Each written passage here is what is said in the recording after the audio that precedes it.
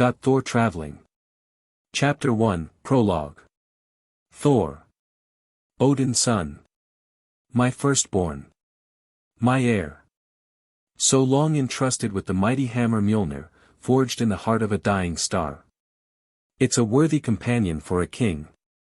It could be a weapon for mass destruction, or it could be a tool to create, said Odin while I was just observing the other not-so-significant characters, the details Marvel put into the construction of Asgard and its glory. I have seen this so many times by now that I was no longer interested in the old man's dialogue. In fact, I had two thoughts about just skipping this section and directly jumping to where the action happened, however, no can do. I promised to enjoy the old classics without my impatience ruining the fun. If I did it once, then surely I'd do it with other movies as well, which I didn't want. I'm just a simple student who also happens to do part-time work on the side to keep living in this expensive city and make just enough money to survive outside of paying for my university. Sometimes, I wonder why I wasn't born into a wealthy family. That sure would be nice. However, which man doesn't? Outside of those who have a car and multiple chicks hovering around them, all due to their old money. Sigh. There I am again, thinking of things that do me no good. I bring nothing but depression my way, which will lead to me wasting my entire day again by listening to either sad songs or motivational videos. I'm not having it. I decided to spend my off day decently this time around. So there were only two things I could do: hang out with friends or explore the endless amount of entertainment media out there. The first one would have been my choice if not for all my friends being back in the town I came from. As for making new ones here in the city, I never tried, and I don't think my wallet can afford to hang out with them. The latter was much more economical. However, the challenge was deciding what kind of entertainment I am looking for.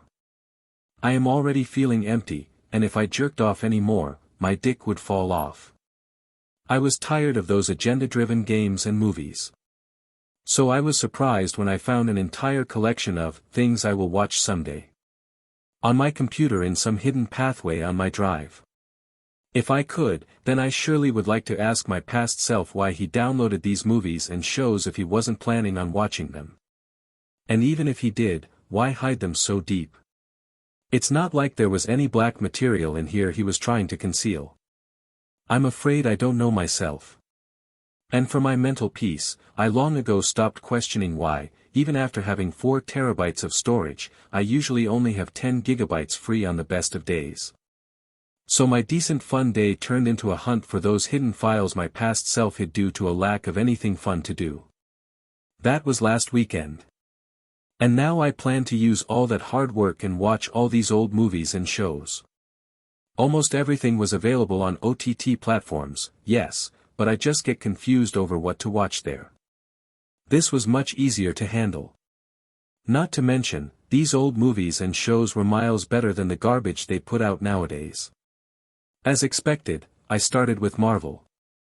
I used to be a big fan back then, but after She-Hulk, I lost all hope in humanity. There were many movies and shows here that I had actually watched before, but I just felt like revisiting them. And today, I was going with Thor, one of my favorite childhood heroes besides Iron Man and Spider-Man. Even after years, I could remember these movies almost perfectly. I used to watch almost all MCU movies like a man possessed when Marvel was dominating Hollywood. Arguably the best movie franchise outside of Harry Potter and Star Wars.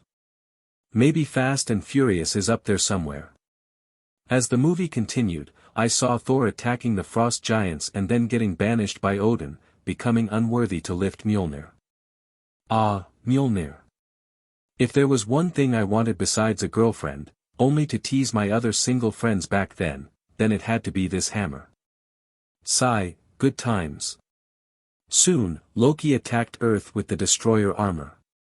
Thor almost died, but by plot armor, he became worthy again, and the hammer came flying to him like my recent tax files.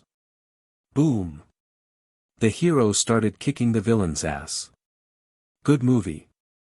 Not the best in the lineup, I like Ragnarok way more than the other two, but this one also has its charm. Just as it was about to end, I saw something I couldn't remember in the movie. Stop. What are you doing? Get up. Loki shouted as he barely stopped Thor from falling off the Rainbow Bridge after Thor destroyed the section and caused a huge explosion.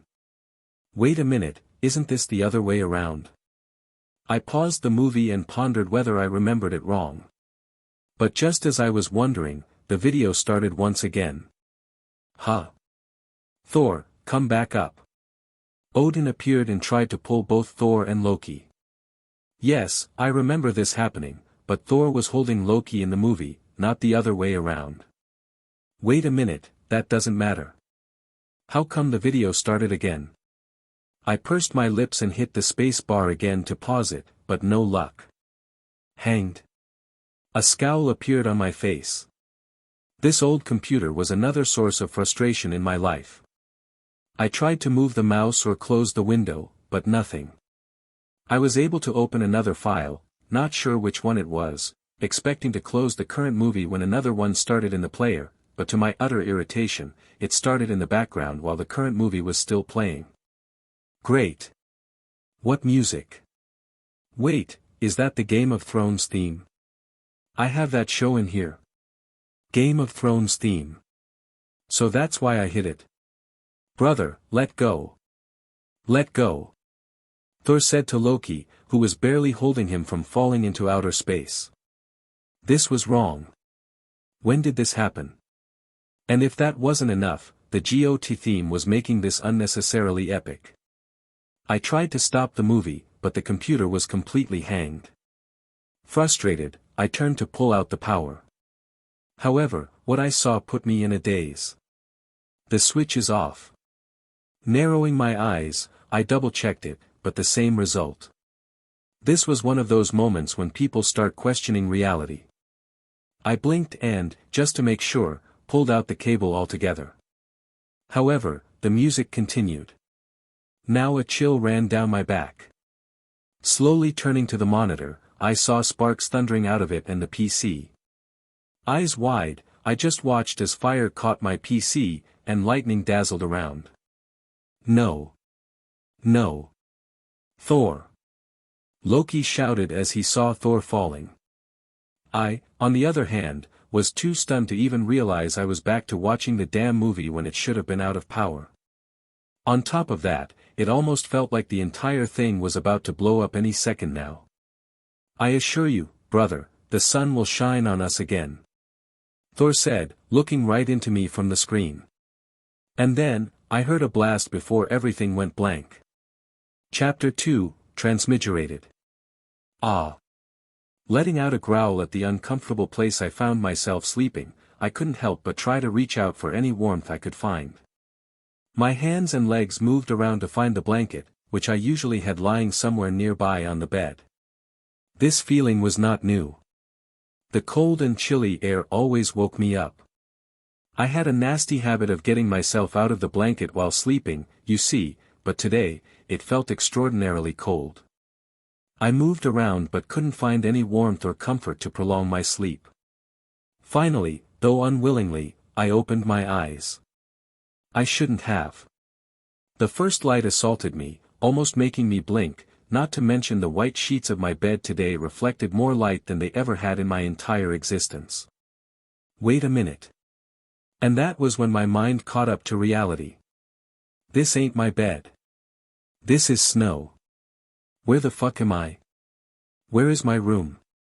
I jerked up, trying to get to my feet but immediately lost balance and fell back onto my butt. Dang. The snow did cushion my fall, but I hit something extremely hard while falling back down. Motherfuck. Almost cursing, I clutched my head as pain rang inside me. It almost felt like my skull would break open. Okay, calm down, calm down. I shouted internally to myself, though doing that was extremely hard, seeing as I was in a complete wasteland filled with snow. Looking around, I noticed nothing but snow and trees. Where am I? If not for the bursting headache, I would love to take out my phone and post to others that I had traveled. At least something could come out of this ordeal. Wait, my phone. I realized and immediately searched my person to find the magical device that had enslaved modern humans. Nothing. I couldn't find it. Hell, what the hell was I even wearing? Looking down, I found myself in some sort of hard armor-like clothing. It was almost black with silver touches here and there, along with some sort of arm guards. Upon closer inspection, I could tell that they were one of those light leather armors from games and movies. What happened? My body refused to move. It felt foreign honestly, so I lay flat until at least my head stopped killing me. While I had some time in this predicament, I tried to recall what happened. How did I get here, and where is here exactly? It took some time, but finally, it clicked, from watching Thor to my PC exploding right onto my face. If I survived, then this should be the hospital, shouldn't it? Once again, looking around, I didn't find any sexy nurse or fancy equipment. Hell, even if I could spot a building wall, I would have taken that as a sign that maybe I survived. But, isn't this place lacking in temperature for being hell? It can't be heaven.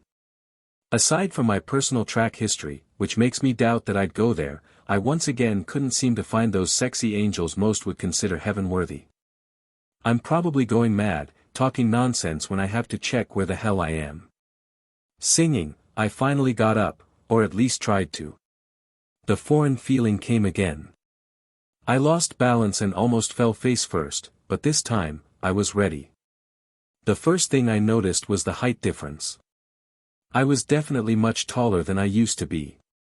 Second, I noticed the bloody place was freezing me from the inside out. I fucking need to build some fire. Shivering, I pressed down my uncomfortable senses and looked around to find wood or anything to build a fire, only to see an object of great significance lying on the ground, surely the same one that gave me this bump on my head. It dazzled slightly in the sunlight, while the excellent craftsmanship put a novel presence around the object, which I had seen countless times. Mjolnir? I blurted out, and like the hammer heard me, it slightly vibrated to my voice. Now things were really getting strange. But for me, it didn't matter. For any MCU fan, this was the time to find out whether they were worthy or not. Gulping, I took small steps forward, maintaining my balance to not fall again. After checking that no one was watching for some reason, I bent down and wrapped my hands around the hammer's handle. Whosoever holds this hammer, if he be worthy, shall possess the power of Thor. I pulled the hammer with all my strength, almost doing a somersault in the attempt, but the hammer didn't resist at all. Hell, even the usual weight I was expecting wasn't there. It felt like a toy in terms of weight. I raised the hammer high while shouting, but nothing happened. Let alone the sky darkening and thunder roaring, I didn't even see so much as a spark of electricity. Well, of course, it's a bloody stage prop. I sighed, though sometimes, acting like a kid is fun.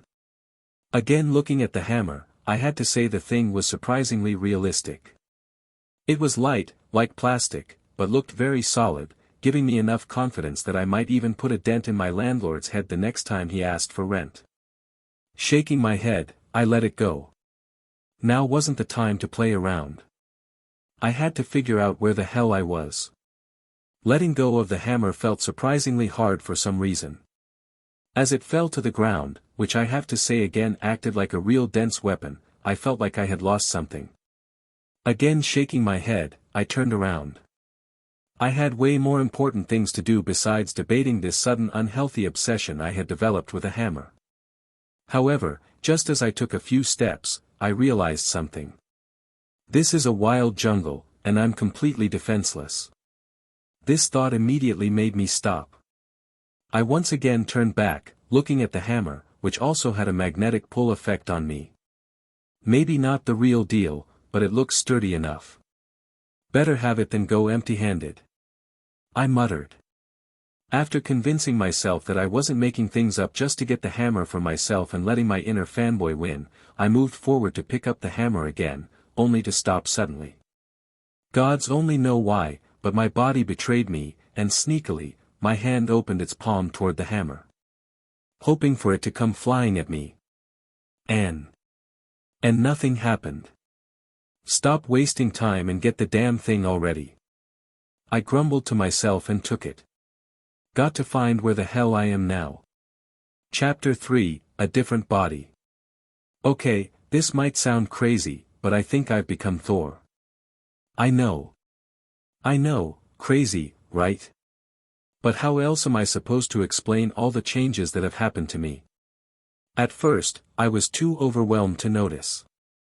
Waking up in an unknown place with my body completely out of whack, my mind wasn't exactly working at full capacity. It wasn't until after I finished playing around with Mjolnir that I finally started to realize the obvious differences in my body, something I really should have done the moment I woke up. But again, my brain was not braining back then. I'm pretty sure this isn't my body. For starters, the insane muscle mass I have now would put any gym bro I used to know to shame. My entire physique looks like it was sculpted out of marble, like a Greek god. Or, well, in this case, a Norse god. In short, I'm jacked beyond reason. My hair is long and blonde now, a stark contrast to the short, messy black hair I used to have. Even my voice is different. I haven't had the chance to see my face yet, no mirrors or reflective surfaces in sight, but the absence of my usual birthmarks is proof enough that this isn't the body I was born with. At first, I tried rationalizing it. Maybe I just lost my memory. Maybe I had been working out like crazy during that time. Hair can be dyed, and voices can change over time. It would explain why I woke up in the middle of nowhere, though not the fact that I'm clearly taller than before. Then again, without a measuring tape, that part could just be my imagination. When I couldn't come up with any definitive proof, I did what any reasonable man in my position would do, I pulled down my pants and checked. And, oh boy, what a sight it was. Giving my baseball bat a run for its money, this thing was definitely not my thing. Believe me, if there existed a situation to increase one's size, then I would know. Oh, the possibilities I have with this on my side. Case closed. This is definitely not my body. Pulling up my pants, I couldn't help but grin. If nothing else, at least there were some perks to this bizarre situation. It was yet another reason to get out of this desolate snow-covered forest. As for why I think I'm Thor, well, there are many reasons. From the uncanny similarities between my new body and Thor's to the presence of Mjolnir, it all added up. But the biggest reason? The memories of Thor slowly resurfacing in my mind, and the glowing system screen floating right in front of me. Thor template activated. The host shall have the power of Thor and beyond as he progresses through the system and earns points to upgrade one of three aspects of Thor by completing missions. Host attributes. Godly Body, Level 1. Mjolnir, Level 1. Lightning, Level 1. Base MCU Thor is 10 across all attributes. I could only gawk at the holographic screen. Now, I won't pretend I have no idea what's going on. I've read way too many fanfiction stories to not recognize a system when I see one. But to die, get reborn, and get a system of my own. What should I say? I'm honored. Sigh. At the very least, this confirms one thing, there's no way home for me. That thought took a while to settle in. And in that moment of uncertainty and frustration, I started noticing the changes in my mind, not just my body, but my thoughts as well. What will happen to mother and father? That was the first thought that popped into my head. And it should have been normal, if my parents hadn't died when I was 10. My uncle raised me. No, I wasn't thinking about them. I was thinking about Odin and Frigga. That was unsettling. My memories were still my own, but Thor's memories were dominant in my mind, trying to merge with mine. I needed to do something to break out of it. So, I did something I never thought I would do, I picked up Mjolnir and started hammering away at a poor tree. Believe me, this is not how I usually handle stress. But right now, my first instinct was to smash something with Mjolnir. And I was good at it. Though my strength was only at level 1, similar to when Thor lost his divine powers, sheer effort alone led to 6 trees falling before me. I felt like a beast. Never in my life have I felt this strong, and this was me without any of Thor's actual powers yet. Sigh. It took me some time to come to terms with everything. But once I did, I returned my attention to the system. If I needed to complete missions to unlock more of Thor's power, I should check what my first task was. First mission, find out where you are. Ah, great. I was hoping the system would just tell me. If only Mjolnir had its full power so I could fly up and get a bird's eye view. But it looks like I'll have to upgrade it first. Base MCU Thor is level 10 across all 3 attributes according to the system. That means I'll need to complete 27 missions to reach his level. It's a long way to go. As I mused over what I should do next, my senses suddenly picked up something. Even though I was just a human right now, Thor's instincts were still sharp. My body tensed on its own, slipping into a battle stance that I recognized from Thor's memories. If muscle memory was a thing, this had to be it. Good thing gods worked the same way in that regard, or I'd be in serious trouble. I just hoped that, if it came down to it, this body knew how to fight. The sound of footsteps grew louder, accompanied by haggard breathing. Tightening my grip on Mjolnir, I stayed vigilant until I finally spotted a person running toward me from deep within the woods. No, not a man, a boy. A teenager, about my age, well, my original age, anyway. He was dressed in black, his face pale and panicked as he ran straight toward me. But the moment he saw me, he skidded to a stop. Hope he understands English, or this is going to be a long one. Hello, I am Thor Odinson. Might I ask who you are? And while we're at it, where exactly are we? I asked, not even realizing I had referred to myself as Thor until after the words left my mouth. Something was definitely strange. My mind was my own, yet Thor's memories were overwhelming, seeping into my identity. Then again, with over 1,500 years worth of memories crammed into my head, maybe that was inevitable. The boy hesitated, clearly assessing me. He was unharmed, while I stood here holding a weapon. Naturally, he was wary. Yes, Mjolnir did look strange from a historical standpoint. A weapon like this was impractical, with so much weight on one side and barely any leverage from the handle. No normal person could wield it effectively. It seemed like he was about to say something, until his eyes shifted from the hammer in my hand to something behind me. His already pale face turned ghostly white. His eyes widened in terror.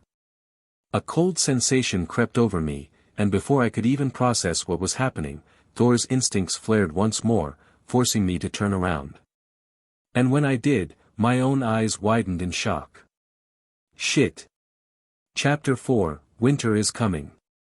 The moment I turned around, I saw someone standing so close that my, or rather, Thor's, instincts kicked in. Before I knew it, I was swinging Mjolnir at the person, knocking them back with enough force to send them crashing to the ground with a definitive crack. Back home, that alone could have landed me in prison. Shit. I froze, realizing what I had just done. For the first time, I felt a bit relieved that both I and the hammer were only level 1. Hopefully, the guy was still alive. Hey, are you alright? I asked, my voice laced with guilt.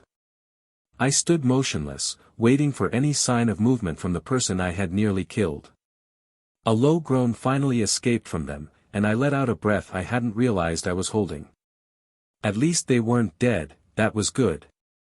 Just as I was about to move forward and help him up, I froze again. I hadn't expected him to recover this fast. Technically, that should have been a good thing, but something about this person felt off. His glowing blue eyes locked onto mine, rendering me motionless yet again. Skea. Before I could react, he lunged at me from his position on the ground, nearly making me jump back in surprise. The hell? It was only thanks to my beyond-human reflexes that I managed to dodge him, barely. He fell back, and that was when I noticed something horrifying, a sizable dent on the side of his head, as if his entire skull had cracked and sunk inward, yet he was still moving. How the hell is he still alive? My mind started racing. I had assumed I was in the MCU, but since when were zombies a thing there? I desperately wanted to deny it, but the thought nagged at me, there were versions of the Marvel Universe infected with a zombie virus. God forbid, but please, not that world. Even cosmic beings like eternity weren't safe in that version. If that was where I was, my survival chances were looking grim. As my imagination spiraled into worst-case scenarios, the zombie launched at me again. This time, I didn't back down. My body moved on its own, sidestepping with precision before swinging Mjolnir with full force, sending the creature flying back with another sickening crack of bones. But just as I caught my breath from that near jump scare, I saw the damn thing rise again. It won't work. They're not afraid of iron. Run. The voice snapped me back to reality. I had almost forgotten about the boy I saw earlier. At least I could understand him, so no language barrier. Ska. Another guttural screech tore through the air, pulling my focus back to the immediate threat. Run. We need to go, the boy shouted. The thought of running crossed my mind, but for some reason, my body refused to move. Instead, I stood my ground, a surge of confidence welling up inside me, as if the very idea of retreating was unacceptable. And then it hit me, Thor's centuries of battle experience and warrior instincts were kicking in. Maybe it was his ego, but I wasn't running. Ha! Before I knew it, I was charging at the zombie, Mjolnir in hand. I swung down with all my might, crushing its legs while it was still on the ground. A deafening scream echoed through the area before I slammed my hammer onto its back and left it there. I silently prayed it would work like in the movies. To my relief, and to the utter shock of the boy, the zombie continued thrashing, but no matter how much it struggled, it couldn't get up again. Seems like you're not worthy, I muttered, a smirk threatening to form on my face. So, your name is Will, and you're a ranger of the Night's Watch. Aye, my lord, he responded. My lord? What do you call this place, Will? And what were you doing here? I asked, ignoring the strange way he addressed me. It's beyond the wall, my lord.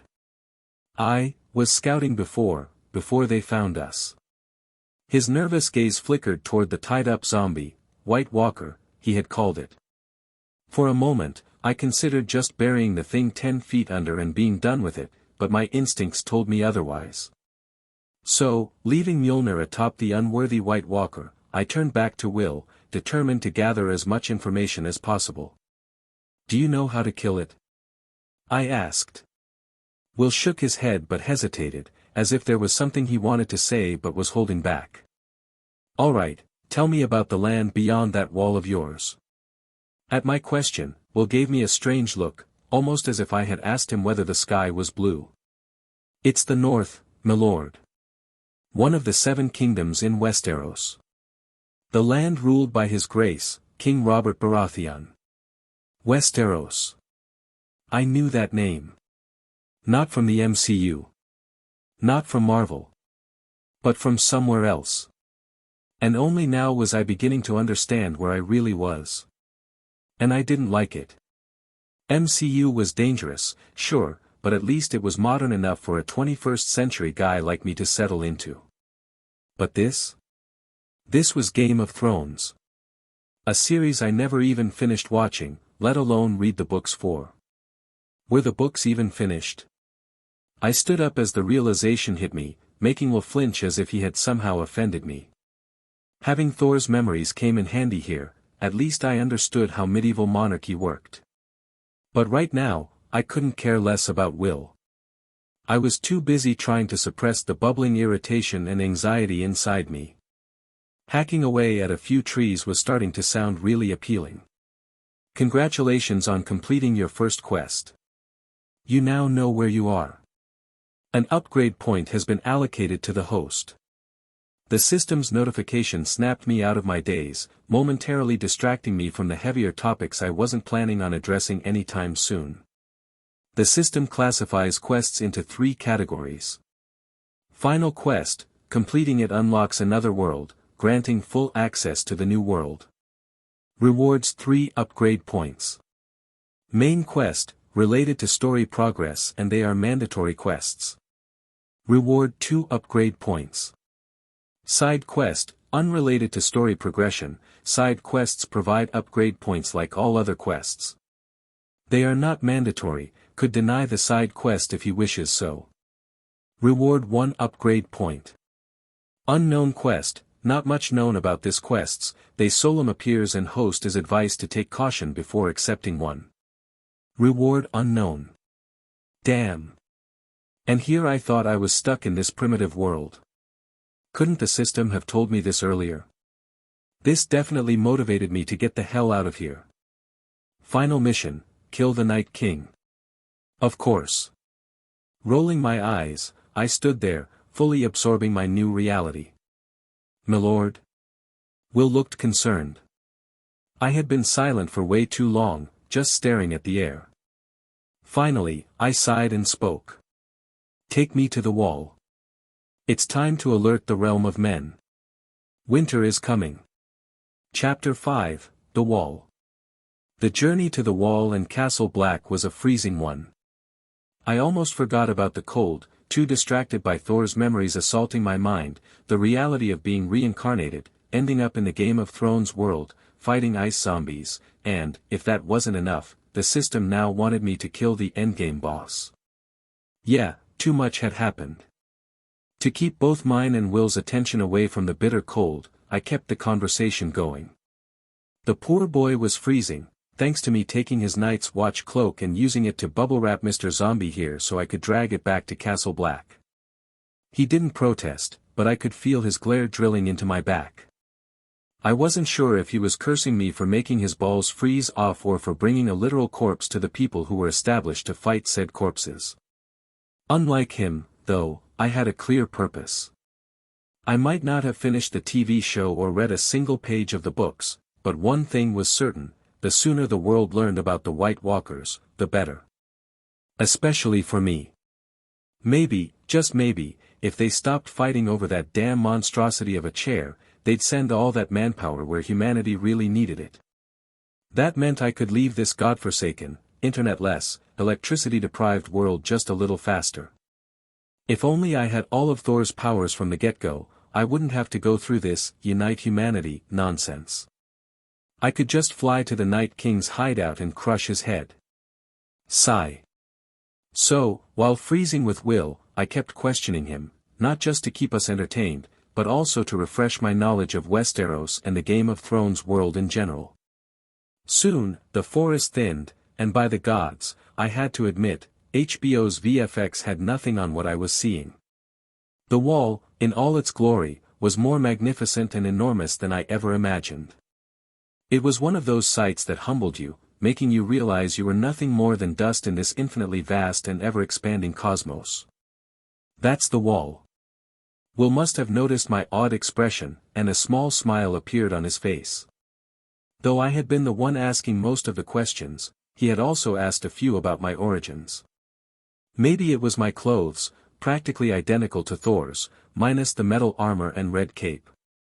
I definitely looked like a noble. And if I looked anything like Chris Hemsworth, mistaking me for royalty wouldn't be too far-fetched. Especially in Thor's getup. Let's go. I'd rather not drag this corpse any longer than necessary, I said, since I was the one hauling the bound-up zombie through all this heavy snow. Milord. Will was about to say something, but I cut him off. Forget it, Will. In your condition, if I handed this thing to you, I'd just end up dragging 2 corpses to the wall. I joked, but there was truth in my words. The boy, no, the man, by Westerosi standards, was in no shape to handle this. Not only was he shivering thanks to me stealing his cloak, but he had little to no muscle on him. He was already exhausted from his earlier encounter with the White Walker, and I didn't want to put more pressure on him. I needed him to explain the situation on my behalf to the Night's Watch. The White Walker itself was proof enough, but having Will's testimony would help. He tried to take the load from me multiple times, but I could tell it was more out of fear regarding our social statuses. His nervous fidgeting made it obvious. I could tell him I wasn't a noble, but that would only cause problems for me later. Best to keep my mouth shut for now. Gotta come up with a believable backstory soon. At the foothold of the wall, we had to wait no less than 10 minutes before the gates finally opened. Maybe the Night's Watch used their pitch-black cloaks to identify their own from atop the wall, because I didn't see how else they could determine we weren't a threat. Which was ironic, considering I wasn't part of the Night's Watch. However, when the gates finally opened, and 5 men on horseback rode out with their swords drawn, I suddenly wasn't so sure about my assumptions anymore. "Will, what are you doing here? And who's this?" The man leading the group pointed his sword directly at me. Will stiffened, visibly nervous. He had already told me how deserting the watch meant execution. I didn't need the reminder, I had seen the show.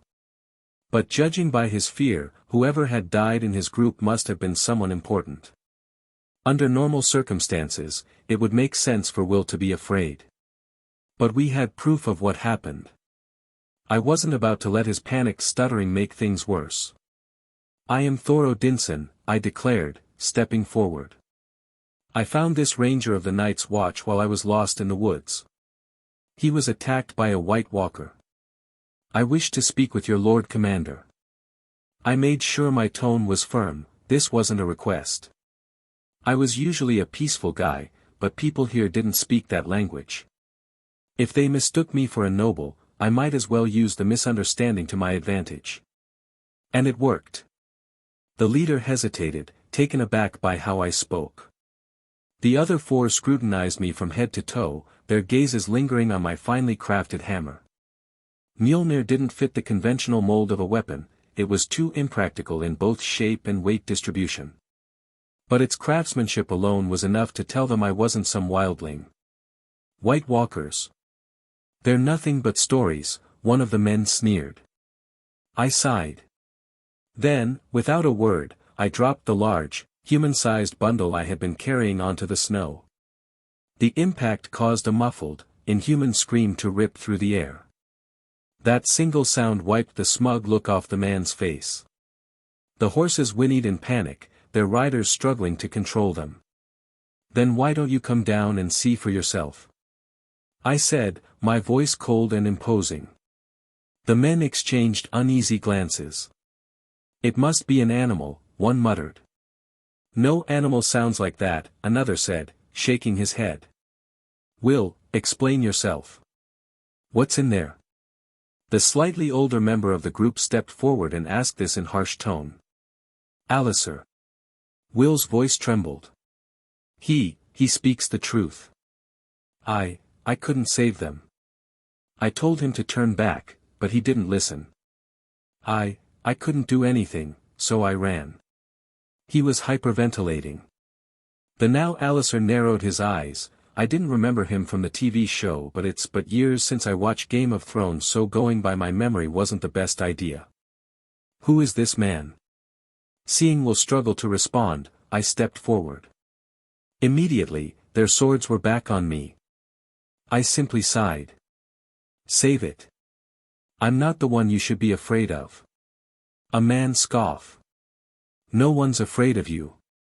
I didn't bother replying. Instead, I knelt and loosened the bindings around the bundled-up White Walker. Skaya. Even with its mouth stuffed with cloth, the White Walker let out an ear-piercing screech. The Night's Watch's mighty warriors went pale. It thrashed violently, its limbs still bound, but nearly lunged at the nearest horse, causing chaos among the riders.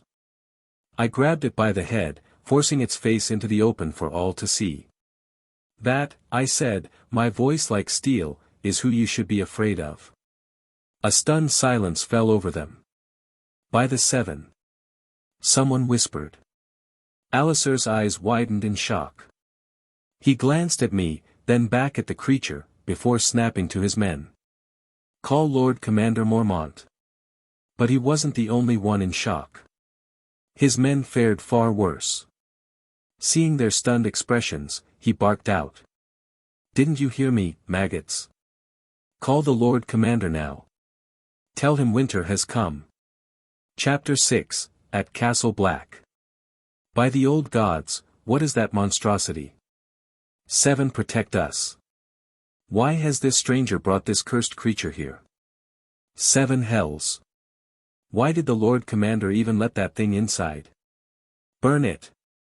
Burn it. The stories say they fear fire.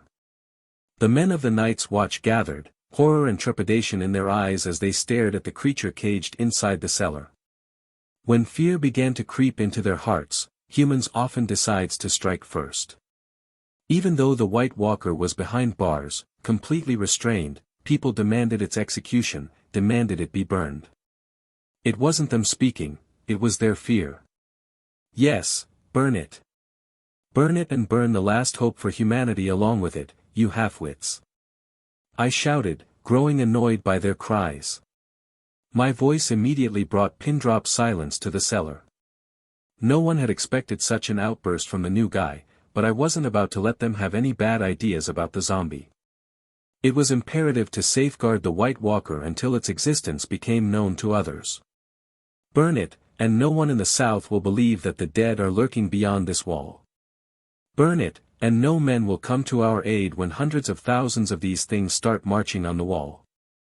Burn it, and every sacrifice made by the brothers of the Night's Watch, those who have long ended their watch, will be for nothing. I shouted, and finally, the men protesting the most quieted down. But there are always those who make things difficult. My Lord Commander, this man bringing this thing here is a bad omen. Don't fall for his words. We can't have this demon. Lord Thor speaks the truth. For how long has the Night's Watch bled and frozen its blood? It was for this day. We are here to guard the realm of men, the realm of living. This here is proof that our ancestors didn't build the wall for nothing. Before the man could finish spouting his nonsense, another voice resounded.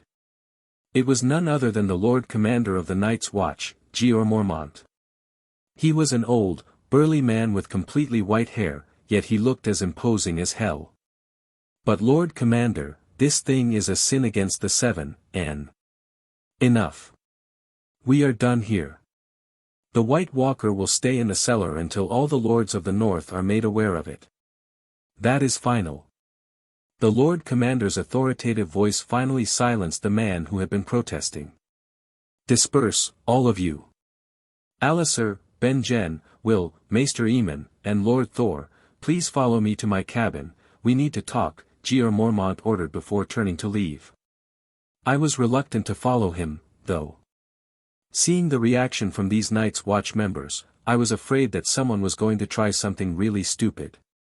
And Corin, Yoren, make sure none of these bastards do anything foolish, the Lord Commander added as he walked out of the cellar. So, you're a traveler who lost his way and ended up beyond the wall, where you met Will, who was attacked by the walkers. And you saved him while also capturing one. You expect me to believe that? Alliser spoke after hearing my generic background story, which contained little to no information about my past. You believe the dead can walk, yet you don't believe a living person can get lost? I shrugged as I fought a hard battle not to drink the wine they served me. I never drank in my old world, partly because I was still underage, but also because I never planned to. I intended to refuse the wine and ask for water, but then I realized water could contain algae and bacteria, one of the reasons people drank alcohol so much here. As for why I was resisting, well, it was because of Thor's instincts. He used to drink a lot. Even without his powers, I was sure I could handle liquor better than most with this body, but I'd rather not get addicted to it. I never believed they existed, until today. Until there was proof. Ben-Jen Stark, the brother of the Warden of the North, spoke. And the proof came from the same man you don't believe, I replied. Silence filled the room. Only the sound of the fire crackling could be heard. Every so often, I caught people drifting their eyes from me to the shiny hammer I had placed on the table. I believe you, Lord Thor. For the time being, the hospitality of the Night's Watch is yours, my lord, Jeor Mormont finally spoke. Just Thor is fine. Lord doesn't go well with my name, I smiled, hoping to ease the tension. You have done us, and the realm of men, a great favor. Your actions could determine the outcome of the war that will surely come, the old man said. He looked like he was 1,000 years old or something. Though I didn't have much right to talk about age, considering I now aged over 1,000 myself. Thank you, Maester Aemon. I nodded at the old man, not even realizing that the maester was blind. Will, what can you tell us about the walkers? Benjen Stark asked. Out of everyone, he looked the most concerned. Well, aside from Alliser, who just looked scared. That led Will to explain what had happened to him and the 2 rangers who were with him. Needless to say, there wasn't much to gain from his story, no major information that could give me an edge. However, for the others, it was informative. Swords didn't work. Then how are we supposed to fight them? Alliser asked. Test it out, once we run out of the use of that walker. Fire, heights, poison, drowning, there have to be things they fear. Otherwise, they would have long since marched on the wall. I spoke, even though I already knew that fire, dragon glass, and Valyrian steel worked against them. I couldn't just tell them outright. And the fact that I knew all 3 meant that my mind had started sorting through all those extra memories. I didn't feel like I could remember everything about the story, but this was a good start. Hell, even if I did recall things, they might be wrong. I shouldn't have read so many fanfics, I no longer knew what was real and what was made up. Yes, we have time for that. For now. The Lord Commander trailed off and looked at the black-haired man sitting to the side. For now, we need to tell this to my brother. The North has to know, winter is coming, Benjen Stark finally spoke. You do that, Stark. And Maester Aemon, I want all the lords of the North informed. Send all your ravens, the Lord Commander ordered. They'll never believe it. Not until they see it with their own eyes, I interjected before Maester Aemon could speak. Maybe the old man had intended to say the same. Then ask them to come here. This is important, the Lord Commander decided after a moment of hesitation. He, too, knew no one would believe him. Does the Lord Commander of the Night's Watch have that much power, to summon all the lords of the North? I genuinely asked. I had never thought they could do that. No, but we expect at least a few of them to show up. Even a few, once they see it, will be enough, Mormont replied. I hummed to myself. Telling them one by one won't be effective.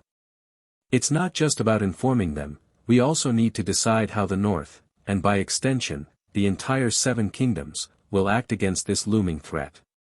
Oh, it's weak already. What does this have to do with you? Your balls itching for glory? Alliser scoffed from the side.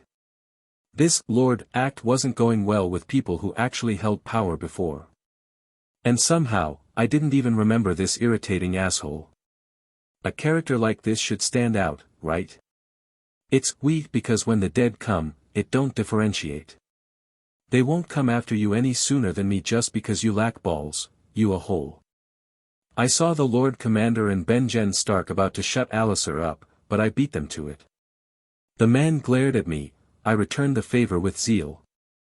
And besides, it's not like I know where home is at this point, even Maester Aemon don't know where Asgard is. I never heard of Westeros before coming here. So chances are I'll be getting involved one way or other. I added finally, to reduce down the tension once again. For a few seconds no one spoke until finally Benjen Stark opened his mouth. Let's not be hasty here, before we send out any raven, let's inform of this to my brother.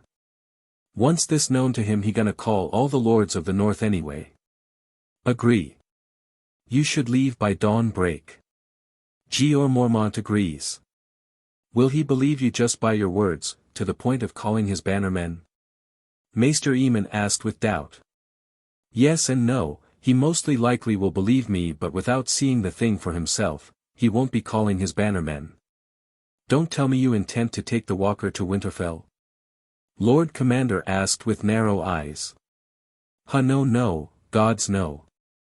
Benjen immediately shook his head. Then how? You intend to bring him back here, that gonna took much time. Actually, I might have an idea about that. Seeing them overcomplicating things, I spoke up. Just as I was explaining my plan, I got this notification.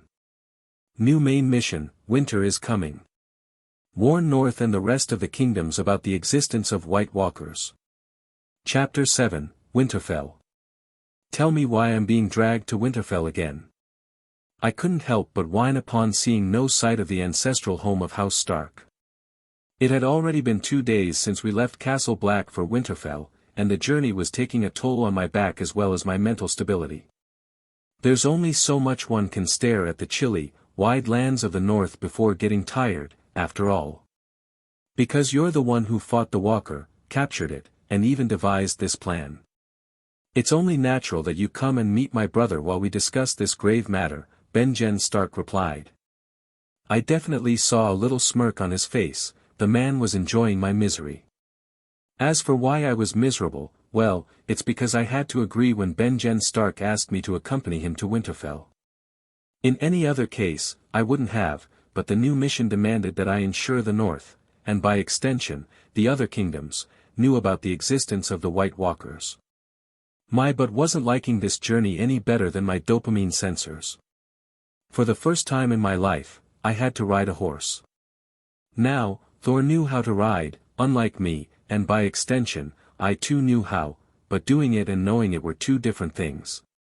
Even Thor never rode a horse after getting Mjolnir, so relying on his memories to do it was like trying to hack the Pentagon on my first attempt. However, I had time to learn on the way.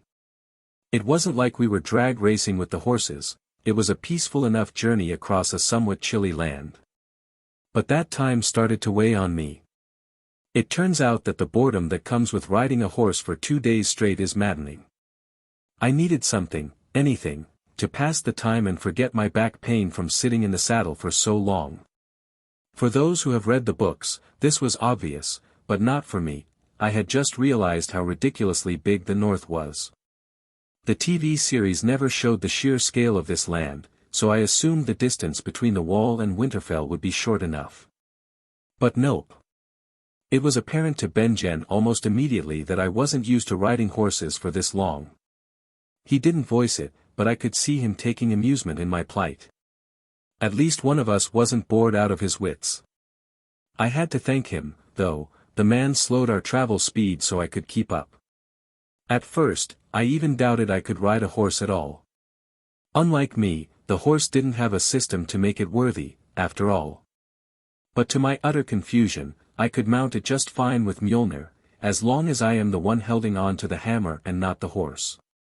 I'm still unsure how this worthiness enchantment works, but my best guess is that it detects the intent behind someone or something's actions.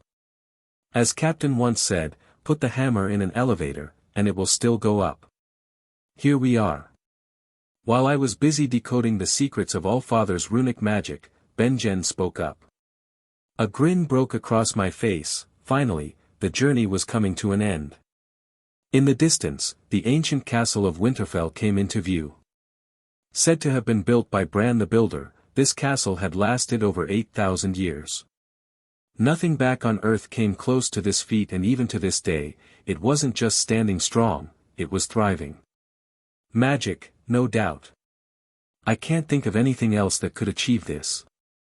As we entered Winterfell's gates, I was stunned to see the entire Stark family lined up, waiting with admiration and reverence, aside from Lord Eddard Stark, of course.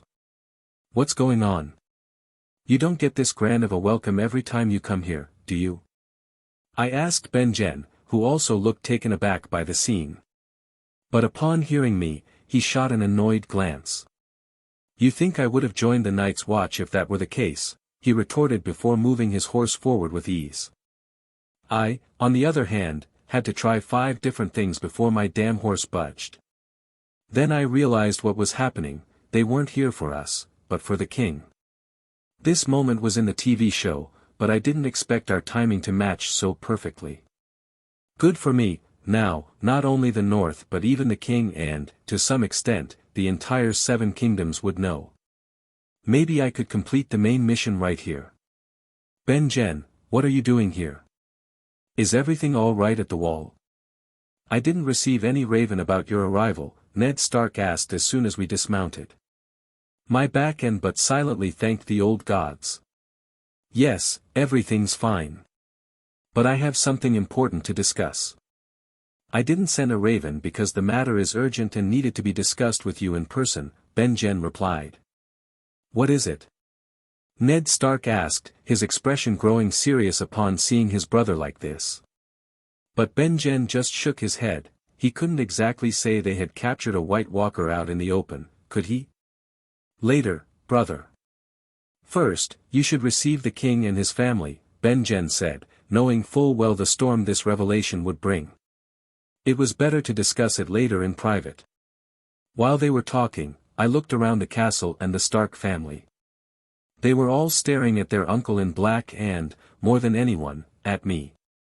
Even though I had a black cloak on, it was obvious from the rest of my attire that I wasn't part of the Night's Watch.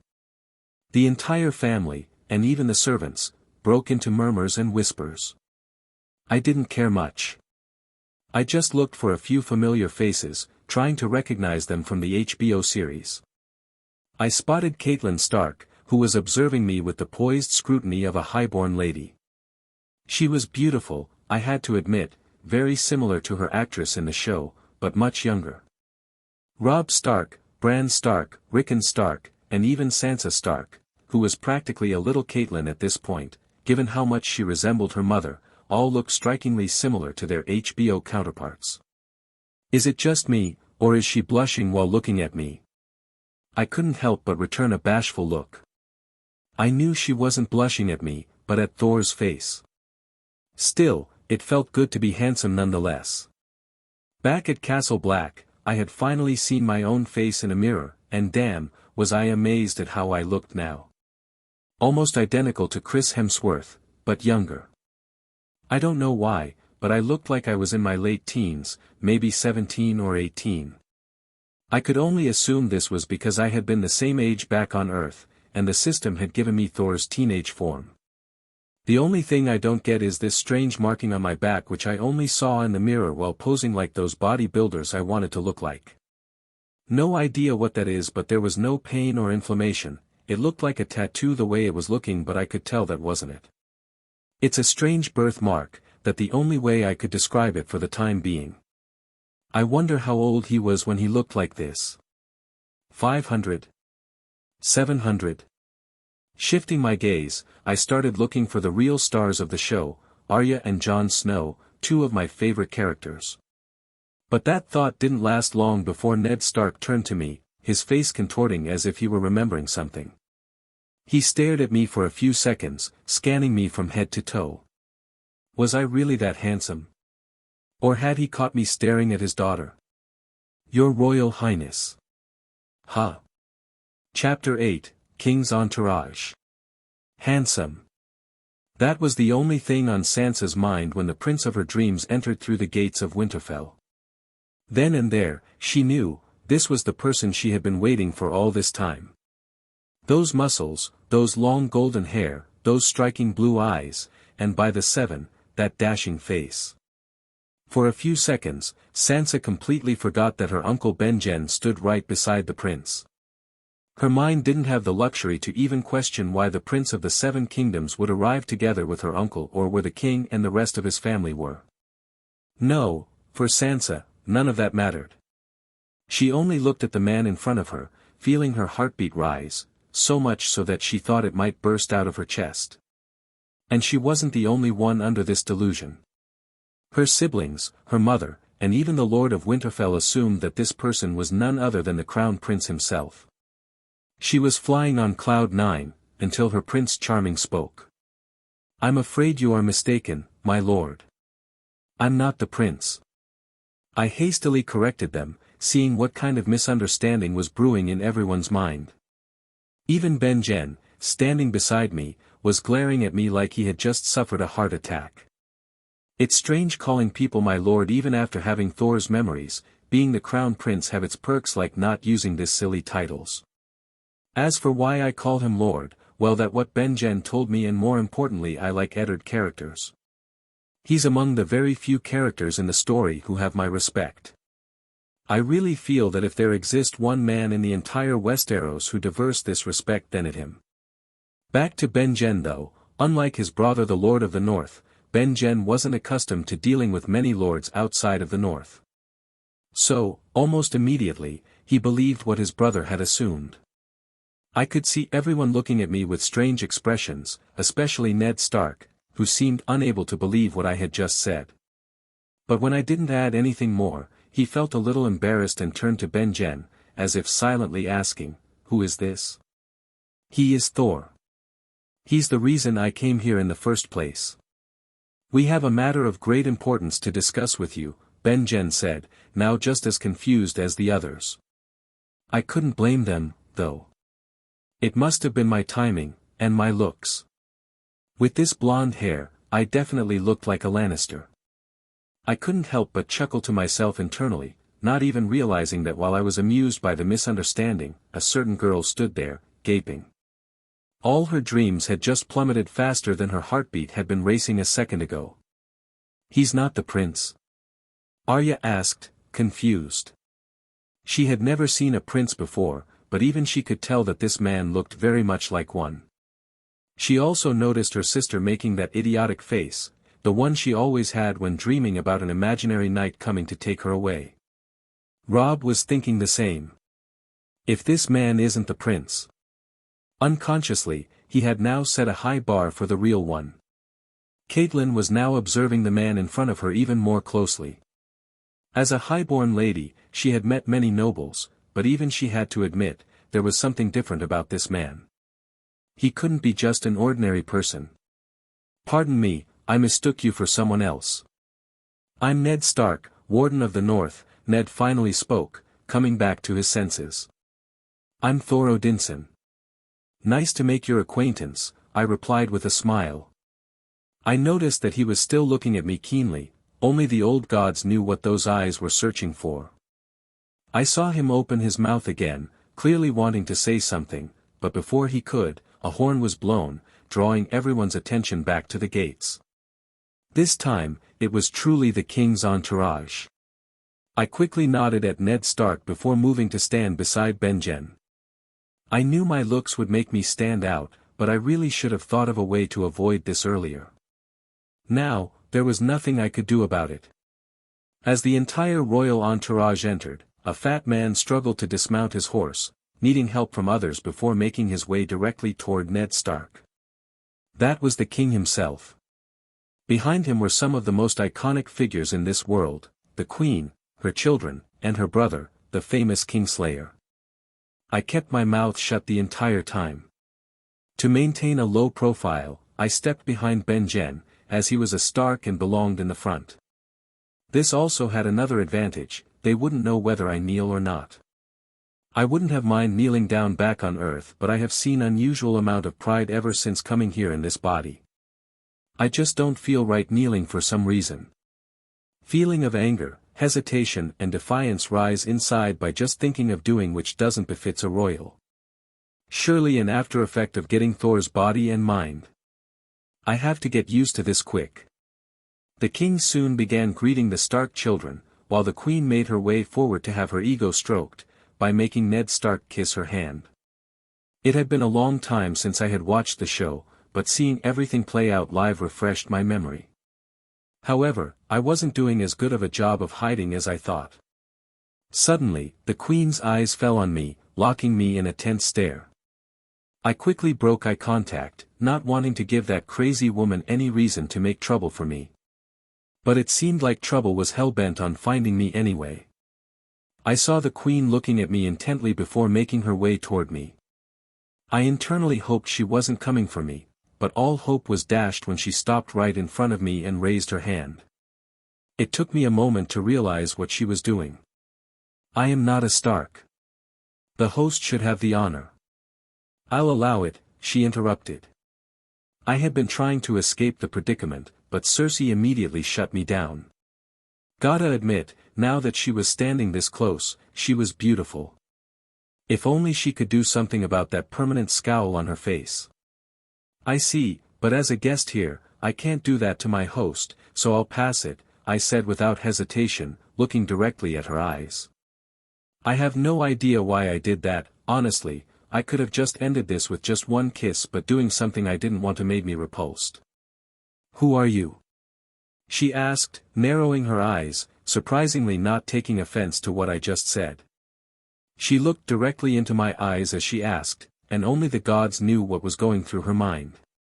I'm Thor. Thor Odinson. Even after I answered, she kept looking at me. Slowly, her scowl morphed into a strange expression, one I couldn't quite recognize. How old are you? She asked suddenly, catching me off guard. Besides my real age being a complicated matter, why did she even care? I'm 17. What? Cersei's eyes narrowed. I had totally forgotten that people here were weird with their numbers. 10 and 7 name days old, I corrected myself, still looking right into her eyes, without showing any weakness. My mind said not to. I'm not sure where I stand in the food chain yet with just level 1, but this newfound pride gonna be my end. She still didn't respond. Instead, she gave me another glance, one that lacked her usual scowl but carried something else entirely, before finally turning around and walking away. What was that about? Ben-Jen hurriedly asked once the queen was gone. I know no better than you do, I shrugged. What could I say? That woman was half crazy. Best to keep my distance. Ben-Jen, on the other hand, gave me a hard look. First, his brother mistook the man he had brought as the crown prince. Now, the queen was suddenly taking an interest in him. Ben-Jen didn't like it. It didn't help that neither he nor the Night's Watch knew anything about me. Well, at 17, I was a man, but calling me a boy wouldn't be wrong. It was just that, unknowingly, or to be exact, Thor carried an aura that made him stand out. Ned, take me to her, the king said immediately after greeting his old friend and family. I was just relieved he hadn't noticed me. We have been traveling for a moon, my love. Surely the dead can wait, the queen spat, her scowl returning. She earned a glare from the king for that. Take me to her, Ned. Robert completely ignored his wife's complaint and followed Ned Stark. Cersei looked like she was ready to murder someone. She flashed a fake smile at Lady Stark before marching inside Winterfell with her children.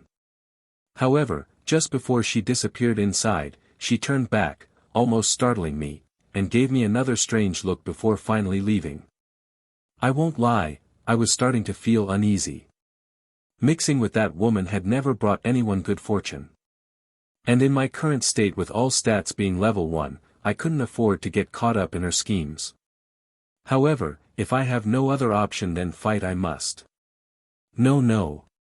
Why I'm thinking like that, damn Thor's personality is rubbing on me.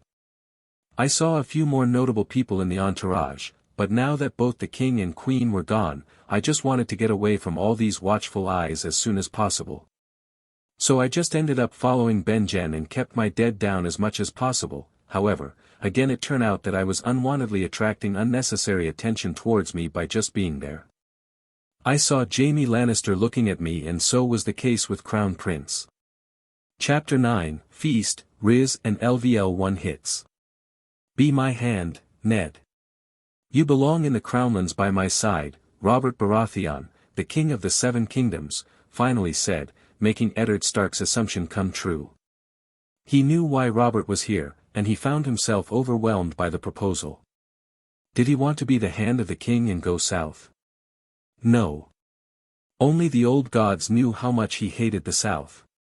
But this was his brother, all but in blood, and his king who was asking him. He couldn't find it in himself to refuse. So, Lord Eddard Stark kneeled, following his honor and duty like he always did. Your Grace, you honor me. I'm not honoring you. I'm asking you to run my kingdom while I whore and drink myself to an early grave. Come on, Ned, get up. We were meant to be brothers, to rule together. You helped me get the Iron Throne, now help me run it. Robert laughed and was ready to leave the Stark cemetery after meeting with his only love, Lyanna. And, Ned, we must join our houses. You have a daughter, and I have a son. This time, I'll make sure there will be a northern queen in the Red Keep. Robert Baratheon said, more like decided unilaterally, and walked away. Robert. That was when Ned Stark called his friend. Maybe he wanted to refuse to go south. Maybe he had a weight on his conscience regarding his bastard's true origins. Maybe he didn't want to marry his daughter into the south. But what came out of his mouth even confused Robert Baratheon. Joffrey is your firstborn? Yes. Who else could it be? Robert looked at his brother all but in blood with confusion. Nothing. Just asking. Ned shook his head. It was his imagination, after all. Why are you acting like that? A lady shouldn't play with her food, Septa said, making Sansa even more frustrated. I'm not playing. Then where is your smile? Look, the prince is looking at you. You shouldn't avoid his gaze. Give him a smile. Septa pointed at Joffrey, who was indeed looking at Sansa, more like waiting for her to notice that he was looking at her. But the girl never once looked at him. Her eyes mostly remained on her food while she pretended to eat, occasionally roaming to the entrance as if waiting for someone. Sansa, finally noticing Joffrey's gaze, gave him a forced smile before pretending to be shy and averting her eyes. He pales in front of Thor, Sansa muttered under her breath, but the Septa heard her. Don't compare that Night's Watch man with the Crown Prince, Septa said in an unusually harsh yet hushed tone, making sure no one else could hear her. But it's true. Thor looks 100 times more princely than Joffrey, Sansa replied with a little heat, though her voice remained hushed as ever. Shush. Appearances can be deceiving, child, Septa pursed her lips and said, though she very much understood how her best student had developed such infatuation with a man she had just met today and had seen for less than 5 minutes. For all her virtues learned from the Seven, even she had to agree, the Night's Watch man looked more princely and was undeniably handsome. But that didn't mean she could let this infatuation develop into something else. He's not with the Night's Watch, Sansa muttered, her eyes roaming once more toward the gate. She wasn't the only one. Many girls and women were disappointed by the absence of the once uninvited guest from the wall. And the Queen was one of them. However, her reasons were different. Cersei, for once in her life, couldn't figure out what she wanted. She had always known what she wanted since childhood, and she had always gotten it, either by money or other means. But today, she wasn't sure. From the moment her eyes had laid upon that man, she had been in a strange mood. Do I fancy him?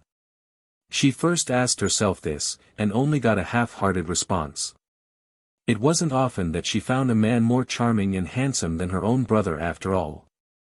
Any woman would want to have that man's company, and in that regard, Cersei found herself no different. But was it lust that had driven her to walk up to him this morning? No. There was something else, those long golden locks, that face. She couldn't pinpoint it, but she knew this wasn't just mere lust. If it were, she would have long since tried to seduce him, if not outright order him to warm her bed. She was the queen, after all, she could have anything she wanted. And yet, her heart beat differently around him. Not just lust, no, something else. And thus, she too found herself, ever so often, looking around the feast hall, searching for Thor, the man who had brought chaos to her mind for some reason. And while her eyes roamed, she saw her husband groping a wench, bringing back her trademark scowl. My hand trembled as sweat dripped from my head. I found myself sitting alone in a dark room with no light source. A candle had been provided to me, but I turned it off to stop any improvement in my impromptu training of controlling my thunder power. Are you Thor, god of hammers? That line had been disturbing me from the start. If the system modeled my power according to MCU Thor, then surely I should be able to use thunder, even at level 1. But it was immediately evident that I couldn't. Or, to be exact, not without the help of Mjolnir. Thor had this problem in the MCU, only resolving it after losing his hammer. I thought I would be better, but I was wrong. It was very hard to concentrate thunder without Mjolnir's aid. Sigh. I let out a sigh and grabbed the hammer lying beside me, picking it up and concentrating once again. Z. Z. Z. Z. And within seconds, the hammer lit up with weak yet bright lightning sparks in the dark room. It's good, for party tricks, that is, I rolled my eyes. This level of thunder was better suited for charging my phone on the go, not for fighting. It at best could be used like a shock gun. I was slightly disappointed. Only slightly though. I expected it to be weak, it was still at level 1, after all. By level 10, I should reach base Thor's starting level in the MCU. So, power wasn't the issue. I just had to add points by fulfilling tasks.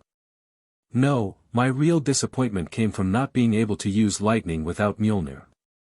By MCU Thor's standards, this was normal, he was never able to control his powers without his hammer. In this case, being modeled after base Thor was a limiting factor. I had to learn to use lightning without Mjolnir myself. I just hoped it was possible. If it was limited by the system itself, then I'd be so mad. But my estimation said it shouldn't be. The power had always been in Thor, he just didn't know how to use it. I didn't intend to be like him. Right now, I might possess the power of Thor, I knew I was strong, but how strong is level 1? It's human level. Enhance human. I have to figure this out. So, after finally getting some free time, I locked myself in this room and started training, willingly missing the feast. Hell, I wouldn't have gone even if I was invited. It seemed that after getting that little bit of attention from the Queen, even Benjen was wary of showing my face in front of the king's entourage. He, too, didn't bother inviting me. Well, good for me in the end. I sighed and tossed the hammer aside, going back to my training.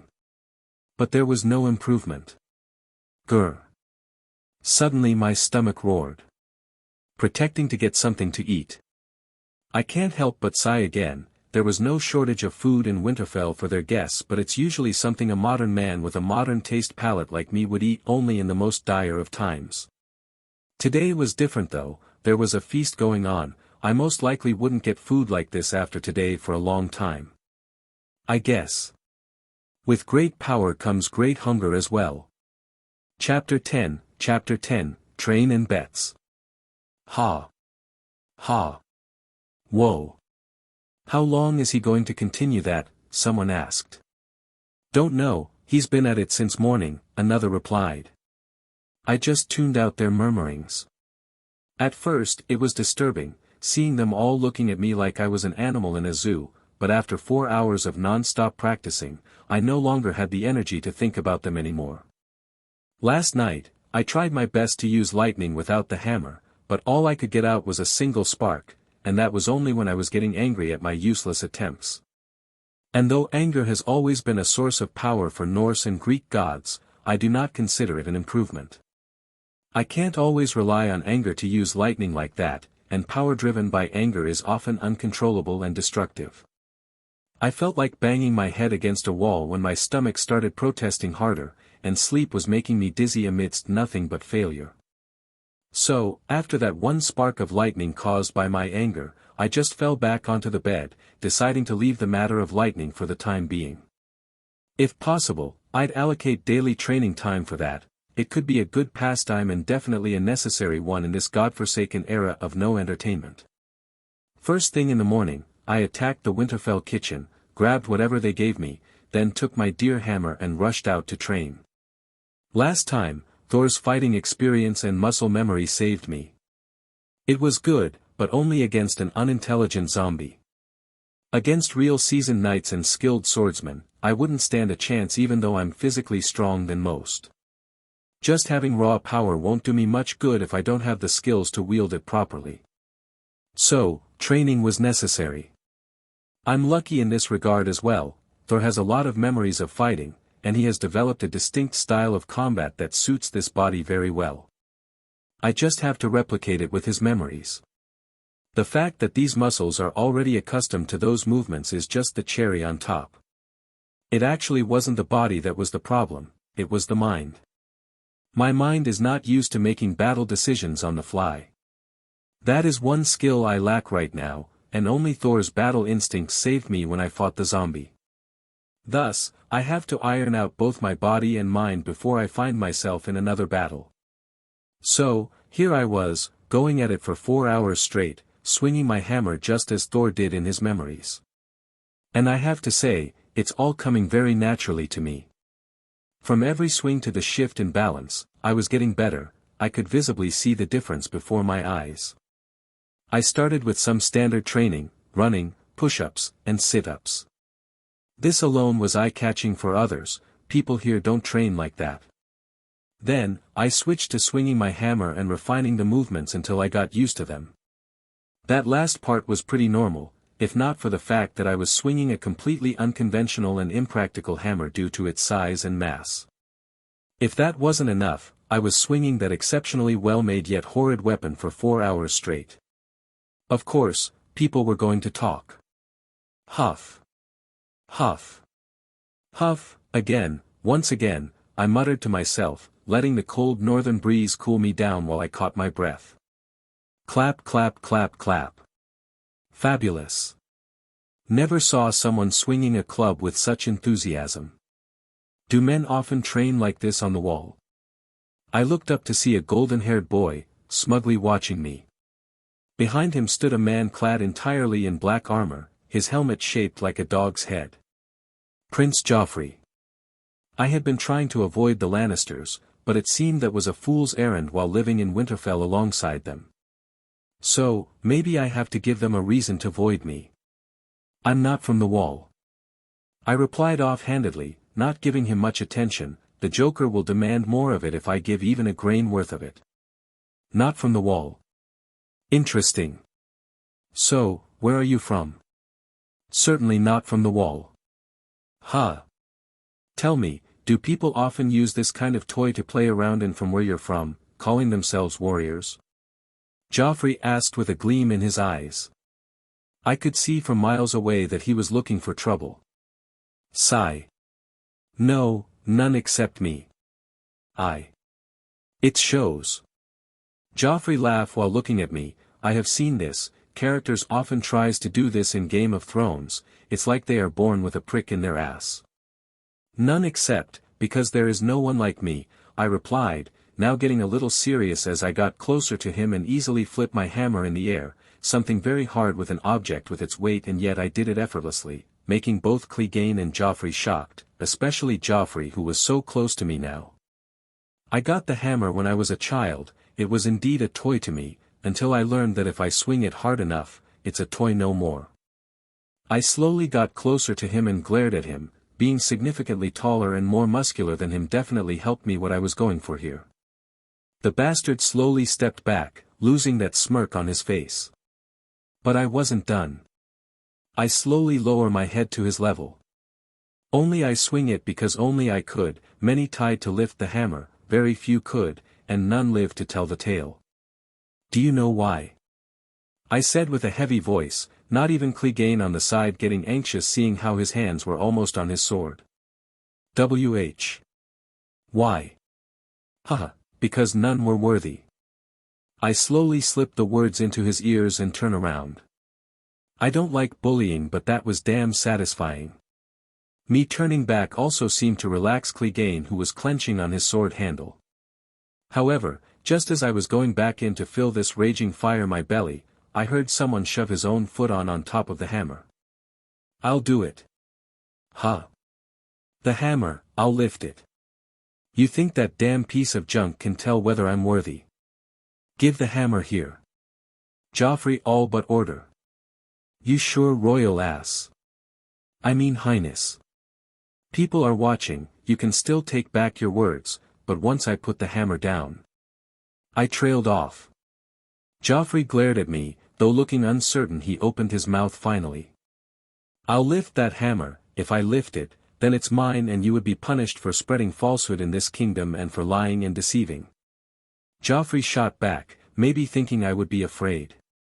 Unfortunately for him, he wasn't the first person who tried to lift the hammer. The entirety of Castle Black had failed before I came here. None were able to and none shall. If this was some other fantasy like Tolkien then maybe, but finding a worthy one in G.R.R. Martin's work, I have better chances of finding peace here than that. Haha. Excellent suggestion. Very well then, agree, but what do I get in return if you can't lift the hammer? Certainly, a prince of your caliber and honor with a mass reputation would put something equal to this wager. Now I was grinning. I wasn't looking to scam people, but if they themselves wants to be scammed, then whom I'm to say no in the face of a gifted horse? That will never happen. Sure, but just in case, let's put something on the table. How about 1,000 gold dragons? Surely it's nothing for the crown prince and the next king of the Seven Kingdoms, or it's too much. Should I lower the amount? Clegane on the side looked at me with narrowed eyes. He wasn't getting what was going on. Yes, the hammer should be heavy by the look of it, but not so much that the prince can't lift it, and a 1,000 gold dragon. Where did this guy got the balls to ask for something like that? Fine, just toss the damn hammer already.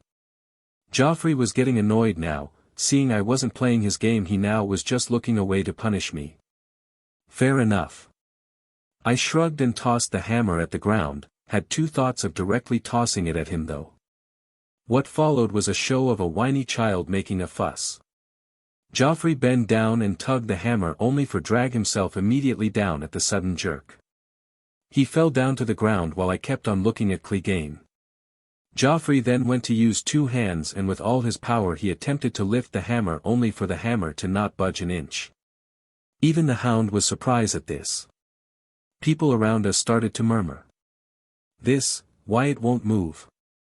Joffrey shouted, not finally fussing about the situation.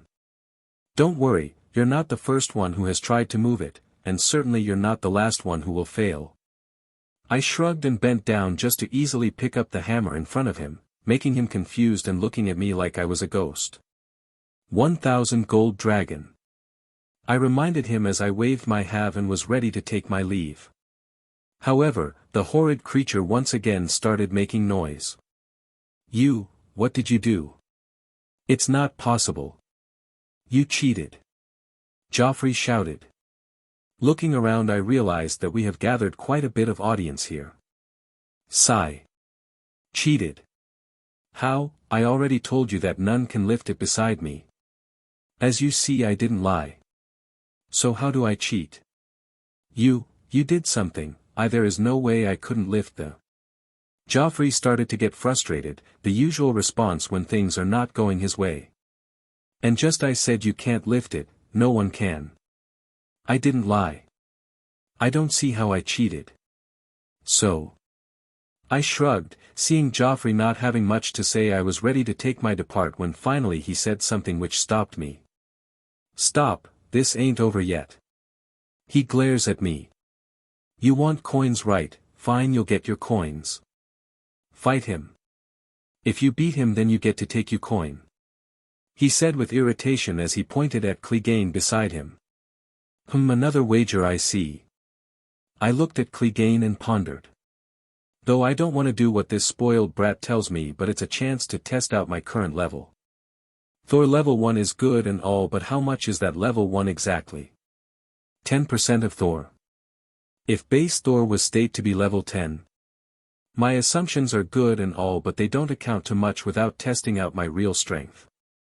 Fine, I'll fight. But the wager should be equal. I lose and you pay me nothing. But what if I win? What then? I asked. I'll double the coin. Joffrey didn't care, he just wanted to see the man in front of him beaten. Nay, 1,000 will suffice, but I could use a little chat with his grace, King Robert. Grinning I put forth my condition.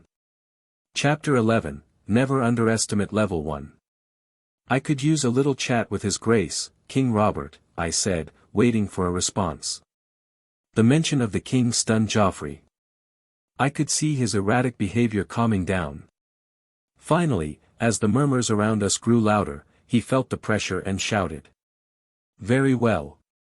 Come on, get on with it. Joffrey's glare was back. Didn't expect him to agree. Though there was always a chance he'd go back on his word, whatever. I could definitely use a talk with the king. At the rate things were going, it didn't seem like I would be able to speak with Ned Stark anytime soon. Benjen didn't even try yesterday, and even today, I hadn't heard any news from him. So, I had to push matters on my own. To fulfill the first quest, I needed to expose the White Walkers to the Northern Lords and the South. The North was easy enough. Even if Ned Stark didn't call all the lords before leaving for King's Landing, the Night's Watch could always try to gather the Northern Lords. As Lord Commander Jeor Mormont said, even if one came, it would be enough. The others would eventually believe through word of mouth. However, that process was slow, and it was the only reason I had come to Winterfell. Now was the time to make good use of that. The Hound drew his sword and pointed it at me. I raised Mjolnir defensively. Already winded from training, I was tired, no doubt about it, but at the same time, I was excited. This would be my first real fight here. Aha! And then it began. Without giving me a second, the Hound rushed at me, swinging his sword. Did I mention the bastard was in full plate while I was wearing just a thin shirt from training? On instinct, my body ducked, dodging the attack while sidestepping when he tried to Spartan kick me. Seeing a little opening, I swung my hammer, only for him to close the gap when he saw my arms wide. He head-butted me, again, with his helmet on. Surprisingly, it didn't hurt as much as I thought, and I didn't feel much force from the attack. But I fell for that trap. My inexperience was showing. Just stop using your brain and let Thor do the fighting, I muttered to myself with irritation as I was knocked back.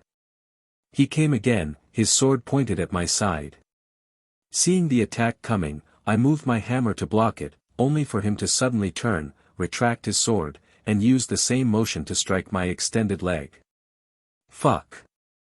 For a big guy, this dog was surprisingly agile. Maybe exhausting myself to death on the first day of training wasn't the best idea. At least it didn't hurt much. Level 1 or not, we were still talking about a god's body. I quickly created some distance, deflecting a few jabs he sent my way before he closed in again, going for my exposed side. I turned and swung my hammer to intercept the sword. Only to feel his hand grab my long hair and yank me close before he drove his armored knee into my gut and threw me back. I managed to keep my balance, but I was more surprised at how he moved than anything else. Yeah, get him. Joffrey mocked from the sidelines, grinning. Clegane simply stood still, watching me. Don't touch my hair. The words left my mouth before I even realized it. A strange surge of anger flared within me at the thought of my hair being touched. The Hound came again, swinging from the side. This time, I wasn't going to just defend.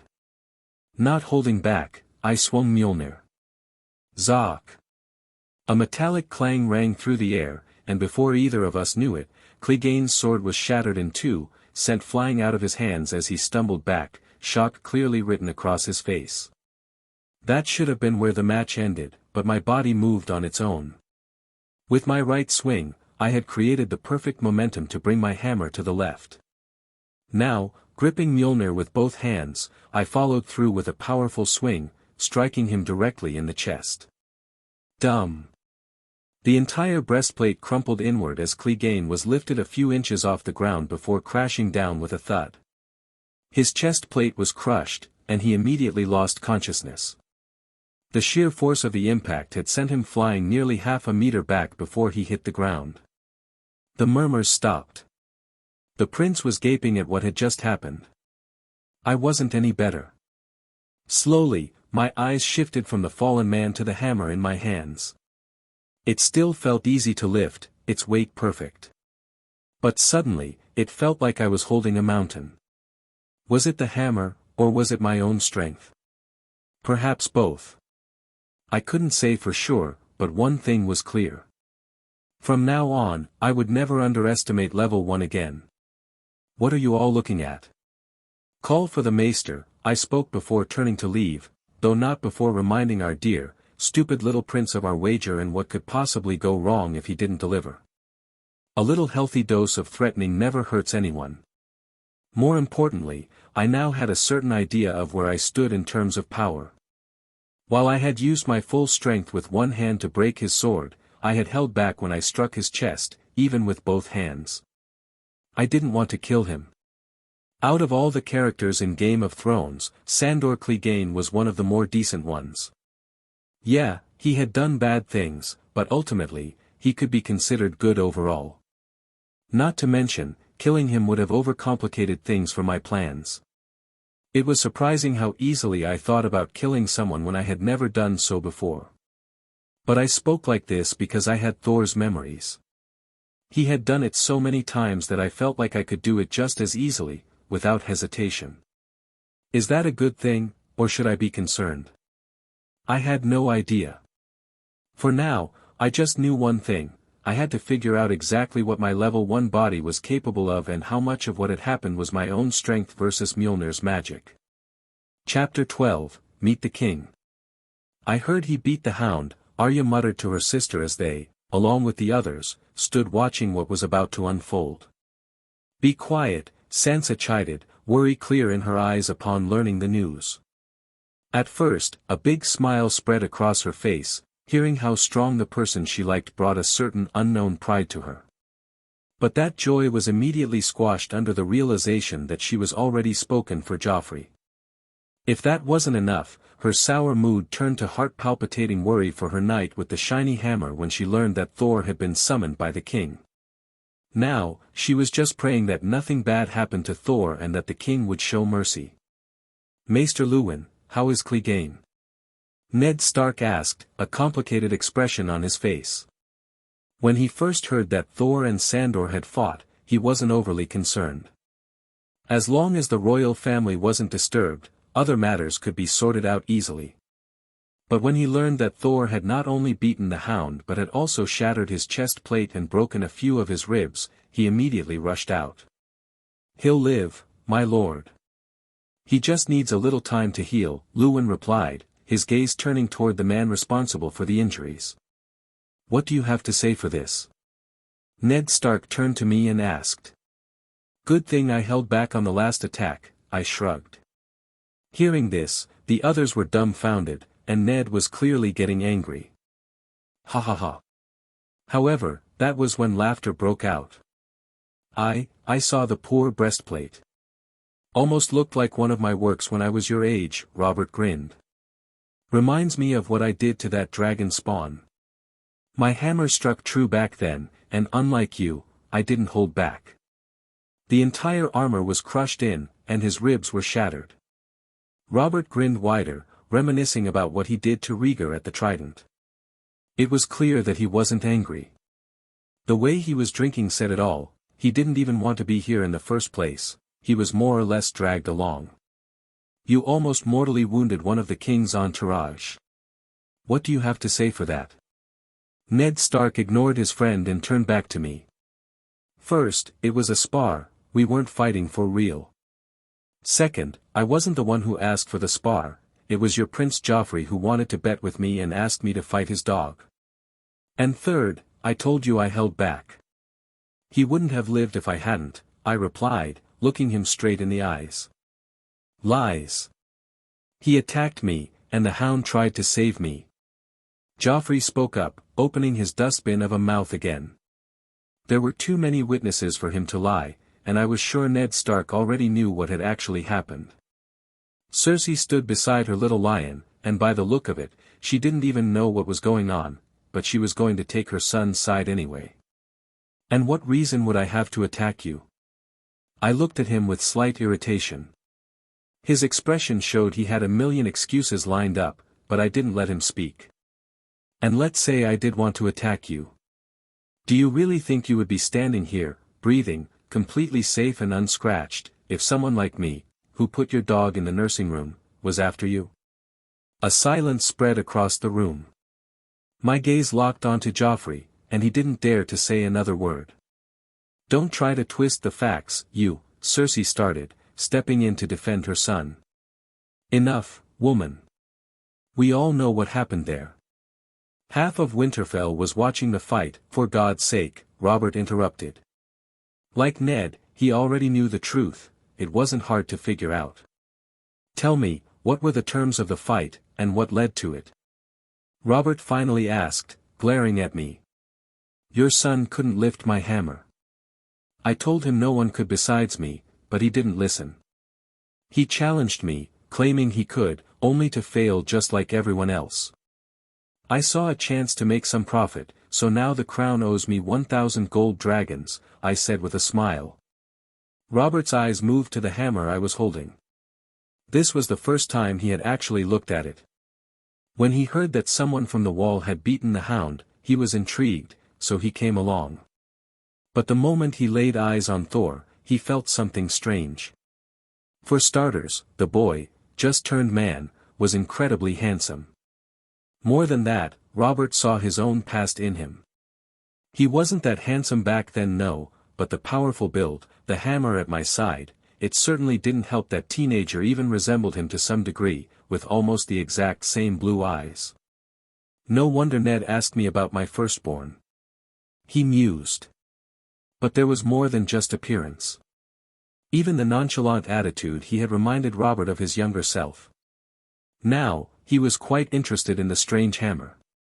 Robert had more experience with a hammer than anyone here, maybe even more than Winterfell's smith, Mikken.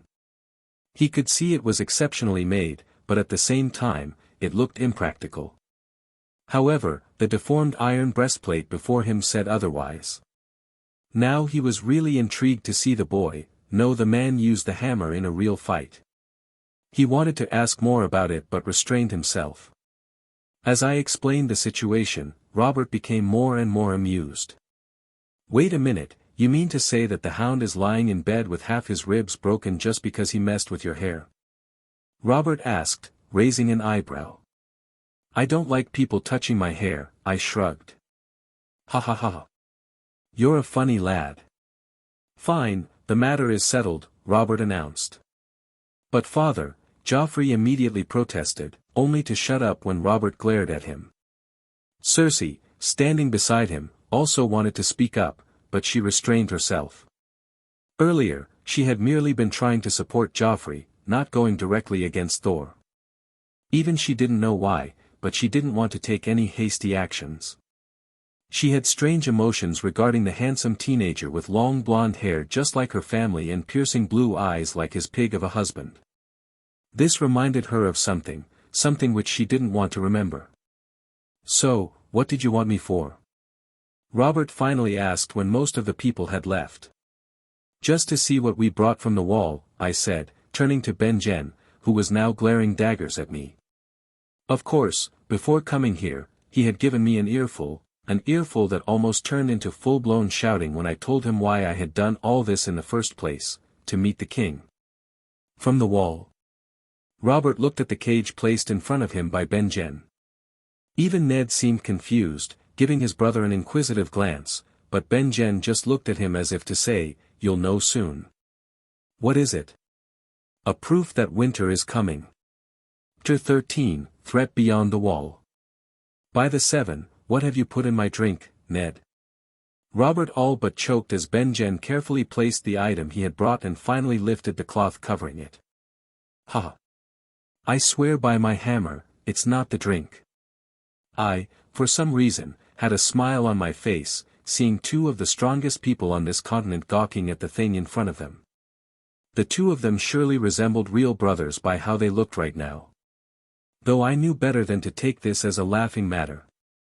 "By the old gods, Ben-Jen, what is this?" Ned Stark finally came out of his stupor and asked his brother, who stood beside him with a grim face. The others weren't faring any better either. Understandable, since currently in front of them was a pale blue, severed hand of a White Walker, thrashing around, hitting the small cage restraining it, and making those horrendous noises, like nails being scraped against certain surfaces, sending shivers down one's spine with its high-pitched screeching. Inside the room stood the king, Ned Stark, Jaime Lannister, Tyrion Lannister, and some other important figures. I had made sure they were all here to learn the truth as soon as possible. I had even considered bringing the queen, just in case she assassinated Robert like in the show. Someone in the south needed to be aware of the White Walkers. But ultimately, I didn't bother. That woman was the kind who would let the entire continent burn if it meant gaining any advantage.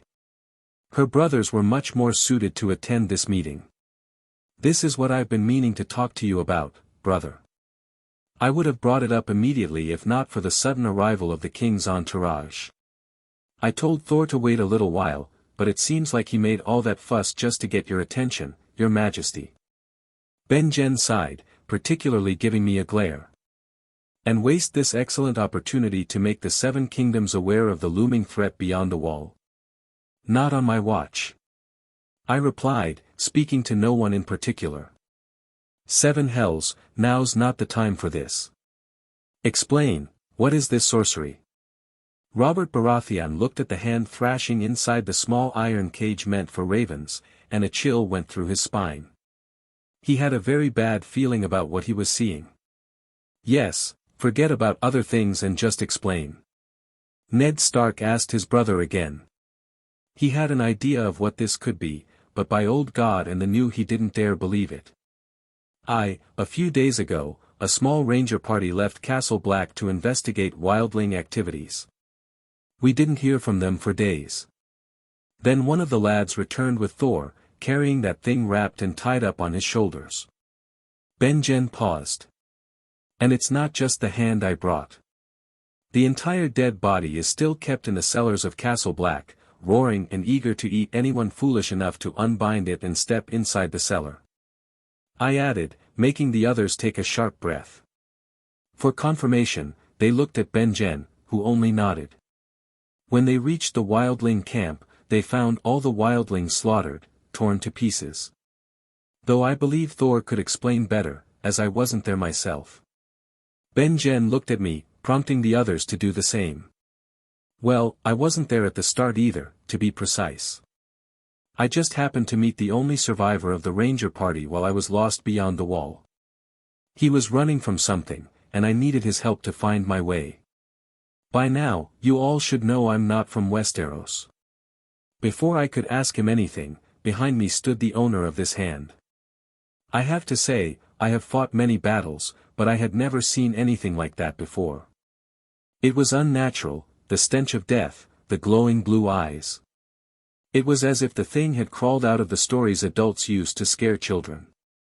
I replied, keeping a straight face and making sure not to break eye contact with the king and Ned Stark. For a while, there was silence. It seemed they had all lost their words, until finally, the Jaime Lannister spoke up. And you expect us to believe that? I'm sorry, but strange as this might be, I don't see myself believing in legends of White Walkers just because of a moving severed hand, Jaime said, making all of us look at him. Nay, I don't expect you to believe anything. I want you all to see what lies beyond the wall in the north. I assure you, it's not just some wildlings. I fought one, and thus, I believe it.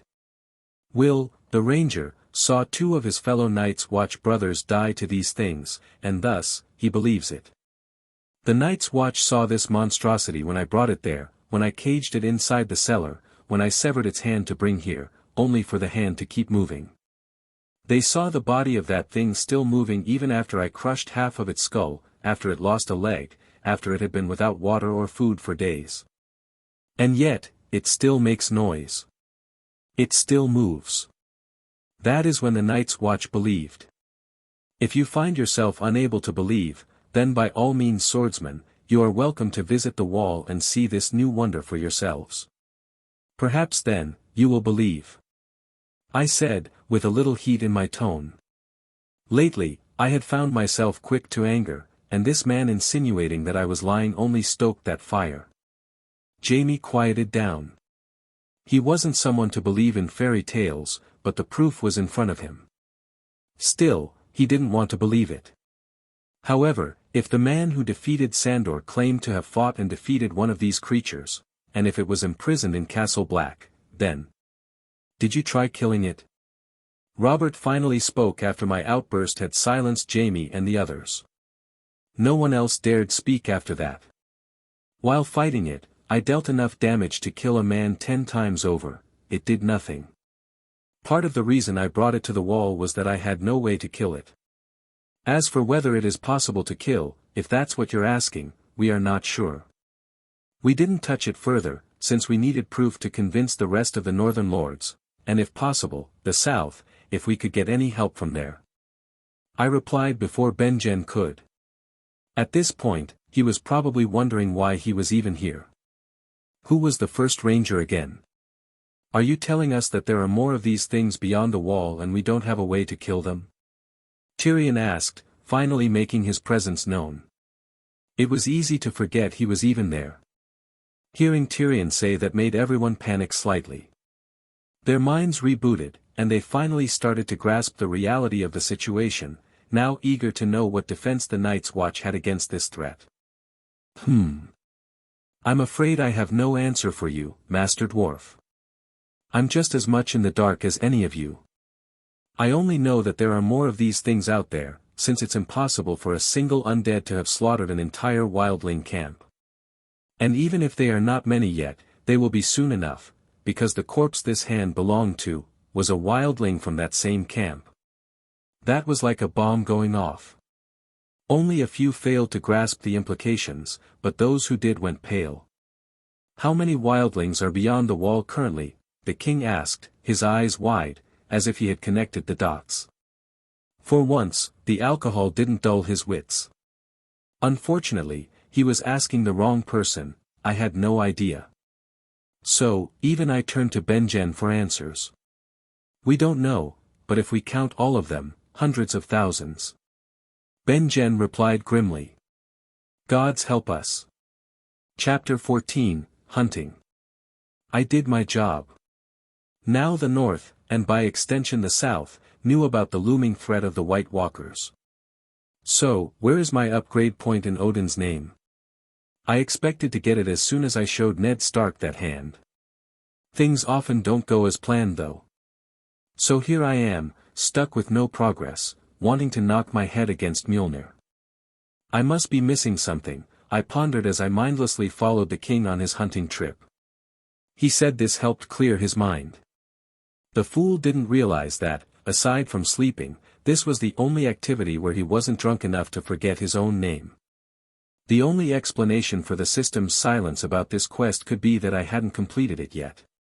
Since this was a main quest, it had to be more difficult than I initially thought. Maybe I had to see it through to the end, summoning all the lords of the North and showing them the proof. Outside of that, I couldn't see anything else that might work. The North needs me, Robert. Robb is too young. Without me, the Northern Lords will, Ned Stark was saying, but the king cut him off. 7 hells, Ned. Without you, I can't run the fucking 7 kingdoms, let alone help you with the problem up here in the north. You know damn well that old lion has been eyeing the hand's position for more than a decade now. I'm surrounded by those fucking gold heads. The whores in King's Landing know more about the kingdom than I do. I got no one I could trust there. I need you there, Ned. You have my word, the North will get all the help it needs when the time is right. I'll take charge myself. But that will never happen if that old lion becomes the hand. Even as king, I can't handle everything. Robert's tone was heated. They had been bickering ever since I forced them to face reality. If Ned stayed, the North would have a strong leader when the time came, not to mention that the South might avoid war altogether, and the king might even survive. That was far more favorable for fighting off the White Walkers. That was the reason I was here, accompanying them on this hunt. Besides the fact that the king himself had asked for me, I had another reason. Bran, Ned Stark's second youngest, was soon going to see something he shouldn't and suffer the consequences. His situation could force Ned Stark to stay, whereas in the books and TV show, he still followed his honor. But maybe, this time, with so many reasons in his favor, he wouldn't. As for why I was here, it was to ensure nobody could blame me for what happened to Bran later on. Catelyn Stark realized that the Lannisters were behind Bran's fall from the tower by finding a strand of blonde hair at the scene. And hell would freeze over before they mistook it for one of mine. Yeah, I felt bad for not saving the child, but it was important for the realm. That's what I told myself, until Thor's pride surged out. What kind of god would I be if I had to sacrifice a child to save the realm? Until I draw a breath, not even a strand of his hair will come to harm, blah, blah, blah. My mind started coming up with all sorts of reckless justifications. This time, though, I suppressed the feeling. It helped that I only realized all of this after coming out here to hunt with the king. There was no way for me to return to Winterfell in time anyway. Shush. Everyone crouched down, making me the only one unaware of what was happening. Looking forward, I saw a stag. Ah, right, we're here to hunt. With all their bickering, I almost forgot. Joffrey, come here. Take the shot. Robert Baratheon called out his firstborn. The boy was carrying a crossbow. Of course, he missed, and we had to chase after the damn stag for another 20 minutes. Good thing he was keeping his distance after what happened earlier, or I would have given him another reason to. Have you ever hunted before? Robert asked. Yes, but not for food. You don't look like a lowborn from wherever you're from. What were you back home? Robert eyed me, assessing my looks and mannerisms. A VIP customer for all the wine and cup makers. Ahahaha. Smart lad. Didn't see you drink much, though. Coming here gave me enough reason not to. I replied, though what I really wanted to say was that meeting him was the reason. Robert Baratheon was much like the fat Thor from Endgame, a man who had lost everything and now drowned himself in drink and whores, stumbling his way to an early grave. Worry not. Even if you can't find your way back, you're always welcome in King's Landing. I might even knight you if you're really as good with that hammer of yours as others claim. Robert laughed, patting my back. Soon, we found the stag, and this time, they didn't give Joffrey a chance. Meaning, we caught it. I stood back, uninterested, until I heard something. Did you hear that? I asked. Hear what? That. I pointed in the direction of the noise, but they all seemed oblivious. I knew I wasn't mistaken. It might not have been shown much in the MCU, but Asgardians were superior to humans in every way, senses included. A sudden growl shattered the calm, alerting everyone. This was the perfect time to say I told you so, but I refrained. Instead, I tightened my grip around Mjolnir, ready to fight. Get back! I shouted as whatever it was came directly at us. Then, we all saw what we were facing. A mountain bear, someone shouted. The bear roared as it broke through the foliage. Run! I shouted, seeing how close the king and others were. The bear was charging straight toward the stag's carcass, likely drawn by the scent of blood. It rushed at Ned Stark and Robert, who barely had time to react. The beast knocked Ned aside and pinned the king to the ground. Save the king. Protect the prince. Joffrey had gone pale, too terrified to utter a word as he watched his father pinned beneath a massive bear. The Kingsguard tried to distract the beast, but the bear had already chosen its target, the biggest one. Just as it was about to sink its teeth into Robert's soft, juicy belly, a powerful hit knocked it back. Me, of course. Without hesitation, I closed the gap and swung Mjolnir with full force, slamming it into the bear's side. The impact was so strong that the beast was thrown off the king, roaring in pain from the blow. It struggled to rise, its upper right limb badly injured. I didn't waste a second. Gripping Mjolnir with both hands, I aimed for its head. HAA. I roared and brought the hammer down, crushing the bear's skull into a paste of bone, flesh, and blood. And just like that, the fight was over. Ned Stark and the king stared at me in shock. What? I asked, raising an eyebrow. 7 hells. Tell me that bear took more effort than that undead, or we're all fucked, Robert muttered, now wondering if the White Walkers could be easily beaten outside. Killing them was an illusion if I was this much absurdly powerful. Don't know. They all went down in 2 hits. I shrugged and effortlessly grabbed the bear by the fur, dragging its carcass toward our horses with one hand. "What are you looking at? Your king just got attacked by a bear, help him!" I shouted at the gawking men. The journey back to Winterfell was filled with talk of how I had killed the bear with a single swing of my hammer. Of course, they checked the corpse's head, and the more they saw, the more disbelief filled their faces. Being the MVP of the hunt, I was surrounded by people the entire way back. I barely had any free time until we arrived in Winterfell. The moment we entered, I expected some commotion regarding Bran. But to my surprise, nothing. Bran was fine.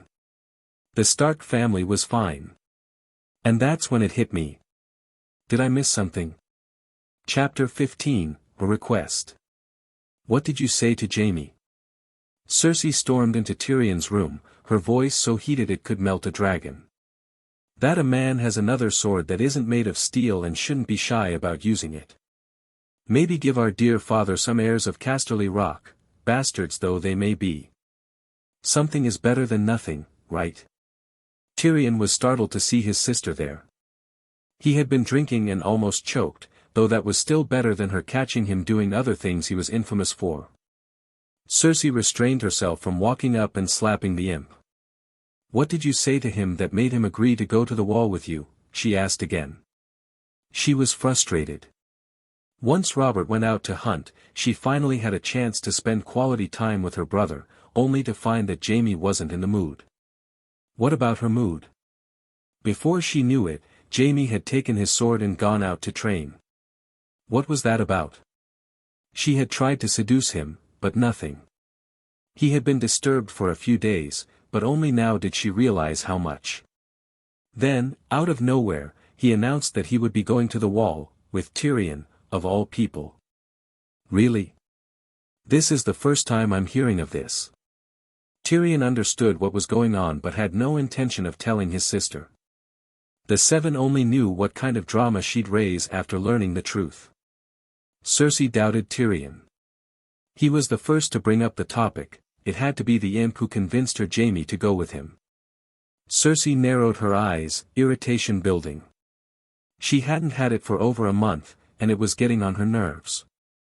Now she learned she wouldn't get any for who knew how long because her idiot brother had decided to play Night's Watch Ranger. And of course, hell would freeze over before she looked to her real husband to share her bed.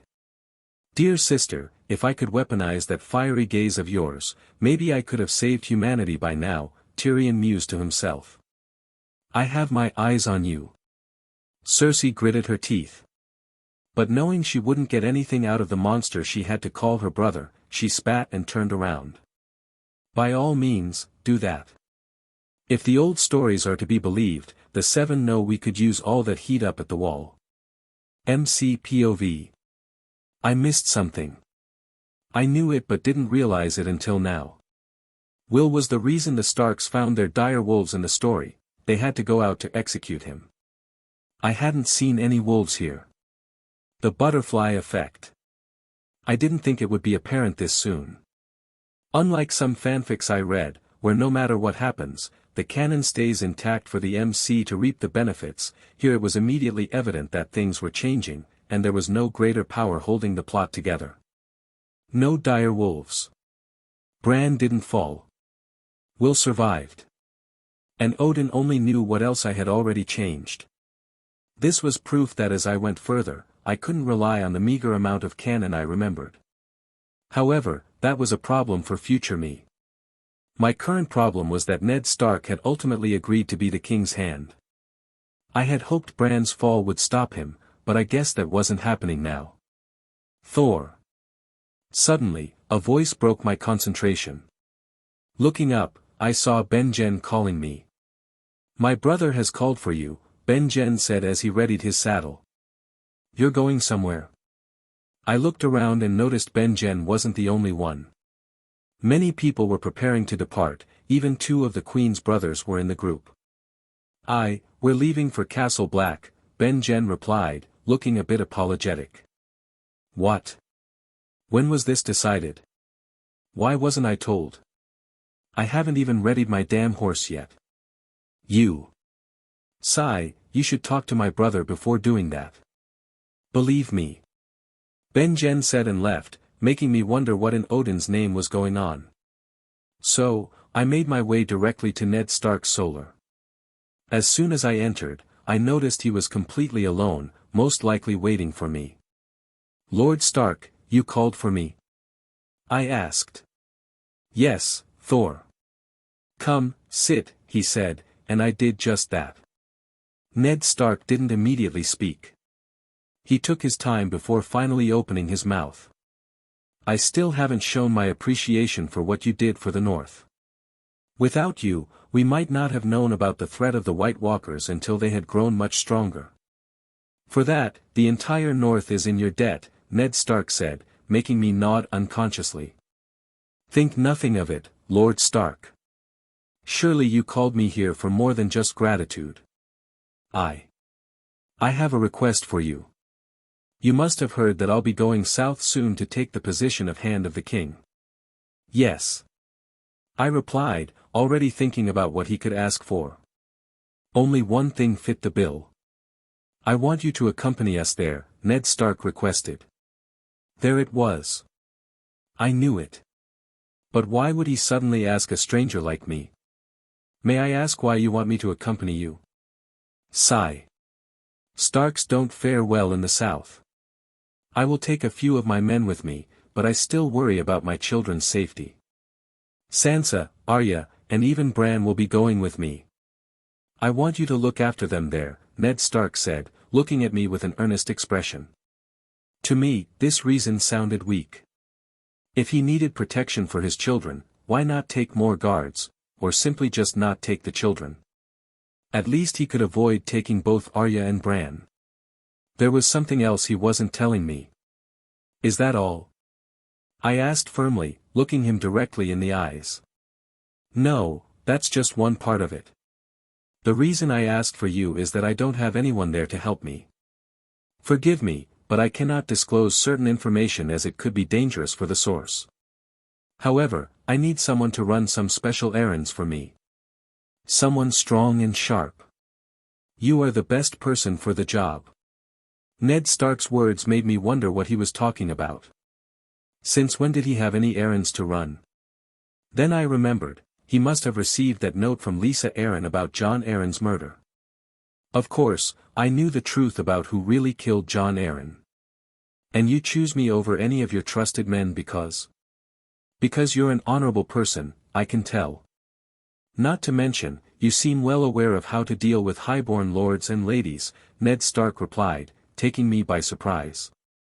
Did I really give off that vibe? But when I put myself in Thor's position, it wasn't that hard to imagine. I see, and I refuse. I refused almost immediately. Huh? What reason do you have to refuse? The same reason I asked you to stay back. The wall. The North needs a leader right now, and you are that leader. If you leave, who will your bannermen rally behind when winter comes knocking at the door? I'm not from this land, and this place is not my home, but if the old legends are true, the fight won't be between kingdoms or men, it will be between life and death.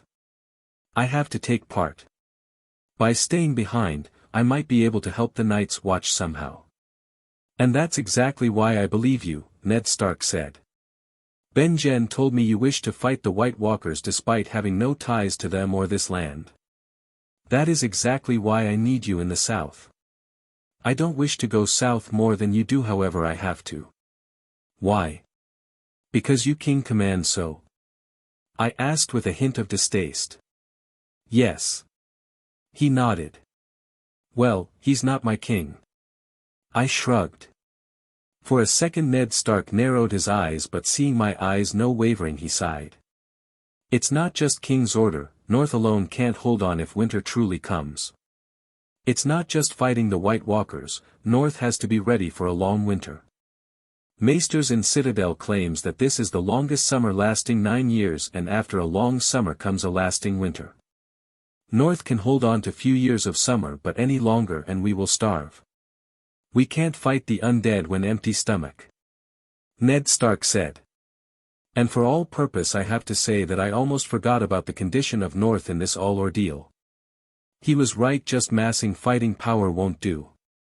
North has to get ready for a long winter as well. Surely the king will help if you ask. I asked with serious look on my face. Yes, he will, at least he will try. Robert's claim to the throne is only stable because of North, his own house and his alliance with Lannisters. Currently in King's Landing majority of power has already been shifted to the Lannisters. If I don't go there, then the hand's position falls in their hands. Though they might be alliance, but I don't believe in those lions. Because the winter is coming, it's crucial that the King's Landing stays stable right now. I have to go. And I sure could use someone like you there. Ned Stark state, making me fall into critical thinking. He wasn't wrong. I didn't even think whether North alone could fight against the Night King or not. North will need help, men, power to food. And to get that help, it's crucial that it gets backing from King's Landing. And while I was thinking this, a notification appeared. Side quest, Wolf's Companion. Go south with Ned Stark and help him. Note, side quests are optional. Host could choose to accept or deny side quest on his will. XXX. Chapter 16, Towards King's Landing. What are you doing? Suddenly, a voice broke my concentration. My breathing was labored, and the heat was killing me. Dancing. Dancing? You're not training? Asked the little she-wolf, squinting her eyes. Quite observant of you. I replied, but anyone but a child could tell I was being sarcastic. Why are you naked? She asked with big eyes. I almost lost my footing while swinging the hammer. I'm not. I'm wearing pants, I replied, irritated. Half naked, then. Sigh, yeah, half naked. Why? Because it's hot when I train. It's not the North anymore to keep me cool, I said while going back to training. We had long left Winterfell. I ultimately ended up accepting Ned Stark's request.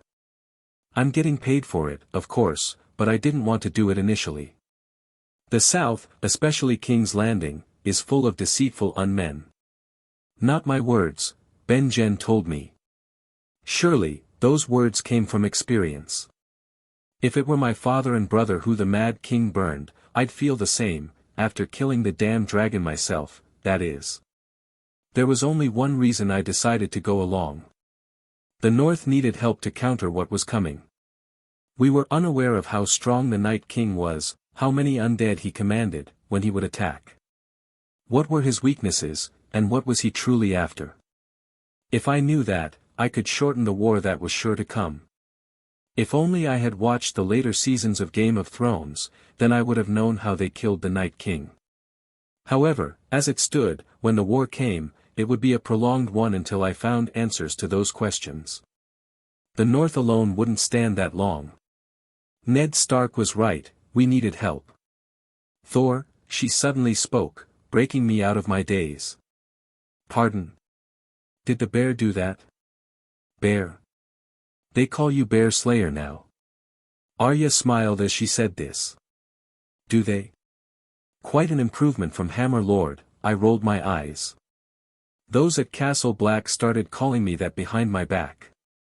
They thought I didn't hear, but they underestimated Asgardian senses. Hammer Lord. Arya perked up like she had heard something funny. I shouldn't have said that. So, did he do it? Arya asked again. Who? The bear, the mark on your back. Did the bear do it? Arya stared at the strange scars on my back, intrigued. No. They're birthmarks. Never seen birthmarks like those before. Well, now you have. Run along, little lady. Let me train in peace. I smiled and went back to training. I'm no lady, Arya protested with a defiant look. But you're little, and you shouldn't be here alone, this far away from the king's entourage. I'm not alone, you're here. You'll protect me? She asked, ignoring everything else I said. Says who? I couldn't help but look at her with a strange expression. Father. He told me to look for you when he's not there. Arya chirped. Damn him. What? Arya looked at me with suspicious eyes, even after I just whispered that last part. Will you teach me how to use a sword? Arya suddenly asked. A sword? Do I look like a swordsman to you? Arya looked at me, then at my hammer, and then back at me again. A hammer then. What in Surtur's name was I thinking, agreeing to Ned Stark's request? Turning me into a nanny. Muttering, I went back to my training. Who's Surtur? Fire demon. Demons exist? Most certainly. Where? Hell. Where is hell? Muspelheim. Muspelheim. Arya couldn't even pronounce the word. Muspelheim, I repeated. Where is that? I stopped. Would murdering a highborn lady of Winterfell land me in any trouble? I'm seriously wondering that now. Arya, what are you doing here? Suddenly, another voice broke out, saving Arya from learning what Vala Dohaeris meant this early in the show. We both looked to see it was none other than Sansa with that idiot Joffrey. You. Sansa was about to speak, but her eyes landed on me, and a sizable blush appeared on her face. I was currently sweaty and topless. Even a dense person like me understood why she was blushing. Seems like I wouldn't be getting any more training today. Sighing, I walked up to my shirt and put it on. Finally, Sansa, who had been blushing and looking away, though I was sure she sneaked a few peeks here and there, relaxed. Disappointed? I got to see him train like that for hours. Arya looked at Sansa and boasted, maybe catching the disappointed look on Sansa's face unlike the rest. More like disturbing me for hours, I thought with irritation. She's been talking about you all night. Talking about how handsome you. Arya. Sansa's face flushed red, and she all but shouted, stopping her sister from revealing more. Joffrey, on the side, scowled when he heard this. Go back to the camp now, Sansa said, wearing a face too much like her mother's. I don't wanna. I got nothing to do there, even Bran isn't here. I can't play with anyone, Arya protested. Bran can't come. Maester Luwin said he has a fever. He couldn't travel with us. Sansa replied in frustration. This was another thing on my mind. Bran suddenly fell ill just before we were about to leave Winterfell. Coincidence? I don't think so. Someone didn't want Bran to leave Winterfell. I might have an idea who, but I couldn't be certain. And I had an inkling that if I wanted to learn more about the White Walkers and the Night King, I had to find this certain someone soon. What are you doing here? Joffrey scowled at me. Seems like that lesson from before was already forgotten. Can't blame him, incest causes brain problems. What's a little memory loss? I wonder if hitting him on the head would fix it. Something you don't, training my body, I replied with distaste. I tried to act civil around him and his mother, I really did. But that wasn't possible with them being a pair of insufferable fools. Ha, I'll be king one day. I don't have to train anything, Joffrey scoffed. How do you know you're going to be king? I asked, a smirk appearing on my face. Though I was taking this talk casually, Sansa on the side was getting worried. What? What kind of ridiculous question is that? My father is the... He's the king, I know. I cut him short. Why do you think he is the king? Joffrey was getting frustrated now. He wanted to lash out, but he remembered what happened last time. His memory wasn't that bad. Because he took it. He killed the dragon and took the Iron Throne. Exactly. How do you think he did it? By asking nicely. Joffrey had nothing to say, he wanted to come up with a good comeback but beat him to it. I doubt he would have been able to even if he had time though. He fight his way though. He was an warrior. I wonder what would have happened if he was like you, let me tell you what. You'll be royally fucked up. And he was shut completely, though his face looked like he was about to throw with most unlogical fuss the loyal child could. You can't talk to me like that. I'm your prince. Joffrey shouted. No. You're not my prince. Your mother is not my queen. Your father is not my king. This is not my lands and they are not my people. And make no mistake, I'm not afraid of you or your royal status. You'll face pain so insufferable that dead would look like mercy, so make sure you keep your distance. I walk up to him and put my hand on his shoulder, gripping it hard enough to almost make his face distort in pain and whisper to him. The last few parts Arya and Sansa didn't hear.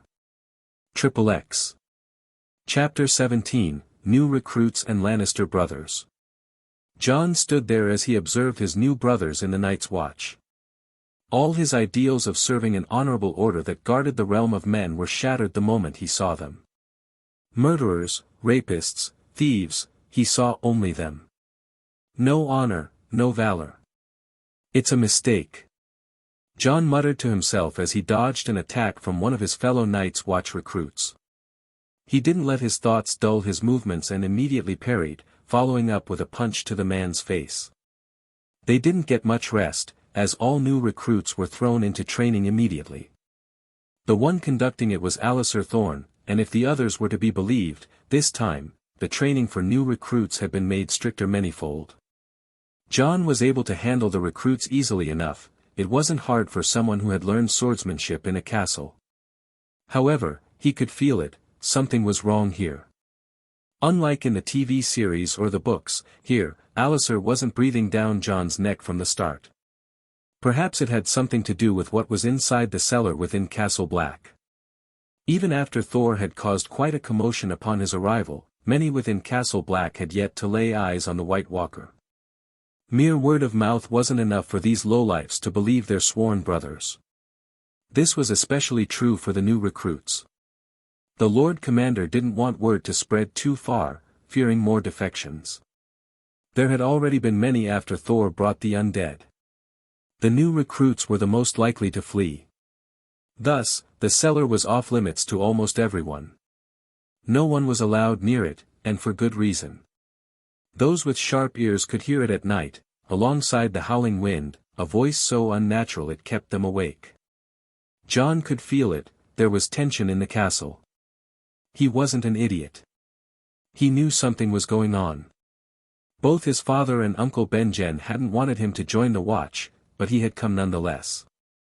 After arriving, he had heard whispers among the brothers. He couldn't help but remember what that man had told him. To the wall, I. Planning on taking the Black. Jon recalled a muscular, handsome blonde man walking up to him while he was preparing to depart from Winterfell. I see you didn't, Jon observed the man. He was imposing the moment he arrived. Imposing and charming. Yes. I haven't. I wouldn't join a group of murderers, thieves, and rapists even if it was my last option. The Night's Watch is an honorable order. We protect the realm of men. Jon immediately got agitated and replied. Says who? A boy who hasn't yet stepped outside this castle's walls. Thor glared at Jon, making him calm down. I came from there, Jon Snow. I know the reality. The Black is not the order it once was. I came here to you because Benjen asked me to. He seems to be tired of you pestering to join the Night Watch. My mind is set, I'm. Sure, go ahead, Thor interrupted him. But before that, ask yourself one thing, do you need the wall, or does the wall need you? Because if it's the former, you won't last long when the time comes. Thor had turned away after saying those words. Jon hadn't understood what he meant then. But now, maybe, he was beginning to connect a few dots. While heading back to their quarters, he asked one of his fellow recruits, what's in the cellar? Kaya. A terrible sound rang out in the dark cellar, sending a chill creeping beneath their skin. The dull, damp walls seemed to vibrate every time the creature from hell let out its unnatural scream. By the seven, what are we looking at? Jaime Lannister muttered in disbelief. He had known what to expect when he decided to come to Castle Black.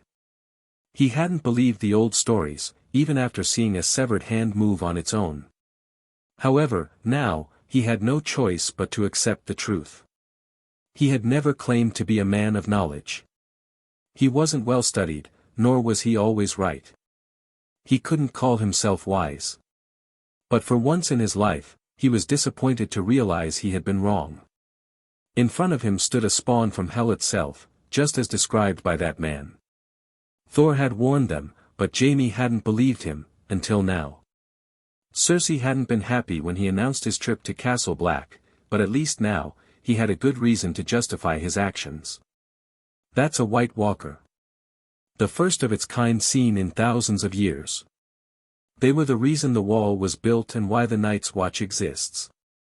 Lord Commander Jeor Mormont spoke with a stern expression. He had clearly had time to come to terms with the fact that the childhood tales of White Walkers were no myth. Did that man really capture it? Jaime asked, now wondering whether he could have done the same. He had never fought Thor, but he had seen what the man had done to the Hound and that bear. Would he be able to fight a White Walker? Before the Lord Commander could ask who Jaime was referring to, Tyrion, standing to the side, finally spoke up. Have you found any way to kill it? Any information about their numbers? How many we can expect? Do we know anything at all? Tyrion asked. He was just as horrified as the others, but he was always prepared to accept the unexpected. Being a dwarf had taught him that, who knew when his father might decide he was no longer needed. Jeor Mormont glanced at the imp with a steady gaze before finally replying. We don't. Besides the meager knowledge we possess from the old tales, we know nothing. I wanted to assemble a scouting party soon, but I can't leave the castle unattended, not with that thing here. Why? Afraid your entire order will be wiped out by the time you return? Tyrion asked, his usual flair and mockery laced in his words. The other way around. Jeor Mormont replied sternly, unfazed by the jibe. So you have found a way to kill it? Tyrion asked, a little hopeful. No. More like, we don't know. The stories speak of fire and dragonglass, but we can't test them on it just yet. Why not? Shouldn't we know if we even stand a chance against these things? We'll be sitting ducks, ready to be slaughtered if we don't find a way to kill them. Jaime asked heatedly. Ever since he had seen that severed hand, he hadn't been able to rest. Now that he knew they existed, he was even more anxious. You think I don't want to know that? Jeor Mormont raised his voice to cut Jaime off. You Southerners know nothing of how long we Northerners have kept the wall safe. So don't dictate to me what I should and shouldn't do. His outburst finally brought silence to the room, giving Tyrion a chance to speak. I agree. Tyrion said, making Jaime glare at him as if asking whose side he was on. I understand why you haven't tested it. If we didn't believe it at first, chances are others won't either. This here is our only proof to convince the lords of the Seven Kingdoms that a real threat exists beyond the wall, not just some bloody wildlings. He looked at Jaime, who, too, was beginning to understand why they were keeping the White Walker alive. However, we need to know how many are out there. We need to learn how to kill them. Do you have any plans, Lord Commander? Tyrion asked, his gaze steady. Though they had initially been suspicious, both Lannisters now understood the gravity of the situation. The North might be the White Walkers' first target, but how long until they reached the south, to the Casterly Rock, or even King's Landing? They knew this news had to be passed to the Lords of the North soon. A war is coming, a war we are not prepared for. Chapter 18, At King's Landing. The never-ending road finally came to an end. A good thing, because if it hadn't, I would have made sure there wouldn't be any King's Road left to travel. Even a god needs his rest. I learned that firsthand. My back wasn't very happy after this almost month-long ride from Winterfell to King's Landing. And for what? To smell human shit rotting in the streets or to see human lives treated as nothing more than livestock? A genuine anger was building inside me, and I could tell this wasn't just the Thor in me. What in Odin's name is this foul smell? Arya crinkled her nose and covered her mouth without any dignity. Sansa was better, at least more ladylike in her approach. Stop doing that, I replied with a straight face, though it was hard to maintain my indifference. She was getting better at getting under my skin. As their private bodyguard, I was with them almost all the time. Though this was nothing but a cover for my presence, according to Ned Stark, it didn't save me from Arya's endless ravings. I had to keep my horse mostly close to their cart to appear like a guard. I could see Arya fidgeting constantly, annoying Sansa and Septa Mordane the entire way. Just like the Stark said, she had too much wolf blood in her to stand still for long. The girl was cute, but I wasn't in a stage of my life where I could find her anything but annoying. Thor's plus 1,500 years of experience didn't help in this regard. Sansa was pleasant in comparison, if she wasn't peeking at me every 2 seconds when she thought I wasn't looking. And that old Septa. Well, I had no idea what crime I committed, but she was glaring daggers at me like I had caught her and Lady Stark making out. Why does it smell like that? Arya asked, and I ignored her with passion. Learned a quality of life lesson this past month: if I ignored her first few questions, she'd eventually get bored and leave me alone.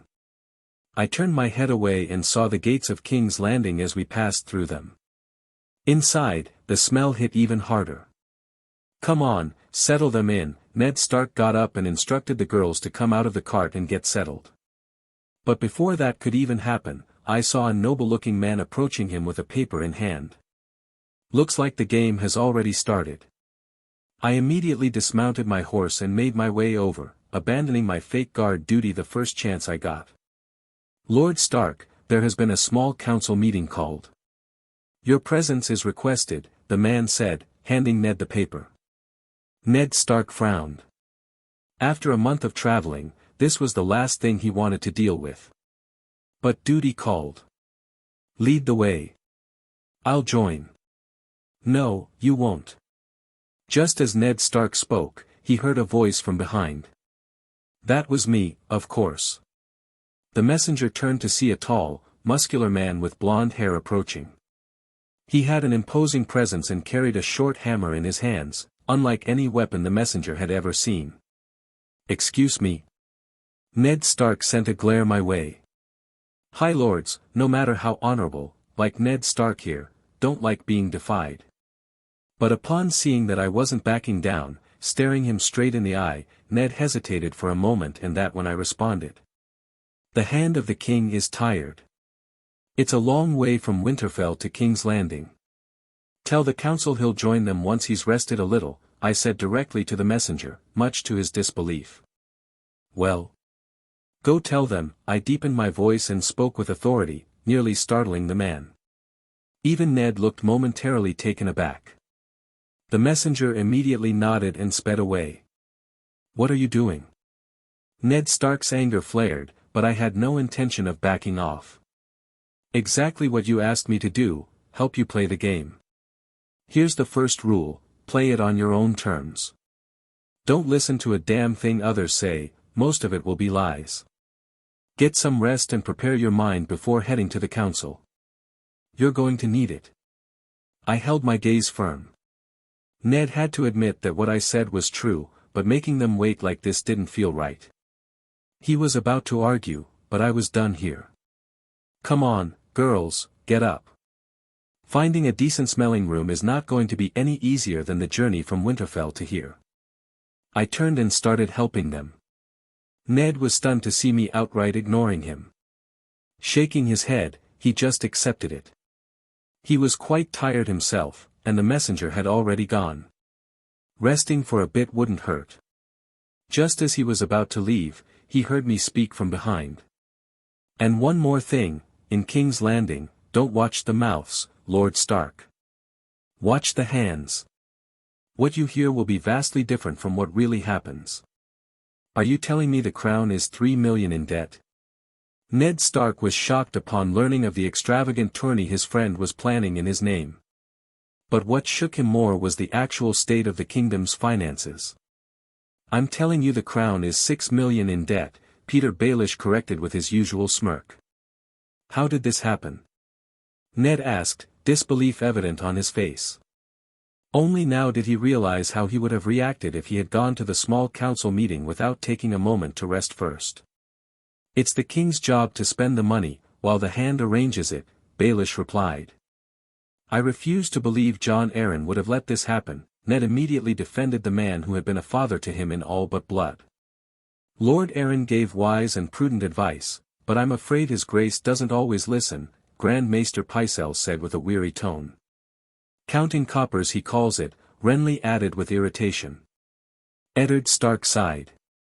I'll talk to him. The kingdom can't bear this expense. He realized now that he truly needed to be prepared for these small council meetings. Unlike in the books and TV series, the condition of the capital was more important to the North in this version. Stark's personal interests were tied to it. If he expected the capital to aid the North in times of trouble, he couldn't let things spiral out of control. Maybe I should get Thor involved. He seems to have a good grasp on ruling and administration. Only the old gods know how the capital will help the North in this condition, Ned thought with irritation. One more thing, Lord Stark. King Robert has personally said to allow the man you brought with you to take part in the tourney, Varys said. What man? The one who beat the Hound. Chapter 19, Bran's awake. Damn, another miss, Bran cursed under his breath. His mother had told him not to swear, but he couldn't help it. No matter what he did, he couldn't seem to hit the target. The bow and arrow just weren't made for him. How is Arya so good at this? Bran pouted, pulling another arrow from the quiver before resting it on the bow and taking aim. Just as he was about to shoot, he suddenly heard a sound. He looked around but saw nothing. He was alone in the training range. His father, his two sisters, even Jon, had already left for King's Landing and Night's Watch. Rickon was the only one left for him to play with. Ignoring the earlier sound, he pulled the string of the bow again, taking aim, only for the sound to return. Once again, there was nothing there. But this time, he decided to check where the sound was coming from. As he ventured further, it led him to a dark corner of Winterfell he didn't even know existed. Hesitantly, he moved forward, only to see a bird sitting on top of a barrier in the shadows. A raven.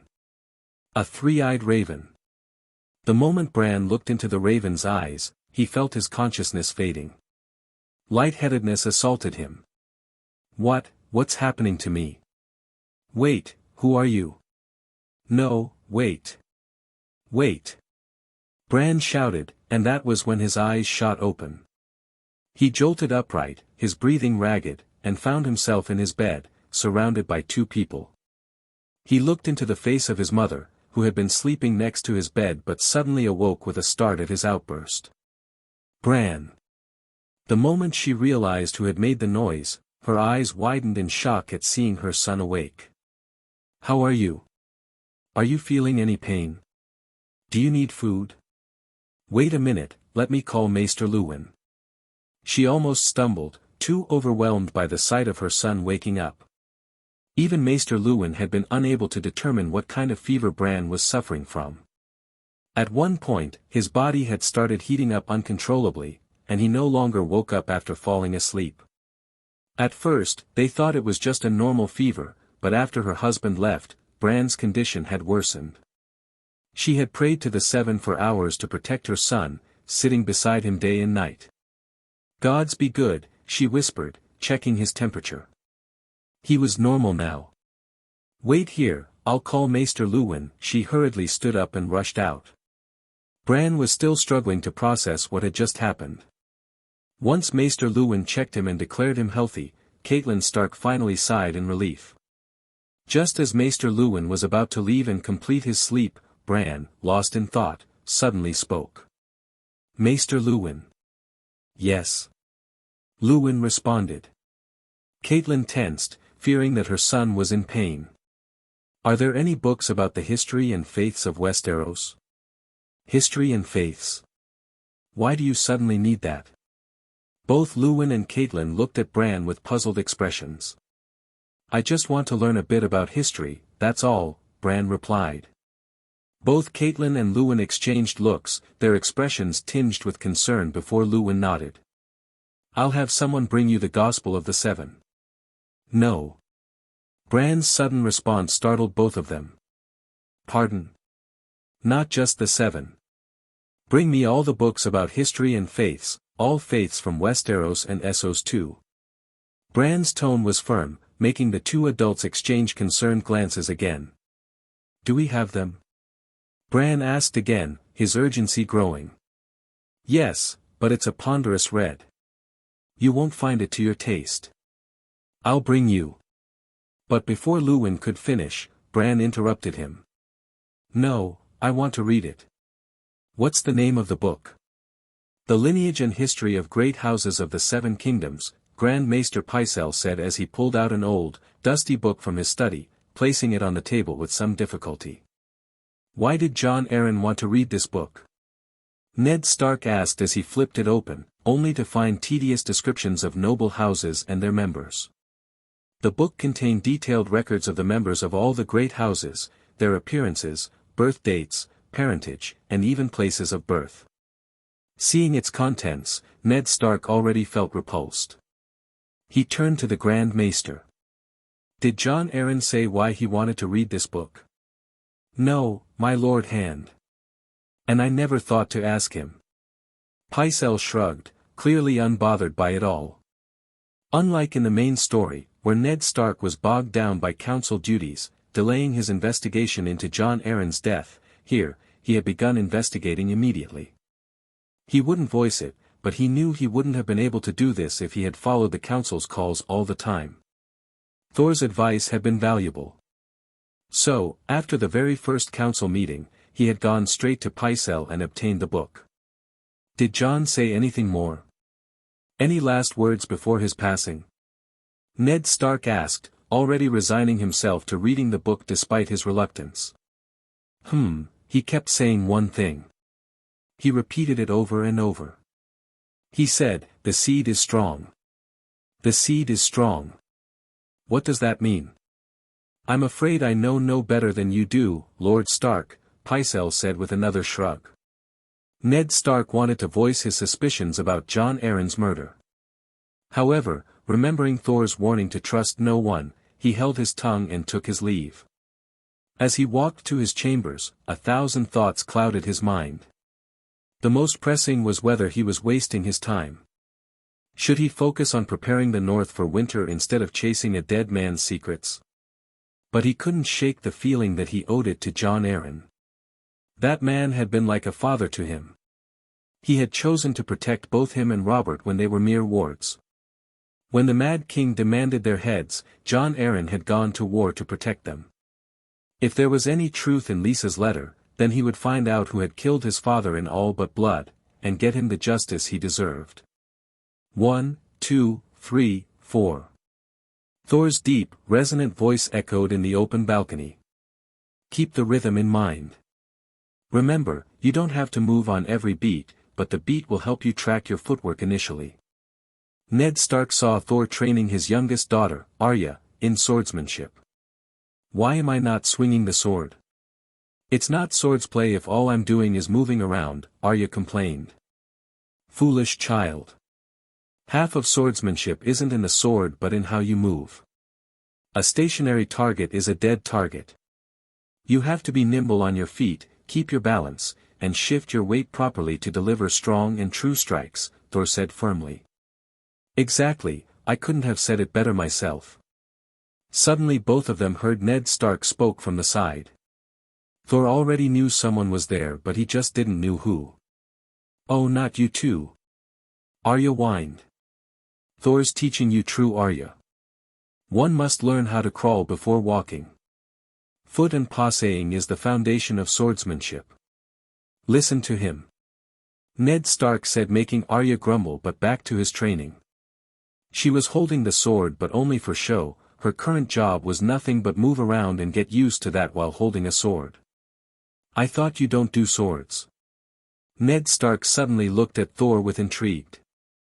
Oh, he did, just didn't want it to teach me. Arya immediately protested from the side. Oh, then how you convince him? Ned Stark asked with amusement on his face. Easy, I'm to let him alone and not disturb him outside our training hour unless it's an emergency. Arya repeated why Thor drilled in her as a payment for teaching her. Shush, don't let you do the same training on mud. Thor glared, putting Arya back to work. Thought you don't do swords? Ned Stark smiled at his youngest daughter and then turned to Thor. I learn all sorts of weapons while growing up, hammer just happens to be my favorite. Thor replied offhandedly. Ned Stark once again wondered what was his background since, it can't be anything less than a son of a Lord Paramount. Maybe even royalty the way he acts sometimes around others. Good, you're gonna need that for the tourney. Ned Stark said, not hosting his suspicions about Thor's background. What tourney? Thor turned his head towards him with confusion. Chapter 20, A Visitor at Night. In the dark of night, the door of the room slowly opened, silence broke slightly when a person slowly entered. He didn't move immediately, he waited, observing whether his target was awake, suspicious of his presence. But upon seeing no movement, he slowly inched closer towards the bed where his target was sleeping peacefully.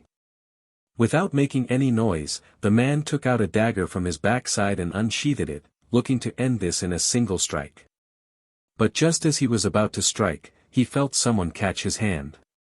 The darkness in the room didn't allow him to see who this person was, but he immediately reacted, wanting to get free and, if possible, silence this person. However, no matter what he did, the grip was so strong that he couldn't even budge his hand, let alone free it. Before he knew it, another strong arm grabbed him by his neck, choking him and lifting him up. Panic finally started to settle in upon seeing his life in danger. He started to thrash, but to no avail. The grip of the man was like iron bars holding him down. Oh, wait a minute. Suddenly, the man holding him said to his confusion, and he felt the grip loosening. Huff, huff. He started to take deep breaths. That few seconds of struggle for air had almost left him breathless. I have something better than just choking you, the man said to his horror. He tried to move again, but his neck and hand were held down too tightly by the man that even a single inch of movement felt like a Herculean task. For a few seconds, nothing happened, confusing him, but he was glad nonetheless. It takes some time. I'm still new to this.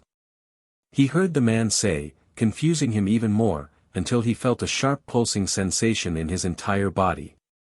At first, it was nothing more than a mere trembling, but then his body went beyond his control, shaking like a ball tumbling down the staircase.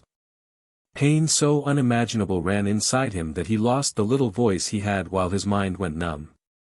It was like lightning had struck him. His eyes went bloodshot before he could see the face of the man who killed him, handsome and imposing, staring down at him with those blue glowing eyes like a deity. Me, mercy. That was the only thing he could utter at this sight. Very well. He replied, and with a cracking noise, his misery was over as he died with a simple break of his neck. And as the man died, I could only see his lifeless form in my hands. It was so easy to kill him, just inserting more pressure where I was holding him by his neck, and it broke. This was the first time I had killed someone, and I didn't know what to feel. I thought I'd feel disgusted, repulsed, anything that would be normal for a teenager from Earth who had never killed before. But all I felt was indifference. Thor has killed more than the days I have lived, but it's supposed to be him, not me. So why this level of mental calmness and indifference? A conflicting feeling rose inside me, only to die down almost immediately once my eyes narrowed onto the assassin sent to kill me. I don't like killing, but if that's the only way to survive, then I won't shy away from it. I'll be the god of thunder if this world forces me to be one. My voice steeled, and I finally let go of the man's body. I was lucky the assassin decided to come when I was practicing my lightning manipulation. My Asgardian senses picked up the man's approach the moment he was outside the door. Leaving the matter of what to do about the corpse for the time being, I bent down to pick up the dagger that the man had used. Valyrian steel, I muttered as the rippling patterns on the dagger's blade appeared under the moonlight. Quite an assassin he must have been to carry something like this, or perhaps he just had a generous patron. I muttered, realizing there was only one known Valyrian steel dagger in the entire story. Seems like someone royal needs me gone. Huh, coward. I shall keep this. Sometimes a hammer alone is not sufficient, after all. As for how I should return this favor, well, all in due time. At least I learned today that my lightning could kill, and that's without using Mjolnir. Littlefinger, the spider, the queen, and that idiot Joffrey, I don't see anyone else besides these four having any reason to assassinate me. Both Baelish and Varys don't have any real enmity with me as of now, however, ruling them out from the equation would be foolish. My main suspicion still lay with Joffrey and Cersei, though considering both as one wouldn't be wrong either. Now comes the real question, what should I do about this? By the old me or the new, this enmity can't be forgotten, but acting against them openly could lead to a fallout between the North and the South. If a war starts, then the North won't be getting any support during the long winter. Can King's Landing even help the North? I pondered to myself. I knew that the capital's treasury was empty and that it had a huge debt to the Lannisters and the Iron Bank. Ned Stark made that clear the last time I asked him. In this situation, Robert wouldn't do anything besides adding more numbers to the wall, which, without supplies that the North would lack even to feed its own people, would only turn out to be a liability. In case war doesn't start like it did in the story, the North's problems would still remain unattended. Ned Stark, even as Hand of the King, has no power without substantial money in the capital. Of course, the Lannisters could help, but would they? Hoping for aid from the likes of Cersei and her siblings was preposterous. Regarding the Lannisters' wealth, only Tywin Lannister, the old lion, could make a decision. Would he listen to his children? Most likely not. Only him acting on his own accord could solve this situation, and even that is unlikely. He wouldn't believe in White Walkers until he saw them himself. Even if he decided to help, which is a big if, he would definitely put forth conditions that would break the Seven Kingdoms' economy for years to come. So, staying here in the lion's den is as worthless as I previously thought. And yet I had to come because if any of the Starks died here, a war would be inevitable. The North can't entangle in a war right now, not on my watch. Now that I know there won't be any significant help from King Robert, my first objective should be to take all the Starks back to Winterfell, unheard and unscratched. But how? Thor. Just as I was thinking to myself and playing with the new toy I got from my friend last night, I heard Ned Stark call me. Yes, I'm listening. I want you to find anything you can about Jon Arryn's death. Just like you said, there are a lot of eyes on me, I can't do this myself. Ned Stark said with a serious tone. Why are you suddenly interested in him? I asked.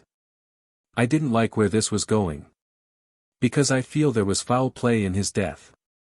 I can only get answers here. You have other men. Why must you send me? Send Jory, he's competent. He is, but he don't know how to play the game unlike you.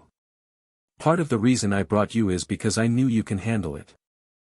I don't know how but you seems you have knowledge and experience on how to handle this matters. Can I truth this task to you? Ned Stark asked with serious tone. Are you forgetting that there is far more concerning things than an old man's death? I know the man was dear to you but you can't overlook your other duties for this, the entire North right now depends on whether you can bring some help for the war to come. I didn't answer him but rather asked a question of myself.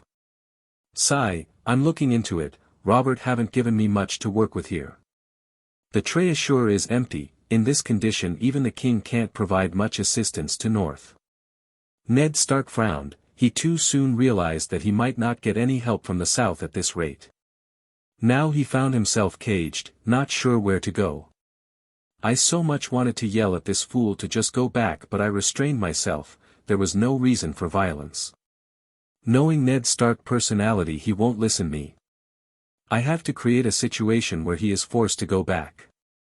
Suddenly I saw the big book he had on his table like thunder, and idea struck my mind.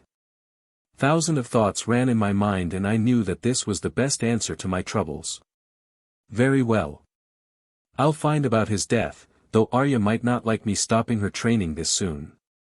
You might and well find a good trainer for her. The girl has her heart in learning sword, you should nurture it. I said, and stood up, making Ned Stark fall into contemplation whether he should look for a teacher for her youngest daughter. That's a fancy dagger you got there. Just as I was about to leave he called from behind. Apparently he too saw the patterns in the blade, not to mention the dragon bone handle, which even I just recently found out. A friend gave it to me. It was last night, in fact, came in the shade of dark when I should have been asleep. Unfortunately for him, I wasn't. Ned Stark immediately frowned. He understood the implications all right. Where is he? Sewers. Ned Stark frowned further. Don't worry, he has found his faith, now he only follows the light. Chapter 21, Handsome Foreigner and Rude Sir Knight. How are you faring here, my dear? I assume the capital is to your liking? Cersei asked the Stark girl. If it were up to her, she would never let a primitive girl from the north marry her Joffrey, but she couldn't do anything about it. It was the king's will. Yes, your grace. Sansa, who was called over to have dinner with the queen, could do nothing but nod her head. It wasn't that she didn't like it here, but it wasn't any better than Winterfell either. She had no opinion regarding this. She only came because her father and the Fat King decided to marry her off to the prince. Sansa was overjoyed, but if only the prince looked anything like Thor. She tried hard, but no matter what, she couldn't replace the image of the handsome, muscular foreigner with the prince in her mind. She got an earful from Septa Mordane for this. Don't be near that man. What if someone sees you? Your promise to the prince now, she said, while Sansa found Septa herself sneaking a few peeks at him. Good. Apparently, you're the only Stark who does. It's nice that you're adapting well. I see Joffrey is very fond of you, Cersei said with a fake, coy smile. At this, Sansa only lowered her head in shyness.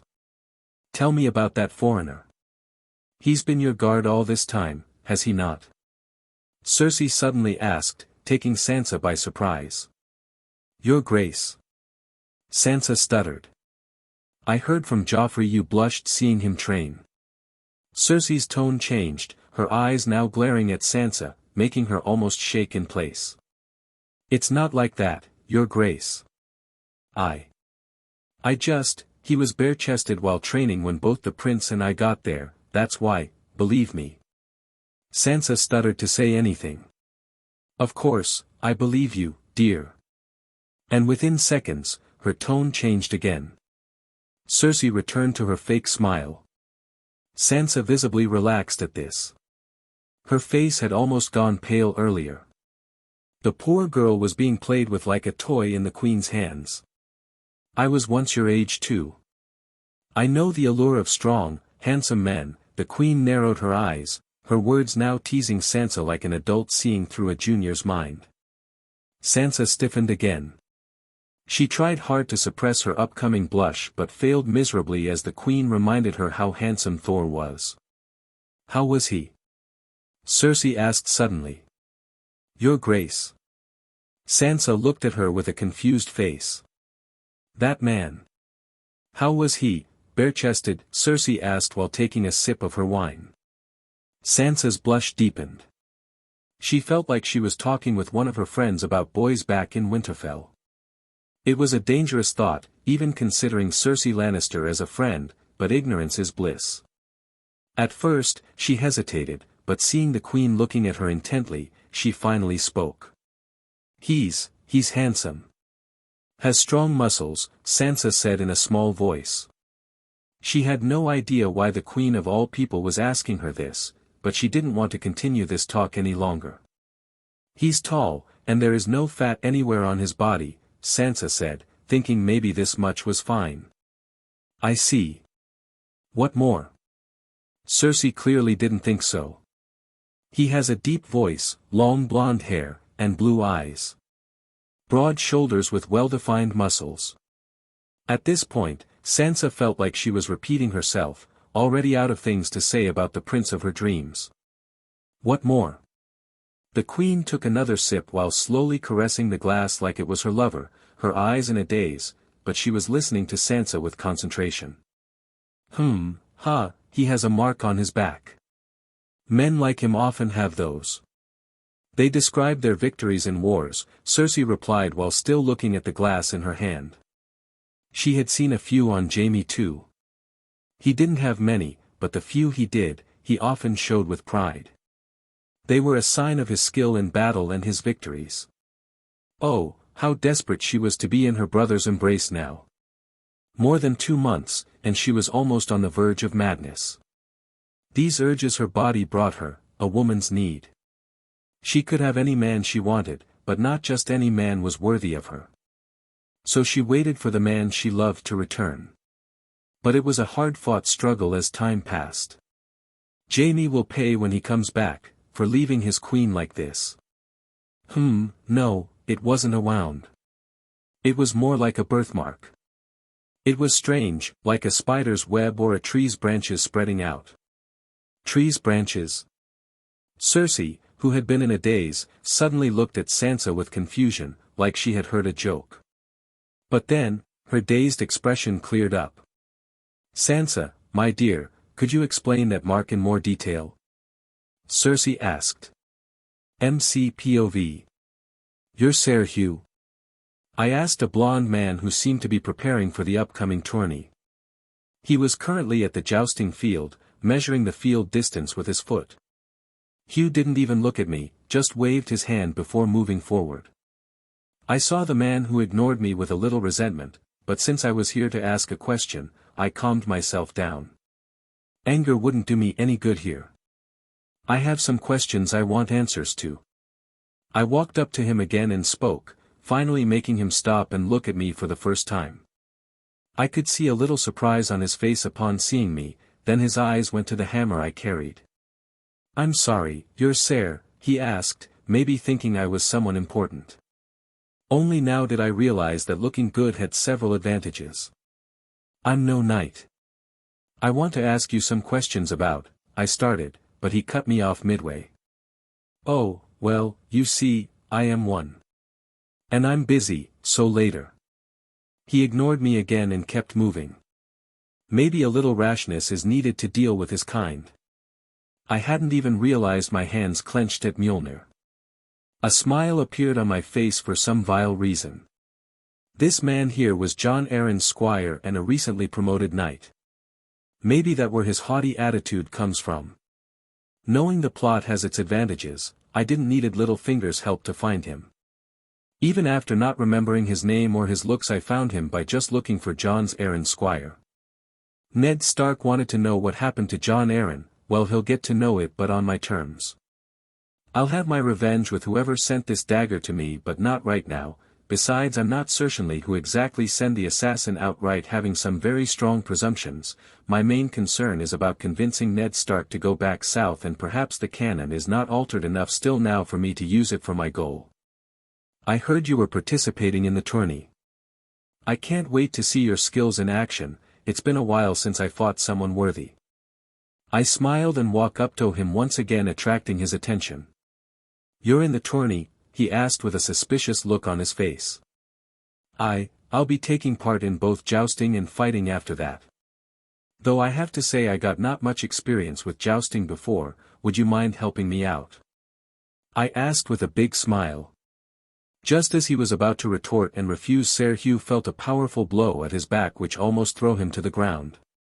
He looked at me like I just hit him with the hammer, but as his eyes went to my hammer he realized that all did was to slam his back with my other hand. What in the seven is this strength? Hugh now felt uncomfortable seeing my left hand went from his back to his back neck, grabbing it firmly before I said. Let get you a drink, in the name of our new friendship, I said with hearty laughter before practically dragging the man along with me to the corner, away from prying eyes. Slamming him to the wall, I grab him by the mouth before stomping on his toe, earning a delightful while from the man, which I of course muffled by blocking his mouth. "Do you know what you're due?" he shouted as soon as I removed my hand from his mouth, though still holding him against the wall. "Aha!" He let out another yell when my foot found its way to another of his toe. "You'll speak only what I want to hear, or you still have 8 more finger before I break the once in your hands." He looked at me with pain and fear-filled eyes before nodding. "Good man, and hear people sprout nonsense about violence not being the way." Can't help but a smile appear on my face. "Unfortunately for you, my new friend, I'm not the one you have to speak to. Let get you to him first," I said before dragging the man away with me. Chapter 22, Queen's Rage, Ser Knights a Fake and Jaime the Brave. "My queen, you called for me." An old servant woman stood in front of Cersei with a frightened look on her face. She had served in the Red Keep for half of her life, and never once had she felt the dread she did now in front of the queen. "What's your name?" Cersei asked, an ugly expression on her face. "Mary, your grace." The old woman spoke with a trembling voice. "Do you remember who used to tend to me back when I was first with a child?" Cersei asked, looking at her with fire in her eyes. "Your grace, perhaps we have mistaken something." A voice attempted to interject, but a glare from Cersei shut him up. It was none other than Grand Maester Pycelle, standing there with sweat forming on his forehead. "Why, yes, your grace. Besides me, there were 2 more maids who looked after you back then," Mary replied, stuttering. She had tended to the queen back when she wasn't this old. Now, she no longer had the energy she once did, so she had been replaced by younger maids. "Call both of them here," Cersei commanded. "Your grace, they are no longer here. Mila died a few years ago, a fever took her, and as for May, she left King's Landing a long time ago." Mary spoke hesitantly, unsure why the queen was so angry but praying to the 7 that she wasn't the target of her wrath. As soon as she finished speaking, silence spread through the room. Cersei looked at her with piercing eyes. "Where?" Mary didn't respond, she didn't know. "Where did she go?" Cersei asked again, raising her voice. I don't know, your grace. She didn't tell me before leaving. I don't know." Mary kept her head down, clenching her skirt, trying to look smaller. Only the 7 knew how she had found herself in this situation. For a few seconds, no response came from Cersei before she finally asked. "Do you recall why she would have left? Any particular reason?" This time, her voice was calm. Mary immediately started recalling everything she could. Your grace. I do recall her quitting her job here long before she left. We used to live near each other. After she left, she had no job. She struggled, and soon she had to leave the city. What more?" Cersei wasn't satisfied with only this much. I can't say for sure, but there was gossip that she slept with a noble and got herself pregnant. That's why she left her job. I can't be sure, but when she left, she had a babe with her, only a few months old." Mary stuttered, recalling everything she could. "Is that all?" Cersei asked. "I swear to the 7, your grace, I don't know anything else." Mary was now trembling. The longer she stayed, the more she felt like she was in a lion's den, being stared down by a lioness. "Get out." After a long pause, Cersei spoke, and Mary was happy to rush out as soon as possible. "Your grace, I think there is a misunderstanding." I myself checked, Pycelle started, but Cersei cut him off. "Misunderstanding? It's a misunderstanding, is it?" Cersei's glare toward Pycelle became fiery. "My firstborn's body is missing from its grave, and you think it's a misunderstanding," she all but roared, making Pycelle flinch. That morning, the queen had suddenly called him, interrogating him about her firstborn. Everyone knew the queen's firstborn hadn't survived long after birth. This was the first time in years she had even brought up the subject. She had asked to be taken to his grave.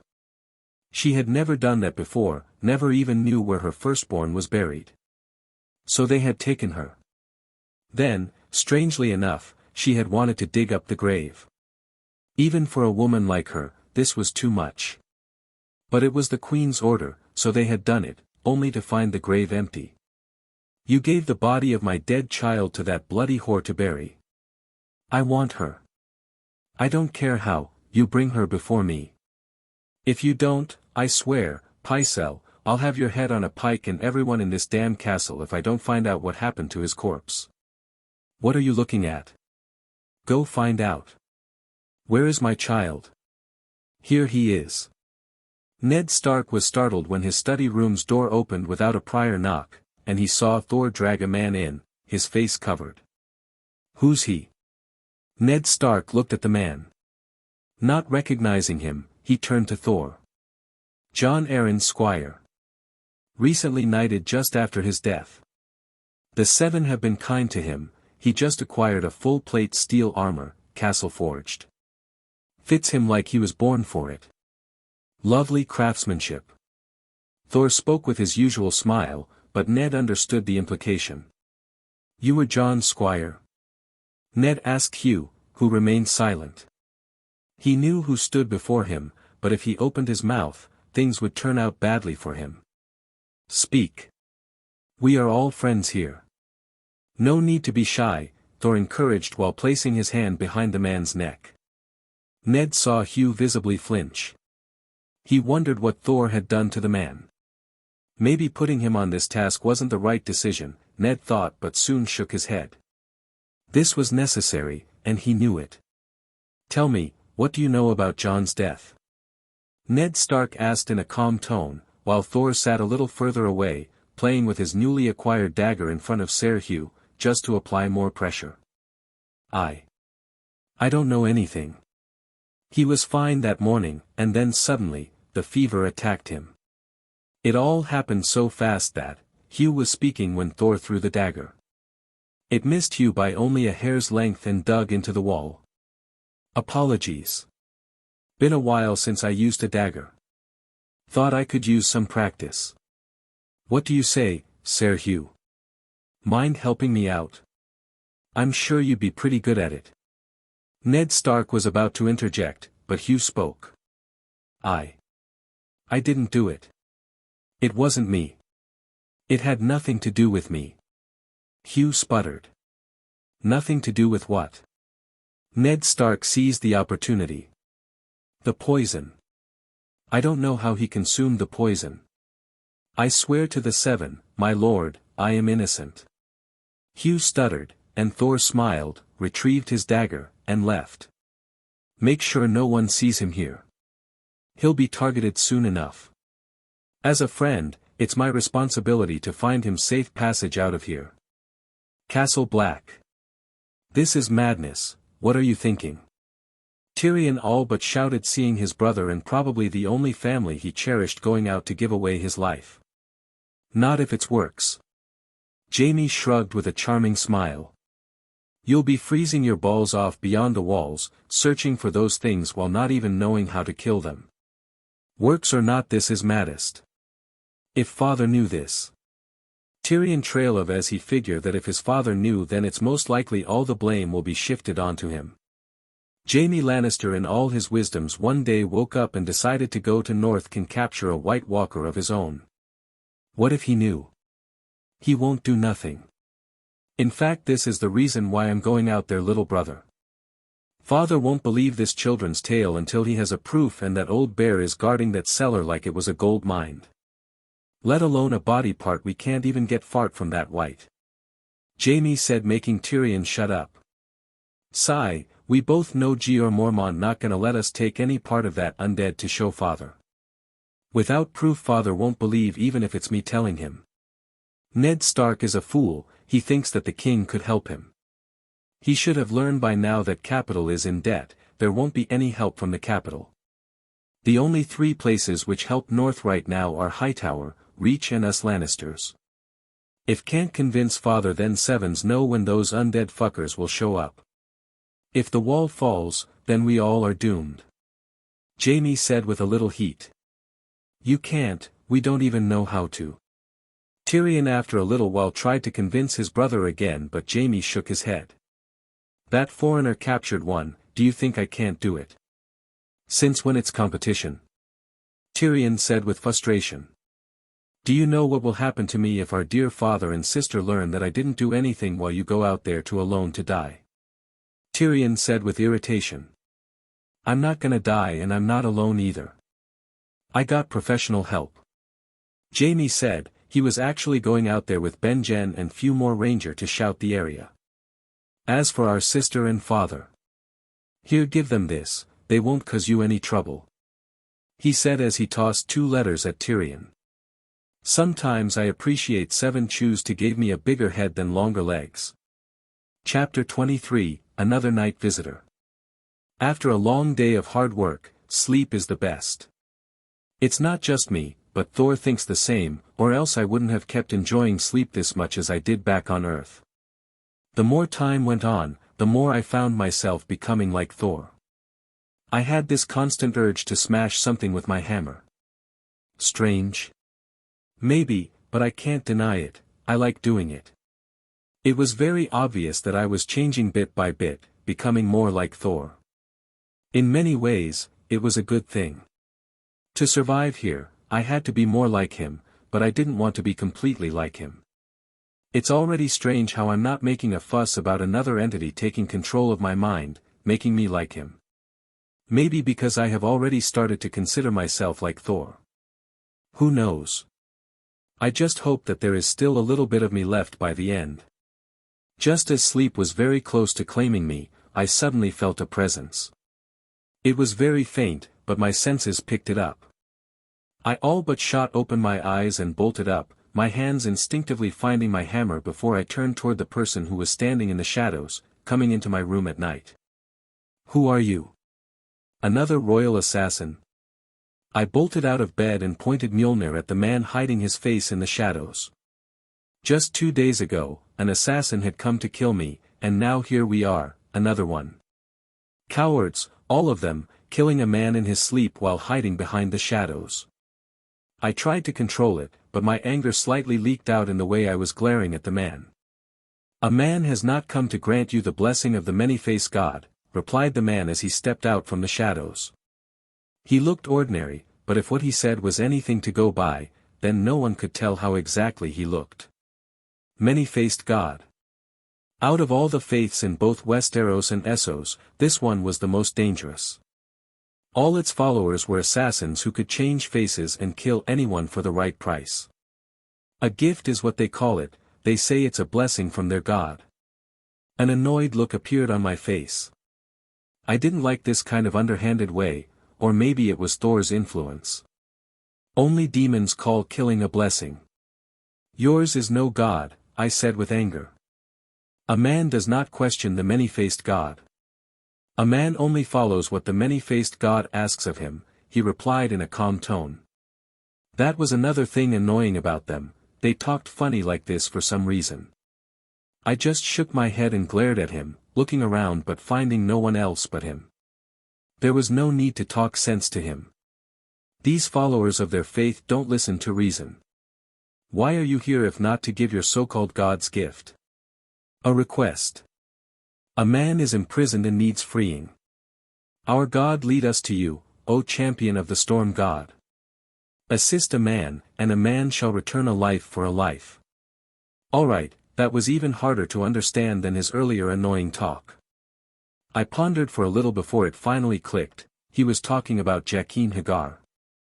But what is this nonsense about being the champion of the storm god? I have heard about the old gods, the seven, the Lord of Light, even the horse god and the drowned god that those Dothraki and those plundering Greyjoys worship, but this was my first time hearing about this new god. For the time being, I didn't bother asking about it further or denying it. I was rather interested in the offer he was talking about. A life for a life. That could help me quite a bit, though I didn't like pulling underhanded tactics like those cowards hiding in shadows. However, maybe I could ask for something else. I don't need a life, but I could use a name, I replied as I took out the dagger and showed it to him. You might not have brought any gift for me, but before you, there was one. He had a face and a dagger. Find out who sent him, and I'll think about your offer." The faceless man stood there, contemplating something before he asked. "No blessing. Not even touching. You just bring the name, I'll prepare a gift for him myself." He thought a little more before finally nodding. "The god will consider helping a man, if a man brings him a name," he said. Quite a reversal of roles, but it was what it was. The god? Now I was getting a little curious. How much did he know about me? The fact that he came to ask for my help was strange as it was, but maybe his talk about his god leading him wasn't a lie. "You have my word." "Vala Morgulis," he nodded. "Vala Dohiris," I nodded back. And just like that, he was gone. Sighing, I was ready to go back to sleep, but that was when I heard a system notification. Status: Godly Body, LVL1. Mjolnir, LVL1. Thunder, LVL1. Available upgrade points, 1. Current ongoing quests. Final quest, Kill Night King. Main quest, Winter is Coming. Let the North and by extension South know about the danger of White Walker. Ready North for the upcoming winter. Side quests. Wolf's Companion. Travel with Ned Stark and help him out. Protect Starks in the South. Revenge, find and kill the person who sent the assassin after you. Tourney, win the tourney and establish your valor. A man, free the faceless man from the castle dungeons. I read and grumbled under my breath. More side quests. Part of the reason I accepted participating in the tourney and hadn't acted against Joffrey yet was because of this side quest. Well, I won't deny that I wanted to fight in the tourney myself. I might have done it even if I didn't get a quest for it. The quest was just another reason I accepted it. The urge to fight in this body for me was almost like a masturbation addiction from my last world.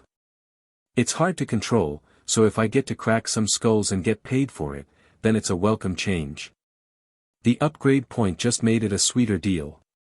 As for acting against Joffrey, well, in that case, I did hold back because of the quest. The quest states that I have to find out who sent the assassin. This was strange, the system could easily give a quest to kill Joffrey or something, but nay. Something fishy was going on, and thus I held back. Whatever, got too much work to do tomorrow. I better get some sleep. You're sure about this, my lord? There are many eyes here, Jory asked as both he and Ned Stark came to the blacksmith's shop. Ser Hugh had given them crucial intel about what Jon Arryn was doing before he died. Out of all the people, he had come here often. So, Ned too wanted to check out why. He could have just sent Thor, but the last time he did, the man was beaten and bruised badly. Regarding the person he was about to talk to, he didn't want the same fate to befall him and thus kept Thor out of it. It was a little risky coming here. Thor had told him not to raise suspicions, but he had to know. And by the time he was done talking to the person, he was shocked and troubled. "What did you find, my lord?" Jory asked. King Robert's Bastard. Chapter 24, In Heat. You're just a soldier, isn't it? You were never taught how to rule, Cersei spoke mockingly, seeing the man in front of her think that honor could save him. I was taught how to kill. Ned Stark didn't back down, saying it without looking away from the woman's eyes. So was I. Cersei just smiled and left the room with a flare, leaving Ned Stark even more certain that he was getting closer to unearthing something that would shake the realm. Cersei learned what Ned was up to these days from her spies. Everything was fine until Ned decided to visit Gendry at the blacksmith's shop. That's when one of her spies informed her of what was going on. Cersei was quick to figure out what Ned Stark was doing, and by no means would she let him do as he pleased. For her kids, Cersei could do anything, even if it came to killing, she would resort to it. As she came out of Ned Stark's room, a frustrated expression appeared on her face. This matter should have died with the death of Jon Arryn. Letting Robert take Stark as his hand was a mistake. She had so wanted her father to take the role, but alas, that pig of a king wouldn't listen to her. She was about to rush back to her chamber and get something nice to eat before thinking about how to deal with Ned Stark when she heard a man's voice. Usually, she wouldn't care, but she had heard this deep voice before. Only once, but she couldn't forget it even if she wanted to. Before she knew it, her legs were already moving toward where the sound came from. What she saw almost froze her on the spot. There was an incredibly handsome and muscular man doing pull-ups on some sort of makeshift rod. Bare-chested. Every time he pulled himself up, his muscles moved like mountains shifting on the surface of the earth. He was sweating, the air in the room was stuffy and hot, and his scent filled the space. Cersei gulped. Unknowingly, her legs came a little closer. No matter how she tried, she couldn't take her eyes off that strong, muscular back, which felt like every muscle was made of iron. The man was doing a strange exercise that Cersei had no knowledge of, but she couldn't care less. All she wanted now was for him not to stop. The man she was staring at was no ordinary man. Thor immediately sensed someone behind him. He didn't stop immediately because he was in the middle of a set. Sensing no harm coming his way, he continued until he finally hit 1,000 pull-ups, then dropped down. As he turned back to see who it was, he saw the queen rubbing her neck like she had a bad sore. There was sweat on her forehead, and she looked slightly dazed. "How may I help you?" Thor asked, making Cersei immediately stop her wandering hand. Good thing she had only reached for her neck and thighs. Only after hearing his voice did she realize who this person was, the foreigner. And by the seven, he was magnificent. It might have been months of sexual tension without any relief, but she felt her insides getting hot and moist. There stood a tall, muscular, handsome god of a man, topless, sweat glistening on his body, looking directly at her like she was his prey. In reality, Thor was looking at her with confusion. What was she doing here? He had no idea, but he felt like she was looking at him strangely. "The seven have blessed you with a strong body." She suddenly spoke. It felt more like a threat coming from Cersei than a compliment. Did she know about his dealings? Thor paused and thought.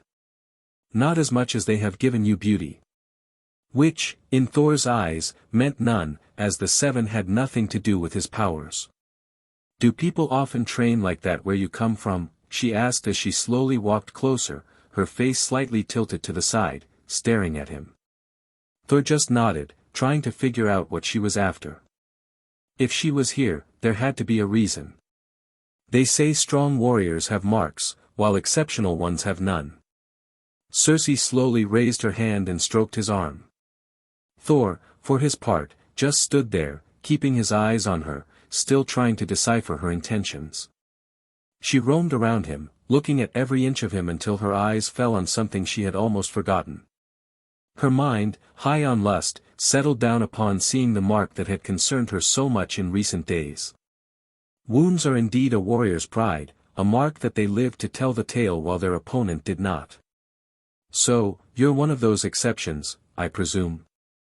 Cersei was now behind him, admiring his broad back while caressing it with her hands. When he wasn't looking, she took a deep breath of his masculine scent. Only the seven knew how much this was waking a primal fire inside her. It was getting unbearable. Her hand went up to slowly massage one of her breasts while another hand kept on tracing his back. There was heat building between her legs. She knew that with just one touch, she would be a watery mess. By the seven, she just wanted to claim him right now, order him to kneel before her, press into her until she couldn't move anymore. However, she had more important matters to sort out first. "Then what about this one?" she asked as she caressed the strange mark on his shoulder, reminding her of a past she never wanted to recall. "Birthmark," Thor replied. He was on guard against her. Though she had no visible weapons, he wouldn't put it past Cersei to use an underhanded trick on him.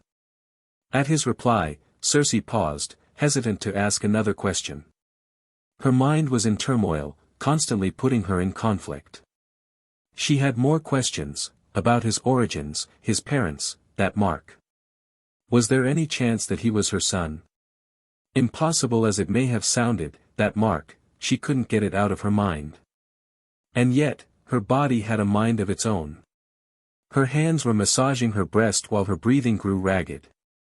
Her other hand was dangerously close to the junction between her legs. She knew that if she touched it, she wouldn't be able to stop herself. Why is a handsome and strong man like you here alone? You should be in the company of fair maidens. She gulped and asked while forcing herself to tear her hand out of her dress and walk back in front of him. A man who can't control his own lust will only become a beast. A real man needs no more than one woman he calls his own, to share his bed, fortune, and life. Thor replied awkwardly. He was beginning to think her motives were something else entirely. Was she beautiful? Yes. Was she fuckable? Very much so. But by Odin's beard, he would not put himself anywhere near this crazy woman, even if she were the last woman alive in the 9 realms. There was no way he was falling for this vixen's act. However, his words did more harm than good. Hearing him, a genuine smile spread across Cersei's face. This felt like a smack in her husband's face. Then maybe you should start finding that one. Don't hesitate to come over if you need any help. I'll be more than willing to provide all you need. She was now dangerously close, making Thor recoil slightly. He was very close to pushing her away. No need. I'd rather not disturb you. Thor's eyes hardened as he said this in the coldest voice he could muster. It didn't work. If anything, it excited Cersei the wrong way. She suddenly felt an imposing aura from him, and it turned her on even more. Nah, if it's you, then, she said, her finger tracing across his chest while she bit down on her lips. Then, I'll allow it. She turned back. If Thor didn't know better, there was an extra sway in her hips as she exited the room, throwing one last sultry glance his way. Thor just stood there, his mind recalling her touch and her face. He was getting aroused. This was bad, really bad. He understood now what she was after, seduction. Why? He had no idea, but he wouldn't allow it. Train harder. Meditate more. Don't let her win, he muttered to himself. To the grind. Chapter 25, The Lioness and the History Text. Cersei was having one of the worst hangovers she had ever experienced. Last night, she might have given her husband a run for his throne in drinking. I ran. She covered her face with both hands, half anger building up and half irritation boiling within her. She couldn't figure out what she wanted, and she had to get away from him. Her mind told her to find his identity. That mark on his back and her dead son's missing body were too coincidental. And her body? It wanted to forget about that dead child and birth a few more with the same man she doubted to be her son. Her lion. She thought of yesterday suddenly, and a big blush uncontrollably appeared on her face, immediately followed by a scowl. Yesterday, her body had been possessed by the maiden, or else she couldn't explain how she, the queen of the 7 kingdoms and one of the fiercest players of the game, ended up acting like a bitch in heat. Batting her lashes and ready to open her legs for that man like a street whore. What madness clouded her mind, only the 7 could tell, but as she recalled the state she was in yesterday, she couldn't help but feel the heat rising inside her again. Her legs involuntarily tightened. As if acting like a love-sick fool and almost begging that man to visit her wasn't enough, at least that's what she felt it looked like. She had been indecisive about what she wanted and had gotten away from there. But not before trying her damnedest to look more appealing in front of him, thinking that her charm would make Thor stop her from leaving. Even after returning to her room, she waited, expecting him to appear. That son of a bitch never came. All night, she couldn't sleep, tossing like a fish out of water. Trying to relieve herself only caused her urges to skyrocket. No matter whether it was her own fingers, a tool, or the tongue of a servant she ordered, none could satisfy her. She needed a man, a real man. But most men were smelly orcs. Maybe Lancel. She thought. He was also a Lannister and looked a little like Jaime, but then an image of Thor's muscular, broad back came to her mind, and she compared it to Lancel. She tightened her grip on the cup as a bigger scowl formed on her face. She was the queen. She had never compromised in her life, and Casterly Rock would run dry of gold before she thought about doing it now. Just as Cersei was about to ask one of the servant girls to call for Thor, she heard Joffrey making noise again. On normal days, she would treat her lion as a 2-year-old and do whatever he wanted. However, today, she wasn't interested. She heard her son shouting about some man barging into his room last night. She wasn't sure whether to believe it or not. Even she had to admit that Joffrey wasn't the best when it came to behavior, but even his lies were getting worse. I want him dead. He must be the one who sent the Faceless Man to kill me. Joffrey shouted in a high-pitched voice. What? She just shook her head. Joffrey didn't even know that Faceless Men only took assassination missions and nothing else. Sighing, she went back to her thoughts about Thor. She wanted answers about him, his background, but she no longer wished to see him again. It felt humiliating to seek him out after he hadn't come. Oh, he'll come. I'll make sure of it. Her inner lioness roared. But for now, she planned to maintain her distance, or she might get all flustered and horny around him again. Never again. Thinking about it, she had only one option: try to gather whatever information she could through Sansa. Invite Sansa to lunch. Make sure you prepare something she likes. She ordered the same servant girl whose tongue had made her night bearable. Winterfell. No. But why? I'll be completely safe there. Mother, I have to go. I know something out there is calling me, Bran said, but even he didn't have much hope that his mother and brother would agree to let him go further north. Because it's dangerous. What are you thinking? That's not a playground, Bran, Catelyn said, irritation building up. Her second youngest hadn't been the same since waking up. Maester Luwin said it was a miracle of both the old gods and the new that the boy had woken up at all. She had much to be grateful for, but he was different. No longer running around, playing, climbing. He was calm, almost always buried in books like he had found some lost secret in them. And then, suddenly, he came up asking to go north. I'm not going there to play. I told you, I had a dream about, Bran was about to say, but Catelyn stopped him midway. You saw a three-eyed raven. So what of it? It's all because you've been reading those children's stories and history books with fantasy tales of magic. It's gotten into your head, Catelyn replied, cutting Bran off. Bran sighed. It had been hours since he had tried to change his mother's mind, but to no avail. He knew this would happen, so he turned to his brother Robb. Technically, Robb was the current warden of the North, so if he ordered it, Bran could go. However, that possibility was unlikely. And Bran was right. Robb just looked at him with amusement before turning his face away. He considered this one of his brother's many unreasonable demands. Bran wasn't like this before, but recently, things had been different with him. Mother. Enough. You'll be going back to your room and staying here. We shall discuss this no more, Catelyn said, a headache forming. The seven only knew what had happened to her child. It was almost like he had become a completely different person overnight. Bran knew better than to argue anymore and, with a dejected look, went back to his room. Just as he was making his way back, he suddenly saw a big man sitting outside with an ugly expression. He was big, not as big as Hodder, but still big enough. He had bandages wrapped around his side and chest while half of his face was burned. The Hound. Bran gulped, seeing him there. He had heard that the Hound wasn't in any condition to go back with the King's entourage to King's Landing. His wounds weren't life-threatening, but they had left him pretty hurt. As Bran looked at the Hound did the same. But just as simply, he ignored the little lord and went back to brooding. Bran's eyes went to Sandor's wounds, and he remembered the big, handsome man Sansa had been talking about non-stop. The hammer. He muttered, and this slight mutter was immediately caught by Sandor. What did you say? He asked with a little growl. Your wound.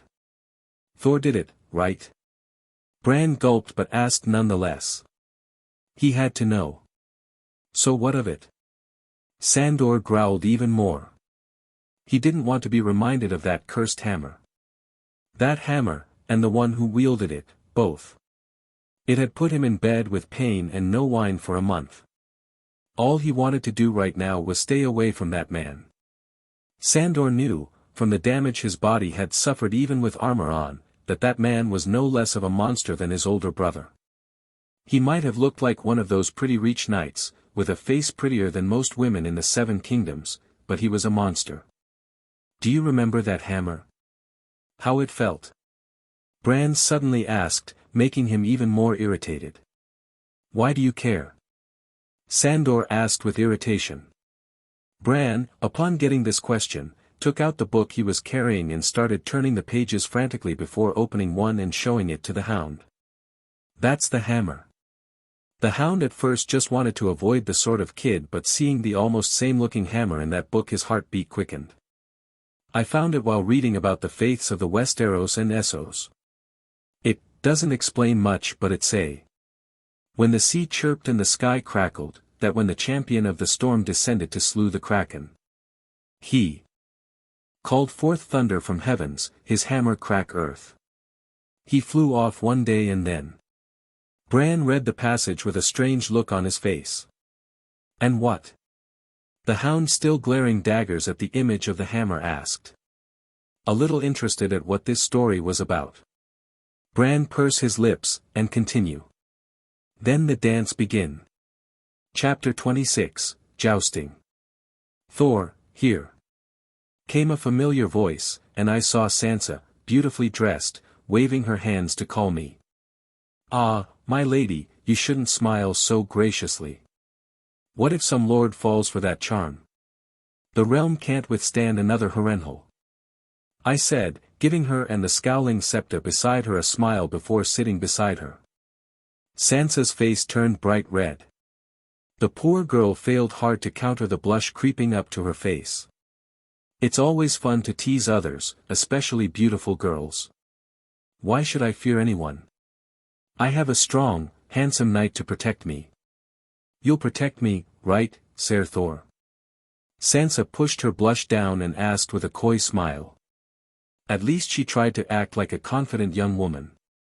It was cute but not convincing, seeing her barely looking into my eyes before the blush returned. Maybe she was trying to model after the queen. She's spending an awfully long time with her lately. This kind of makes me worry a little about her. I'm no knight. But rest assured, as long as I am here, no harm shall come to you. You have my word. I said with a little smile, to which the girl blushed and put her head down, avoiding my eyes. I avoided the glare the Septa was throwing at me, Arya on the side sneakily trying to lift Mjolnir and failing hard, and looked away to where both the king and queen were seated. But the moment I looked there, both my eyes and Cersei's connected. She was looking directly at me. I was trying to maintain a low profile, and yet she found me. What is she up to? I tried keeping tabs on her after that day but couldn't find much besides that recently she made a big fuss about something. It's been days. Start the damn tourney already before I piss myself, shouted King Robert, who sat beside her with a cup of wine in his hand, face completely flushed. I really don't know what these people were thinking, making him the king of all people. I could only blame the Westerosi people and their infatuation with bloodlines. Father, in this case, was correct, most men are retarded. Damn, now I'm even calling him my father. Our memories are mixing to the point I can't distinguish between which ones were mine and which were given to me. Oh well, there is no reason to think about it anymore. I'm Thor now anyway. Back to Robert, he became the king not because he won the war. He wasn't the only faction in the war, nor was he the one leading the rebellion mainly. He became king because somewhere in the past, his ancestor married a Targaryen, giving him a few drops of dragon's blood, for which people in this continent are ready to bow down and lick his foot. Ned Stark would have been a better king, not very good at the game and highly vulnerable without much power in the south or alliances for that matter, but a good king nonetheless. I wonder if I ever go to the MCU, could I become the king of Asgard? I couldn't help but muse. After a long wait, finally, the day of the tourney arrived. My hands felt like itching to crack open some skulls. This was the primal warrior urge inherited by Thor. However, it turns out that the first part of the tourney was jousting. Upon the king's call, 2 people came forward. Both were knights who I didn't know, wearing handsome armor and sitting on top of their steeds with long lances in their arms, ready to start jousting. I had no interest in that. It was nothing but a ridiculous performance for the audience, not a real battle. I didn't even have any memories of Thor doing jousting. Fortune was on my side that I wasn't in this part of the tournament.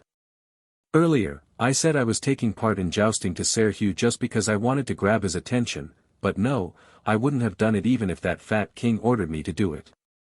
As for Ser Hugh, my friend wasn't part of this tourney after hearing my potent advice about the potential danger to his life. There are people already looking for him in King's Landing. Surely Cersei didn't want to leave behind loose ends after knowing Ned Stark was digging into the credibility of her children.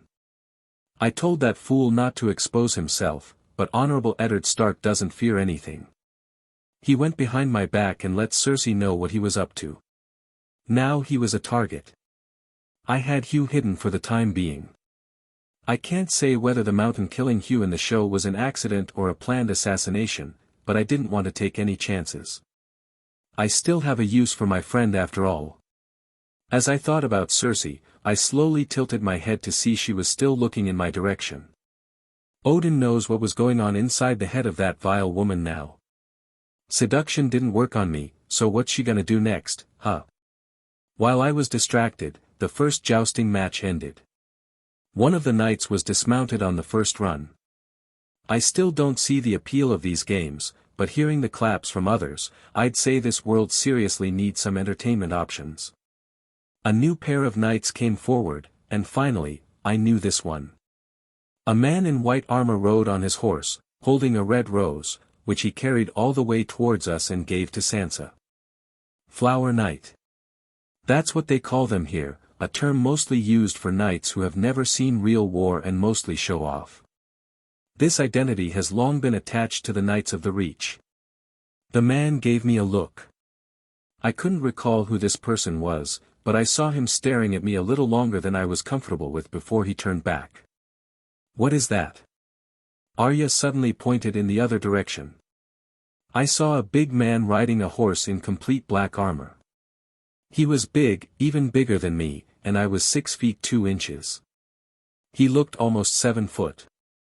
That's Ser Gregor Clegane, also known as the Mountain Who Rides. A voice came from the side, and then I saw one of the most dangerous men in this game. Peter Bale. Why do they call you Littlefinger? Arya was faster to address him. Arya. Both Sansa and the Septa chided. Don't be rude. I don't mind at all. I was very small when I was a child, and I came from a small place called the Fingers. So, you see, it's an exceedingly clear nickname, Baelish addressed. It's even more remarkable that you raised your station despite your birth, I said, drawing his attention away from both Sansa and Arya. This man was one of the most dangerous players of the game, so much so that I wouldn't mind killing him even if I had no other reason besides saving myself from the future chaos he could bring. Ah, you must be Thor. It's a pleasure. I just returned the greeting and then avoided him. He reminded me too much of Loki. I heard Littlefinger explaining how the Flower Knight, whose name was Loras Tyrell, was cheating. His steed was a mare and in heat. It was affecting Gregor's horse. I don't quite remember this small bit of information from the show, but I do remember the Tyrell name. Marjorie Tyrell was his little sister. Interesting. The first and second runs both were not good for the Mountain. His horse was giving him trouble, and on the last run, Loras was dismounted him. In anger, Gregor cut open his own horse's neck. Power without restraint, not a warrior but a berserker. I just shook my head. I knew he was despicable, but losing control of his own emotions like this in the open was too much. But then something even more ridiculous happened. He went on to attack Loras. The crowd started to make noise and shout for help, someone to save Loras. I remember this from the TV show. Shouldn't Sandor be here too? Chapter 27, Break the Mountain. Clang. Kreegyr almost felt his sword being torn from his grip. The impact of whatever had struck his blade was immense, making him stagger 2 steps back. His hands felt slightly numb, and he was sure that if he hadn't been holding on tightly enough, the sword would have flown out of his grasp. Seems like the knightly code is lost on you. Attacking from behind, even if it's an enemy, is considered dishonorable, let alone in a friendly competition such as this, I said as I raised Mjolnir towards the mountain, who looked at me with a mix of shock and disbelief. No, you must save Thor, or the mountain will kill him. Sansa turned to her father, who had just recently arrived and sat beside her. Grabbing onto his arm, she pleaded desperately. Hey, it's fine. Ned Stark looked at his daughter with a complicated expression, then turned his gaze to Thor. Maybe letting this handsome man guard his daughters wasn't the best idea. Both Cersei and Robert, watching from the side, were intrigued by the fight. Robert, more than anyone, wanted to see Thor in action. Cersei, too, but for entirely different reasons. Other lords and ladies who had seen Thor for the first time murmured among themselves. Is he a Lannister? 7 hells, he's handsome. Did I see that correctly? He pushed back Kreegyr. The mountain took a few seconds to regain his balance, but his anger only grew. Gripping his greatsword tightly, he charged at the man who had dared to stop him. Seeing the brute force attack coming, I easily predicted its trajectory and dodged with ease. All that training, trying to adapt to Thor's fighting style, had done me a lot of good. Surrender now, and you have my word that you won't be harmed, I said casually, effortlessly fidgeting with Mjolnir in my hand like it was a toy. When no reply came and he launched another attack, I sighed.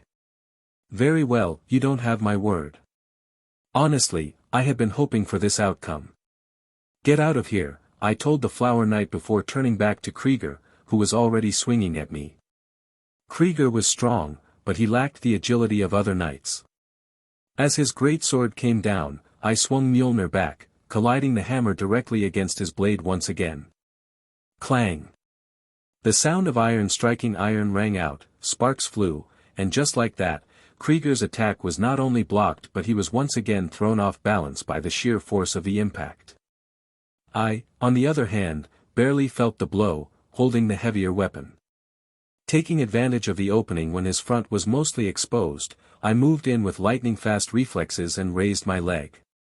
HAA.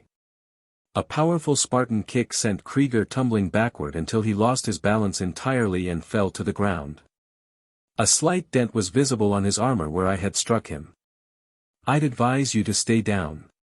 You're only unharmed because I wanted to test that kick on someone.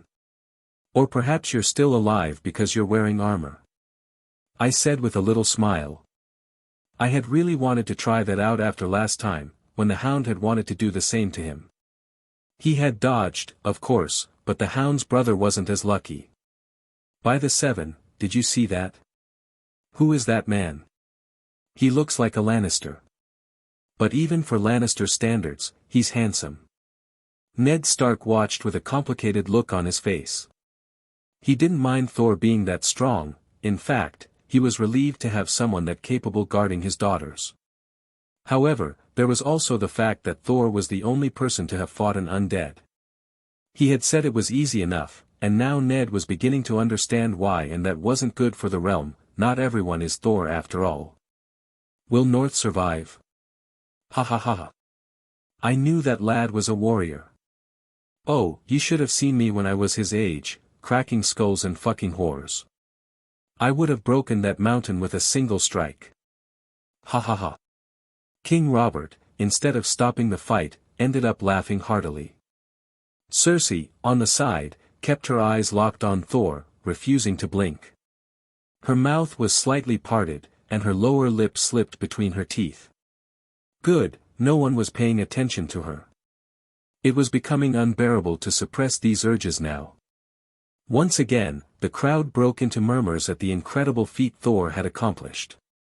To throw the mountain back with just a single kick, beating him in sheer strength, it was unheard of. Even Gregor was stunned by what had just happened.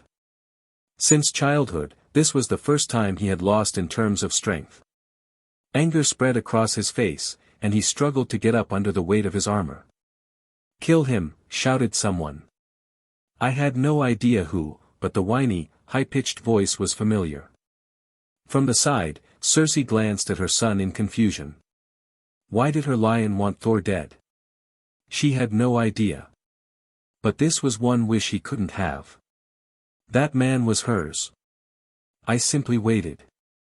Attacking a fallen enemy was beneath me. While my body was still at level 1, he might have been able to provide some competition. I would have upgraded my body long ago, but I held back. Getting stronger without learning how to fully control that power would be detrimental.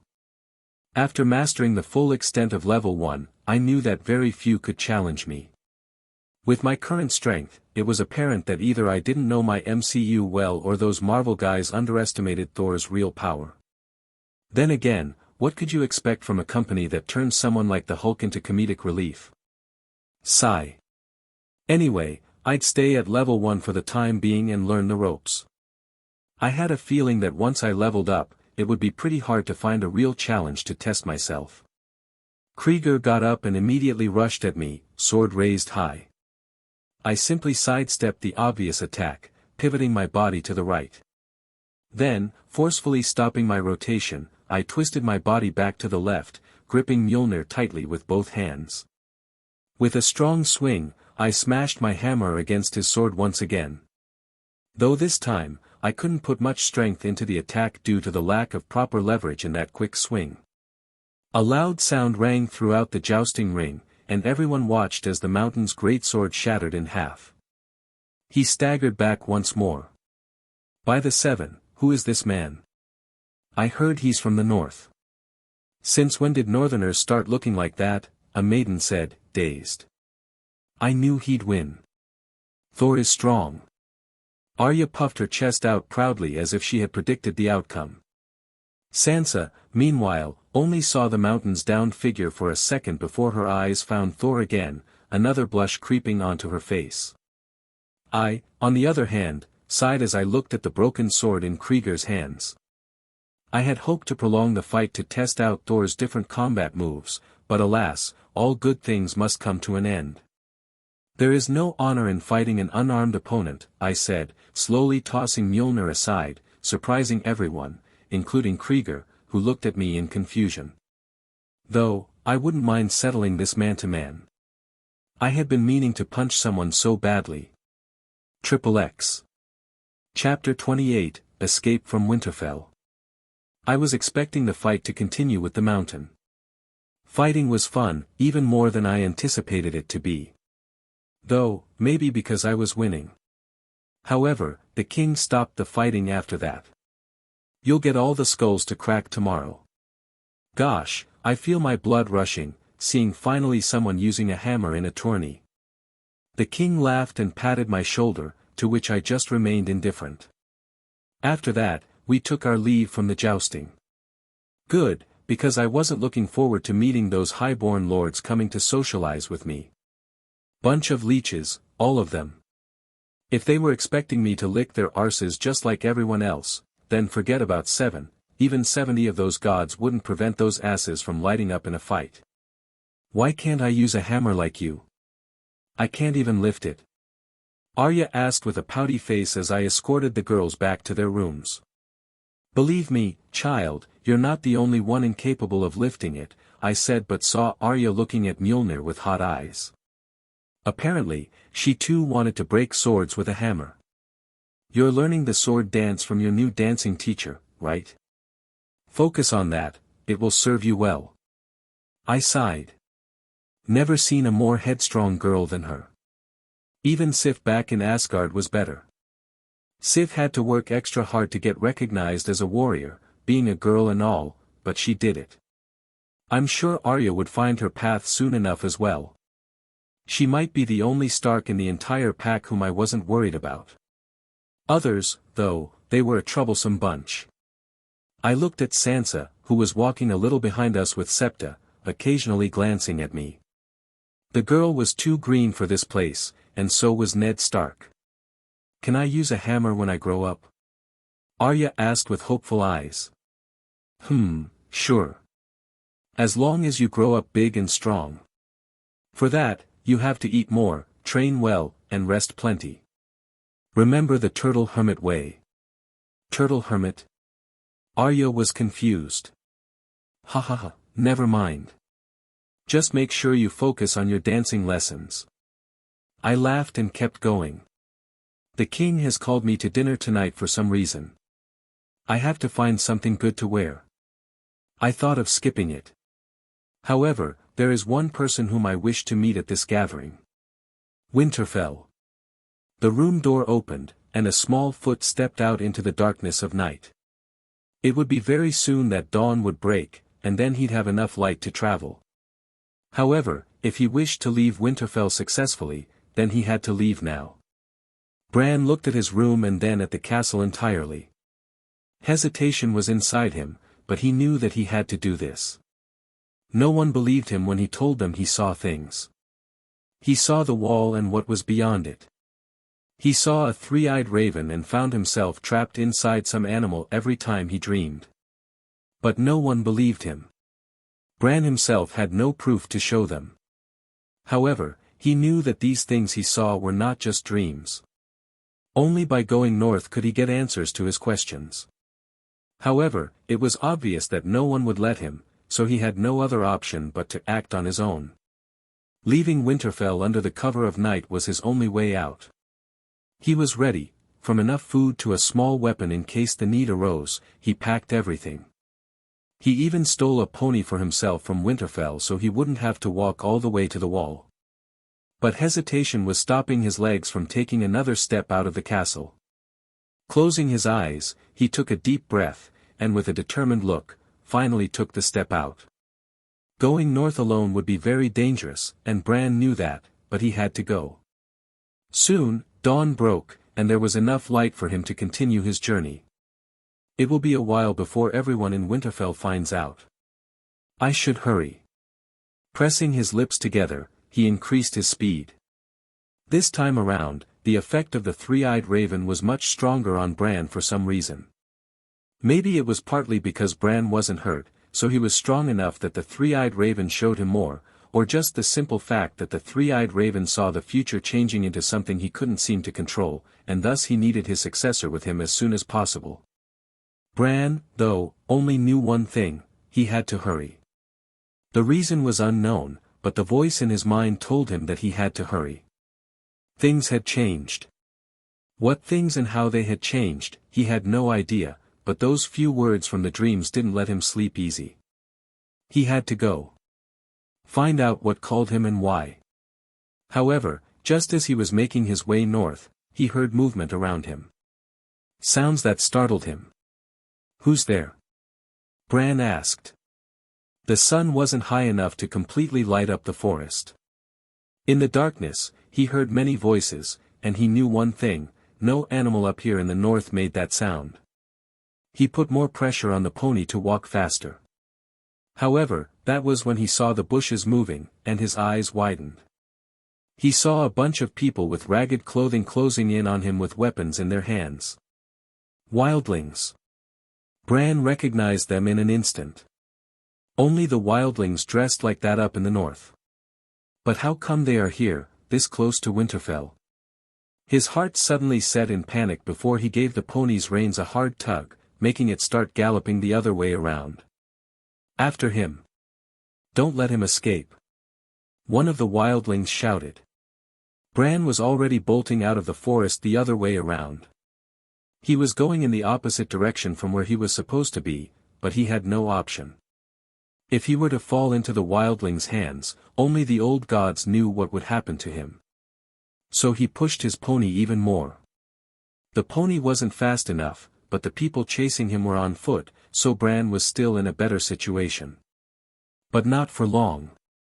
While they indeed couldn't capture him, they could attack him from a distance.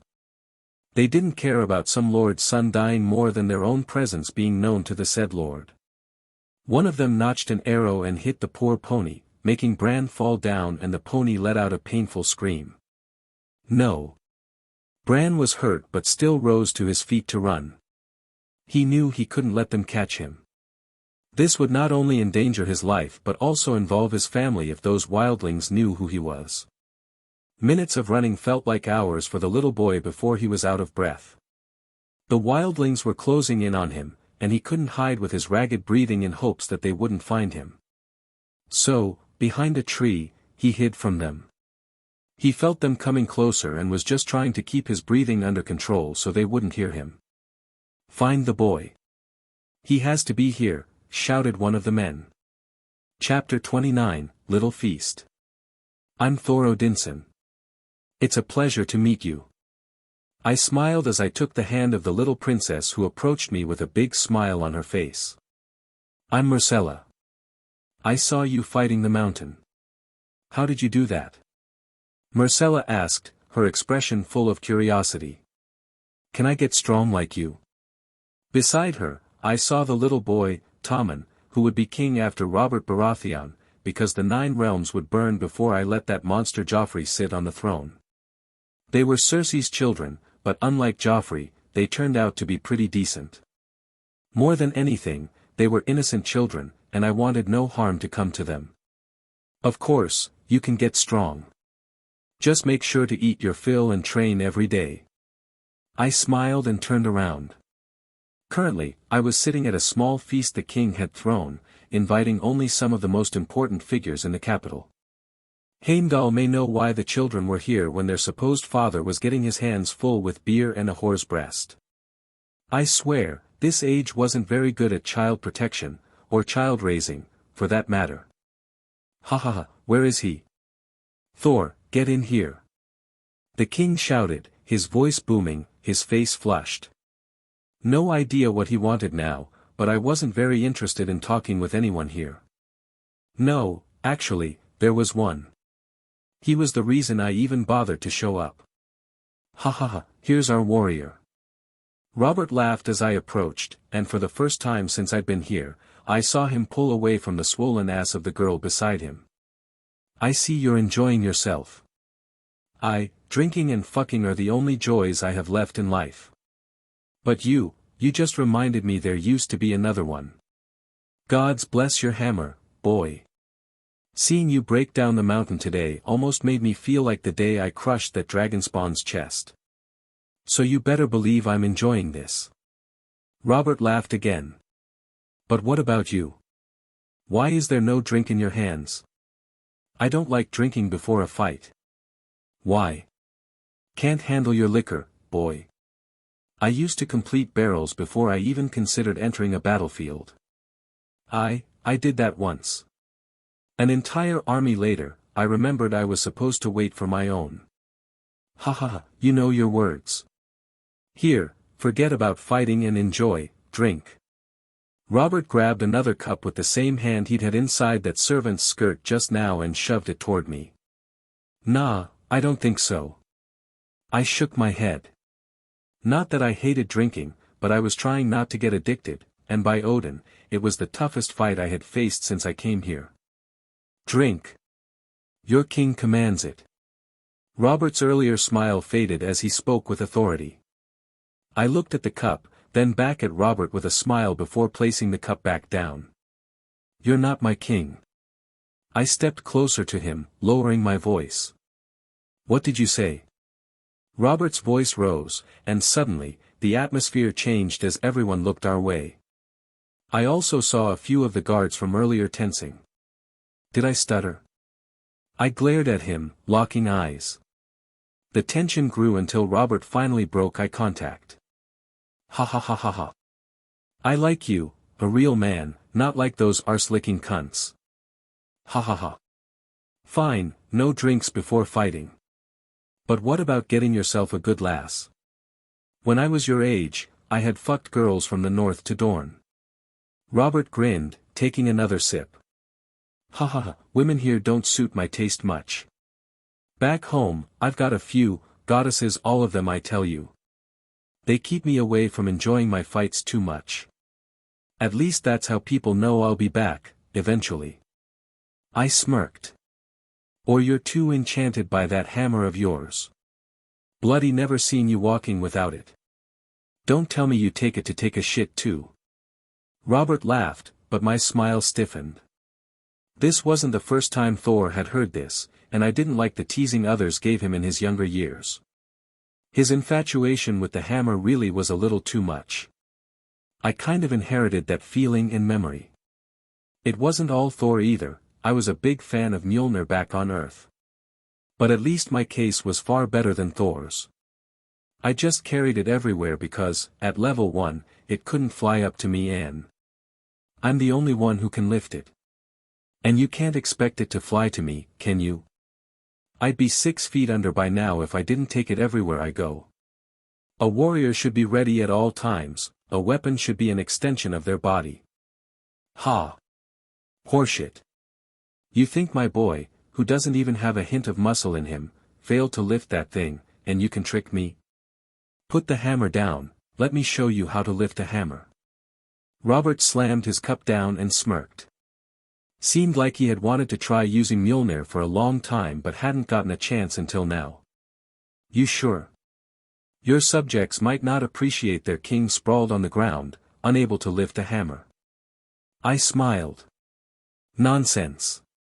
Just put the metal down, and I'll show you how it's done. Okay. How about a bet, just like your son? My smile widened. Bet? Okay. Out with it already. You win, and I'll do whatever you ask, so long as it's in my power. I win, and you'll do one thing I wish. Simple enough. Done. You'll make a fine knight at my court. For starters, I'll have you fuck for 10 hours and drink 10 barrels of rum, in front of me. Robert grinned. Ah, I'm almost tempted to lose. Alas, I'm not the hammer, and it's the hammer that chooses, King Robert. It's the hammer that chooses. Or God, I wanted to add, but no, let's keep this spoiler-free a little longer. Robert just spat and bent down to pick up the hammer. I was already coming up with things I could ask from the king. Robert failed spectacularly, and more laughter followed. Soon, this became a game while I kept an eye on my surroundings. For some reason, I didn't see Cersei here. Heimdall knows what she's up to, good for me though. I kept talking with the king until I finally found the person I was looking for. Lord Varys, may I have a word? Next morning. What do you mean I have to wear armor? I asked, irritation in my tone. It's mandatory to wear armor, my lord, the man who had come to deliver this news only minutes before my much-anticipated fight said with a hint of reluctance. Why did no one tell me this? I hadn't prepared any armor for myself. My apologies, my lord, but without armor, we can't allow you, it's the king's rule. He almost blurted it out, and seeing my glare, he looked like he wanted to be anywhere but here. Sigh. Fine. Let me try whatever armor you have in stock right now. We don't have any, my lord. His face turned ugly. His instincts probably told him staying here wasn't very safe. Damn.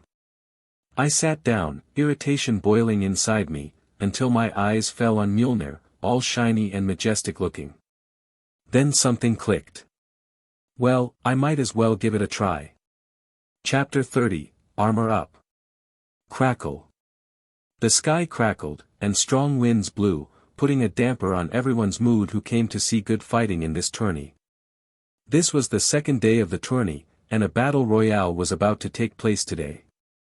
7 hells, of all times, this accursed storm had to hit this bloody city today. King Robert cursed as he gulped down another drink in anger. He was already frustrated about not getting to fight in the tourney, his friend had talked him out of it. Nobody will hit the king, he said. Robert scoffed. He wanted to fight so much, especially after seeing Thor fighting with his hammer yesterday.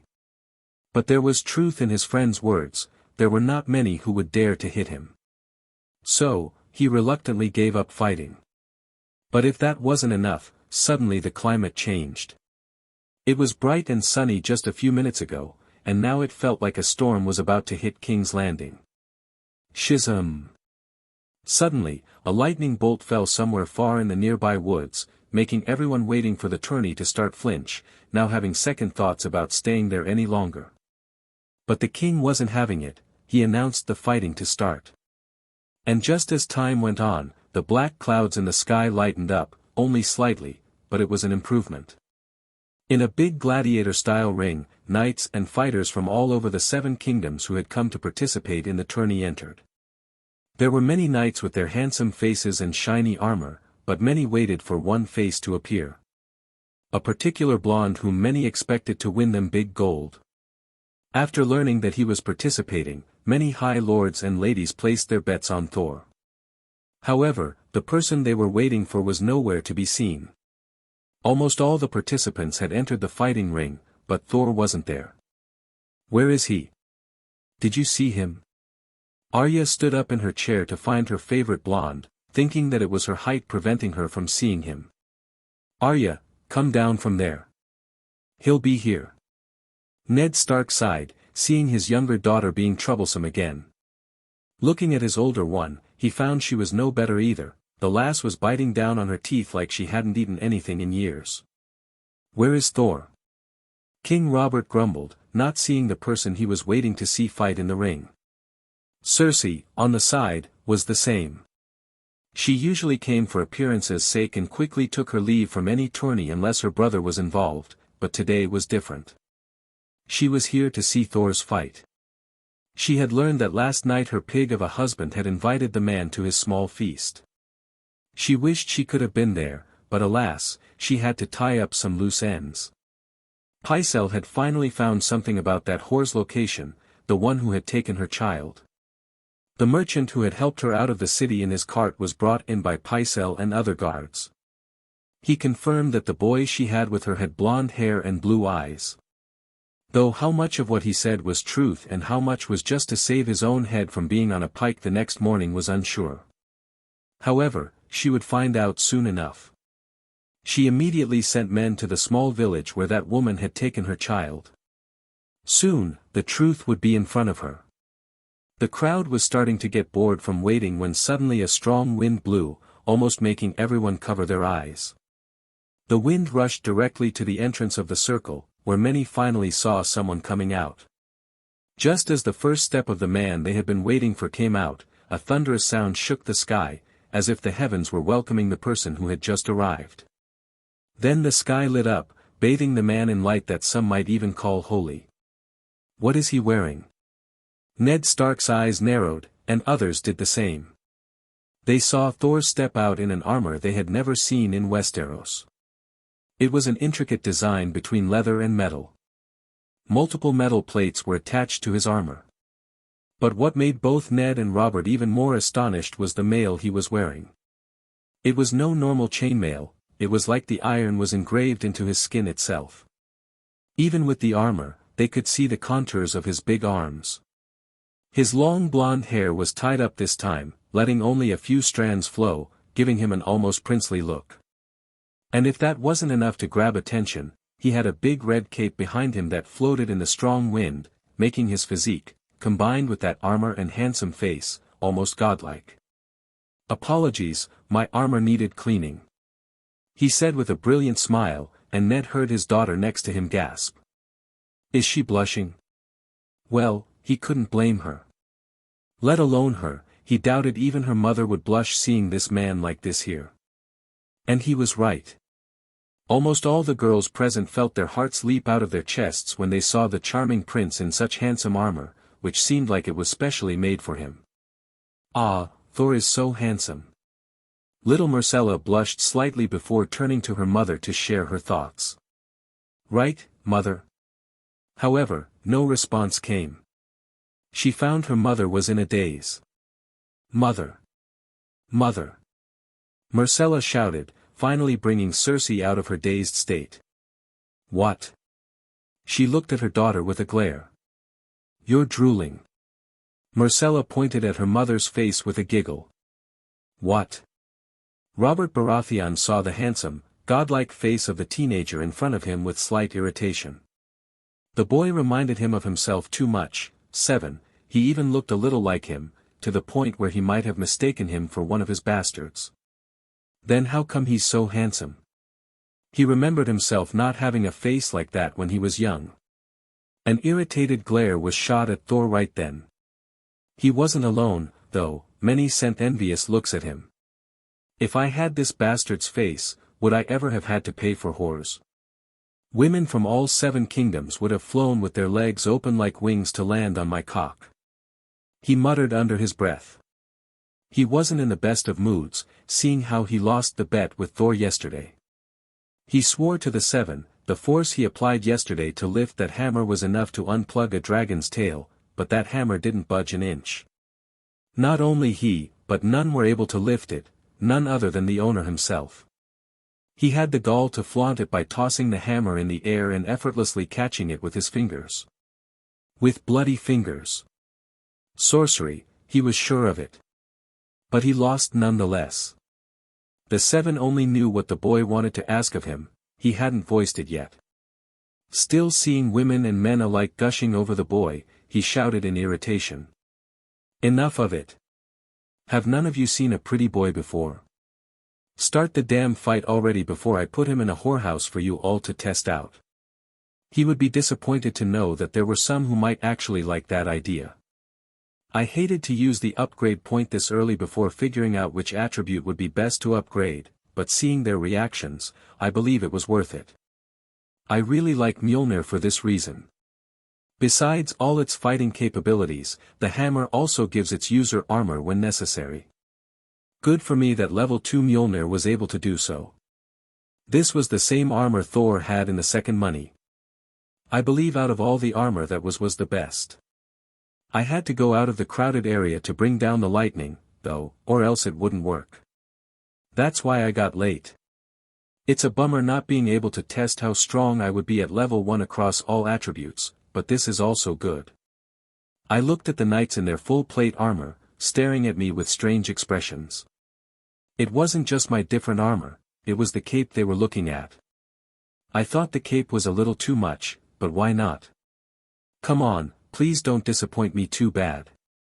Chapter 31, Assassination Attempt. Ha! With a loud shout, he kicked the man, sending him tumbling down backwards before he went to the next person. Another person came rushing at him. He was outnumbered, but still wearing the armor, he was more than enough to handle this bunch of wildlings. This wasn't his fight, but he still acted to save the child foolish enough to leave the safe walls of his castle. Sandor Clegane wasn't an honorable man, at least he himself didn't think so. He wasn't a knight either, and even after being offered the title multiple times, he refused every time. Part of the reason he avoided being knighted was because he never believed in knighthood and their oaths. If those oaths were true, then someone like his brother would never have been knighted in the first place. The only reason he was even working for the Lannisters was because he wished to get a chance to kill his brother himself. So when he saw a familiar boy being chased by some low-life thugs, he himself wasn't sure why, but he acted and protected him. Well, tried to protect him, as this was still a work in progress. He saw another man coming at him with a crude dagger in his hand, aiming for his side. Even with his armor, which was recently fixed by Winterfell's smith, he avoided the attack. Recent events had made him trust his armor less than he used to. Swinging his sword, he blocked the incoming attack but saw another wildling attacking him. He was seriously outnumbered, and more troublingly, he couldn't move around much either, as he was protecting the annoying brat behind him. I should have just kept on moving, he cursed under his breath. He left Winterfell even before sunrise as he had to get to the wall before the dwarf left for King's Landing. Though he was completely capable of traveling alone, that would mean living like shit on the road until he got to the capital. With Tyrion Lannister, however, to put it simply, he'd at least not be cursing the entire journey. So, he was very surprised when he saw the same brat who had annoyed him a few days ago being chased by a bunch of wildlings. He knew the north had these pests lingering around due to the wall for ages, but the seven only knew what they were doing this far south. "What are you looking at?" "Get out of there," Sandor cursed, looking at Bran, who was still staring at him like an idiot. Bran didn't say anything, he just kept looking at the hound, maybe too stunned to realize what he was saying. The hound just grumbled under his breath and kept attacking until only two more of them were left. Sandor was tired, gasping for breath, and his wound still ached, cursed that bear slayer, but he still stood his ground fast. Both enemies came at him at the same time, giving him little room to move around and dodge. Gritting his teeth, he countered the first sword coming his way but was too late to block the next. He saw the sword coming directly for his exposed side. "Haa! Haa!" Sansa all but screamed, seeing a man with a dagger coming at me while three others restrained me. I didn't even realize what happened until I saw the man take out a dagger, ready to shove it into my gut. I heard Sansa's cries, and she wasn't the only one. I have to say, they completely caught me off guard. I was expecting everyone to fight, but not to gang up on me. I was waiting for the fight to start, and as soon as the signal was given, instead of me rushing at those knights, I saw three people standing almost beside me rush at me from both directions, catching me off guard. I knew some people would want to work in groups so they could have a chance to win the prize money, but this wasn't that either. They deliberately came at me, and before I knew it, one grabbed me from the back while the other two restrained my arms. Fighting in groups is not against the rules, strangely, but going so far as to completely restrain me like this? That's when I knew, they were no fighters, they were assassins. Someone had sent men after me yet again. Anger filled my mind, but I had more immediate issues to solve. Haa! Haa! Ha-ia! The man with the dagger didn't even bother talking nonsense about some pointless mercy or his motive, earning a wise villain card in my books, and directly shoved the dagger at my gut. Repeatedly, he attacked me with his dagger, earning gasps from the audience. I even saw the king and queen surprised. Other knights, already at each other's throats, saw this scene and stopped. More screams rang out around me as the man stabbed me repeatedly. This was no longer a fight, it was murder, an assassination attempt. To be honest, this was my fault. Expecting a fair fight and not anticipating the unexpected was my mistake. I might have better skills now, but my experience with real-life fighting was still lacking. However, that doesn't mean I couldn't avoid this outcome, I was just too lazy to do it. Huff, huff. The man was done stabbing me as his adrenaline ran out, and he finally stepped back. His face contorted as he saw the dagger in his hand. He noticed the tip was bent, and the entire dagger had a curve. A look of disbelief spread across his face before he turned to me. "You should have gone for the head." Haa! I shouted and delivered the meanest Spartan kick to the man's chest, sending him flying back. He literally lifted into the air before falling back, a clear dent in his armor. The other men holding onto me were taken aback, but I wasn't done yet. I delivered an aggressive headbutt to the man holding onto my right hand, sending him sprawling back with a cracked, bleeding skull. As soon as my right hand, holding Mjolnir, was released, I slammed the hammer onto the man holding my left, definitively killing him on the spot with a direct hit to his face. As for the man who was holding me from the back, after the other two were done, he was no longer able to stop me. I grabbed the man by his hair with my left hand and threw him away, making him stagger back before my hammer found his head, cracking it, sending him flying, and removing yet another piece of garbage from the face of the earth. Everything happened in the blink of an eye. I was very fast, fast enough that none were able to react until a cheer rang out from the audience.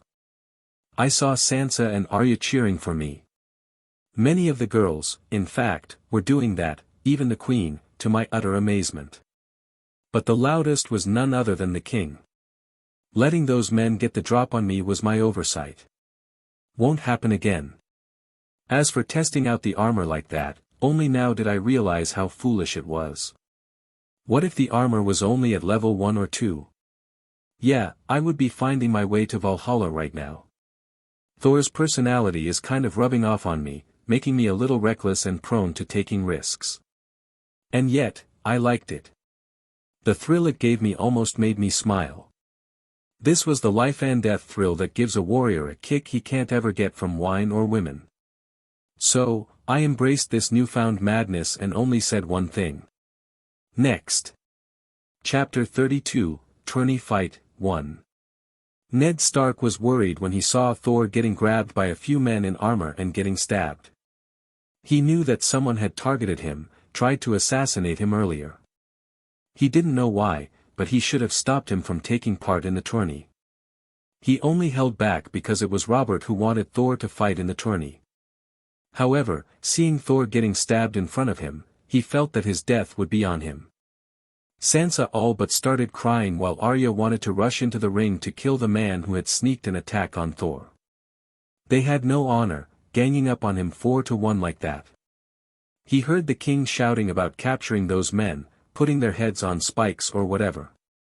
However, that wasn't necessary after what happened next. That dagger bent before Thor's armor got pierced, earning a gasp from many lords and ladies who were close enough to see that. However, that wasn't the end either. Thor freed himself and cracked all of their skulls with such ease that he looked like he was playing with children.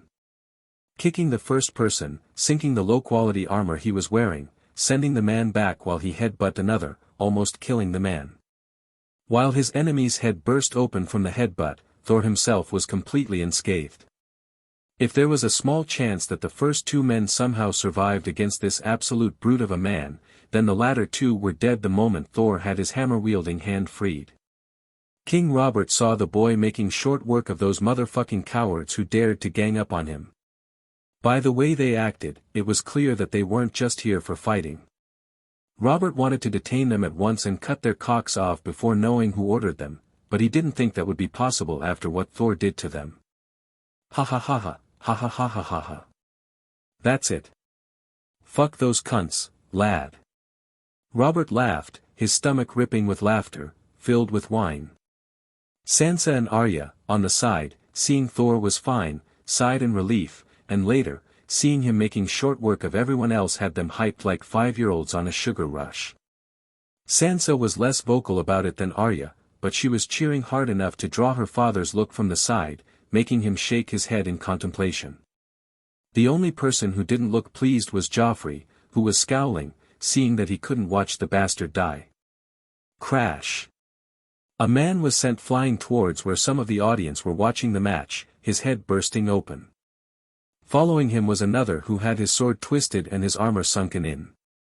I saw another man coming at me from the side, and I dodged easily enough before kicking the man on his side to knock him off his feet. Before I could deliver a strike to take him out of the fight, another rushed at me, aiming directly at my head. Ducking, I swung the hammer right on his breastplate, sinking it in and throwing the man back. A smile appeared on my face, seeing the man not getting up again before I rushed to another person who was closest to me. Most of the men here were skilled, so there were no usual openings like the ones I handled with those low-life thugs from earlier. However, they weren't fast enough to handle my speed or strong enough to stop my strikes. I made sure not to kill them, but it was a hard task keeping my power in check when I had no idea how much to use. This was the first time I had gotten a chance to let loose like this, not to mention I could feel that Mjolnir was doing a terrible amount of damage after I upgraded it. Now it was clear that the power of the hammer increased with every upgrade. It wasn't just limited to lightning manipulation or flying. Even the strikes it could dish out were getting stronger, and it was addicting.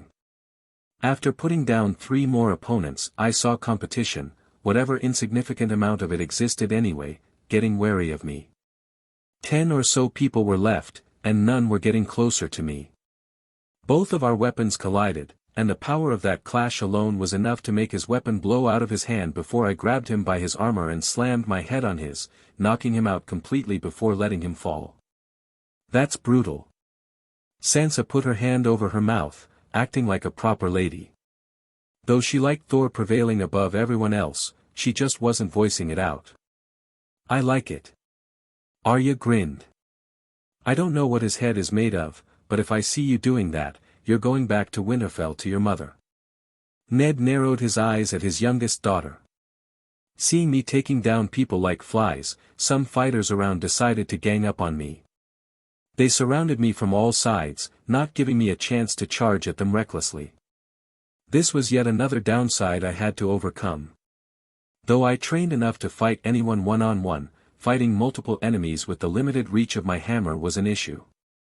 Thor, of course, didn't have this problem due to his ability to bring down lightning and throw his hammer, which would eventually return to him. You're not my opponent. Make way, and you have my word that you all won't be harmed. I said with as much authority as I could muster. Fighting them was harder but not impossible. It was just that I wasn't interested in fighting them right now. My eyes were on the bigger game.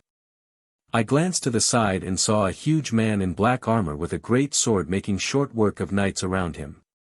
Just like me, he too was surrounded by a few of the knights. Getting no response from them, I could only smirk.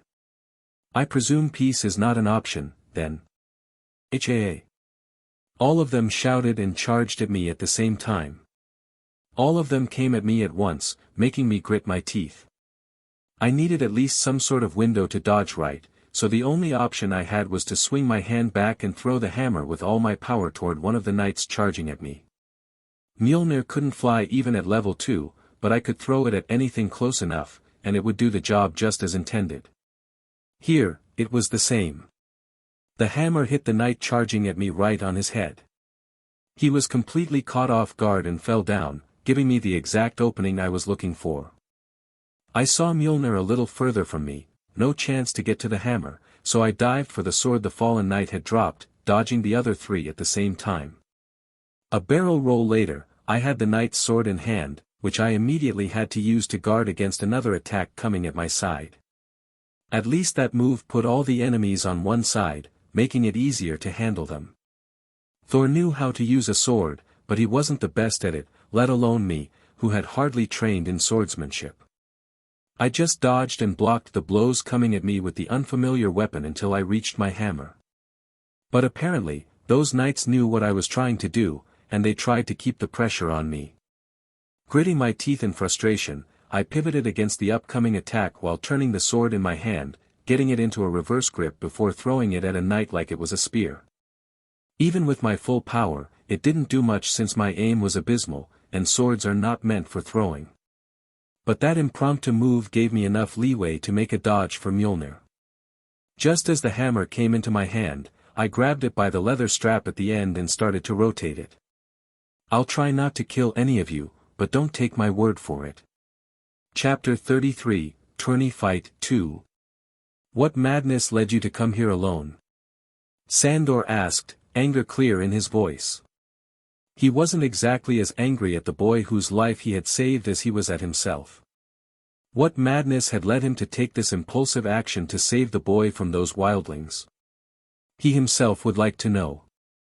I'm sorry. Bran could only put his head down and take out a clean cloth to bandage the hound's wounds while he was protecting him, in silence. Forget it. Go back to Winterfell. Stay here, soon, your father's men are going to search this place. Just stay, and they'll find you. Sandor gritted his teeth, pain and irritation clear on his face.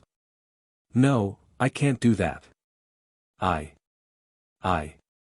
Bran almost immediately protested, but seeing the hound looking at him with eyes that promised a lot of pain, he lowered his voice. I have to go beyond the wall, he said in a small voice. Sandor had no curiosity about learning what went on inside the mind of a pampered and spoiled son of a Lord Paramount. This was not his problem, and thus, he didn't care to say anything more. He just let the boy do whatever he wished. You're going to the wall, right? Could you, take me? Bran, seeing the hound didn't react, thought about asking. He no longer had his pony, and going back to Winterfell to get another was out of the question. As for walking up to the wall, that could take days. In that time, men from Winterfell would definitely catch up to him. No. The hound replied without delay and was ready to leave. Bran panicked, seeing this, and with a little hesitation, said. Think about it.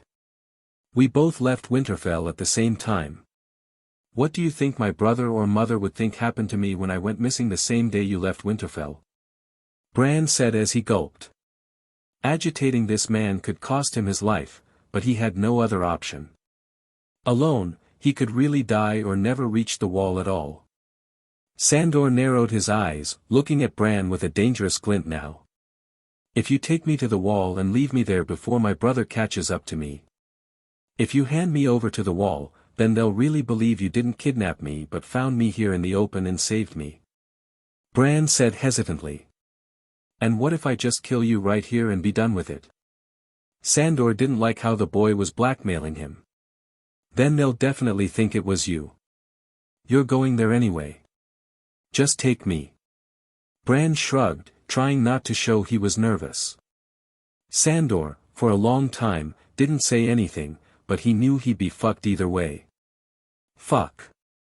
Sansa watched her knight fighting 3 opponents at once, excitement bubbling inside her. Her mind was already coming up with scenarios where Thor won the fight and gave her the rose, declaring her his queen of love and beauty. Only thinking about this made her face flush with heat. His earlier comment about the tourney of Harrenhal came to mind, and though it was an awful remark about the poor kingdom, she couldn't care less about it. What should I do if he does that? I'm already betrothed to Joffrey. She muttered to herself in a serious tone. Will there be another rebellion for me? Will Thor fight Joffrey for my hand? She tried hard, but the creeping blush on her face and the dangerous line of thought in her mind were impossible to subdue.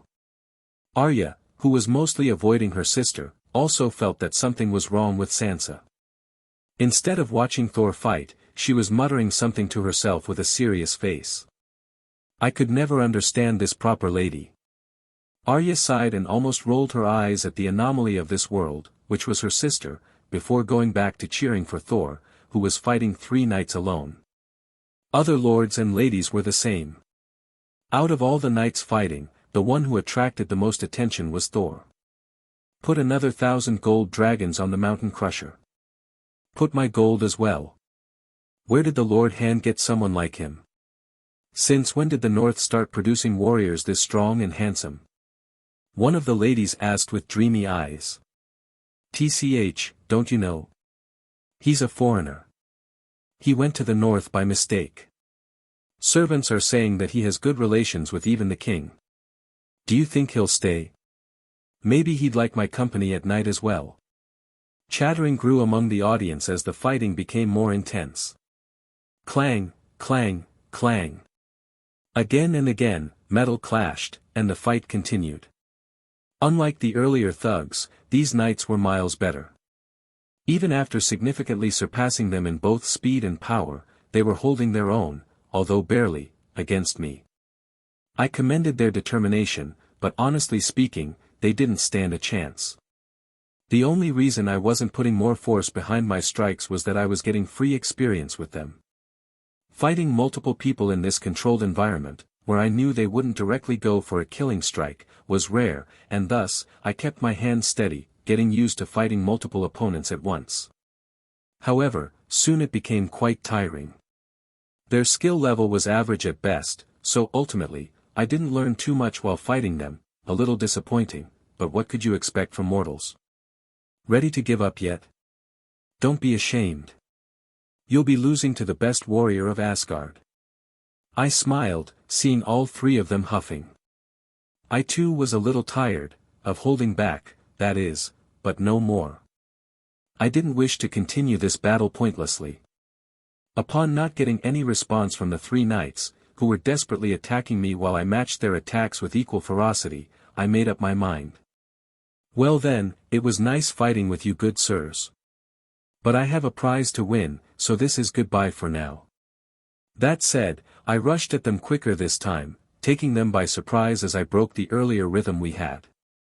One of them went for a punch as I got a little too close to him, but I dodged with surprising agility and kicked him in the chest, sending him tumbling back before another was already swinging his sword at me. Seeing where he was trying to hit, I didn't care. I had already seen that normal steel here wouldn't work against my armor, but I didn't want to rely on that, so before the sword arrived, I swung my hammer at the same time, matching the upcoming weapon. Unlike before, when I was testing out level 2 Mjolnir and getting used to fighting multiple opponents, I didn't hold back this time around.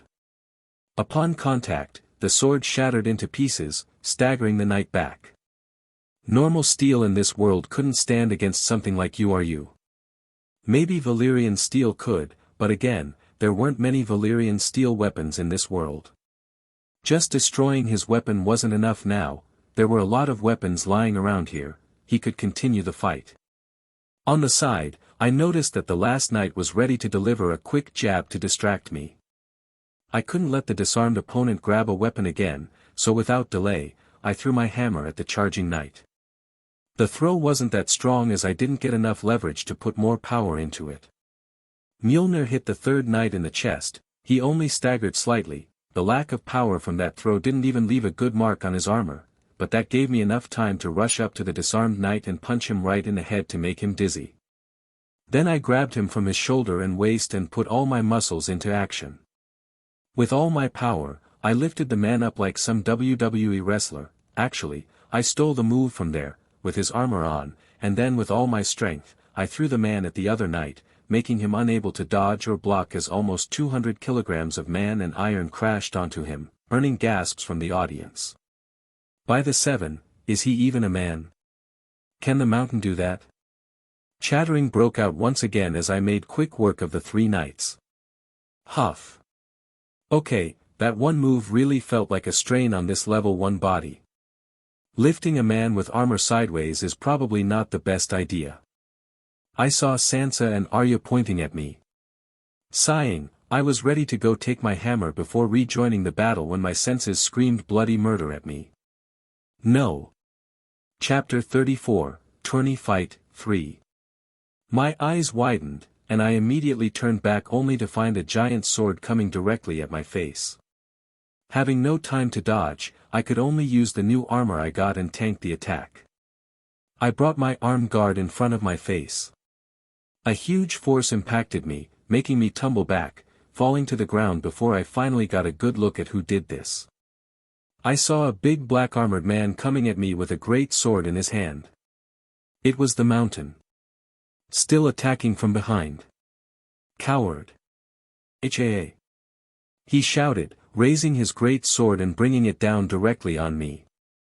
I didn't have time to get up, so I could only roll out of the way to dodge the attack. My armor was able to tank the attack from earlier, but I wouldn't want to put more pressure on it. The mountain was relentless. He attacked again and again.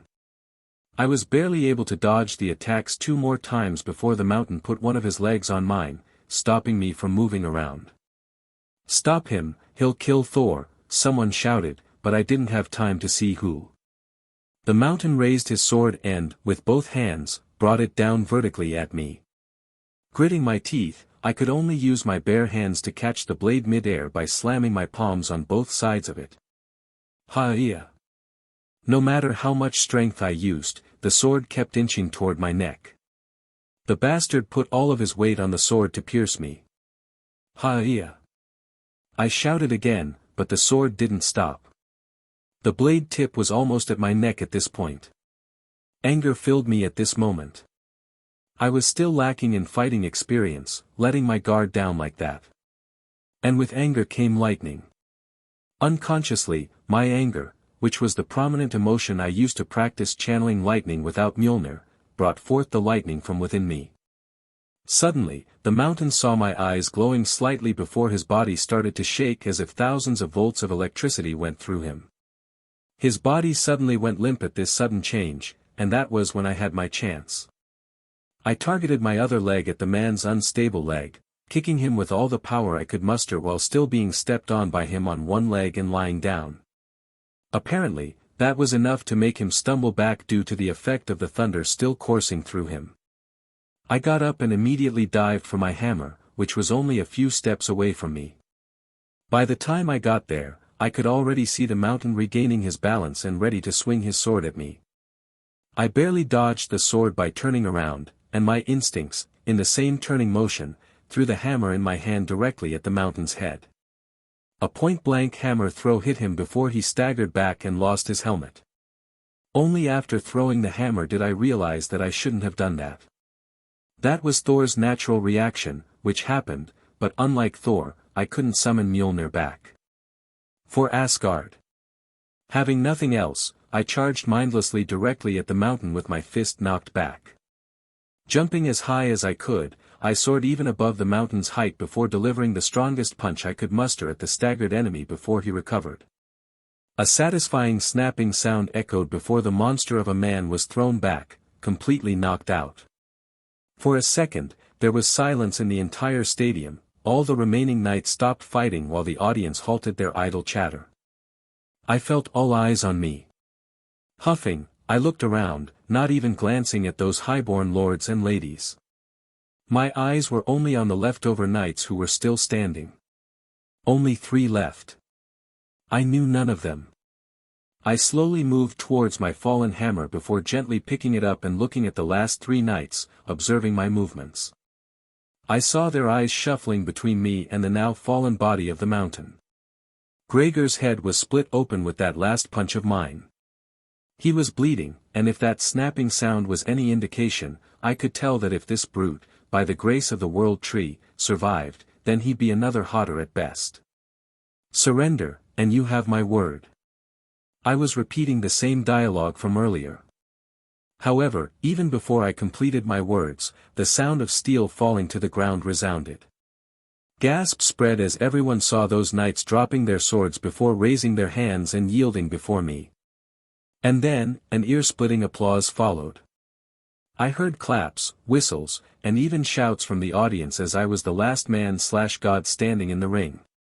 This was also the same time when the sky roared out one more time before the lingering black cloud spread, letting the sunlight fall to the ground. Rays first fell on me and then spread all over the area. I swear this wasn't me. Sometimes, I wonder whether Asgardians are really not gods but just powerful aliens. People noticed this, and more shouts spread out. I saw girls and highborn ladies were the loudest to cheer at my victory. I feel like I just cleared a boss fight. It wasn't a hard boss fight, but still, the feeling was the same. A smile appeared on my face as the adrenaline dissipated from my system, making me relax, and I raised my hammer up to resonate with their cheers. I knew it. 7 saggy balls, boy, that was beautiful. Brutal, dangerous and madness, but beautiful. King Robert, on the side, had the biggest laughter since he discovered the pleasure of fucking. His laughter dwarfed even the entire cheering of the audience before he got up from his place and rushed at me with arms wide open.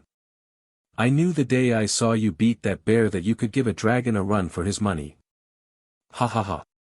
Ah, I see so much of me in you. Robert grinned and emptied the glass of wine in his hand before throwing the cup away.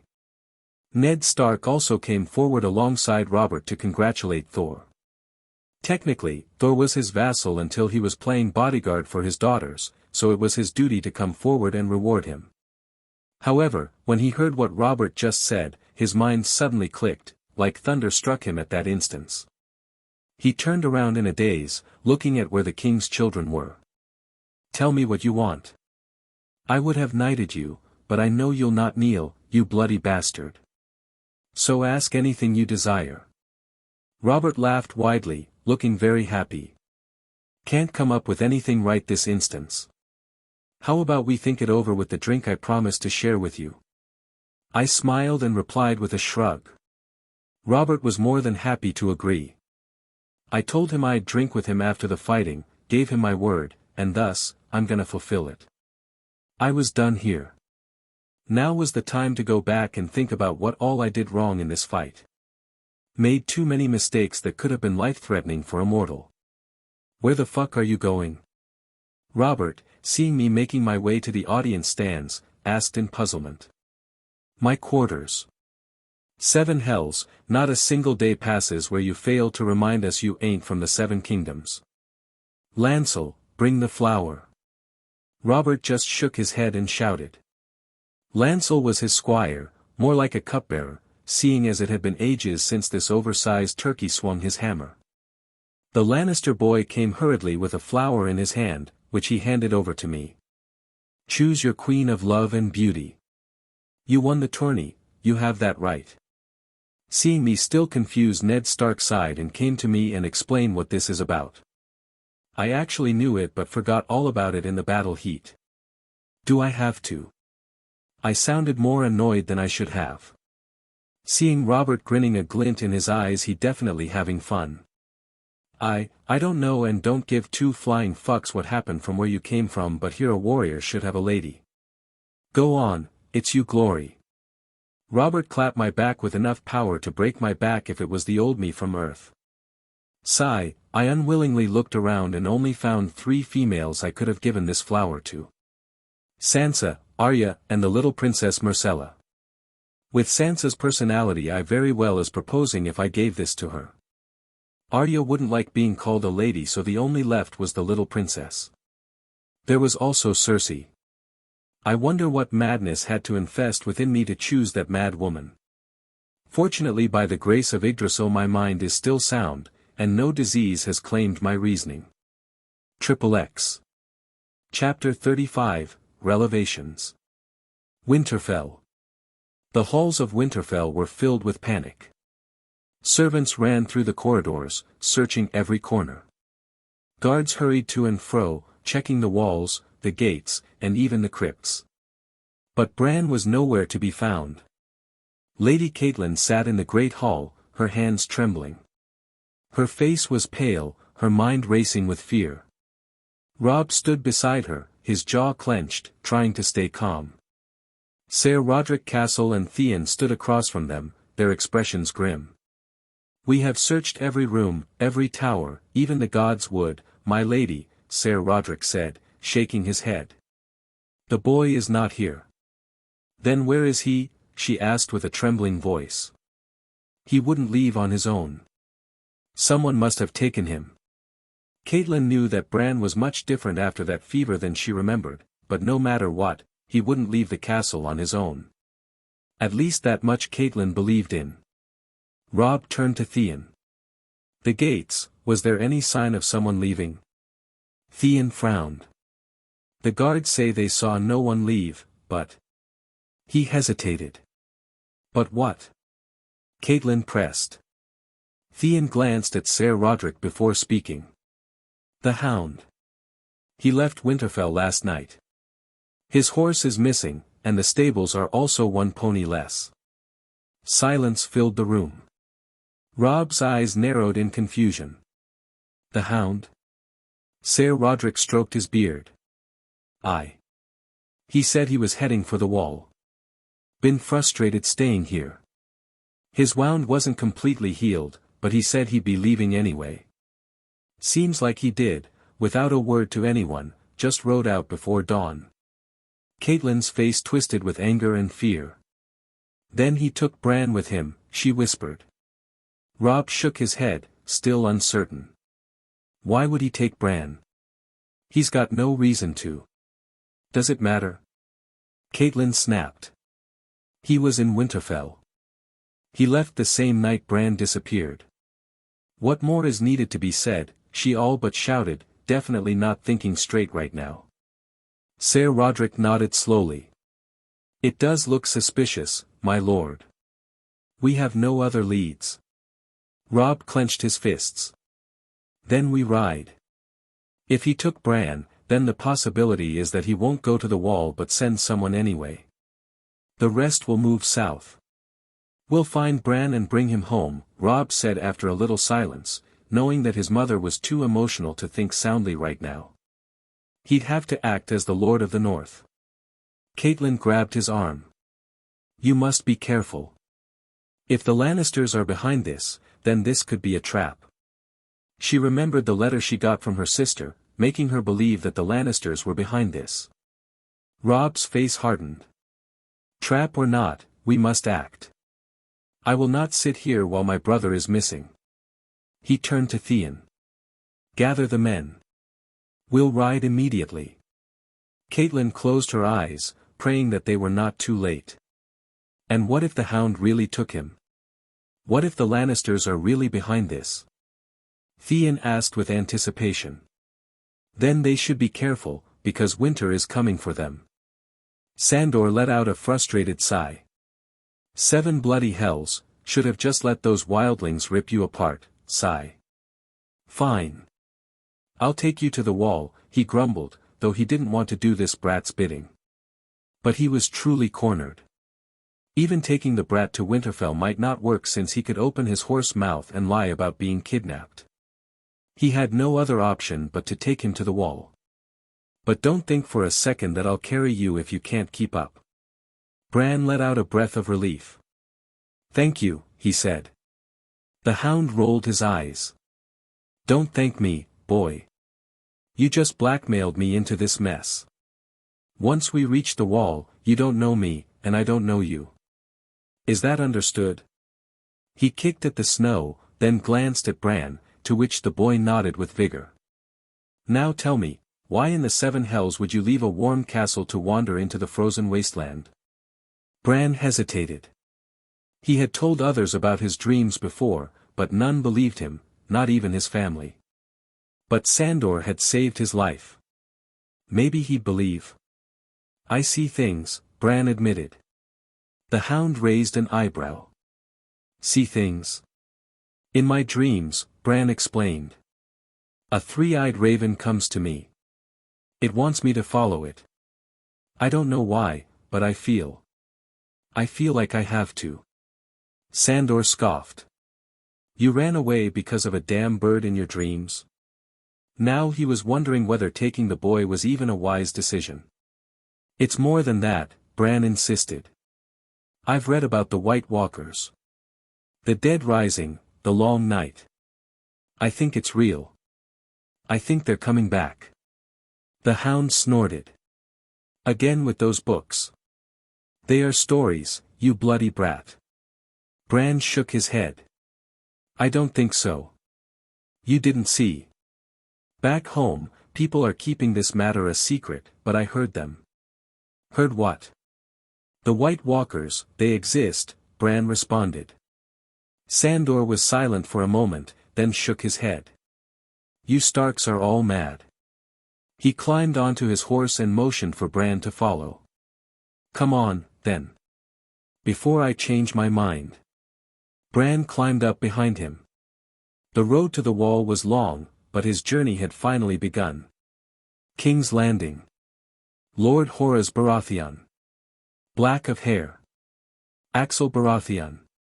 Black of hair. Lionel Baratheon. Black of hair. Stefan Baratheon. Black of hair. Robert Baratheon. Black of hair. Ronald Ba. Ned Stark stopped. He was expecting Joffrey's name, which he found just before the name he had just read. Gold Head.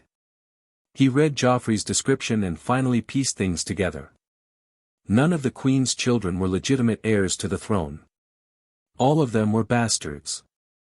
That's what Jon Arryn was trying to say, the seed is strong. Ned felt a headache coming on. Before his mind started to wander, he went back to that name again.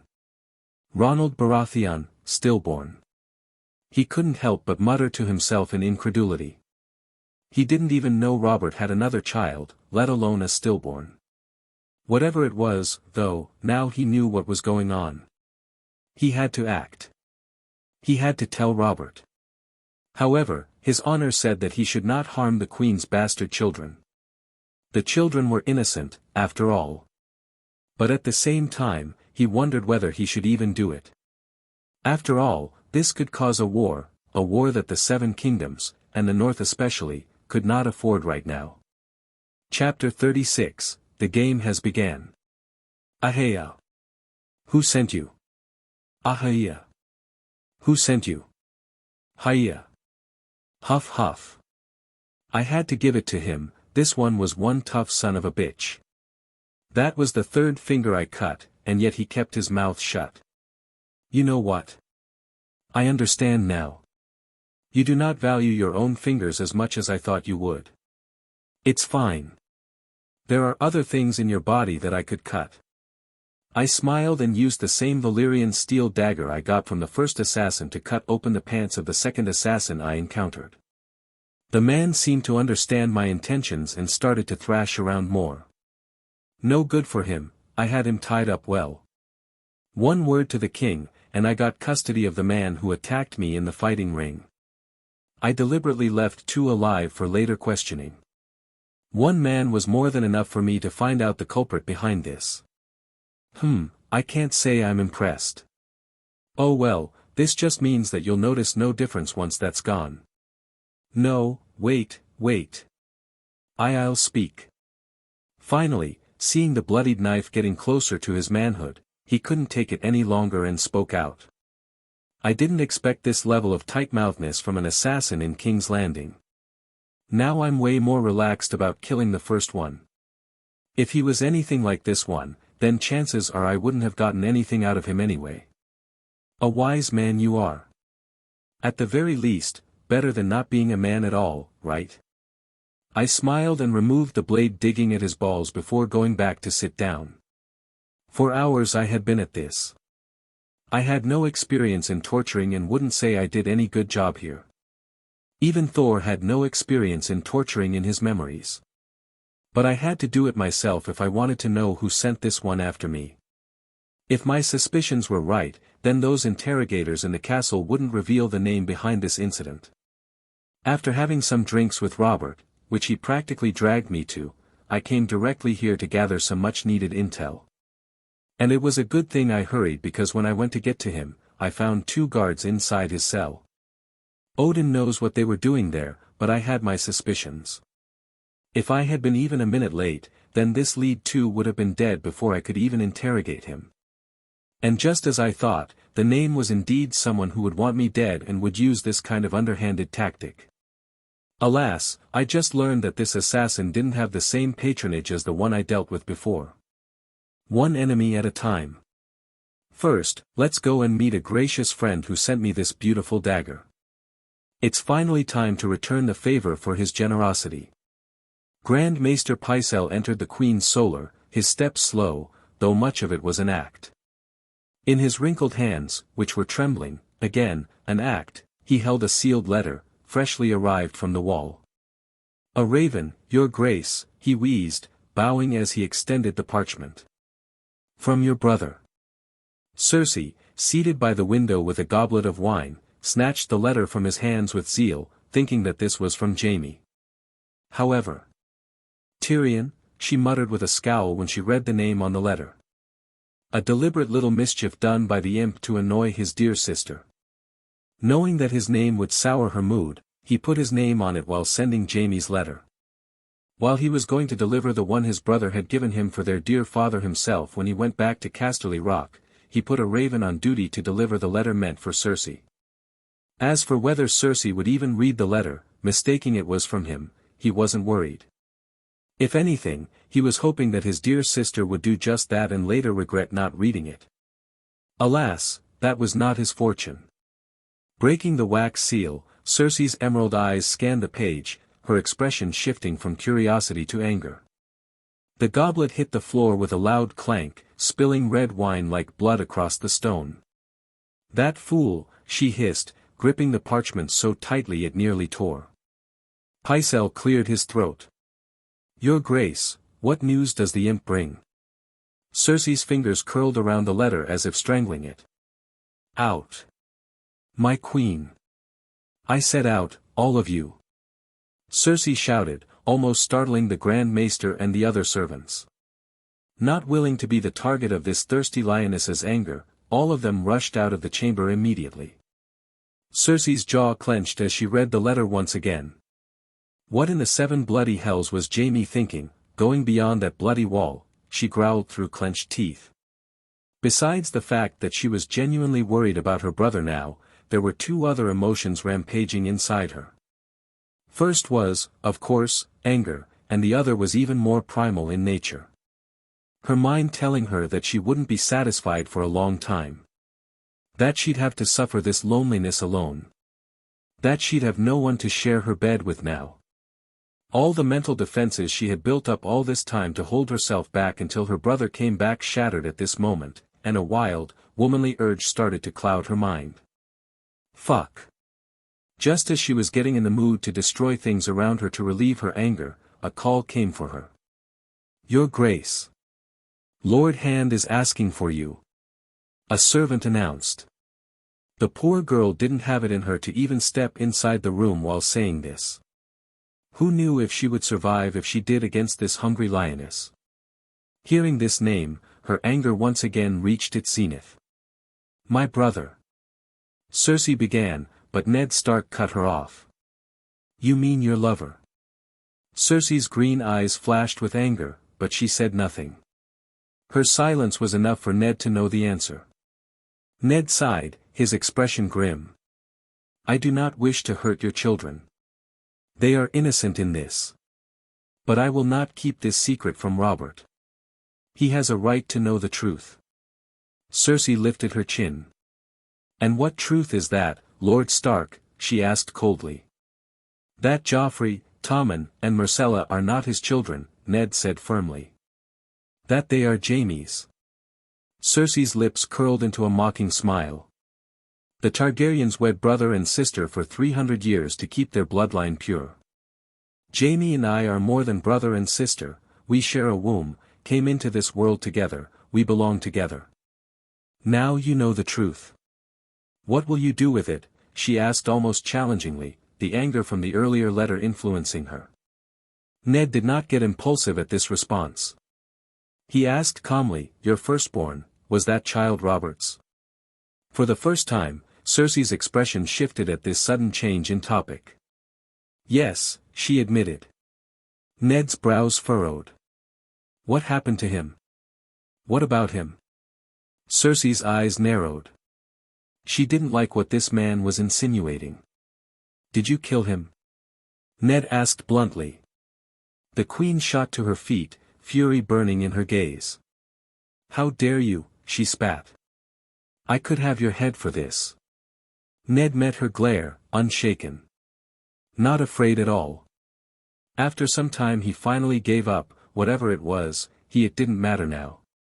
I am giving you a chance to leave, Ned said. When the king return, I'll tell him the truth, you must be gone by then, you and your children. I'll not have their blood in my hands. Flee as far as you can and take as many men you can. 'Cause wherever you go, Robert's wrath will follow you. Cersei laughed bitterly. And what about my wrath, Lord Stark? Cersei glared. You should have taken the throne for yourself when it was the chance. That was your biggest mistake. Ned's replied to this again with calm indifference. I have made many mistakes in my life, but that wasn't one of it. Oh, but it was, in the Games of Thrones, either you win or you die. Cersei replied and turned around. No longer in the mood to talk with this man. There was nothing left to walk, only war. She knew the game had begun. Chapter 37, The Ladder. We stepped into one of the famous, well-established establishments of pleasure in King's Landing, the scent of perfume and wine thick in the air. The level of luxury seen here trumped even Winterfell to some degree, and that was an ancestral castle of one of the most ancient lines of lords in the Seven Kingdoms. I saw the man who owned this place sitting comfortably on a cushioned seat, a sly smile playing on his lips as he watched us approach. As we settled down, he offered refreshments, but I simply declined while giving a glance at Varys, who sat calmly beside me, hands folded in his lap, his expression unreadable. Ah, Lord Thor, Littlefinger greeted smoothly. To what do I owe the pleasure? I'm no lord, though some people do seem to call me that over time, I replied with a smile. Believe me, my friend, the way you fought in the tourney, it would be a shame to the crown if you were not knighted, Baelish said while taking a sip of wine. Indeed, in fact, it seems the king has long wished to knight Ser Thor here. However, he refused the position. A terrible loss to the realm, Varys intervened. Always knew there was something different about you. May I pry into the reason why anyone would reject being knighted by the king himself? Littlefinger asked leisurely. I understood that small talk was usually important before business took place, but those weren't my strong suit. Do you wish to hear the more politically correct one or the real reason? I don't see why not both. We have women, wine, and food. I see no better time to open our hearts and embrace life. Baelish smirked, clearly quite proud of his whorehouse. Very well. I don't wish to be knighted as I won't be staying here long. As soon as I find my way home, I'll sail the seas, leaving this land my farewell. Ah, I've heard this one before. Surely the answer that would please the high lords and ladies. More like not outright slap them in the face, and in turn, I'd find myself getting chased by a cavalry. Haha. What's the real one? The real one, well, I just don't believe in knighthood. Nothing but restrictions, chains that would bind a warrior's blade. Vows to serve a realm, a king, or a lord who doesn't give a shit about you or your family's life. Knighthood might be real. If so, then I'm clearly not made for it. I looked at him with somber eyes, almost glaring. For a second, the room got tense before Baelish started to laugh. Soon joined by both me and Varys. Wise words. Never thought a warrior so extraordinary would be blessed with them. So, what brings you here to this humble establishment? I gave him a small smile, then looked at Varys. I thought it would be best if we spoke in private. The three of us. Littlefinger raised an eyebrow. Such secrecy. I'm intrigued. He gestured for the nearby women to leave. Once the room was empty, he leaned forward. Now, what is it you wish to discuss? Thor studied Baelish for a long moment before speaking. You remind me of someone I knew, he said, his voice calm but firm. Baelish chuckled. Oh. And who might that be? A trickster, Thor said simply. A man with silver words and a forked tongue, always spinning lies while pretending to be a friend. A man who thought himself untouchable. A man who thinks that chaos is his ladder. His blue eyes locked onto Baelish's. Must have been a very wise man. Baelish replied almost instantly, though I could see he had already started to think that this conversation wouldn't be very pleasant. If only he knew what a conversation was for an Asgardian. Wise? I can't say. But quite a lucky man, I assure you. Every time I wished to kill him, he survived. Do you know why? Must be fate. Only the seven know when a man should live and when he meets the stranger. Baelish's smile didn't falter, but there was a flicker of something in his eyes. Indeed, it was fate. You see, the man happened to be my brother. So he survived. You, on the other hand, Lord Baelish, are not my kin. I said as I reached into my cloak and pulled out a dagger. The Valyrian steel blade gleamed in the candlelight. I placed it on the table between us. Do you recognize this? Thor asked. Baelish barely glanced at the dagger before shaking his head. I'm afraid not. Thor tilted his head. Strange. You see, I just happened to acquire a little bird of my own. And he did quite a bit of chirping in my ears. I said with a smile while giving a glance at Varys. Baelish's expression remained controlled, but his fingers twitched slightly. You are turning out to be a man of many talents, then. But alas, I have to disappoint you. The dagger doesn't belong to me. Oh really? Such a shame. I thought I finally figured out who would send such a precious gift to someone like me. You certainly underestimate yourself, my lord. There are many in the realm who would provide gifts for a man of your caliber. You flatter me.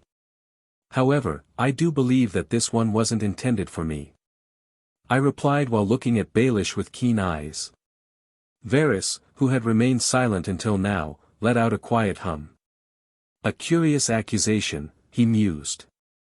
One that could lead to complications. Yes, indeed, Lord Varys. The man who gave me the gift ended up coming to a room that was originally supposed to be used by one of Ned Stark's daughters. It was only a last-minute change that Ned Stark graciously offered that room, saving me the trouble of finding one in the servants' quarters. Baelish's smile returned, though it was thinner now. If you have proof, Lord Thor, I would love to see it. Otherwise, I fear this is all just an unfortunate misunderstanding. Thor did not blink. Of course, my lord, it's a misunderstanding since you clearly failed to understand that I am not a man who needs proof to do anything. I do whatever, whenever, and however I wish to. The room went silent again. Let me guess, you wish to harm or kill one of the Stark daughters to create tension between the Starks and the Crown, or just outright start a war between the North and the Lannisters. Tell me, Lord Baelish, how are you planning on climbing this ladder? Your excellence in the field is truly outstanding. Is that a threat, my lord? Baelish no longer had his smile on his face. Threat? Ha ha ha. No, no.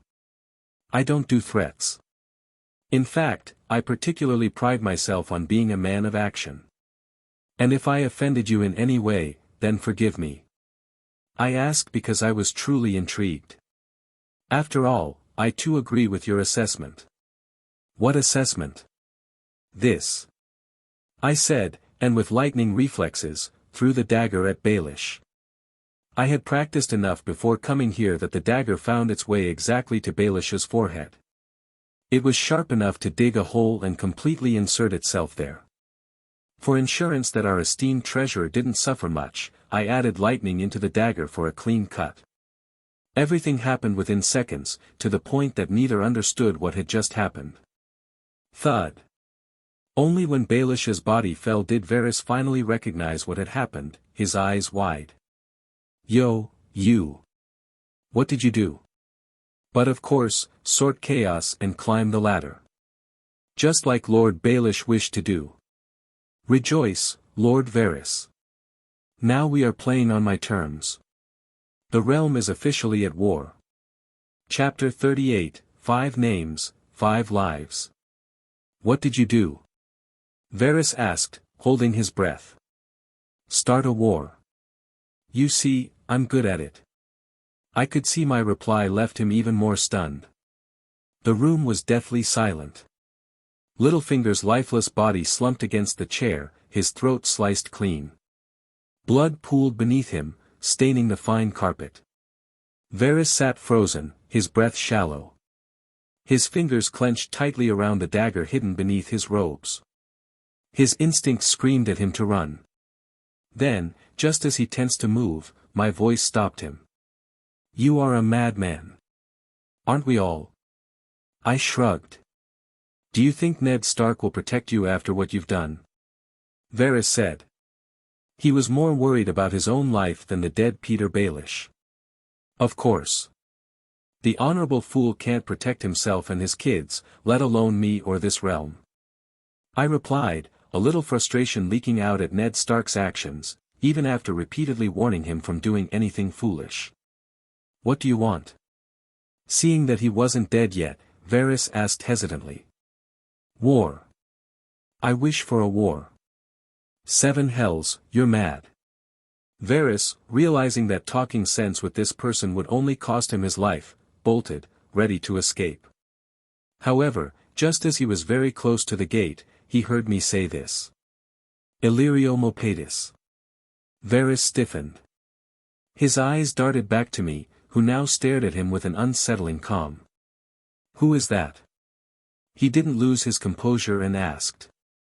Daenerys Targaryen. His grip on the dagger tightened. Viserys Targaryen. I have no recollection of how those names affect me. Varys still tried to play it cool. Of course you don't. After all of them are just chess pieces anyway. Expendable. But what about the other one? Only now did I slowly get up from my seat and make my way toward Varys, who had a pale face. What are you? Young Griff, or should I say Aegon Targaryen? At this, Varys finally knew that he was cornered. His feet, which had been ready to flee, remained rooted in place. His mind raced. How does he know? I slowly stepped toward him. You see, Spider, I started, my voice low and serious, I know many things I shouldn't for someone who has nothing to do with this land. I'm not interested in that monstrosity of a throne the people of this land worship or in ruling here. I wish for none of it. Varys swallowed hard, forcing a weak smile. Then what do you want? He asked carefully. Exactly what you want, peace. But you see, for peace to exist, one must first pay an adequate price for it, or the peace would be meaningless, cheap, and definitely not long-lasting. Varys just stood there, the Seven knows what was going on in his bald head. I wish to take Ned Stark and his children back to the north. Unharmed and unscathed. I wish that the Queen's wrath, which would sooner or later fall on Ned Stark or the north if we succeed in reaching there, be blocked. I saw Varys acting like he didn't understand a thing, as if he knew nothing. Don't act like that, Lord Varys. I have enough confidence in your ability to presume you know what I'm talking about. His face stiffened. What do you want? 5 names, 5 lives. Life can only be paid for with life. You get what I mean, right? 5? Varys asked in confusion. Are you not counting your own name, my lord? I smiled. I saw his face morph, and then he asked. Whose lives? Don't worry, I'm not asking you to kill anyone. I can do my own killing, as you can see. I glanced at the very dead body of Peter Baelish. I'd rather have you save some lives instead. Whose lives? The Starks.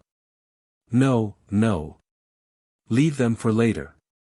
Before trying to protect others, we should think of ourselves first. So the first lives you're going to save are ours. I smiled, to which he looked baffled. Hurry, sooner or later someone's going to show up. If they catch me, you know what will happen, right? By the 7, you're a devil. Varys cursed. For my enemies, I couldn't describe myself better. And then a wild goose chase started.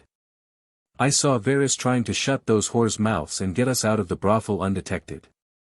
This was also a reason I asked for a meeting at night, fewer eyes or ears to worry about. I thought of this plan after the Faceless Man brought the news about who really sent that assassin. For a killer, he would make a really good spy, gotta give him that. I wished to kill Littlefinger on principle for what kind of man he was, but him being the one who sent the assassin just solidified that plan. The assassin might not have been for me, but ultimately, I found this dagger, so Baelish had to go. But just killing him wouldn't do. Even if somehow we hid this matter, it wouldn't solve much of anything for me. No, I intended to embrace Littlefinger's philosophy here this once. Chaos is a ladder, and I intend to climb it. As for why Varys? Well, he was the only one I had some dirt on. Especially young Griff. I only remembered this name from fanfictions, I wasn't even sure that guy was canon. Good for me. Soon, Varys used all of his channels to get us out. Then I asked him to follow me, which he did reluctantly. Where are you taking me? To meet a friend of mine. I just replied with a smile until we reached a house on the outskirts of the city. Knock knock.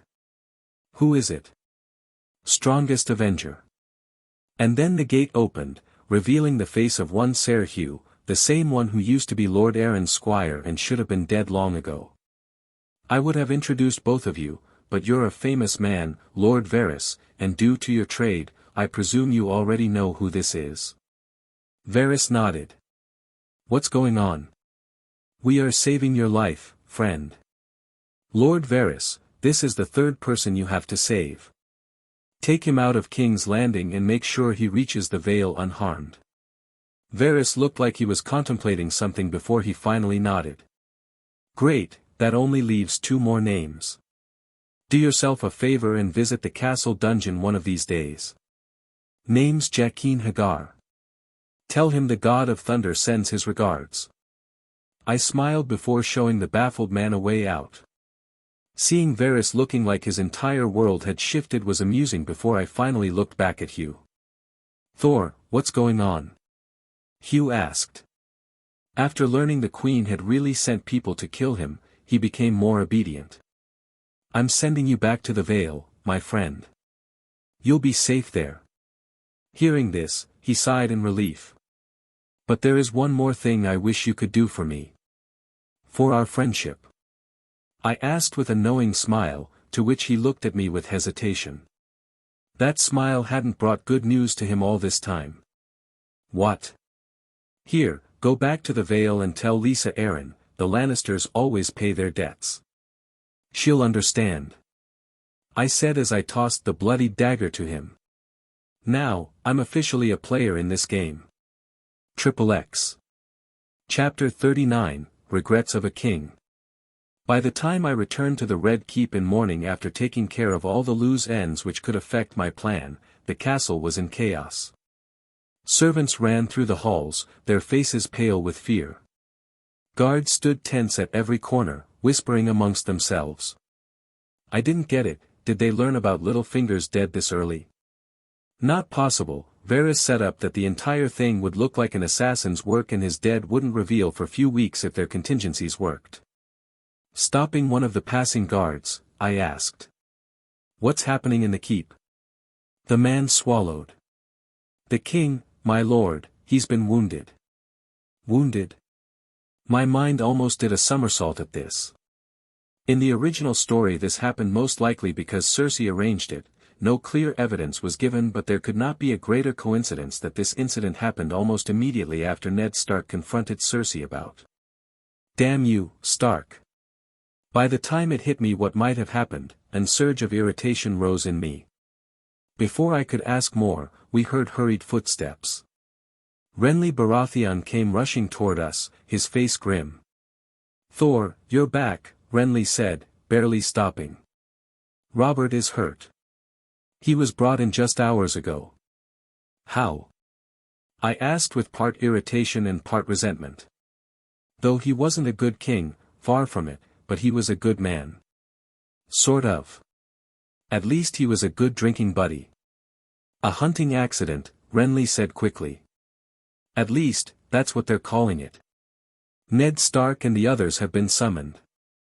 Robert is asking for you too. I'll be there. Nodded.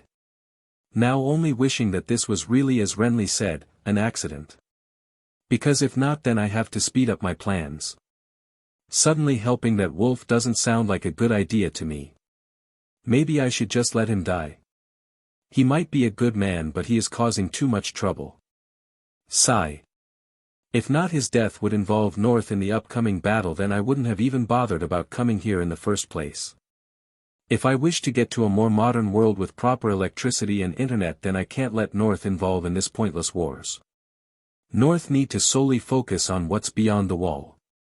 By the time I entered the king's chambers, I saw Robert lying in bed, his massive frame weakened by his wounds. His face was pale, his breaths labored. Ned Stark stood beside him, his expression grave. Robert's bleary eyes found Thor. A weak chuckle escaped his lips. Finally here you're, what took you so long? I almost died bastard. Robert said with laughter, clearly the fist-size hole on his stomach didn't put a damper on this man's mood. Apologies, I would have visited earlier but after learning a wild pig did that to you, I need something to help me hold back my laughter. It wouldn't be good for a king's reputation after all. I shrugged. Those words were enough to left others gawking, even Cersei on the side who I only noticed now looked baffled for few seconds what I said. After realizing they are supposed to get angry upon someone insult their king, those guard tense up. However Robert laughter after that diffused the situation. That mouth of yours is sharper than a woman's. Lose those muscles and put a dress on and you'll earn mighty fine in a whore house. Robert shot back. Perhaps. Though I doubt it would be men's gold I'll be pocketing. So, to not get chased by a horde of broken furious husbands, I better spend my time on a battlefield. I smiled back. And after that Robert had no comeback. Grumbling, he just let the matter go and then asked me to come closer to him. Not sure why but I did nonetheless. Before stranger takes me, let's fix at least few mistakes I should have done before. Someone give me a damn sword. He struggled to sit up but failed. Instead, he turned to Ned. But others just kept on looking at him like they were watching a panda trying to jump. I think I'm not dead yet for you cunts to not listen to your king. A sword! Shouted Robert. A guard quickly stepped forward, placing a blade in Robert's hand. The king gripped it weakly, then looked at Thor. Kneel. Fuck you. Ha ha ha. Robert let out a tired laugh. Ah, you remind me of myself too much. Fine, have it your way. He raised the sword as best as he could. By the Father I ask you to be just. By the Mother I ask you to show mercy. By the Warrior I ask you to show courage. By the Maiden, I ask you to defend the weak. By the Smith you will raise your steel for right, and by the Crone you shall be bestowed by wisdom to guard the realm of men. Thor, by my will as King of the Seven Kingdoms, I name you Ser Thor, a knight of my realm. Robert had trouble doing this. I didn't want to be a knight, but seeing him struggling and genuinely believing that this would at least do some good in his long list of wrongs, I just stood still and let him do it. Just don't expect me to wear those white cloaks anytime soon, red suits me better. Ha. Aye, it does. Ned will see to anything you wish to have as per our bet. Robert said with a chuckle. I just nodded to this. There was a silence in the room after that until Robert finally opened his mouth like he was reminiscing something. Lightning strike. He said, taking everyone by surprise, but only Cersei, hearing these words, shuddered. Some few knew that my firstborn wasn't Joffrey but a stillborn, fewer knew that he wasn't actually a stillborn. Robert said, and this took me off guard. Who would have thought that Cersei wasn't lying when saying about her firstborn dying to Catelyn Stark in the show? Quite interesting. It was a lightning strike which took him. Like the heaven itself came for my boy. A bolt straight from heaven rained down, curved enough to enter inside the open window, directed to the cradle he was placed. If I wasn't present there, I wouldn't have believed myself. Like the stranger himself was after that child's life.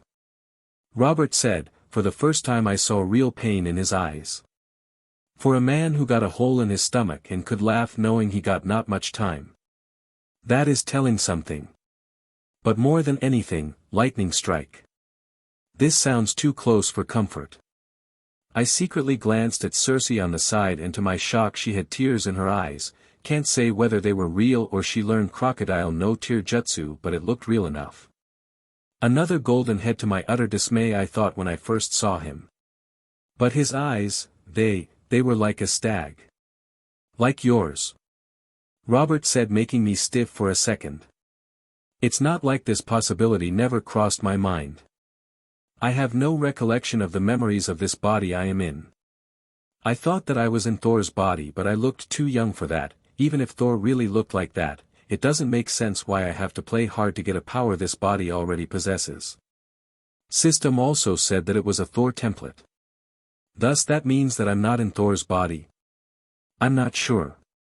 The fact about his firstborn died by lightning strike doesn't help in this regard. Just forget it, whatever it is, it's past and not even my past. Got nothing to do with it. I said to myself before focusing on Robert again. With you, I for the first time felt like a real father.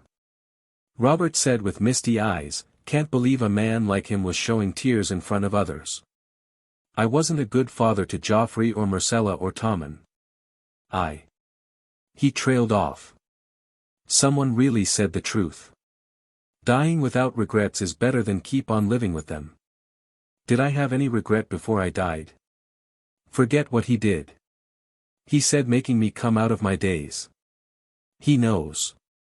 But then I realized that one of the assassins was left behind. So those guards weren't from Joffrey or Queen but him. Others clearly didn't understand what was going on. Only Robert and me. He knew I understand, and I knew what he was asking for. Can't say I wasn't planning on killing that little shit before I say my farewell to this cursed city, but now / I just nodded. You have my word. Just consider this as a friend's last request. Nothing like a father, but I did consider him a friend. It's not like if I wouldn't do it myself then that bastard would survive much long. The way his personality is, he'll be meeting the stranger sooner or later anyway. Good, now all of you out. I have to talk to Ned. Robert shouted. XXX.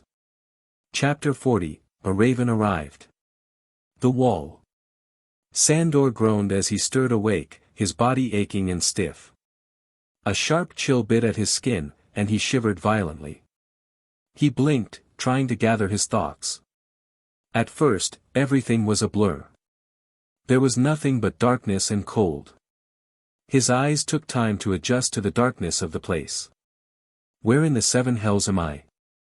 He tried to move around, but his body was too cold to move. He knew that the wall was supposed to be cold, but this was freezing. If he didn't do anything, then he'd freeze to death. Slowly, his memories returned. He had brought the Stark boy to the wall, planning to dump him there and leave. He had no interest in staying, only in finding the imp. But when he arrived, he found that Tyrion Lannister had already left for Casterly Rock. Before he could even decide his next move, the black-cloaked bastards of the Night's Watch had seized him. They hadn't even let him speak. The first blow had come fast, and then darkness swallowed him. And now he was here. His breath came out in white puffs as he looked around. The cellar was dark and damp, the stone walls covered in frost. Damn those Starks. And damn the Night's Watch. He wrapped his arms around himself, cursing under his breath.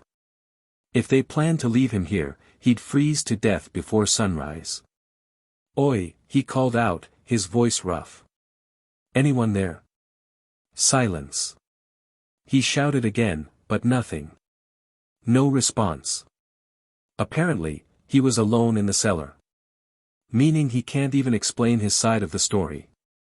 He gritted his teeth. Fuck. Get me out of here. Maybe due to cold or hunger he became even more agitated and shouted aloud. Maybe someone would hear him. He was right, someone did hear him. Just not someone he would wish to meet. Grow. A low, guttural growl echoed through the darkness. Sandor stiffened. His blood turned to ice. He knew that was no man, or animal he knew of. His heart started to beat faster just hearing that growl. He slowly turned his head, scanning in the shadows, but the darkness obstructed his view. The growl didn't appear again, but he didn't dare let out a quiet whistle, let alone call for help. 7. Seeing no way out, he could only wait. He might or might not freeze to death, but practically calling whatever made that horrible sound would definitely call the stranger. So he stayed there, doing nothing, waiting for someone to come to him naturally. But the cold was eating at him, numbing his limbs, making his mind sluggish. His vision blurred at the edges. He was close to passing out. Then, he heard it. A faint call. His eyes snapped open. At first, he thought he was imagining things. His mind was playing tricks on him, trying to give him hope where there was none. But then he heard it again, clear, sharp, real. A crow. Sandor forced himself to focus, searching the dark corners of the cellar.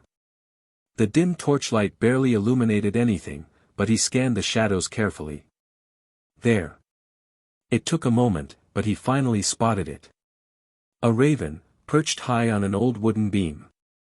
Finding it in the darkness had been as hard as spotting clean land in King's Landing, but he had done it. But the real reason he was able to spot it was because of what was in its mouth. The raven held something in its beak. A key. 7. Please, the key wasn't dark or he would never have spotted the bird. Sandor stared, unable to believe his own eyes. The bird flapped its wings, then dropped the key onto the cold stone floor near his cell door. He hesitated. This was surreal, a raven helping him escape. For a second he started to question his rational thinking until he cursed himself and stumbled forward, grabbing the key with frozen fingers. He jammed the key into the lock and turned it. Click. The door creaked open. For a moment, Sandor just stood there, stunned. It really opened. He turned back to the raven, and that's when he saw it. A third eye, staring straight at him. A shiver crawled up his spine. Bran. The boy had spoken of this. The three-eyed raven. Now he wondered, maybe staying in the cellar was safer. The bird let out another sharp cry, snapping Sandor out of his thoughts. It flapped its wings and pointed with its beak toward the farthest, darkest corner of the cellar. Sandor's gut twisted. That's where the growl came from. He just kept on staring at the darkness until the raven flew off toward where he was looking, only to land down and glare at him again. Calling for him again. Oh, he knew what it wanted. Following him.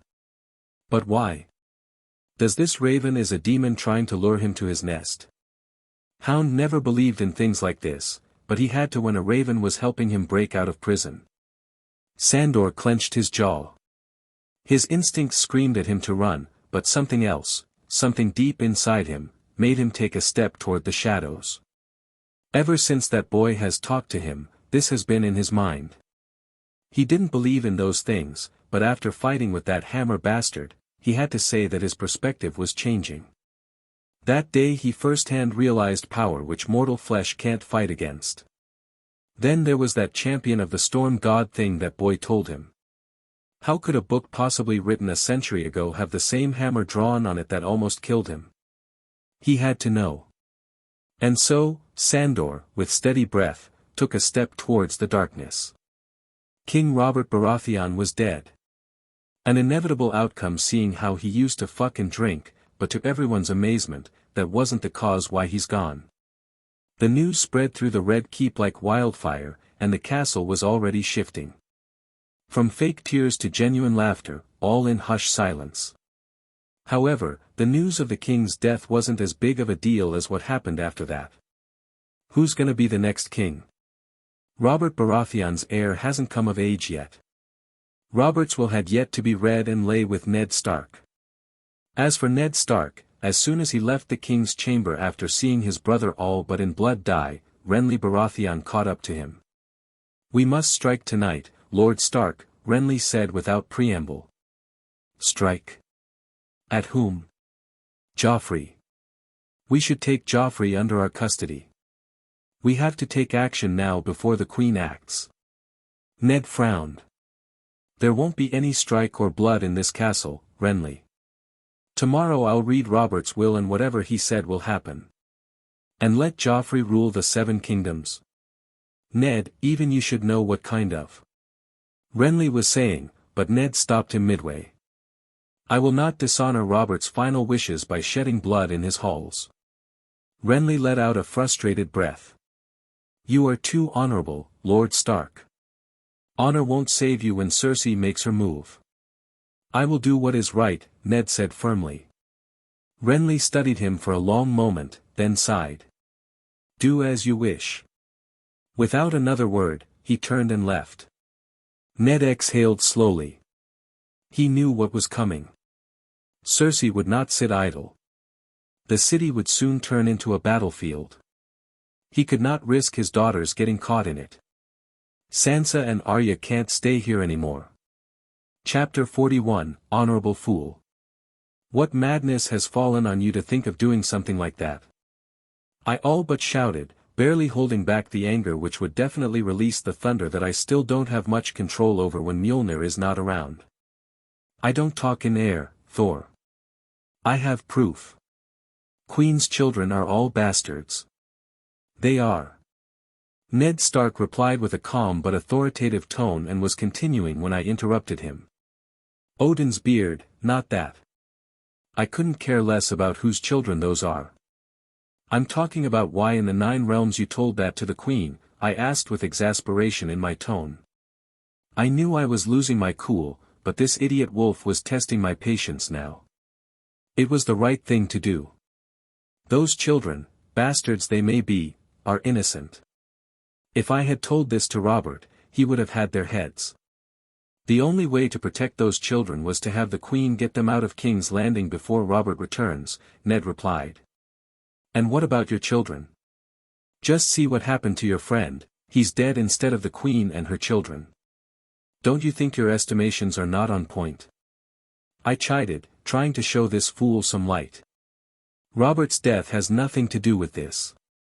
Ned Stark replied with a frown. Maybe he didn't like how I was talking to the high and mighty Eddard Stark, the Warden of the North. I considered you a wise man, Lord Stark, but even an idiot would have seen the signs which you in your high moral ground ignored. You tell the Queen about her adultery and the next thing the King dies. Don't you see any connection? At this, Ned shut his mouth, which was definitely about to open and shout something about honor. After the King is dead, who do you think would stop her from doing whatever she pleases? She holds all the power. Do you think that she'll let someone who knows her secret, which could take everything away from her, live? I didn't give him time to think and asked again. She doesn't have power yet. The next king is yet to be crowned, and that's why I must go to the throne room with the king's will. With Robert's will to announce the rightful successor of the throne. Ned didn't even bat an eye and showed me a paper he was holding. You think a piece of paper can stop her from what she wants? That piece of paper holds no power, Ned. Men with swords hold the power. You'll be walking in the lion's den if you go there. I shouted this time, trying to show this man reason, but his look told me everything. He wasn't gonna listen to me. Honorable fool. I can't let a bastard sit on the Iron Throne. It's my duty to the 7 kingdoms and hand of the king that I see justice done. Fuck the 7 kingdoms. First look for your own, would you? I showed you what's beyond the wall and here you are meddling with politics that the North has no say in, and wars to come that the North has no part in. What about your duty to the North and its people? This shut him up for a few seconds before he finally opened his mouth. My honor will not sit by and let a bastard take my friend's throne. The rightful king after Robert, in the absence of a legitimate heir, is Stannis. I owe him my sword and my loyalty. Ah, there it is. That's the reason I didn't bring Mjolnir with me, or I was sure Winterfell would be 1 Stark less in no time. I have seen enough to believe in my temper like I used to. One of the few downsides of being Thor, this impulse to solve everything with swinging my hammer. Have it your way then. I'll have no part in a fool's errand. I spat out in anger. Agree. Ned nodded far too willingly to this for some reason. Pardon? You can't come with me to the throne room. You will escort my daughters back to Winterfell. Ned said with firm eyes. And pray tell, Lord Stark, why should I do anything you ask of me? I sent a glare at him. I'm not asking you as the Lord of Winterfell and the Warden of the North. But as a father. If there exists one man who I could believe in King's Landing to have the ability and character to keep my daughters safe, then it's you, Ser Thor. I'm not a Ser. But you are. Robert made you one, and now I ask, nay, request, you to do what a knight does. Just take my children back home safe. That's all I wish, Ned Stark said with a slightly softer tone at the end. I just kept on looking at him with irritation building up. This man was infuriating. Honorable and just, but by the All-Father's beard, so fucking infuriating. I'll have the entire pack go back to Winterfell or none shall go. Go and start the war you can't afford, Stark. Forget about your daughter's safety. None shall touch even a single strand of their hair while I'm here, you have my word. Just as you have my word that the moment I take all of you out of King's Landing, I'm punching you right on the face. I glared and turned back. There was nothing else to talk about here anymore. Now I was sure that my plans wouldn't keep up with the changing tides. Things are happening way too quickly for my liking. It's not obvious, but the Starks were in King's Landing for almost 9 or so months before Ned Stark died. If Daenerys marrying Khal Drogo, getting pregnant, and almost giving birth was any indication. And what about here? Not even the 2nd month has started and we are on the verge of starting a war between the Crown and the North. If Robb Stark is anything like what he was in the show, then things are gonna be bad soon if Ned Stark dies here. Not good for my plans. If I wish to play video games anytime soon, then I can't let Ned Stark die. Sigh. I'll have my punch, you have my word. However, now I have to secure the 2 little wolf cubs before Stark brings down the entirety of King's Landing, calling for his head and his daughters. Maybe a little visit to Lord Varys is in order. Chapter 42, Escape Again. After talking with Stark, I immediately rushed towards the girls' room. The way Ned Stark was talking, it was clear that he would be confronting the Queen and others tomorrow. If I have to protect them, then I have to act now. While walking past the long corridors of the Red Keep, I look outside to see the darkness slowly fading. The night was almost over, none slept due to the king's death, and maybe none will get any sleep for the time to come. Increasing my pace, I came directly outside their room, due to me taking Arya's pre-assigned room. Now both of them were sharing one room. Knock knock. Nothing. Knock. Knock. Knocking again with more intensity. One waited until finally I heard some groans from inside. Who is it? Open the door, Arya.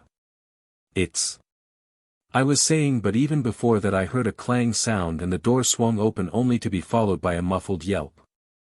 Arya.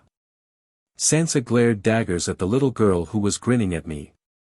I only needed one look to notice why. Sansa was furiously trying to straighten her hair out and if possible get into something more presentable than just her pajamas.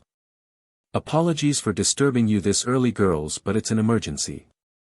Don't make noise and start packing your things quickly. We are getting out of here.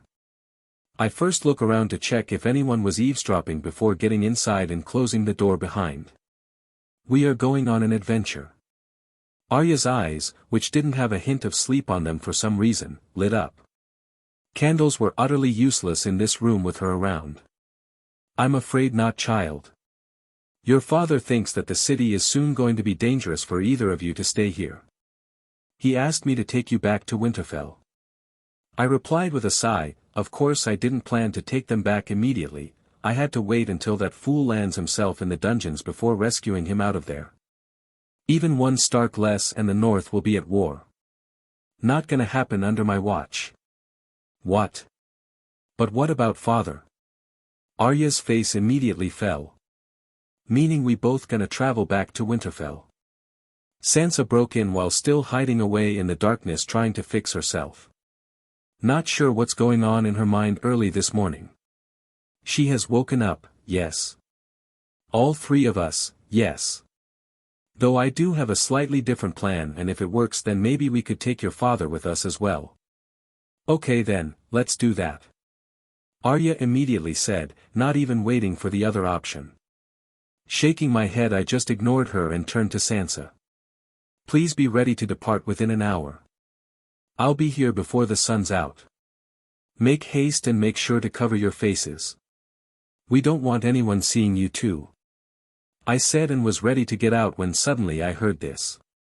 Wait. I turned back, seeing Sansa hesitate to complete her sentence. What about my betrothal with Prince Joe? Sansa said with such a small voice that if this was the noisy morning in King's Landing after the sun came out, then none would be able to hear her. Sansa hesitated for some reason, maybe because seeing this was Thor, her heart wasn't sure what to do. She remembers all her expectations crashing down when in the tourney he made Myrcella the queen of beauty and love. But she still didn't want to believe that there was no chance. Saying Joffrey's name in front of him felt. For all intents and purposes, my dear, for the time being consider the betrothal called off. Right now going back to the north with our lives is our sole objective. I said and made sure to give Arya a look. Knowing how horribly foolish Sansa was in her early years, before practically getting raped, I hope that Arya keeps an eye on her. The last thing I wished for was her to run off to the Queen, requesting to stay here in the capital for the purpose of marrying Joffrey and giving him little princes and princesses. Sighing, I saw Arya look back at me, then back at Sansa before a look of recognition appeared on her face. Good, at least there is one Stark who is not an utter dunderhead. Be quick. I said and left, now I have to secure a way out of the city for them. There is none who I can trust in the capital. The only way to really ensure their safety is to take them away from this damn city. But then I won't make it back in time to save that honorable idiot. If they are gone, then Cersei won't have any leverage to hold against the North, none beside Ned Stark himself, meaning they won't kill him. But that's really stretching it. Even in the original, Cersei never intended to kill Stark. She was planning on sending him to the Wall while keeping Sansa as a hostage in King's Landing to deter any war from the North. But she gave birth to someone like Joffrey. What's stopping him from doing the same here? I have to do something about it. From the Queen sending people after us when we go out, and from Joffrey doing something which would throw my plan in a wrench. For the time being though, I must find Mr. Dancing Master, definitely could use some of his help right now. North. Robb Stark rode hard, the cold wind biting at his face as Castle Black came into view. He wasn't alone. Ser Roderick, Theon, and a dozen Stark men rode with him, all tired but determined. The Raven from the Wall had been clear, Bran was found, and the Hound had been captured. Robb didn't wait. He had to see his brother with his own eyes. It was not just him though. If he didn't come here personally, then his mother would, and that would have been another fiasco he wanted to avoid if possible. However, by the time they entered Castle Black's gates, they saw men were running about, shouting orders. Men gathered in groups, whispering with fear on their faces. What's happened here? Ser Roderick asked a passing man in black. At first the man didn't recognize him, but after seeing the House Stark banners, they immediately straightened up. The man looked pale. They're gone, he said. Robb froze. What do you mean gone? Who's gone? A sinking feeling came to him. That's... The man stuttered a little, obviously afraid to say the next thing. There was a break-in in the lower cells. When we checked in the morning, the Hound was gone. Suddenly another voice came. They saw it was from an older member of the Night's Watch. Robb's hands clenched into fists. What do you mean they? He didn't care about the Hound, of course, he wished to see him punished, but Bran was who really mattered here. The boy is not here anymore. And then the man said exactly what Robb was fearing. We don't have evidence, but it has to be the Hound. He must have taken him after breaking out of the cellar. Everyone in the group stiffened at this, especially Robb, who was gritting his teeth. He had ridden day and night, hoping to bring Bran home. And now he was gone again. Theon swore under his breath. Ser Roderick looked grim. Search the area, Robb ordered. Talk to everyone. Someone must have seen something. Find them. We already sent riders, don't worry my lord, they will find. Chapter 43, An Outcome So Inevitable. Finding the small man wasn't easy. Syrio Farrell. A former First Sword of Bravos. Ned Stark hired him to teach Arya the water dancing, good for her, since no matter how much she tried, the little twig wouldn't be able to do hack-and-slash anytime soon. Maybe there's only one girl out there who can. Brienne of Tarth. Now that was a knight I would like to meet one of these days. Arguably the only decent knight who actually cares about a knight's conduct. You must be Ser Thor. It's an honor to meet the one who defeated the mountain. They are calling you the Mountain Slayer, Syrio said with excitement. Though his tone and words didn't give away the grumpiness he was hiding from being forced to get up early. The pleasure is all mine. I've heard much about the First Sword of Bravos, I replied, a little bashful for waking the short man this early, but I couldn't help it. I needed someone trustworthy to help me out. I would like to hire your services. I didn't wait much and directly came to the topic, didn't have much time on hand. I have already been hired by the Lord Hand to teach Arya Child the water dance. Yes, I'm aware. Here is the rest of the reward you've been promised. I took out a pouch of gold and placed it near him, which earned me a curious and confused glance from him. Ned Stark has ordered me to take both of his daughters back to Winterfell. King's Landing is not safe anymore for them, I said and saw his smile, mixed with a hint of irritation regarding the timing, stiffen a little upon hearing me. I need someone to help me protect them. I don't believe anyone in the city. You, however, I believe are trustworthy. As I said, I've heard about the first sword of Braavos. He didn't respond immediately. He pondered over it before finally nodding his head, just when I was about to put more money on the table. You sure? It will be dangerous. I'm a hired mercenary, sire. My entire life is dangerous. You help us, and the rest of the 7 kingdoms might as well call for your head. Is gold worth courting death? Men never court death, good sire. Death's call comes to us. And Syrio Farrell, the former first sword of Braavos, has only one thing to say to the eternal peace. Not today. Throne room. The heavy doors of the throne room opened wide as Eddard Stark walked in with his guards. His face was calm, but his eyes were sharp. He knew that what he was doing wasn't wise. This would definitely put a target on his back, if not, he might even lose his life here in the south. Not even his bones would reach the north. But he had to do it. His honor wouldn't let him just sit by and let a bastard take the 7 kingdoms for himself. In his hands, he held a rolled letter, King Robert's final order, naming him protector of the realm until the true heir was of age. Well, of course he changed the last words of his friend, but only to keep the realm secured.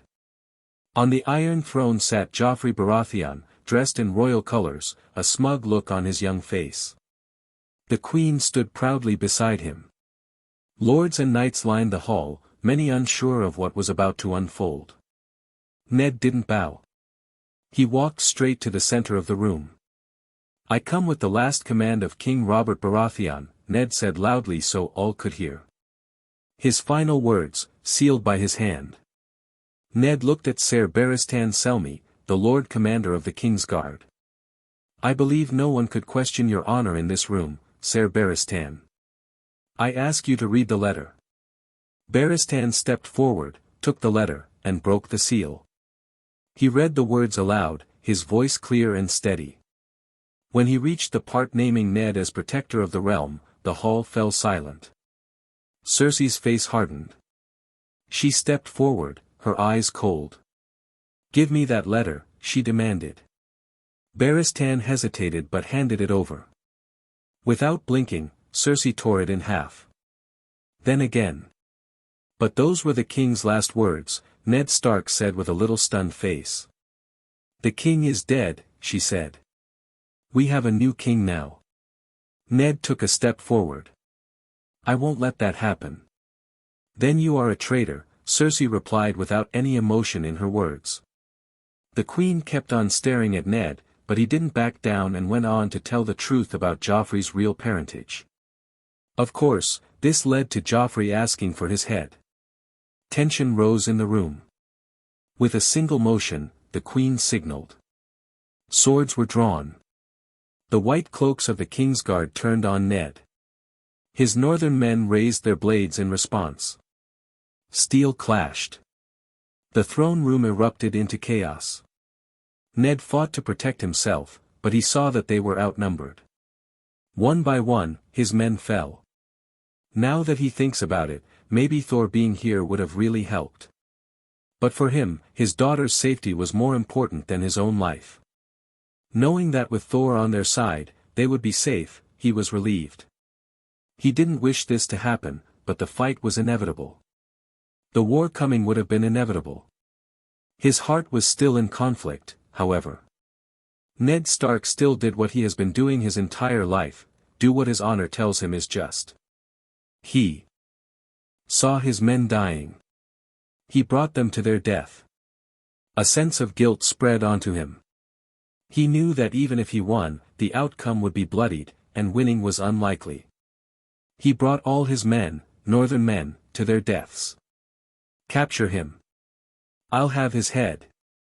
Bring me his head, shouted Joffrey, pointing at Ned Stark, who was struggling now. He was outnumbered. Cersei, hearing this, immediately tensed up. She might be just as crazy as her brother, however, even she knew what would happen if Ned Stark were to die here. War would start. And unlike how she behaves, she knows that there are not many kingdoms who really support the Baratheon rule completely like they used to with Targaryen. They still needed North support. She had to stop her lion from doing that. Not to mention she was also worried about where Thor was.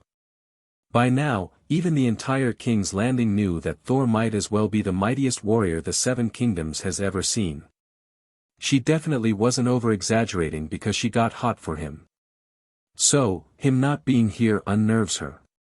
In fact, she was especially worried about Thor. If he really fights, would anyone be able to stop him? Ned Stark sighed. He knew his outcome, knew it even before he entered the throne room. He should have listened to Thor, but even now, he didn't regret anything. Nothing but one, that he brought his daughters to the south. Now he could only hope that Thor kept them safe. Surely the old gods won't be that cruel to demand my children's lives. XXX. Chapter 44, Bran Gone Again. Castle Black. Robb stormed into the room where Jon was sitting, his face stiff with frustration and worry. "Snow," he said sharply, "I need answers." Jon stood up quickly, confused by Robb's sudden entrance. He didn't even know he was coming, but now that he thought about it, him being here made sense. In terms of his father's absence, he should be the one taking action after all. "Stark," Jon replied, already knowing why he was here. "Bran and the Hound are gone," Robb said. "When we got here, the Night's Watch told us they escaped. But I need to know what really happened. Did the Hound take him again?" Jon shook his head, looking serious. "No, Robb. It's not what you think," Jon replied with a complicated expression on his face. He knew that Bran was missing again, but this time he wasn't sure it was the Hound who kidnapped him. Earlier, when he learned that Bran was missing through the Raven from Winterfell, he was worried sick. Though between his younger siblings he liked Arya more, Bran was still his brother. Robb narrowed his eyes. "What do you mean? Is he not gone? Is Bran here?" Jon shook his head. "No, he's gone. What I mean is that I spoke to him after he arrived. We caught him with the Hound and brought him here.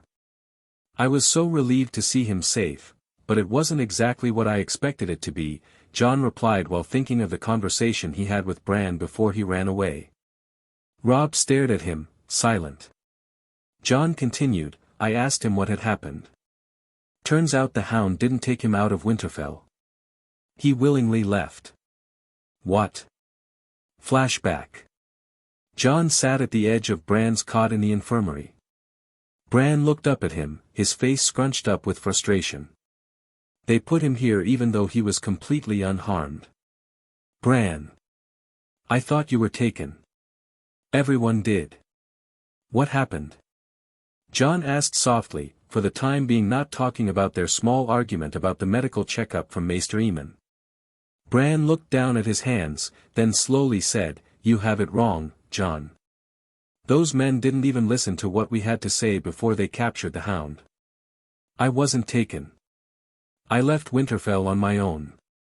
Jon blinked, felt like he heard it wrong. He clearly remembered that the letter from Winterfell clearly expressed that the Hound kidnapped Bran. "Have you gone mad?" Jon finally said with a hint of anger in his tone. "I had to," Bran said. "I was having dreams. Visions. Of the three-eyed raven. Of something terrible coming from the north. I knew I had to go beyond the wall and find the truth." Jon stared at him, stunned.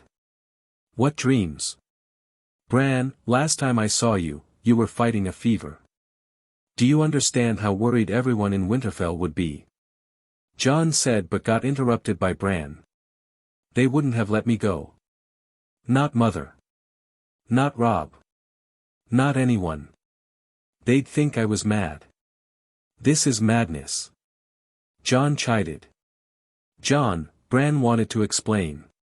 No one believed him, but maybe Jon, if he tried to explain.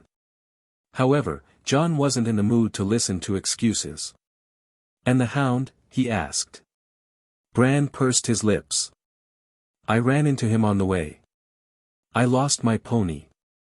Wildlings almost caught me. He saved me. At first, he didn't want to help, but I convinced him. More like blackmailed him, but of course, he wasn't going to say that out loud. Jon raised an eyebrow. You were attacked by wildlings? He asked, almost alarmed. Bran gave a tiny smile. He saved me. I told him what everyone in Winterfell would eventually think, that he kidnapped me. He didn't like it, but to avoid being captured by Robb, he decided to come here first. Jon let out a breath. Bran, that's dangerous. I know. But it had to be done. The danger beyond the wall is real, Jon. The things I saw in my dreams, they're coming. Nothing is coming, Bran. It's in your mind. You were sick, its effects lingers. You need to go back to Winterfell, do what Maester Luwin asked of you. Jon said slowly, almost consoling him to calm him down. He wasn't sure what dreams Bran was having, but ultimately those were just that, dreams. Since he hadn't seen what was inside the cellar yet, he didn't believe in the great danger beyond the wall or anything supernatural for that matter. The hound doesn't deserve to rot in a cellar. He helped me. Please, tell someone. Get him out. Bran gave up. He knew there was no way to make Jon believe him, or anyone for that matter. Not until he had proof. So what mattered more now was to save Sandor. Jon nodded. I'll see what I can do. Present time. So, you're telling me Bran ran away? Of his own will? Robb asked, struggling to believe it. Jon nodded. Yes. He was chasing visions. Dreams he believed were true. He wasn't taken by the hound. In fact, Sandor saved him. Robb ran a hand through his hair, pacing the room. By the old gods, that boy. He's been talking about those dreams and reading those old texts ever since he woke up from that fever. We should have put someone to keep an eye on him the first time he asked to go north. I told the Night's Watch to check on the hound and to move him out of the cellar, Jon said. As Bran asked for it. That's when we learned that he was missing. Bran too was gone. Robb sighed deeply, rubbing his temples. You think they're going north? Jon looked down. That, I don't know. Maybe Bran decided to continue his journey. Them entering beyond the wall from Castle Black is almost impossible. If they must go north, they would find a way from somewhere else. They shouldn't have crossed the wall by now. Robb stood up, exhausted but ready. Then I'll gather my men. Jon nodded. I'll come. He's my brother too. Chapter 45, To the Dungeons. What's this place? I asked, confusion lingering on my face. After securing the two Stark girls' safety, I came back to the Red Keep to find a forgetful old spider who still owes me a debt of life. Targaryens were laced with many secrets, my lord. Even after their demise, we have yet to find them all. Some were buried with them, while some they left behind, Varys said in his usual sly tone. Speak clearly, Varys. I'm not in the mood to entertain your antics now. I shot him a look. Who would have thought that I'd be dealing with this man again so soon? But of course. You see, the keep is built above many secret passages such as this. It seems that even at the height of their power, the Targaryens always thought ahead, a secret passage to evade if ever the castle fell. For someone who called themselves dragons and rode real ones, for goodness sake, that's an awful lot of caution, don't you say? Varys smiled back. I just ignored him and looked at the dark entrance of the secret passage he brought me to. And you're certain that this passage leads us to the dungeons? I asked with a skeptical look. If these passages were really that big of a secret, then no one was supposed to know about them. Dealing with knowledge is my trade, my lord. I'm no lord. But you are, Ser Thor. I grumbled. I accepted many things about Thor, but this lord business, I couldn't, for some reason. Though maybe I was just being difficult for the sake of staying in the illusion that I'm still me and not a completely different person. I, for Odin's sake, couldn't say. But for the time being, I intend to oppose this notion to the very end. Why? I have no idea. This reminds me of how stubborn I was at certain times. Are you certain this would lead us to Ned Stark? I asked again. I found out that he was taken to the dungeons. Only then did I come to find Varys to take me to him. I could have just let Varys do it on his end, but I don't believe him.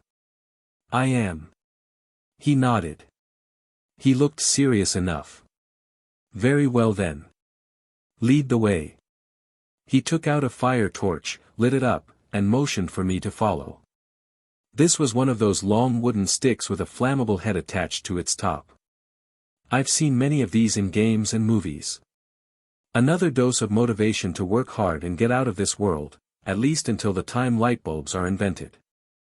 I won't settle for anything less. I quietly kept on following him. The place was like a maze, and the darkness didn't help either. We walked in silence. Didn't have much to talk about, but the darkness and silence were unnerving me. I wasn't the best person to estimate how much time had passed without having something to measure it, in this case, a watch, which this world lacked. Yet another reason to work hard for my goals. But I'm certain we walked for over 10 minutes, and I was getting irritated now. How far? Are we not there yet? Almost there, my lord. The place is a maze. Even someone with my experience would get lost here. Taking your time to reassess every turn would be wise. How come you know about these passages? I deal with knowledge, my lord. My little birds are everywhere. Even in Essos? Perhaps. What do you wish to know, Ser Thor? The answer depends on that. Nothing much. Just wondering, why marry Daenerys Targaryen to the Dothraki? There definitely should be better options for your plans to stay on track, right? You amaze me every time I meet you, Ser Thor. Never thought someone else would have such awareness about the world as me. Don't flatter. I've got no need to gather news of these distant lands. I only do it so that I can find a way back to my own. Khal Drogo has an army of 40,000 Dothraki.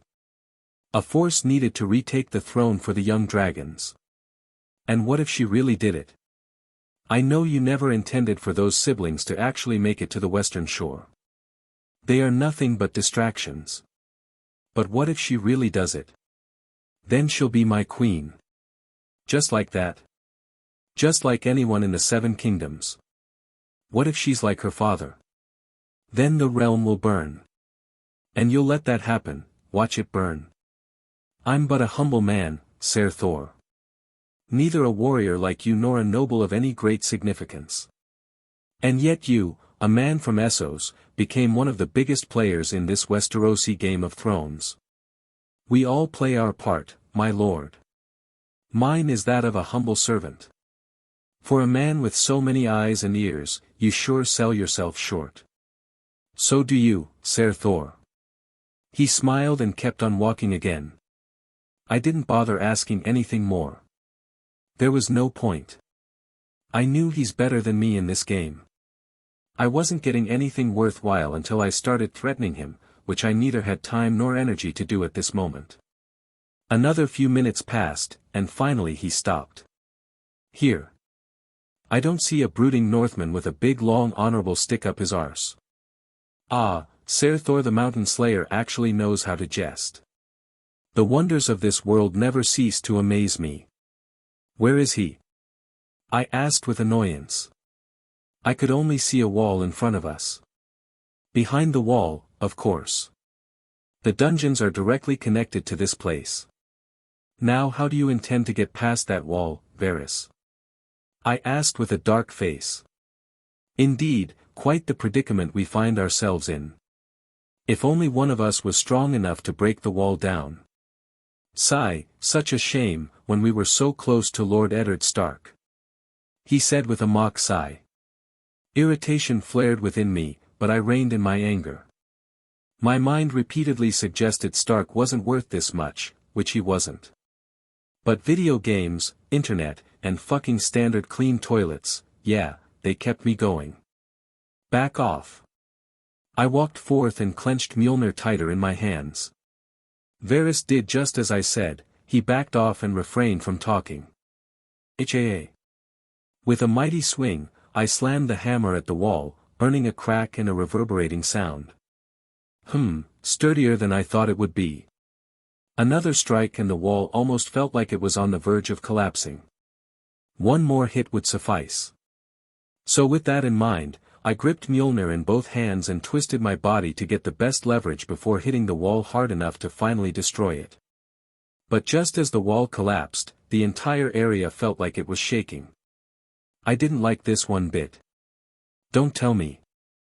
I snapped back at where Varys was to ask about the structural stability of these passages, but upon turning, I saw no one. What the? The fire torch was there, but no sign of the spider.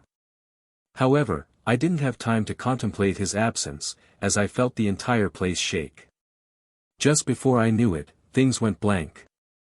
XXX. Chapter 46, Stuck. North. Bran found himself back in the forest with the Hound. He was confused and a little scared, seeing this time he might really be kidnapped. "Where are we going?" he asked, but no reply came. He had been asking this from Sandor ever since he was literally picked like a sack of potatoes and dragged out of Castle Black, somehow, without alerting anyone. "At least you can tell me where you're going." "Not like I can tell it to anyone," Bran asked again, annoyed with the situation. "Beyond the wall." And then suddenly the reply came, making Bran do a double take at what the big man said. "Why?" Bran, after staying quiet, more like not sure what to say in reply to that, finally asked. To which once again no reply came. He only got another grunt from the man before he moved on, making him follow him. Sighing, Bran just kept up with him. He didn't know what happened with Sandor, but he was not only acting different but also looking slightly different as well. There was a tense expression on his face, which one could only see if observed closely. Raven. After walking in silence for old gods knows how long, finally Bran heard his voice, making him snap his head to the big man walking in front of him in the forest filled with nothing but snow. "Raven. The three-eyed raven. You saw it?" he asked with a little excitement in his tone. For Bran, this was proof that he was not just following some wild dream he had, that what he was doing had meaning, that he wasn't hallucinating. "I saw it." "The raven?" Bran asked. Something told him that Sandor wasn't talking about the bird. "Not the raven." Sandor shook his head. He himself wasn't sure what to call that thing. Bran paused. There was no reason for his mind to go to the horror he saw in his dreams. But those exist beyond the wall. There is no way those things exist here, and yet his mind went to those walking dead. "Keep up, boy. We have a long journey to cover." Suddenly Bran heard this and saw Sandor kept on marching forward with large strides. "What did you see?" Bran asked again. Now he had to know. Sandor didn't reply. He almost looked like he was afraid to talk about it, much like Bran had seen him acting in front of fire. "Hammer." After a long time, finally the Hound spoke. "What?" "The hammer, didn't you read that book? Tell me more about it." Bran squinted his eyes, confused why the man who still yesterday was calling him crazy suddenly became so interested in these old stories. He had two thoughts about keeping his mouth shut, treating the big oaf the same way he was doing to him. However, he restrained himself. Him knowing what Sandor saw was more important than the petty revenge he had the chance to get. "What do you wish to know?" "Everything. King's Landing. Varys. Varys. Spider, you there?" I shouted, and then shouted again on not getting any response. For Odin's sake, I was ready to bring down a storm, if not only for my low level. Should never have believed that bald fuck. I had a feeling that things were going way too easily for my liking. Just cash in on that last debt and he's just gonna deliver it to the door. Nope. The race of debtors are one of scums. Shaking my head, strange things were clouding my mind. After the ceiling collapsed, I thought I was done for. God might be, but I was still level 1 mostly, not to mention, I don't believe even MCU Thor would be in good shape if an entire castle ended up falling on top of him. I was lucky though. Only the ceiling collapsed and blocked the way. I was mostly fine. When I didn't find Varys there, I knew he planned this. That wall was definitely an important structure holding this place up. Not important enough to bring down the entire castle, but still important. Darkness started to annoy me. When the ceiling fell, the fire torch got buried behind all the debris.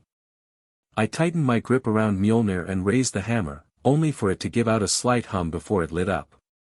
Not the thunder I was used to it emitting but rather an eternal light which illuminated the entire area around me.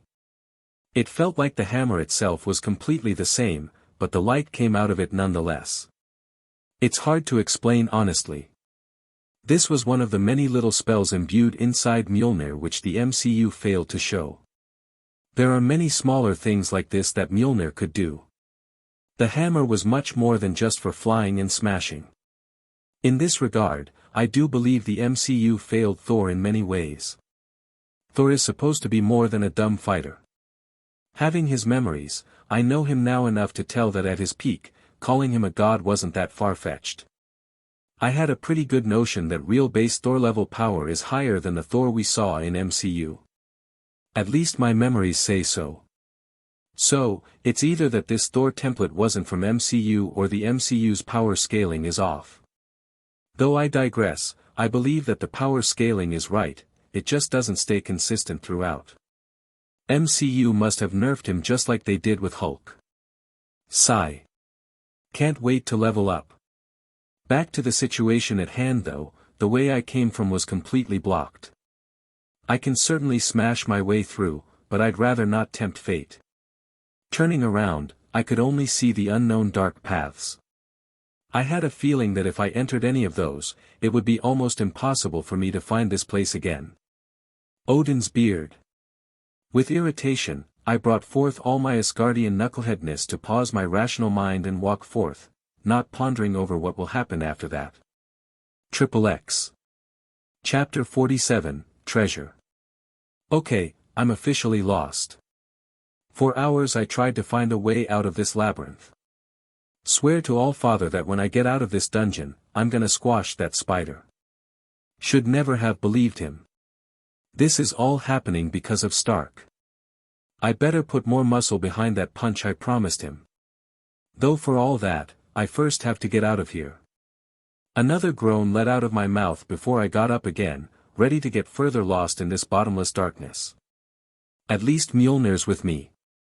Did I just think of the hammer as a person? Sigh. Well, it can lighten up the place, so maybe it's not completely out of place. Time passed and here was lost to me.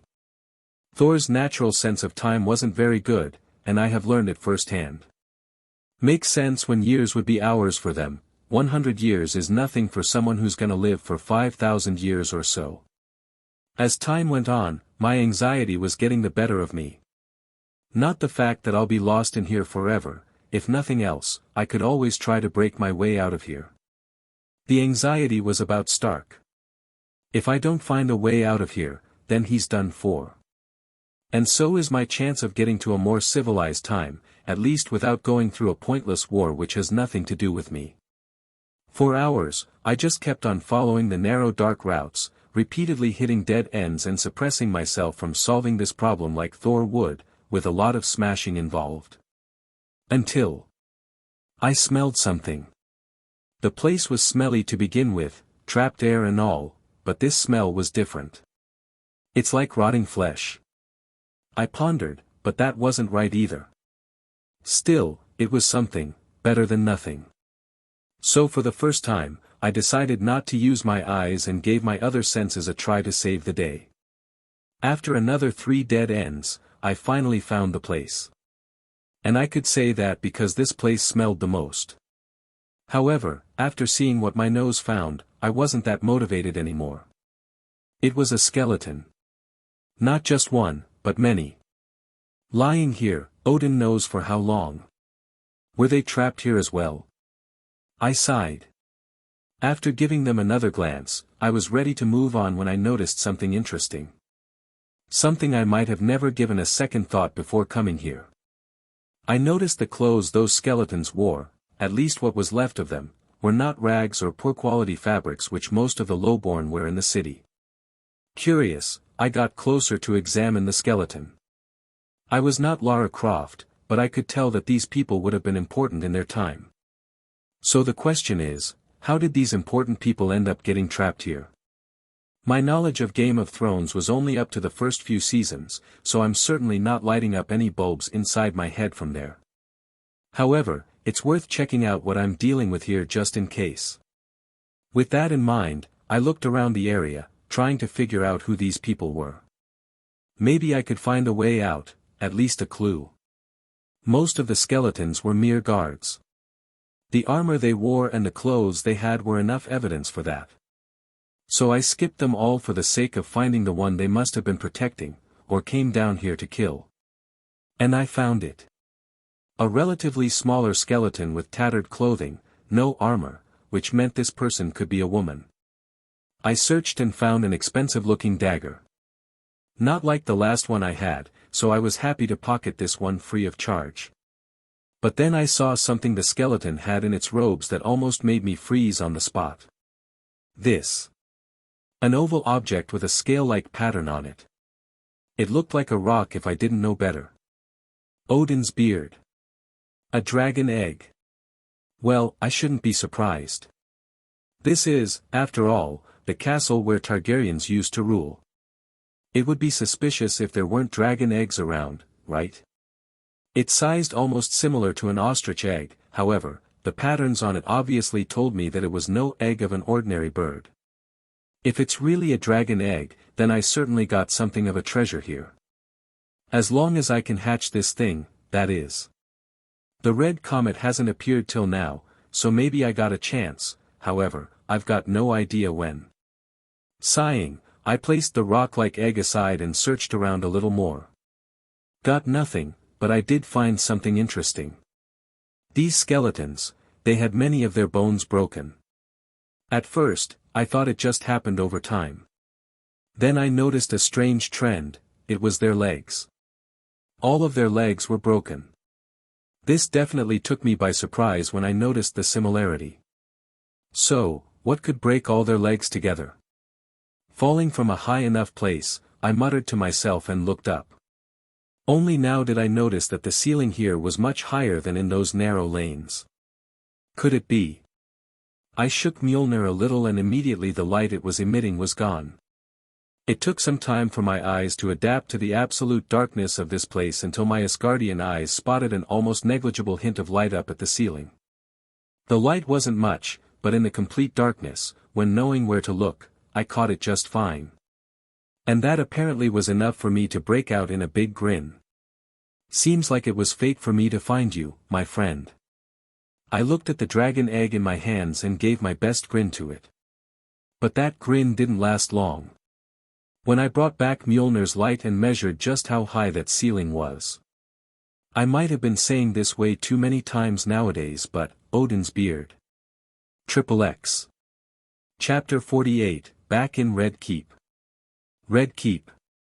It was night when suddenly a muffled sound spread across an empty hall room. In the silence of night, no one knew when a place where armor was displayed quietly shook, and more sounds of thumping resonated. Finally, after some time, the armor couldn't stand the constant thumping and toppled over, revealing an oddly placed marvel in the well-polished and pristine floor of King's Landing. Before I knew it, I punched the opening one last time and it broke open, finally giving me a way out. That was much harder than I thought. I pulled myself up before flopping down onto the marble floor and taking a deep breath, finally inhaling some quality air for once. Climbing that wall with a dragon egg and Mjolnir, plus breaking open the secret entrance, took way too much from me than I anticipated. That was a steep and long climb. No wonder those people all broke their legs. Once I looked around me, I figured that I was in one of the halls of the Red Keep. This further cemented my idea that those people were important. Not just anyone would have a dragon egg with them after all. Dare I say, I found a Targaryen corpse down there. A long-forgotten one at that. Musing aside, I quickly got up, ready to find my way out of here. However, maybe I should give Lord Varys a little visit before I do that. I mean, he must be awfully worried for his good friend's health, right? Only fair that I tell him I'm perfectly fine by the grace of the World Tree. I muttered to myself, even I didn't know the kind of venom that was dripping from my face. The only problem is that even after over a month of staying in this castle, I barely knew the place. Wasn't the best with large places like this, especially remembering my way around. Finding Varys' quarters here would be significantly problematic. Sighing, I got ready to move. Though this might be an empty hall, the same can't be said for the entire Red Keep. There were definitely going to be patrols around that I'd run into. I don't think this time around the guards will give me those respectful nods like after I won the tournament. If not for Ned Stark being an absolute idiot, I still wouldn't have afforded this luxury for long. Sooner or later, Baelish's absence would be noticed, and they would have connected the dots. Granted, that could have taken a long time, but the spider broke the deal. So he has all the reasons to put the blame on me. I was never some sort of genius planner or anything. Should have known this would happen sooner or later. Shaking my head, I started moving. Had to find my way around this place somehow. It's not just Varys I needed to find, but also Ned Stark. The only reason I even asked Varys about Stark's location was because I lacked any direction in this labyrinth of a castle. Ridiculously easy to lose yourself in its design, and exceedingly difficult to find one's destination. And it turns out sneaking around wasn't Thor's forte. Almost got caught the moment I got out of the room, and many more times after. The only thing stopping these guards from spotting me was the shade of night and my Asgardian senses, which could spot the guards even in the dark and from long distances.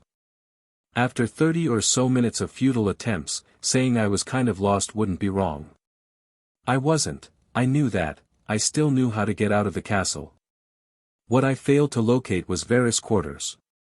Soon, I arrived in front of an expensive-looking door, no doubt this was an important person's room.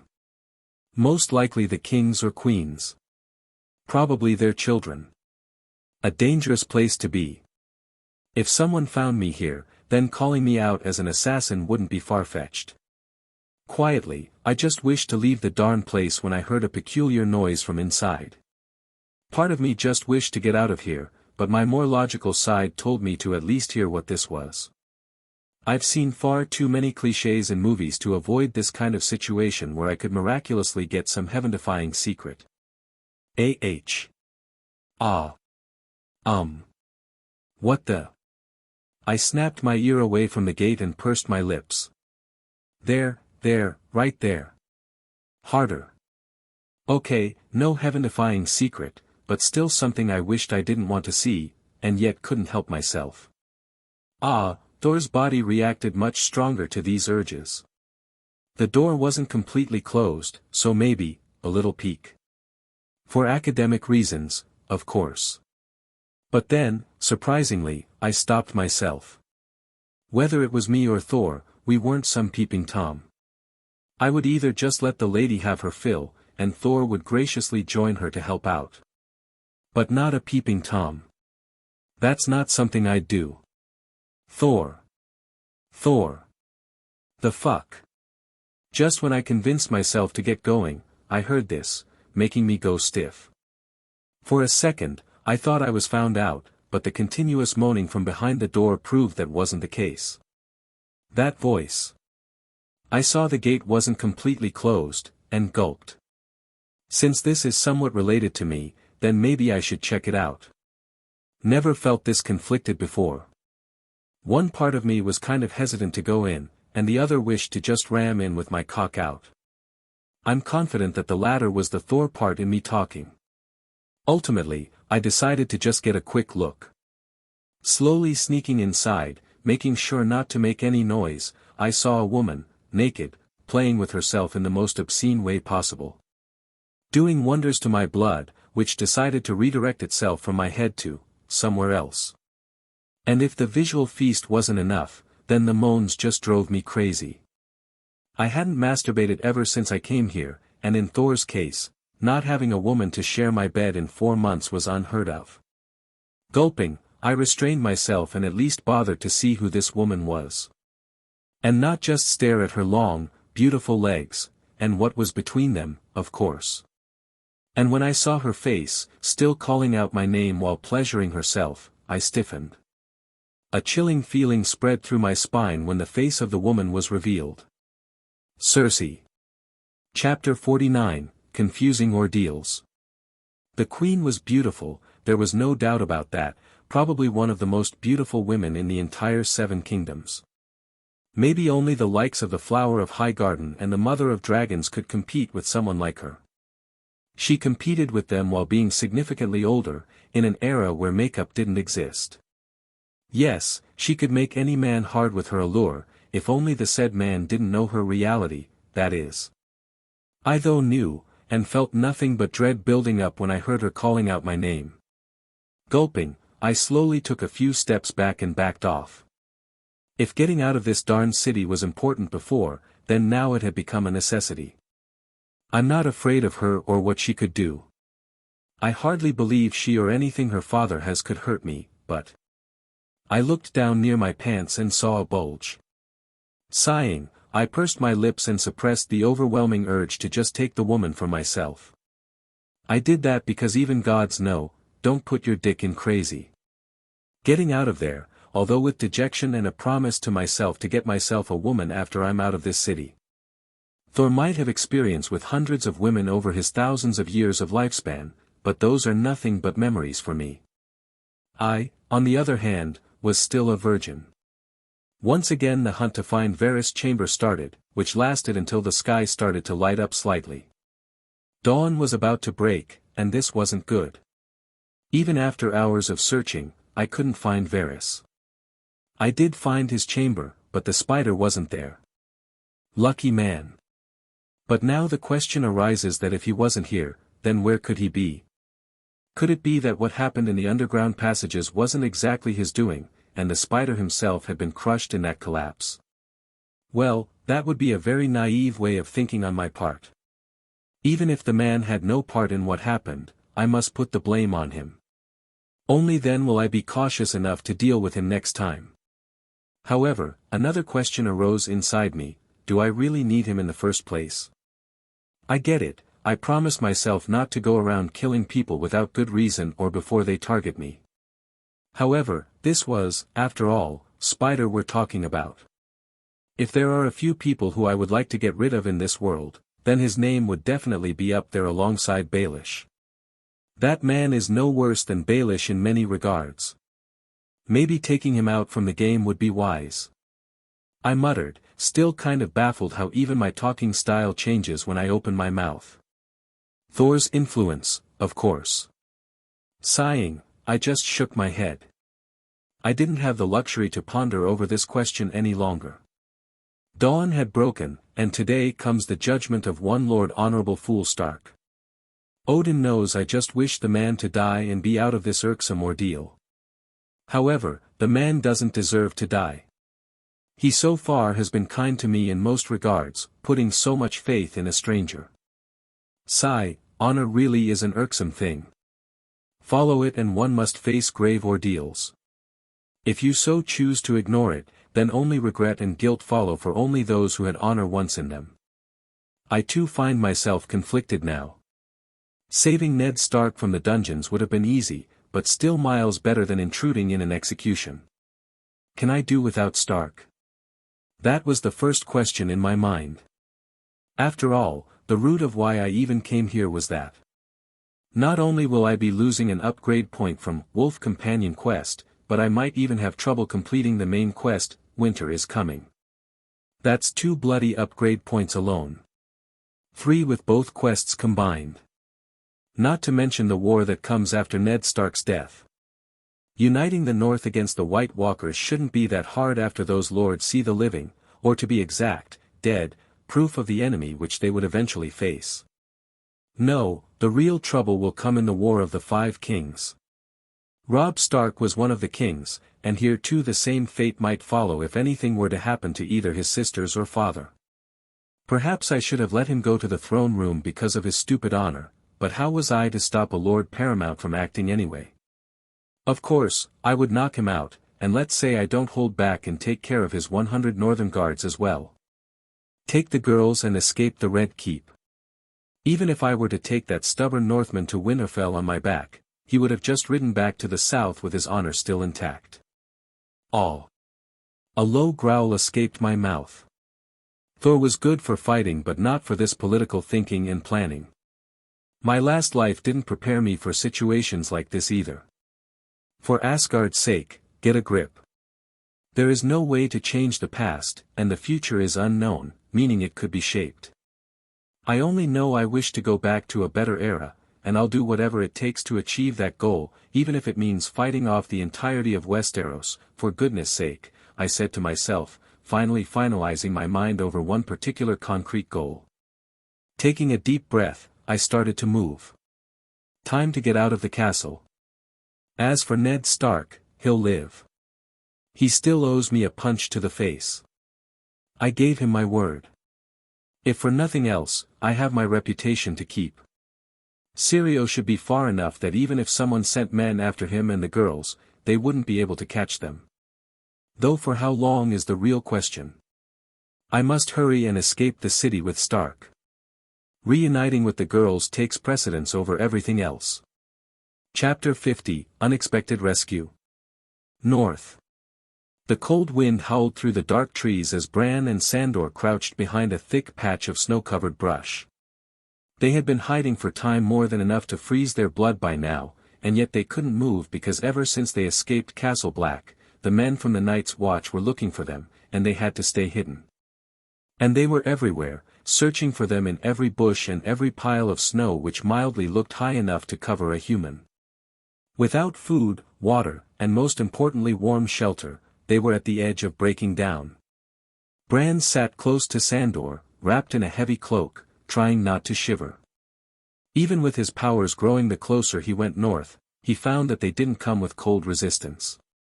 Definitely would have been a nice addition to all this new skin-changing powers he found he had and utterly lacked any control to use when the situation really counts, and the cold bit through his clothes like sharp knives.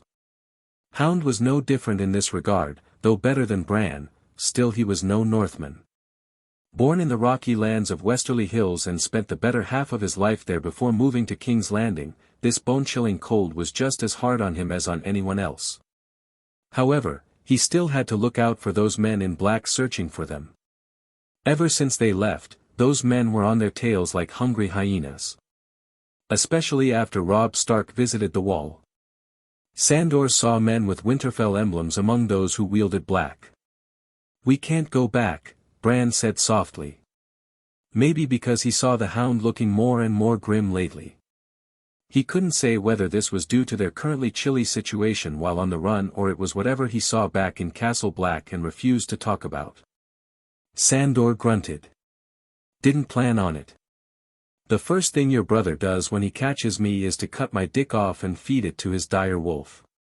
No, I'm pretty sure Mother would kill him if he doesn't present you to her to torture and kill in one piece, and we don't have dire wolves." Hound grunted again, not willing to reply to this. He had enough to think about to wonder what kind of death the Lady Stark had planned for him.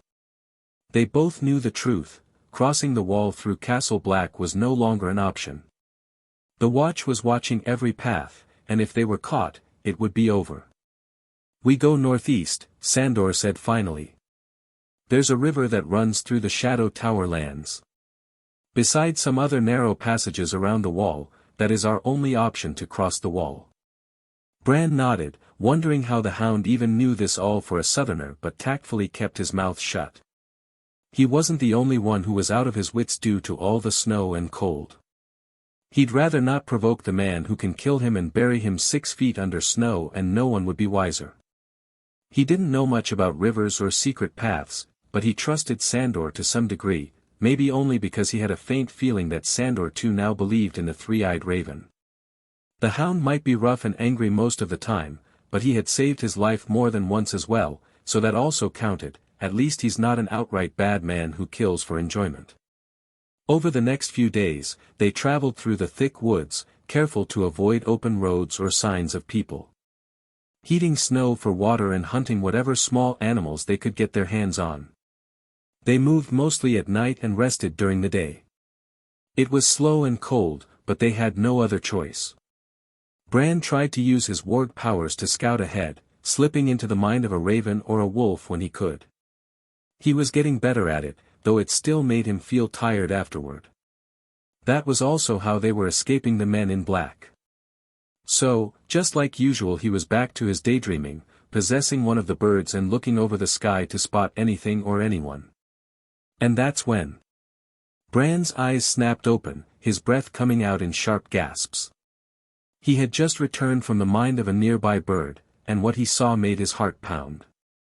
"Sandor," Bran said quickly, shaking the big man's arm. "They're coming. Men from the Night's Watch. They're close, too close." Sandor didn't waste a second. He stood up fast and grabbed Bran's hand. "Damn it. Come on." They took off through the snow-covered woods, their feet crunching over ice and twigs. Bran's cloak flapped behind him, and Sandor's heavy boots left deep tracks in the snow. The cold air bit at their faces, but neither of them cared. All that mattered was getting away. "They'll see our tracks," Bran said, panting. "Oh, really? Otherwise I thought they are running in knee-thick snow, 'cause they couldn't find a cozy place to piss," Sandor growled. He looked back. Fuck. After running until their legs ached and lungs burned, they found a hollow beneath a thick, fallen tree. It was small, but just enough to squeeze into and hide. They huddled together, Bran trying to calm his breathing, Sandor keeping a hand on his sword. "You had one job, just the one," Sandor whispered, though the sound looked like he yelled without yelling. "I can scout so far in this forest." "Hush, quiet now." The sound of footsteps and voices came closer. The men from the watch were searching the area, calling to each other, following the tracks in the snow. Bran held his breath. Sandor didn't move an inch. Then, just when it seemed the men would find them, everything changed. A deep, low growl rolled through the trees. Then, from the shadows, a huge shape moved between their hiding spot and the searching men. A giant dire wolf. Its fur was as white as snow, its eyes glowing gold in the dim light. The men froze. One of them cursed under his breath. Another backed away slowly. "Dire wolf," one of them said shakily. Though they were in the north as much as north could be, and yet it's not always that they saw a dire wolf this big. It was big enough to eat all of them and still had enough space in its belly to go after the two they were after. They turned back, quickly retreating the way they had come. The dire wolf stood there a moment longer, watching them leave. Then it turned its head toward Bran. Bran's eyes widened. "That's..." Sandor cursed under his breath. Gripping his sword tightly, he gulped. "And the boy says they don't have dire wolves." Hound cursed under his breath again. "Can't you talk to him?" He turned to Bran with irritation on his face. "Talking?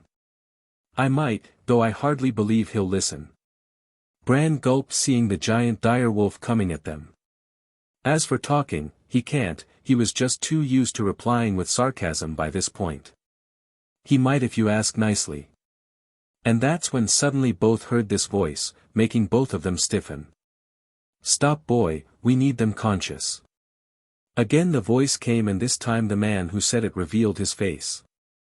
Not exactly a man though, he was a boy too, older than Bran, but that didn't amaze both Bran and Sandor as much as how he stopped the wolf in its tracks by a single wave of his hand. "Come on, we have a lot to talk about." Bran Stark. XXX. Chapter 51, Execution Day. King's Landing. The sky over King's Landing was grey, and the wind carried a certain chill today as the sun hid behind the thick clouds. As the crowd gathered in the square outside the Great September, it was the day of Lord Eddard Stark's judgment. Word had spread quickly, everyone wanted to see the fate of the man who once stood as Hand of the King. Considering that the populace of King's Landing doesn't often get much in terms of entertainment, this was becoming a pretty crowded event. Guards lined the square, keeping the people back. At the front stood a raised platform, and in the middle of it, Ned Stark was brought in chains. His hands were tied, and his face was pale due to lack of water, food, light, and even oxygen if the horror stories about the castle dungeons held any truth, but he was calm nonetheless.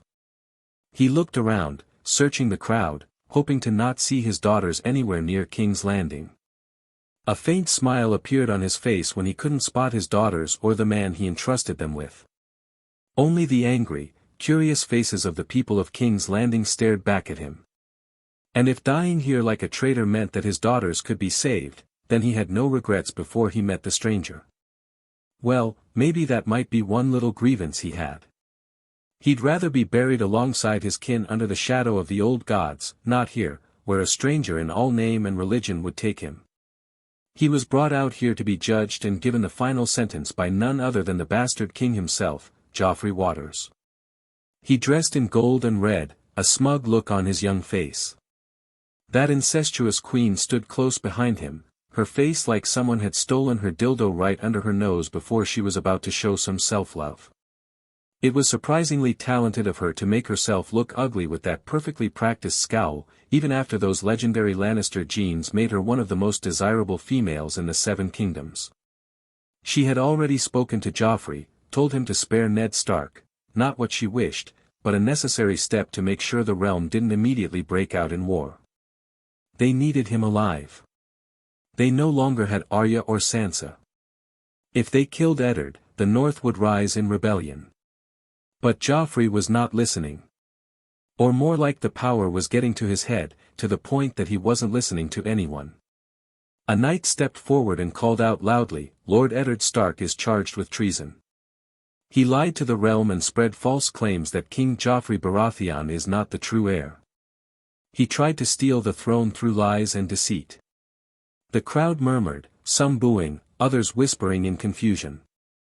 Though many were there only to see a pompous lord who didn't even shit on their heads, considering themselves as gods over low births like them, to be knocked a few pegs down. Ned Stark remained quiet. He had already made his peace. For the sake of his daughters, wherever they were, he had confessed to crimes he had not committed. He had bent the knee. All to protect his family. Then the knight turned to Joffrey. "Your Grace, what is your judgment?"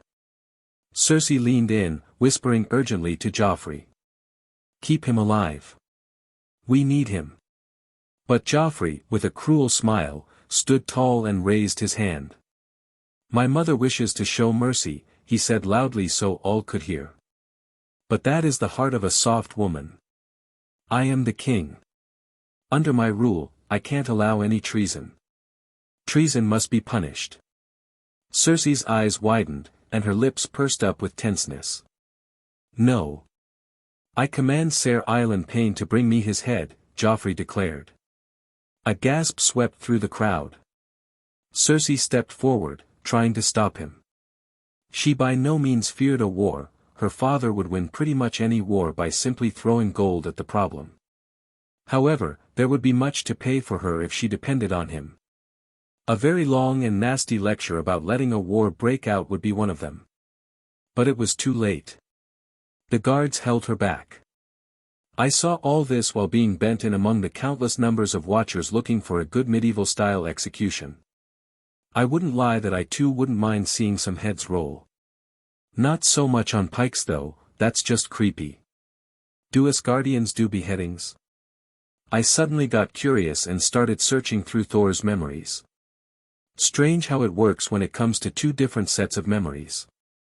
My older one is just fine, a mere 17 years worth of memories with nothing, no matter how many embarrassing situations I had experienced over a small relatively short lifespan, compared to Thor's enormous lifespan doing nothing but hacking, smashing, drinking, and fucking. I would have long gone mad with all those memories running rampantly inside my head if I went through all of them bit by bit. In fact, the actual useful information from Thor's memories wasn't that much. Like, I would love to know how those power runes work to supercharge my godly powers and get the fuck out of this place without playing to this darn system's quest, but Thor remembered little to none of those useful bits. Sigh. Whatever. Shaking those thoughts out of my mind, I shifted my eyes back to the execution. I was just glad that my very basic disguise, which was a thin cloth over my blonde locks and exploded arm muscles, helped me enough to avoid attracting any unwanted attention. Though that was about to change pretty soon. Ned Stark looked up, his eyes finding the sky. He did not beg. He did not cry. He was a Stark of Winterfell, and he would die with honor. Ser Island Payne drew his great sword and stepped forward. And this was the time when I had to decide. Whether to save the honorable fool and save myself a shitload of trouble but keep on doing the babysitting, or let him die and let the hell break loose. Though I might have short-term satisfaction of seeing important people die. After thinking much, my need of punching the man in person won over seeing him lose his life. So the question was how, when the entire city with almost all the armor-clad knights were here. Stats. Godly Body, LVL 1. Mjolnir, LVL 2. Thunder, LVL 1. Available upgrade points, 3. Ongoing quests. Wolf's Companion. Winter's Coming. Kill the Night King. Chapter 52, Hammer and the Lightning. Just as the executioner raised his sword high above Ned Stark's neck, a sudden blur shot through the air. #Thuin. Suddenly the lightning crackled up in the sky, reminding everyone that this wasn't the best of days to hold a public execution. Crack. Another sound came, but this time around this wasn't the thunder crackling up in the sky. It was something else entirely. A heavy force slammed into Ser Island Payne, throwing him back like a ragdoll. It was so fast that it was a blur until it hit him and it came out of nowhere. He crashed to the ground, completely unconscious with a single hit. The crowd gasped in shock, still figuring out what happened. Their confusion was a shared trait in pretty much everyone present, everyone staring at the strange object that had struck him. They were staring because that said object didn't fall. Instead, the object floated, hovering above the ground. It spun slowly in place, catching the light, shimmering with the perfectly timed lightning which took place. People stared in awe. It was a hammer. A large, powerful-looking and highly impractical hammer, unlike anything they had seen before. Or did they? Because few seemed to have recognized the said hammer if their searching eyes were anything to go by. Then, without warning, the hammer pulled away, flying backward through the air. It cut across the air like a streak of light, heading straight toward the platform's edge. There stood a tall, broad-shouldered man with golden hair and stormy blue eyes. He reached out calmly. And caught the hammer in one hand. A hush fell over the crowd. Even Joffrey took a step back, stunned or afraid, no one could have said. My father used to say, a wise king never seeks out war, but he must always be ready for it. You certainly disappoint in that first regard if trying to behead a Lord Paramount is any indication. So, let's see whether you're ready for the war you're seeking. Said the man, and then he lifted the hammer up in the air. The air grew heavy. The sky darkened even further as clouds swirled above the square. Everyone stared at the man, stunned by what they had just seen. Then, suddenly. Boom!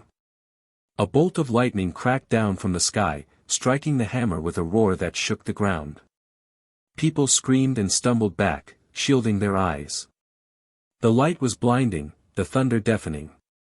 From the heart of the lightning, he stood tall, still holding up his hammer in the air. He stood there like nothing happened, like the bolt of lightning never hit, and it was nothing but an imagination of the people around him. By the time the lightning was gone, he was wearing the shining armor of a god. The same armor he wore during the tourney, only now it glowed with power.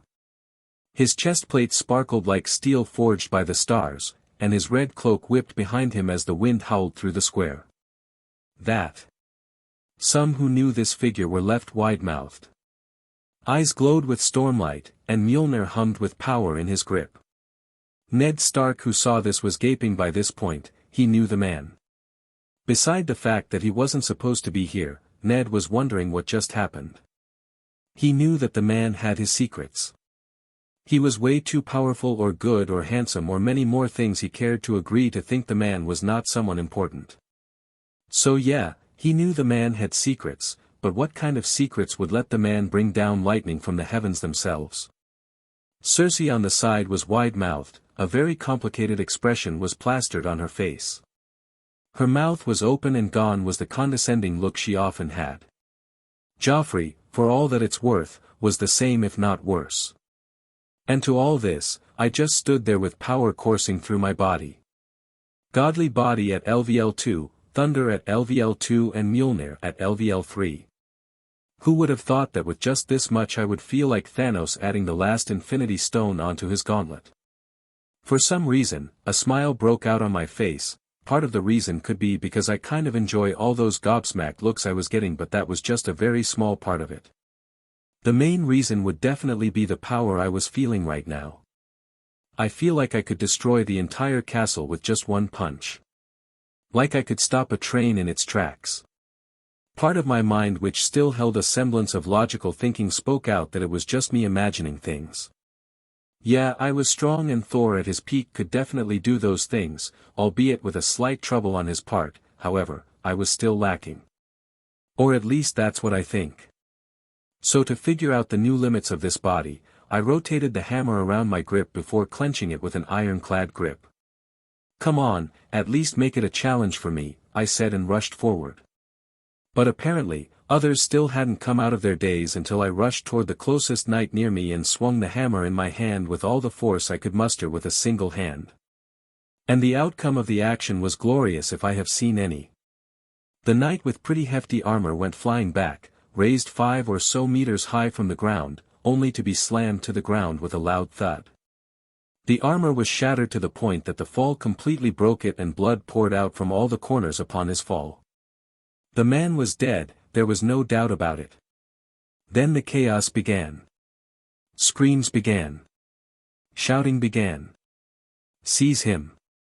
Joffrey screamed from the throne, pointing at me with a shaking hand. Kill him! Now! The Kingsguard hesitated to act. I could feel it the way they were looking at me.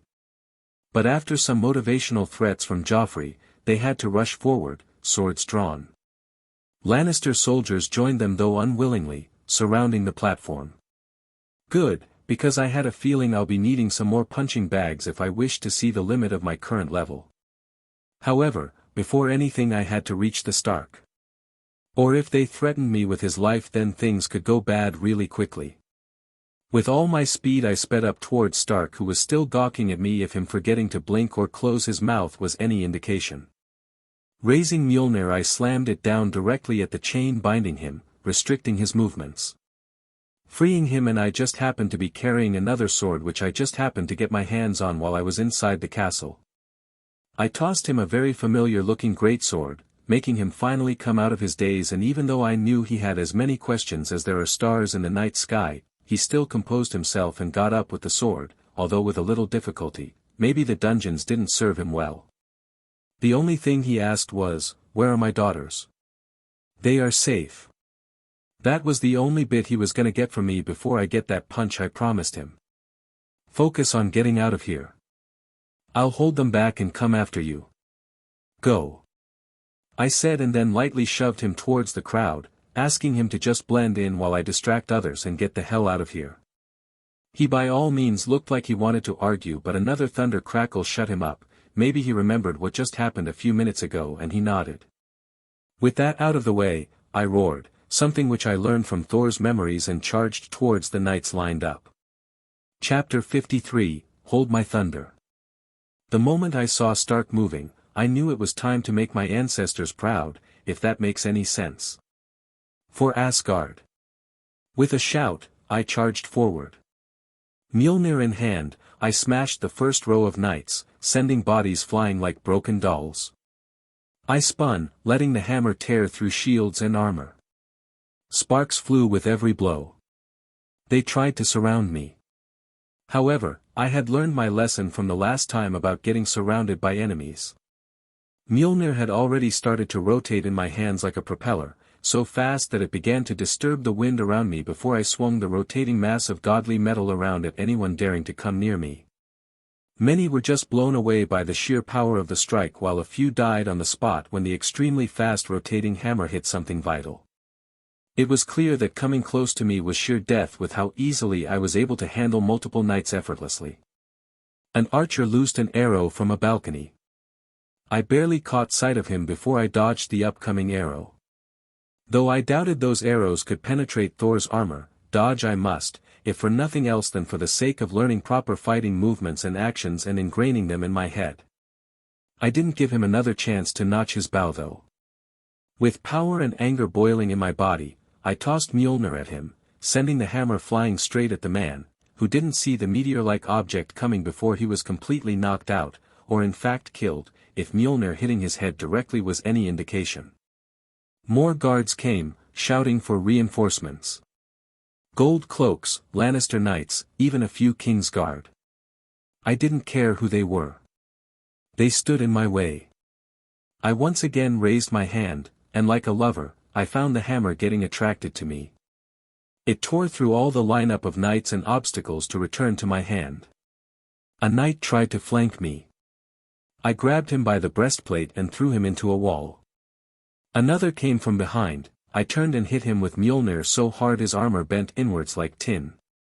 More and more soldiers surrounded me, and now hitting them one by one was difficult. That was the problem with fighting multiple enemies at the same time.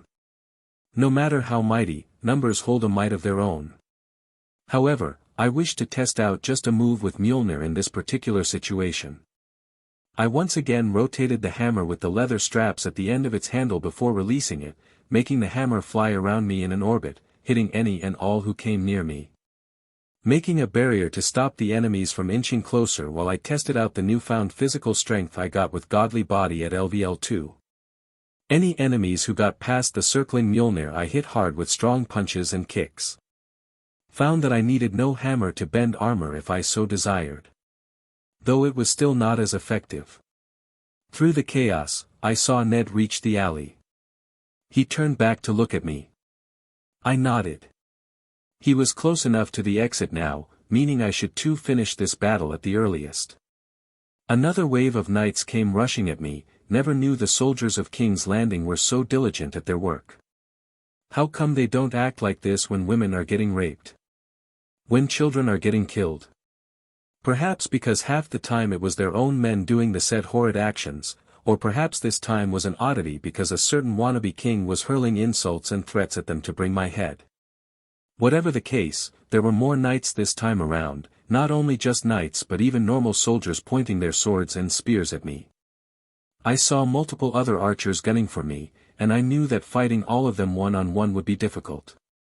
I wasn't here to kill them per se, I was here to distract, giving Stark enough time to get out of the city. So, I raised Mjolnir to the sky again and focused. Even after upgrading both Mjolnir and Thunder abilities, I couldn't just control lightning like it was a single button push action. I had to concentrate. Yet, I didn't mind at all, because the fruit of that extreme focus was a glorious strike of lightning which traversed hundreds of meters to come to me. Thunder answered my call. A deep rumble shook the ground beneath our feet. Clouds rolled in above the city, dark and thick. The first bolt struck down a tower far behind the crowd. The second came crashing down upon my hammer, and the world lit up with white fire. The lightning surged through me, and I let it, until I directed all that power towards the lines of iron-wearing fools on a stormy day. For all Father, ah! This was the first time I tried to channel lightning like this, like a weapon, and it was harder than I first anticipated it to be. Easy enough to channel, but hard to hit the target with the bolt of lightning which was quick to rush at anything barely conductive in its way. Good for me that anything conductive in front of me at this time was either an enemy or something the said enemy was holding. A dazzling bolt of sheer power, a bolt of thunder tore through the enemy lines, burning them alive and scorching wherever it went. I saw an entire section of knights fall to the ground, silent was their death and louder was the silence which followed after that. People looking at this with fear while remembering their gods to show mercy. Little the ignorant mortals knew that their seven had no stakes in this fight or my ordeals. The silence was indeed much louder in terms of expressing the situation. Barely holding one breath, those who still lied shaking in their positions while all eyes were fixed on me. If the earlier calling of lightning and a flying hammer was enough to threaten the local populace of King's Landing, then the wide-scale massacre in front of them now was enough to dull their senses. Make fear strike them so hard that they forget to run for their lives. Though they really didn't have to, for I never wished any harm on the innocent. I also caught from the corner of my eyes that one knight was trying to take Joffrey and the queen away until I tore through the enemy lines with lightning. Everyone stopped where they were, part fear and part shock, keeping their mind from giving another instruction to their bodies and rooting their foot down to the earth. Who knows, maybe the next bolt of lightning could come for them. I huffed, channeling lightning with still this low-level kind of left me exhausted. Though maybe it was because this was my first time doing so. I steadied my voice and then said it out loud. Toss your weapons away, yield and you have my word that no one further shall be harmed, I shouted while looking at the shaken line of knights in front of me. XXX. Chapter 54, Worth of a God's Word. Cersei stood frozen, her breath caught in her throat. At one point she was fussing over her son's foolish actions and the next she found the sky falling on them. One moment, the executioner was raising his blade to end Eddard Stark's life. The next, something shot through the air with blinding speed and slammed into him, knocking him unconscious. It was no arrow, no spear, nothing could send a man flying like that and put him unconscious. There are many things which can kill a fully armored knight like that, but nothing which can make him fly like that. But if that wasn't it, whatever that object was, it didn't fall down. Rather it stopped midair, clearly flying. And once her eyes finally focused after the lightning flashes, she noticed a very recognizable hammer. Thor's hammer. Before anyone could react, the hammer flew back and a man caught it, and as soon as he did, the skies darkened. Clouds rolled in with unnatural speed. Then came the lightning, crashing down upon the man, a blond man who she found herself always thinking about, her nights going by nowadays calling his name in loneliness. He was Thor, and when he came out of the lightning strike, it was like the gods themselves had summoned him. Thunder roared across the square, shaking the ground. And there he stood, with the same marvelous red cloak fluttering behind him while the armor shone in the thunder with brilliant shimmer. Lightning came down and engulfed him, hitting directly at the hammer. It was like he was commanding the lightning itself. But it can't be, no one can do that. Not even the mages of old Valyria could do something like that. Cersei couldn't move. Couldn't speak. All she could do was watch. Her body refused to move when that lightning came down striking Thor, and then he came out of it completely unharmed, with armor on. But that wasn't the end of it, far from it. What Cersei saw after that made her shudder. Thor charged. With a single swing, he sent men flying. Guards crumpled before him. Steel shattered. Shields splintered. He took down waves of enemies like they were toddlers, like they were made of wax. He raised Mjolnir and called down more lightning. Blinding bolts crashed from the heavens, tearing through stone and armor. If the first time was a stroke of sheer luck, a magic to enmesh their senses, or maybe she was the only one seeing this, maybe she was intoxicated, but then the next time when he called down lightning, it was clear that it wasn't just her seeing things. This was no trick, she could smell the burning flesh, she could feel the electricity in the air. But more than anything she could feel the fear around her. She knew that he was no ordinary man, there was no way otherwise she would be taken so much by him. There was that mark on his back, the mystery regarding her firstborn still up in the air. She knew that going against him was wrong, her instincts told her not to, and yet. What he was still a question in her mind, but it was clear that he was capable of things no man could, and winning against him, against something who can wield lightning himself, whose armor doesn't even scratch in a fight, who can kill a man bare-handed with just a punch. No. And then her eyes tore through that handsome face and went back to her child. A sudden panic settled in her when she realized what this means. What will happen to Joffrey? Could anyone stop Thor if he wished to kill Joffrey? Millions of things started to run through her mind, fear and anxiety bulging inside her. Even now she thought that whatever she was looking at was nothing but the outcome of her being intoxicated by a substance she knew not of. Joffrey, on the other hand, was muttering something incomprehensible to himself. However, the fear he held in those eyes was visible to everyone. "Toss your weapons away, yield, and you have my word that no one further shall be harmed." I said this, waiting more like hoping for them to heed my words. Odin knows I could kill anyone here and no one would be wiser until they saw it happen themselves or lived to tell the tale. However, I didn't wish to kill. For that remained the same between us, neither Thor nor I wished to kill the innocents. Can't say about MCU Thor or any other version of him for that regard, but the memories I have of him, he wasn't at least a mass murderer or someone who enjoyed killing. So I waited, hoping they would heed my words. Not like I couldn't bolt out of here, since Stark would most likely be out of the city by now. But even that would take some lives to pass those gates. And then there are also those who I have enough leverage to get rid of to negate any future complications. My mind telling me to get rid of Cersei, get rid of Joffrey, and more than anything smash that spider's face to the ground. And just when my mind was reeling through all these thoughts, I heard the sound I was waiting for, a metal dropping to the ground sound. A weapon dropping to the ground sound. One by one, from swords to spears, all of them fell to the ground. The city guards, after hearing my warning, decided to give up. Strange how things went with mortal hearts. Against an army they would stand still, yet they fear someone who can command lightning, while the result of both would inevitably end with their death. However, this was exactly what I wished for. So.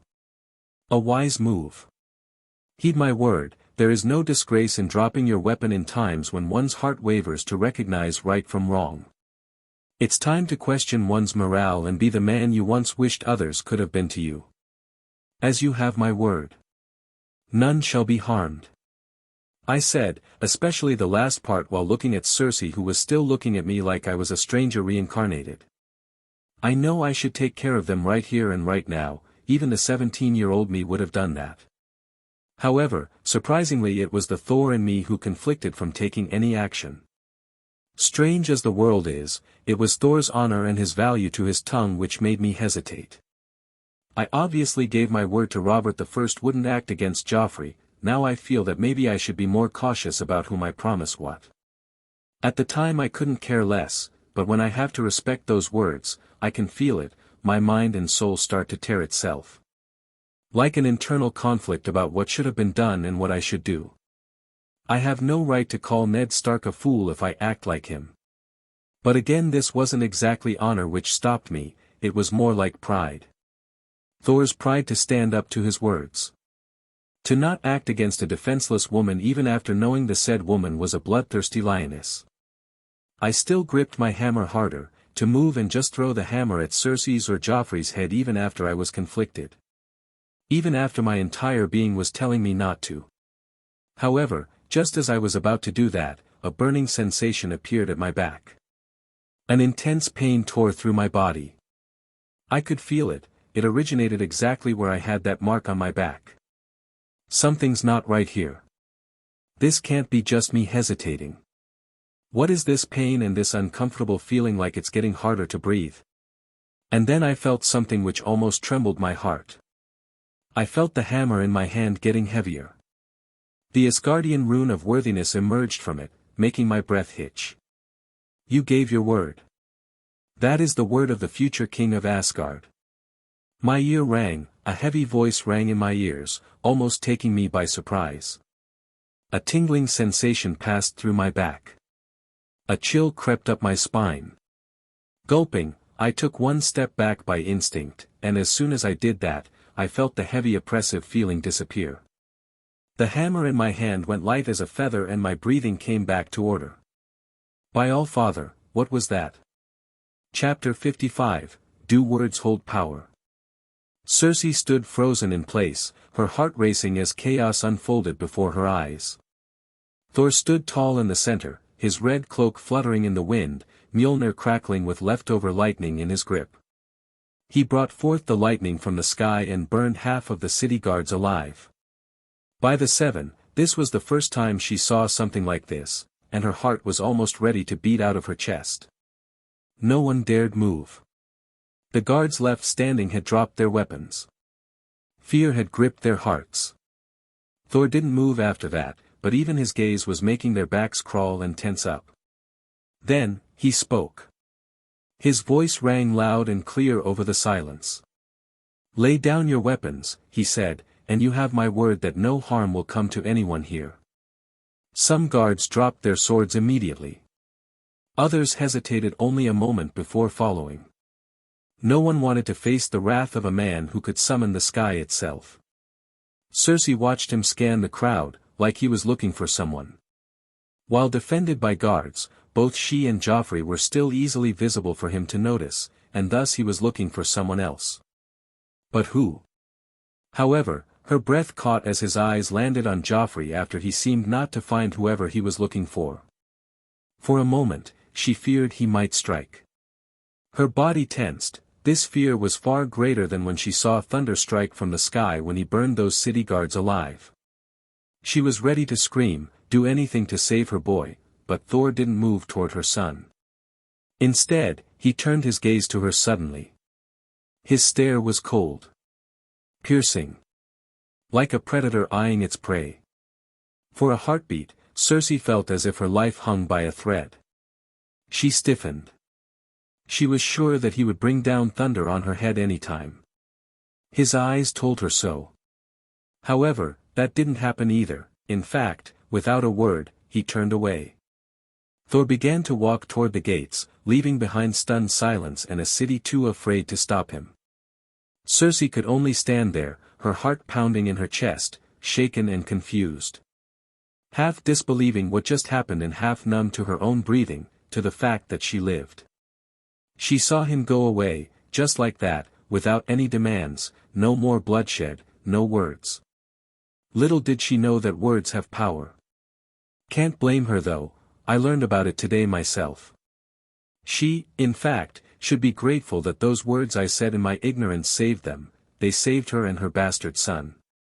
Remembering the feeling of that utter pressure around me when I even so much as thought about acting against anyone in King's Landing after I gave my word to not harm them was terrible. As I got out of the gutter of a city, I was only pondering how foolish I was to not see the signs which were in front of me. From the personality change to the way I feel conflicted every time I try to contradict Thor's personality, it should have been obvious. However, this was the first time I firsthand saw Thor's personality completely overpower mine. Why now though? There has to be a reason behind why it suddenly acted like that. You gave your word. Those words still ring in my ears like telling me the reason why this happened now. Word. Does my word really mean that much? Was it just Thor's personality which lashed out when his honor and pride were at stake? If so, then can he even make me unworthy? Or was it something else? Could it be that Mjolnir started to reject me the moment I planned to attack anyone there, because I was going back on my word? First, I wished to go after Joffrey of all people, and I felt that uncomfortable feeling so I unconsciously changed my target to Cersei, even going as far as readying myself to throw Mjolnir at her, and that's when I felt pressure building around me, while Mjolnir got heavier. While getting out of the city, I once again thought of attacking a city guard to test out my theory, and that feeling was back again. Not as intense, but it was back nonetheless. I won't go after him, you have my word. I told that to Robert before he died. Lay down your weapons and no harm shall come to any of you, you have my word. And that was what I said in the city to stop those soldiers. Thus, that means that I could go after them once I leave the city and this particular incident passes. At least that's what I meant when I said those words. Could it be that there is some sort of magical contract taking place when I give my word? It's not impossible seeing how Odin puts his runes with just words, or how Thor in the fourth movie was able to share his power through Zeus' lightning bolt by just incantation of words. Before I even knew it, I was out of the city with my hands clenched in frustration at the situation. If it were just my own actions which threatened to cause my unworthiness, then I could handle that. After all, I just gotta be a man of my word, follow those knightly virtues. However, if my earlier suspicions that it was Thor's own personality causing this are true, then I might have bigger trouble on my hands.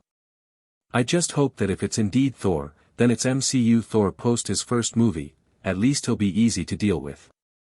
It was indeed frustrating. Not only did I not find Varys, Odin knows where that eunuch has buried himself, I couldn't even take down either Joffrey or Cersei. Sigh. At least Stark got out of there, something going in my favor. Tightening my grip around my hammer, I sped up. Gotta reach Stark and then catch up to the girls. Even though we didn't specify a meeting place, I knew that he would be near the stables, which indeed was the case. He had already secured a steed for himself. Thor, where are my daughters? Ned Stark had many questions the way he looked at me and asked, however, the only thing his heart wished to know was the safety of his daughters. Unfortunately for him though, he owed me a punch to his face. Worry not Stark, you'll see them soon. As soon as he opened his mouth and asked this, I was upon him, already swinging my arm back, making a fist and trying my damnedest to hold back to not kill the fool. Crack. That sound definitely didn't arouse any motivation inside me, nor the way he fell back, completely knocked out.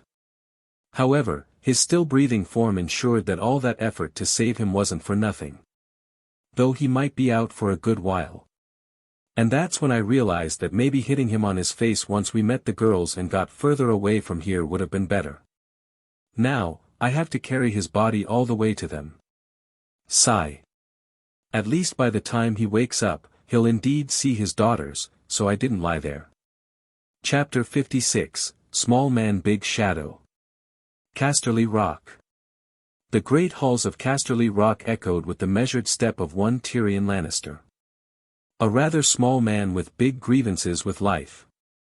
Torchlight flickered across the stone walls, casting long shadows behind the dwarf as he made his way to the solar, where his lord father awaited, or at least that would be the polite term to put it.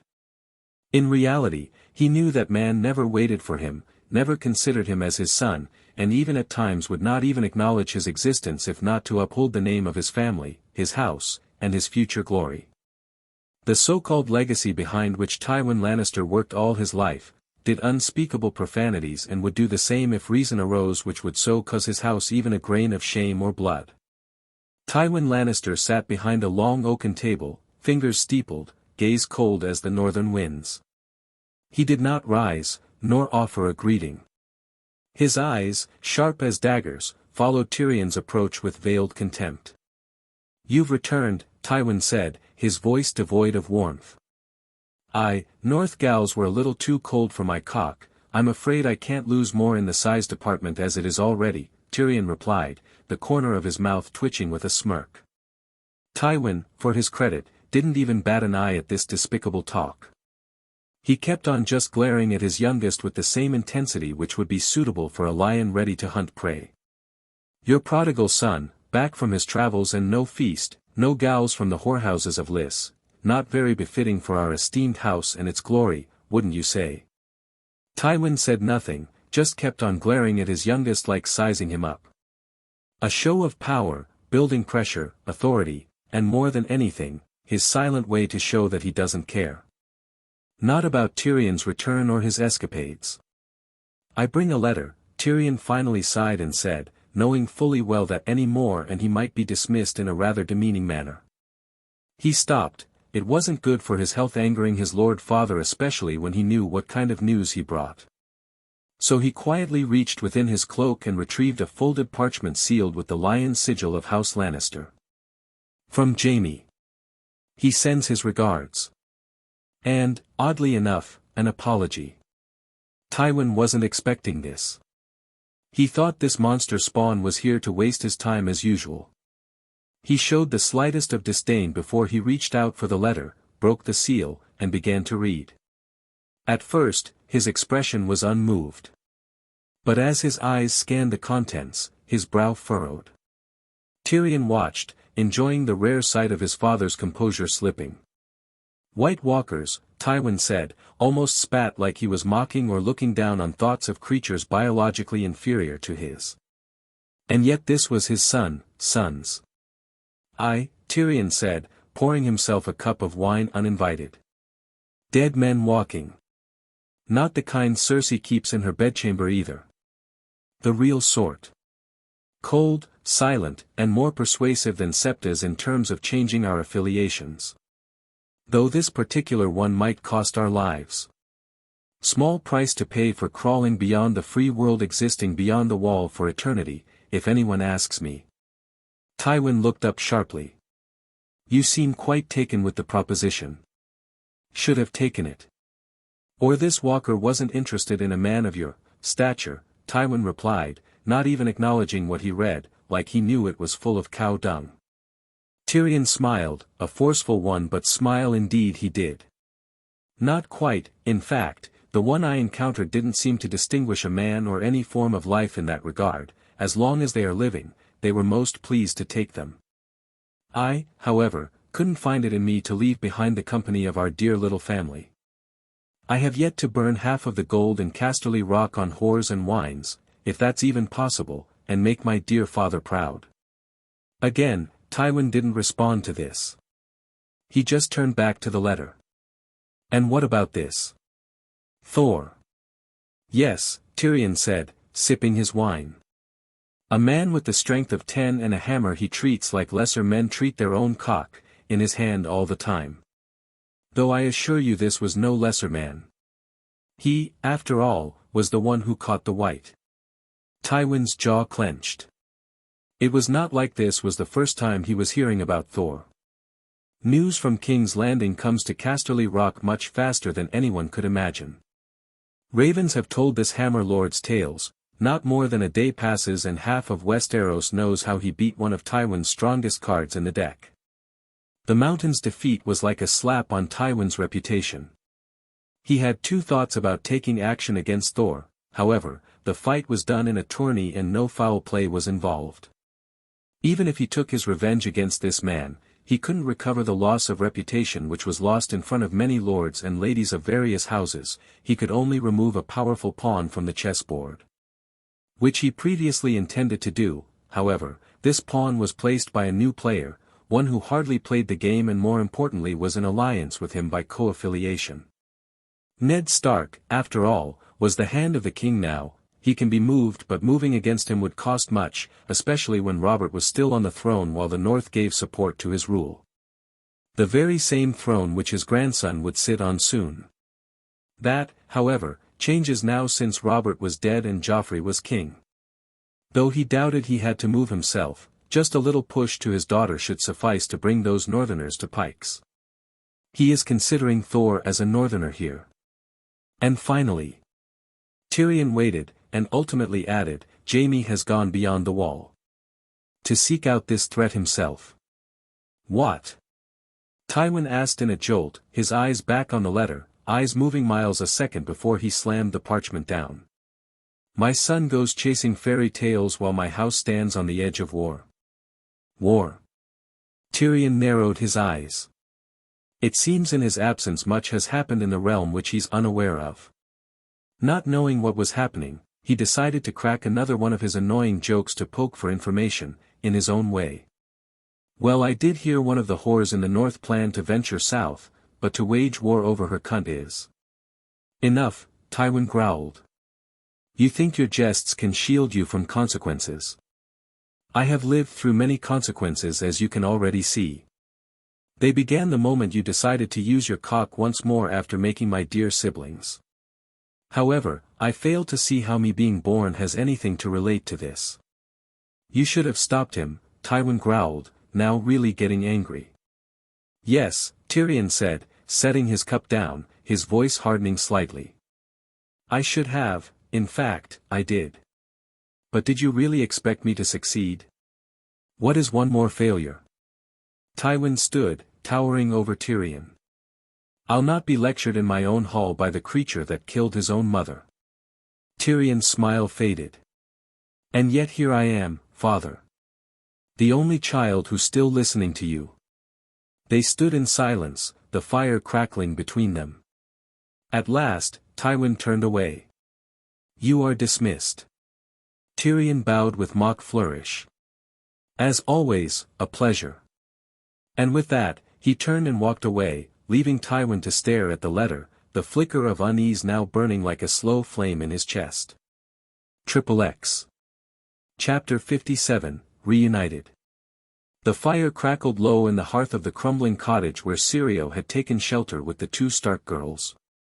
The storm that had raged over King's Landing had passed, leaving behind a damp stillness.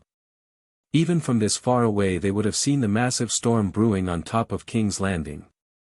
If there ever was a list to leave that horrid city behind, then another very good reason had been added there today. They knew that they couldn't stay there for long. Maybe the storm would slow down the soldiers coming after them, but they would come eventually. However, the journey they had undertaken wasn't a short one, it would take them an entire moon, a month in Westerosi language, to reach their destination. So they had to rest and regain their strength before they moved on further. Syrio knew this, and thus he allowed them a little rest time before they eventually moved on. Sansa knelt upon a threadbare rug, her hands clasped tightly in prayer. Arya, meanwhile, paced like a caged dire wolf, muttering and glaring at the shuttered windows. "Seven above, hear me," Sansa whispered. "Bring them back. Bring back my lord father and Thor. Let them live. Let them live. Seven won't listen to you. If they had to, then they would have a long time ago. And prayers won't bring them back," Arya snapped, her voice sharp with worry, though her eyes shimmered with unshed tears. "I should have stayed. I could have helped." Syrio sat nearby, cleaning the edge of his blade. "Everyone has their battle, Arya child. You will have your own someday, but this is not yours to take part in. If you had stayed, you would be dead or worse, held captive, which would have led to the death of your family, and the reason would have been you. The god of death has many hands, boy, but even he knows better than to raise them against those who have yet to come to adulthood." Arya gritted her teeth and turned away. She, of course, knew this. Thor had said pretty much the same things. However, she didn't wish to hear them now. She needed to know what was going on in King's Landing. What had happened to her father and Thor? Her mind drifted to the moment before the escape, when Thor took them away from their chambers and helped them escape the city. "You take them far, to the Riverlands if you must," he had said, voice grim but calm. "I will bring their father back and come after you. Just make sure to stay clear from the King's Road. Follow it but stay hidden." Arya had clutched his cloak. "Let me fight. I can hold a blade now. I won't be a burden." Thor had knelt, putting his big hand on her head like she was some sort of animal, ruffling and mostly messing their already hard-to-handle messy hair. "You're brave, little one, a little wolf if your father's saying about wolf's blood is anything to go by. But bravery alone wins no battles, Arya. I cannot save your father and look after you together. You're better needed here anyways. Protect your sister. That is your war, for now. Wakanda forever." She pursed her lips and repeated what Thor usually said to motivate himself once he started to get tired of his workout, to get a few more reps in. Even Heimdall would find it challenging to find another like you, child." Thor laughed and ruffled her head more, completely ruining her hair. Sansa had only nodded tearfully, unable to find words. "Please," she whispered to him, "bring my father back. Bring us back together." And Thor had laid a hand on her shoulder, gently. "You have my word, my lady." If only Thor knew then that giving away his words like second-hand clothes wasn't quite healthy for him. That was 2 days ago, though. They had covered as much distance as they could while hiding from any patrol or guards they found. keeping a low profile. Arya halted mid-step. But what if they don't see me coming? I can slip back, poke them like you taught me. No one will see me. Speak such madness again and I'll bind your feet, Syrio warned without looking up, halting Arya's speech midway. It's my fault, Sansa muttered under her breath. It's not, Sansa child. No, it is. It's because I asked Mother to convince Father to take the hand's position, only so that I could marry the prince and become queen. It's all my fault. Oh, he would have taken the position anyway. Don't beat yourself over it. Thor said it himself, Arya said, remembering what Thor said to her, her way to comfort her sister, maybe. What if they are? Do not speak it, Arya hissed. He promised he'll come back. We just have to wait and keep moving. At first, they weren't quiet, devastated and afraid but quiet. But only recently, when there was no sign of Thor or their father, did they start to feel hopeless. They started to break down emotionally. The night was thick with fog and silence, yet no one found sleep.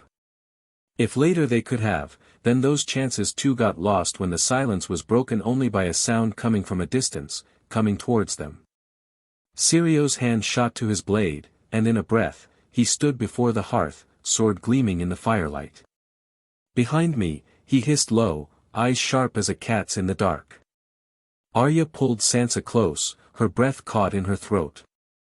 They heard the rider before they saw him, a tall shadow upon a black steed, cloaked from head to spur. The horse neighed, stamping near the doorway, and the figure slid down with the quiet grace of a trained killer. The darkness didn't let them see much, the cloak didn't help in that regard either. Syrio raised his sword. Show thy face, shadow, lest I remove it myself. Thou shalt try me, friend, though victory in this ordeal you would find none. A deep voice came, making others tense. However, the voice sounded familiar. The figure said nothing after that, only pulled back his hood with one gloved hand. Firelight kissed golden hair and storm-wrought eyes. Thor, Sansa breathed, the name breaking from her lips like a prayer answered. Arya didn't even bother saying anything. She just bolted like a flash, gone from behind Syrio before he could know it, barreling into Thor with such force even he staggered half a step. She threw her arms around him without shame. Thought you were dead, she muttered into his chest. Haha, I assure you many have tried and failed before, and so would in future. Seeing Arya like that, I just ruffled the little she-wolf's head. After making sure she was fine, I turned to the elder. Sansa followed slower, her steps hesitant but her eyes wide with unshed tears. When she reached him, she too threw her arms around him, but barely a moment passed before she realized what she'd done. She stepped back quickly, cheeks afire. I beg your pardon, my lord. No pardon needed, my lady. It warms the heart to know I was missed by a fair maiden such as you. Another reason not to die, don't you say, my friend? Grinning, I turned to Syrio. Syrio sheathed his sword, still watching the trees. You have the timing of a cat in a winehouse, but yes, it makes all the difference. Syrio grinned back. Where is father? Arya was the first one to ask, and immediately Sansa too followed. On the horse. He's, sleeping. Too tired from all the fighting and the dungeon. Better bring him down and lay him near the fire. My smile stiffened suddenly. If only they knew why their father was down and out like a corpse, then maybe I wouldn't be getting any more hugs in the future. Chapter 58, Towards North We Go, 1. We rode north, under clouded skies and fading stars. The city was far behind us now, and with each mile we put between us and King's Landing, I felt the weight on my shoulders ease, but only a little. Ned Stark still lay in the cart behind me, wrapped in a cloak, unconscious. Bless Syrio to even bothering to bring a cart, otherwise I might have had to share a horse with him throughout the journey. Unfortunately, the man refused to travel with us any further north. Even for money, he didn't do it. I had suspicions that he only took the task to escort the girls out of a sense of duty and not exactly money. Though that was exactly why I asked for his help, knowing what kind of person he was, knowing his actions in the series. Arya wasn't happy, of course, when he decided to leave, but we can't tie him up with us. Staying with us is dangerous enough, I can't push him to do it. Arya too understood the matter. So now we were only 4 people, 2 girls and 1 man unconscious. If this wasn't me and anyone else, then perhaps this situation could have been very dangerous indeed. I doubt anyone from King's Landing especially would try to ambush us while I'm here. I should have left quite an impression, at least that was the plan. Used up all my saved up points.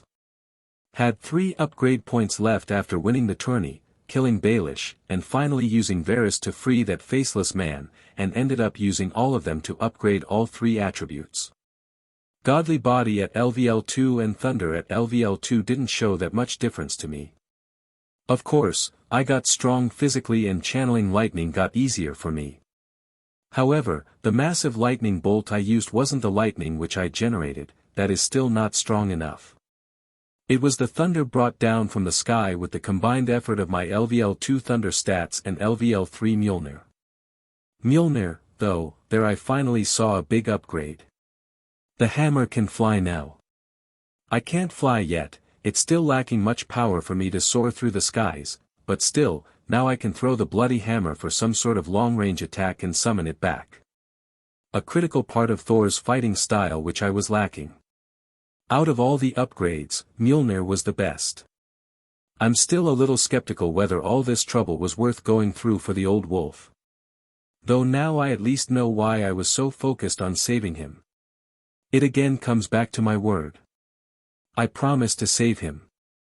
This was another example of how this unknown and visible force, maybe magic, influences my decision-making. Thor's personality does, but that is something I can control, my instincts, but what happened back in the city was different. I have to be very careful about what I say from now on. At least I know this much, words have power. Mine specifically. Sighing, I looked back at the man who was the center of all this drama. Still sleeping soundly. I significantly held back while hitting him, so him still being unconscious doesn't make sense. Must be something to do with being in the dungeon all that time. Oh, I'm definitely up for a rather nasty talk when the man wakes up. Arya rode beside me, fidgeting with the reins of her horse. Well, actually, she was sitting on the same horse pulling the cart, just because she wanted to. We, after all, only had 2 horses and I just can't believe the reins of the horse I'm on, in the hands of a 10-year-old girl. You still haven't told us, she said, eyes narrowed. One moment they're about to kill father, and then a storm conveniently hit King's Landing and thunder fell near the execution stage, you take advantage and escape with him. You expect us to believe that? Arya all but glared at me. This was the umpteenth time she had asked me this, and I now began to just ignore her altogether. The girl was perceptive, a little too much for comfort sometimes. I didn't answer. Her stare was sharp, like a blade pressing against my side. Sansa, more quiet but just as curious, was sitting in the cart with her father. Please, my lord, we only wish to know how you saved him. You have our thanks, but, it felt like a miracle. I just wish to show my gratitude and nothing more. Sansa asked, as she noticed I finally started to avoid Arya's questioning completely. Maybe she too wished to know how. It matters not, my lady. Consider the 7 conspired with the old gods to bring this boon to life and leave it to that. Mortals are not in any position to question the actions of gods, I said. Your father lives. That is enough. Is it not? Arya huffed. You're hiding something. Besides my overwhelming urge to find a woman and bed her or my dread of being back on a horse for another moon, I assure you there is nothing else. Swear in the name of Odin, Arya sent a glare at me. Odin's beard. What was that? You asked me to swear and thus I did. You know that's not what I mean. Well, I did it now so you must settle with that. Huff. Gotta say, Arya had the heart of a warrior, and might accept my word after a little bit of distracting, but Sansa had been raised on songs and the faith of the Seven. My powers would be seen as unnatural, perhaps even wicked. I would not risk planting fear in their hearts when they needed hope. Well, that also depended on what the sleeping man does after he comes back to the land of the living. Follower of the old gods he might be, but I doubt that even Ned Stark would willingly accept someone like me near him, or dare I say near his daughters much willingly. Then, a sound. A low groan from the cart. Ned Stark stirred. Speak of the devil. Father. Ah. Sansa. By the Seven, I thought you. Sansa's eyes moistened, but she held her composure. What happened? He sat up slowly, wincing, hand going to his head. His grey eyes opened, sharp and confused. He looked around, then spotted me. You, he growled, voice hoarse. You struck me. I turned in my saddle, met his stare. I pride myself as a man of my word. Gave you my word to save you and your daughters. As you can smell, you got your wolf cubs here, unharmed. However, if you recall, I also said that my fist would find your face once we are out of that horrid city. I shrugged. You knocked me down like some traitor. A traitor who saved your life and will be taking you home soon. Quite an honorable traitor I'm turning out to be, won't you say? He scowled but said nothing. Maybe because he partially didn't wish to antagonize a man who can bring down lightning. Both Arya and Sansa, hearing the exchange between us, were baffled. But didn't ask any questions. We need to talk. Ned Stark seemed like he wished to cut me open and see for himself whether I was some sort of eldritch monstrosity in the hide of a human, but he refrained from openly discussing what happened back in the city. You'll have your answers, Stark. However, for now, rest. Gather your strength. We are still in the Crownlands, entering the Riverlands should be our main priority right now. To this, the man grunted and lay back down. I suppose I should thank you. I owe you in this regard, he said finally, after his eyes once again fell to his two daughters. Their safety was the most important to him. Chapter 59, Aftermaths. Winterfell. Catelyn Stark sat on the cold stone bench inside the small sept of Winterfell, made especially for her after she got married up in the south to the Lord Paramount of the North.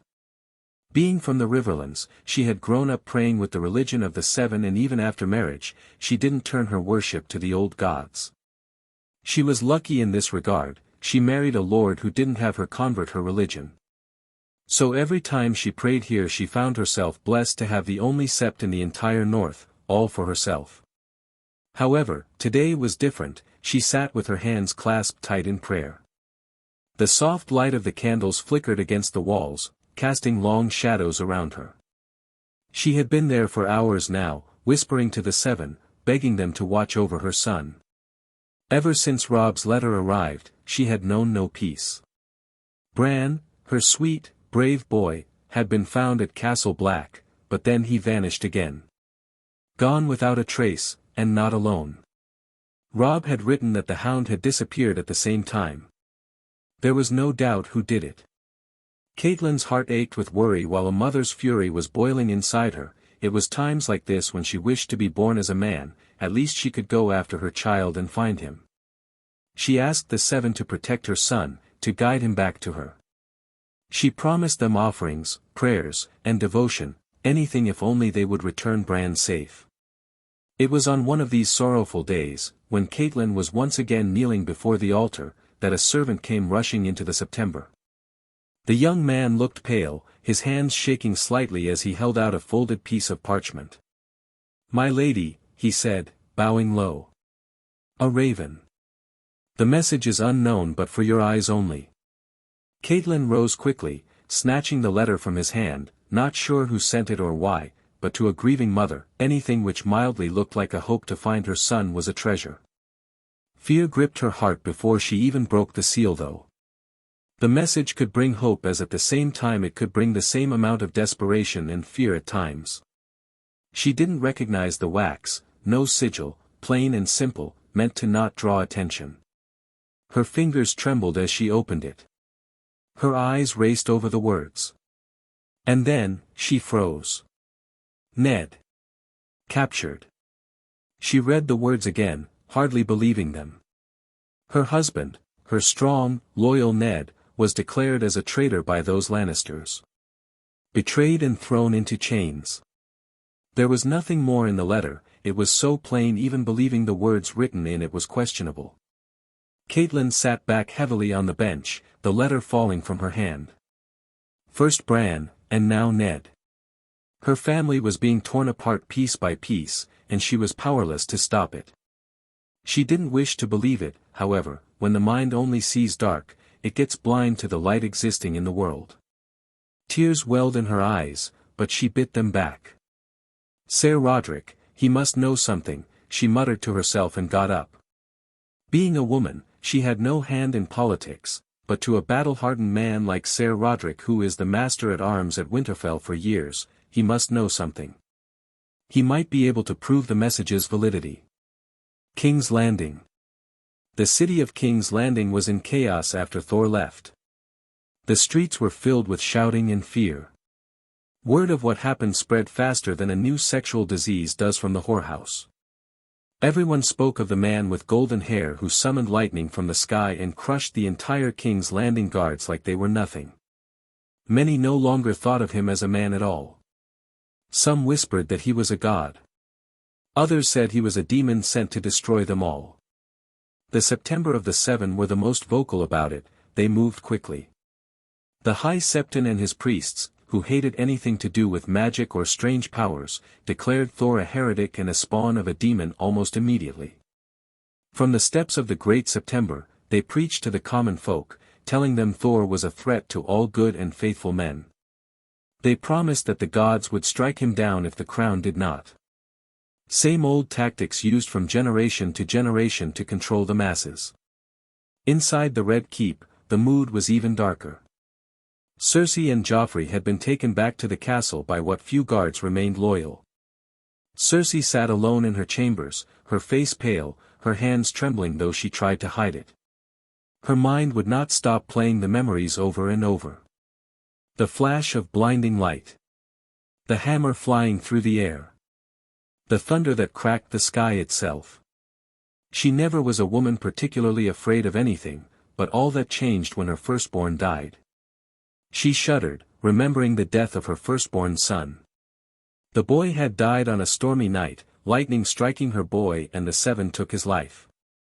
That was when she realized what fear really is. She wouldn't say this to anyone, not even her brother, that she had ever since then been afraid of the thunder and the omen it brings, that it reminded her of that dreadful night.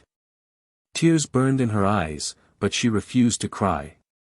Instead, her mind turned back to the old prophecy she had heard as a child. The witch's voice echoed in her ears, warning of her children's deaths and her own fall.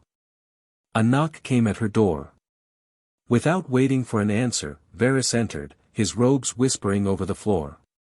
The spider had been missing during the whole ordeal, nowhere to be found when Thor attacked. He was too busy looking out for the whereabouts of Stark's daughters, which he couldn't find either. Good otherwise he might have not survived, though maybe he would have since Thor had to open his mouth and give his word about not harming anyone there. "My queen," Varys said, bowing low. "I have heard the reports. I fear this Thor is a danger we cannot ignore." Cersei said nothing, staring out the window toward the sky. She wasn't even paying attention to the man. "I might have a way to find him," Varys, seeing no reaction, continued carefully. "The city's defenses are weak, and my little birds heard about songs of rebellions coming from Stormland, Highgarden, and even the Vale. That man was loyal to Eddard Stark, and once Lord Stark reaches the north, he will call for his banners." Varys said, and again no reaction from the queen. This was getting on his nerves. If this were to happen, then that means that that man too will be an enemy of the crown. With the backing of an entire army. Varys put more heat, trying to rile the wounded lioness up. At that, Cersei finally turned her head. Her eyes were cold and empty. Leave, she said. Varys blinked, thrown off by her flat voice. But, my queen. Get out, she shouted, rising from her chair with sudden rage. Varys pursed his lips but bowed again, deeper this time, and backed out of the room without another word. Cersei didn't wish to listen about Thor or anything now. She was too shaken to enter into a political game now. A very rare time in her life when she found herself this weak emotionally. And even Jaime wasn't here with her. As Varys walked back through the stone halls of the Red Keep toward his own chambers, his mind boiled with frustration. He had planned Thor's death carefully. Using the secret tunnels under the city, he had set traps. Everything had been perfectly arranged. And yet that man had survived. More than survived, he had burst forth stronger than ever, bringing down the fury of the heavens themselves. Varys hated magic. It reminded him too much of his own painful past, the cruel wizard who had cut him and left him broken. And now Thor, a man wielding magic far greater than anything he had seen, was free and walking in Westeros. As Varys reached his chambers, he made a silent vow. He would find a way to kill Thor, no matter how long it took. Men who could call down the storm had no place in the world he wished to build. However, just as he was about to open the door, he heard someone say the words he was very familiar with as someone from Essos. Vala Morghulis. And a shiver went down his spine when he heard these words. Chapter 60, Tidings. Vale. It took Hugh many days to finally reach the Vale. The narrow mountain paths were hard, and the gates of the moon were heavily guarded. But Hugh had nowhere to go. The only place he could get safety from the crown if the queen decided to go after him would be the Vale. He needed to meet Lady Lysa Arryn, and he would not leave until he did. It took another few days of waiting before he was allowed an audience. The nobles of the Vale did not think much of Hugh even after Jon Arryn took him as his squire, for he was only a former squire, a low-born boy who once served their late Lord Jon Arryn. When he was finally brought before Lady Lysa, Hugh was surprised. She sat on her high chair in the great hall, her young son Robert on her lap. To Hugh's discomfort, she was still nursing the boy, though he looked far too old for it. Lady Lysa looked down at Hugh with a frown. "What do you want, boy?" she said coldly. "You were Jon's squire, nothing more. You have no place here." Hugh bowed low but kept his voice steady. "I come with tidings, my lady. Tidings of Petyr Baelish." The moment Hugh spoke Baelish's name, Lysa froze. Her lips pursed, her arms tightening around her son. "You dare speak of him," she snapped. "Petyr is far from here. He serves the crown in King's Landing." Hugh swallowed, then reached into his satchel and carefully pulled out a small bundle. Inside were a few ornaments, a ring, a brooch, items Hugh had taken from Baelish's chambers after Thor's plan was set in motion. He laid them on the floor before her. Lady Lysa stared at them, her face slowly crumbling. She knew these pieces.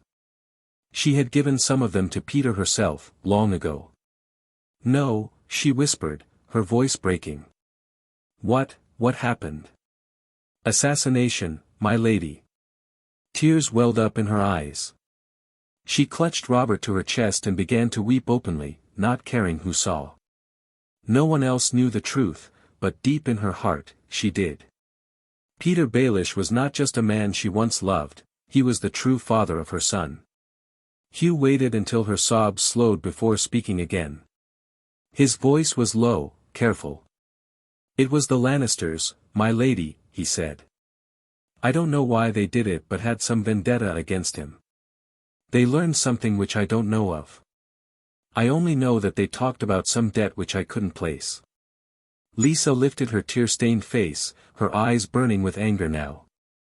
"The Lannisters," she hissed. She knew Baelish was plotting against them, he even had her send a letter to her sister in Winterfell. But how did they find out? Hugh felt a small pang of guilt for lying. But Thor had saved his life and trusted him to carry out this plan. He would see it done, if not for anything then for his own life. The Vale had to go against the crown if he wished to have any chance to live. Otherwise, that mad queen would hunt him down. She wouldn't stop at anyone who knew of her secret. Lisa wiped her eyes and stood, her body shaking with rage. The Lannisters will pay for what they have done. Castle Black. Days passed, and still there was no sign of Bran. Jon searched every path, every tree line, every cave they could find, but Bran was gone as if the wind had carried him away. Apparently, one team found some clues about them but couldn't pursue them since a direwolf ended up interfering. They didn't believe it had been ages since anyone had spotted a direwolf up in the north. The best guess was that those men were drunk or making stories to end the search early. After all, who would wish to continue searching for someone in the bone-chilling conditions of the north? Jon's face was grim under the hood of his black cloak. Jon said, his voice low and certain, I think they crossed the wall. Robb frowned and shook his head. How could they? The only entrance is at Castle Black, and even if they found another way, like one of those wildlings, remember that Bran going with that bloody son of a bitch was only an estimation at best till now. Them crossing the wall is highly unlikely. Jon kept his gaze ahead. Then where else could they have gone? There is no going south of here, that hound would be hunted like a pig to slaughter by Northmen, he wouldn't go there. He surely ain't here this side of the wall, we searched every possible corner and pit, you know that. Where else could they have gone? Jon said with a little heat in his tone, trying to pass the point across. Robb muttered under his breath. He didn't wish to believe it or even think about it, but there really was no other way they could not have found the two. Do you think we should send a team beyond the wall? Robb asked, genuinely not knowing much about the workings of Castle Black and the men who take the Black. There's already a team that went out with Uncle Benjen. Convincing Lord Commander Mormont wouldn't be easy. Jon sighed. I'll talk to him. Robb had a determined face, no matter what, he would do what it took to bring his brother back. Suddenly, hoofbeats broke the silence. One of Robb's men came riding hard toward them, his breath a mist in the freezing air. He carried a small scroll bound to a raven's leg. A bird, Lord, the man said, handing the scroll to Robb. From Winterfell. Robb took it quickly, his fingers numb from the cold. He broke the seal and unfolded the paper. His eyes moved over the words once, then again, slower this time. His face went pale, and his hand tightened on the reins until the leather creaked. Jon noticed it at once. What is it? For a moment, Robb said nothing. He just stared at the letter like it might change if he looked long enough. Robb, Jon pressed. Robb swallowed hard, his voice rough. Father. Father's been taken captive in King's Landing. The words hit like a hammer. Jon felt like the breath had been knocked from his chest. He blinked against the biting wind. Taken captive? How? Why? Robb shook his head. It doesn't say how. Only that King Robert is dead and father is now a prisoner of Queen Cersei and her boy King. Jon cursed under his breath. The Lannisters, he growled. Robb crushed the letter in his hand, his jaw tight with fury. Mother has called for the banners. I have to go back to Winterfell. I'll come with. No. Robb immediately denied, and Jon looked at him with confusion and contemplation. You're a Black now, Snow. Your duty is here. Jon's face clenched at this. He wished to retort, to say that Ned Stark was his father too, but he couldn't.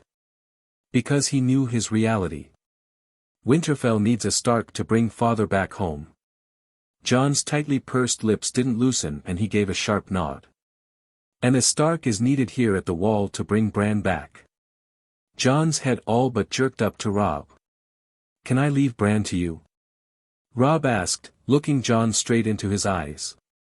He's my brother too. Bring me good news, Snow. Expect the same from you, Stark.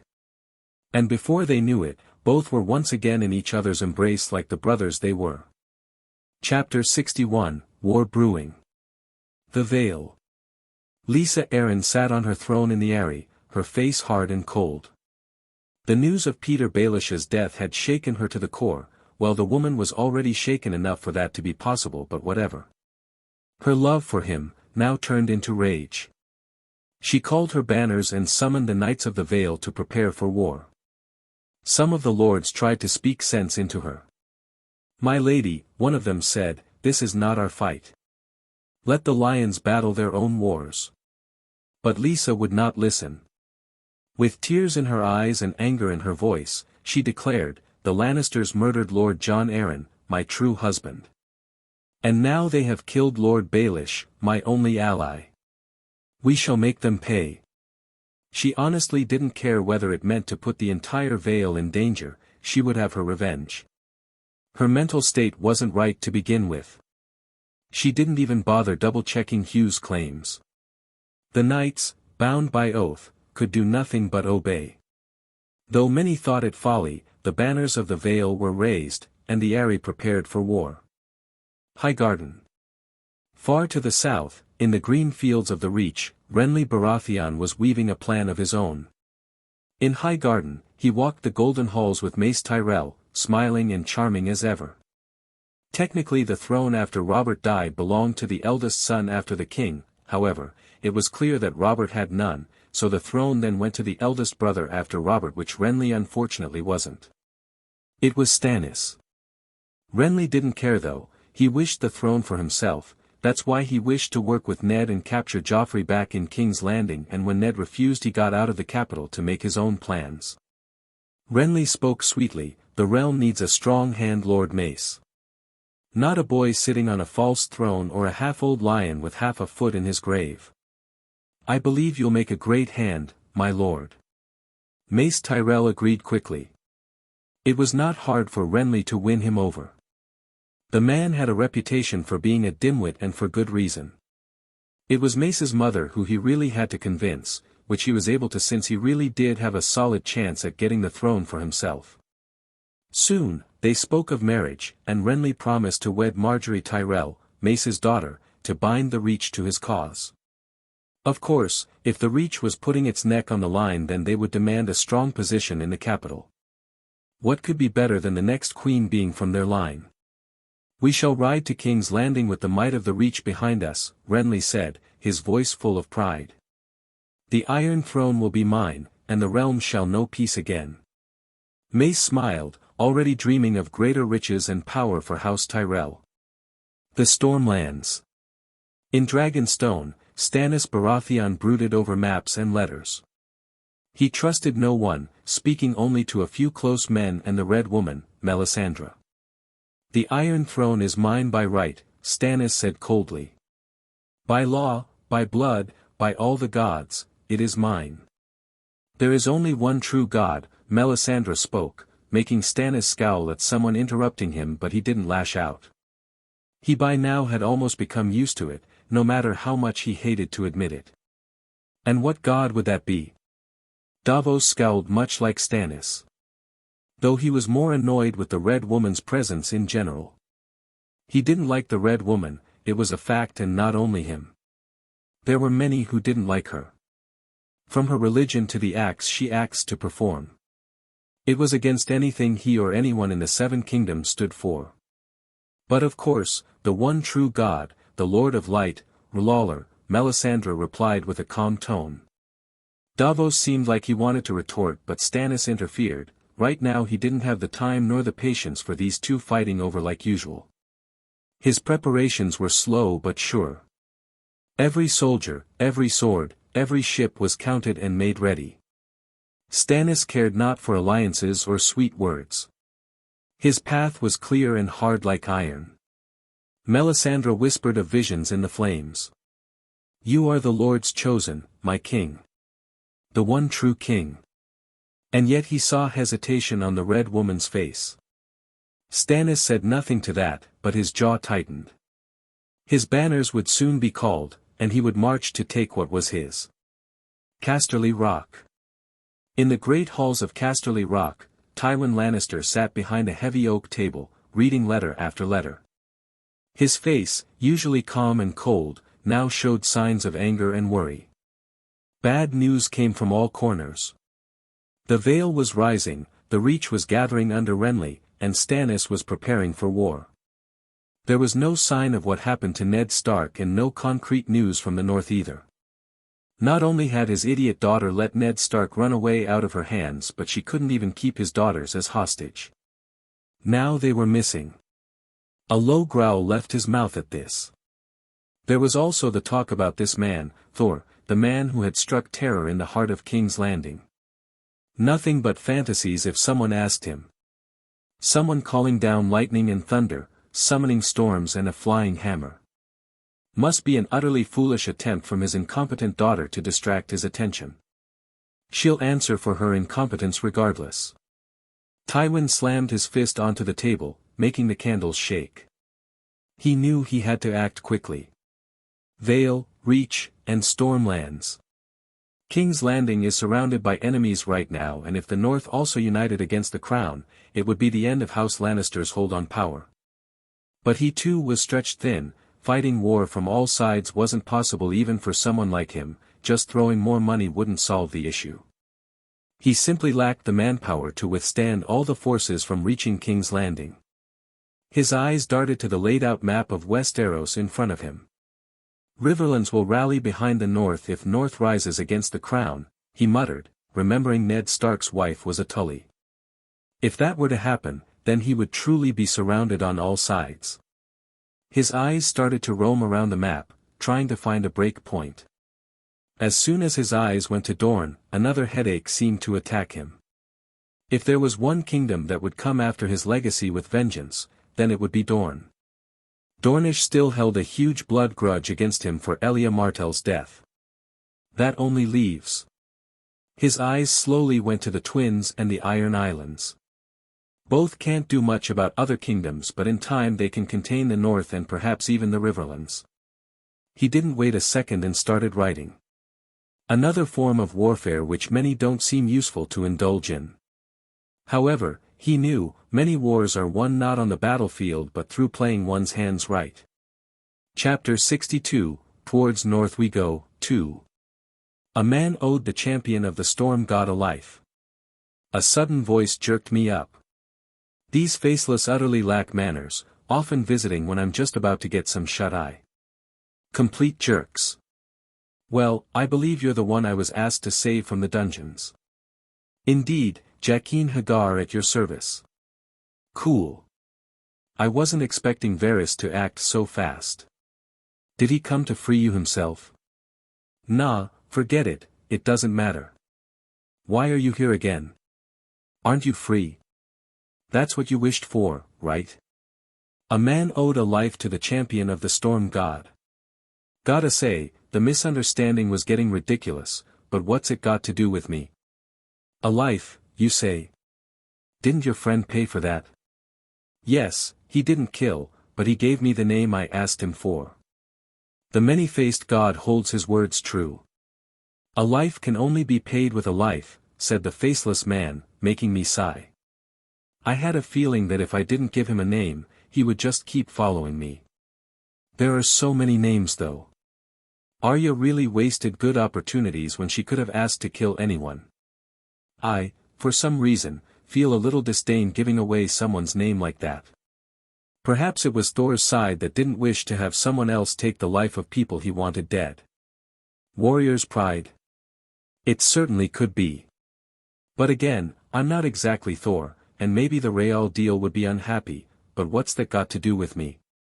I certainly wouldn't look a gift horse in the mouth. Whose name should I give, though? There are many. Cersei, Joffrey, Tywin Lannister, and honestly, the list might just go on until half the main cast is eradicated. I have a name for you. However, I wish for you to only deliver the blessing of the many-faced god on this person in case he betrays me in any way. Is that possible? I asked, and the Faceless Man looked contemplative. However, after a little while, he nodded. That happened a few days ago, actually. I wonder whether he got Varys for tricking me. Perhaps that's why I couldn't find him in the city or his quarters. I wish to kill the spider with my own hands, but that's not possible. Thus, leaving that sly eunuch to the Faceless Man was the last option I had. Sighing, I just shook my head and kept up with my current party. 2 girls and 1 brooding man staring daggers at me. If I didn't know better, I might even consider Ned Stark was trying to show gratitude for me saving his cold, northern, windy ass and wanted to offer his daughters to me. Of course, I knew better than to ask him that. However, those eyes glaring at me were getting annoying. How long must we go on? I know it's just my poor arse protesting, but it seems the journey to Winterfell gets more stretched the further we go, I said with a slightly annoyed tone. Though this time, the pain and stiffness were much more bearable since I updated Thor's body to level 2. Still, horse rides don't suit me well. Arya on the side just snickers at my grumbling. How she was riding the horse like that was beyond me. Sansa and Ned Stark were in the cart. Actually, Ned was fine now, at least good enough to ride the horse, it's just Arya who wouldn't sit still in the cart. Oh, you feel pain. Though pain felt you back in the capital, Ned Stark all but murmured those words, but I still heard him. Asgardian sense to the rescue. The man had been like this since he woke up. Angry? Skeptical? Suspicious? Odin knows what he was feeling. Maybe he was just grumpy about me punching him. By the rate we are going, we should enter the Riverlands in 2 days. Finally, Ned opened his mouth. It took me a few seconds to realize why he was even talking about any place that wasn't the north until I remembered his good-for-nothing wife was a Tully. You believe Lord Tully? I didn't want to sound like that one guy who is suspicious of everything, but this was Westeros, for Odin's sake. Lord Tully is an honorable man and an ally to House Stark. There is no place safer for us than the Riverlands besides the north itself. I just nodded. Not gonna argue about something I don't know. However, if it were up to me, I wouldn't stop anywhere else besides Winterfell. I know that isn't possible, we're quickly running out of rations, and the journey to Winterfell could take almost half a moon's time even at our best speed. However, before that, we must stop somewhere soon. We might be fine, but the girls need rest. Ned Stark looked at Sansa, who gave a weary smile to her father, while Arya was looking like a hooligan with her hair all dirty and mud everywhere. Not her fault, though. I too feel dirty, even though I don't see a hint of dust on me. That was another bizarre thing I noticed. Maybe the armor I was wearing was enchanted to not get dirty or something, but I looked exactly the same as I did back in King's Landing, even after not bathing and traveling here on this muddy road for days. Though I still feel dirty. Strange how things work sometimes with these powers of mine. I even got envious looks from Sansa sometimes. The poor lass might have been wondering what sorcery was keeping my hair silky smooth and teeth pristine white. Fair enough. Though we shouldn't loiter more than necessary. I assure you, we might not see any men from King's Landing, but the Queen wouldn't be the only one who would want to get her grubby paws on us. I could tell just by imagining what Tywin Lannister would do after learning his daughter let Ned Stark and his daughters go, especially when war is brewing.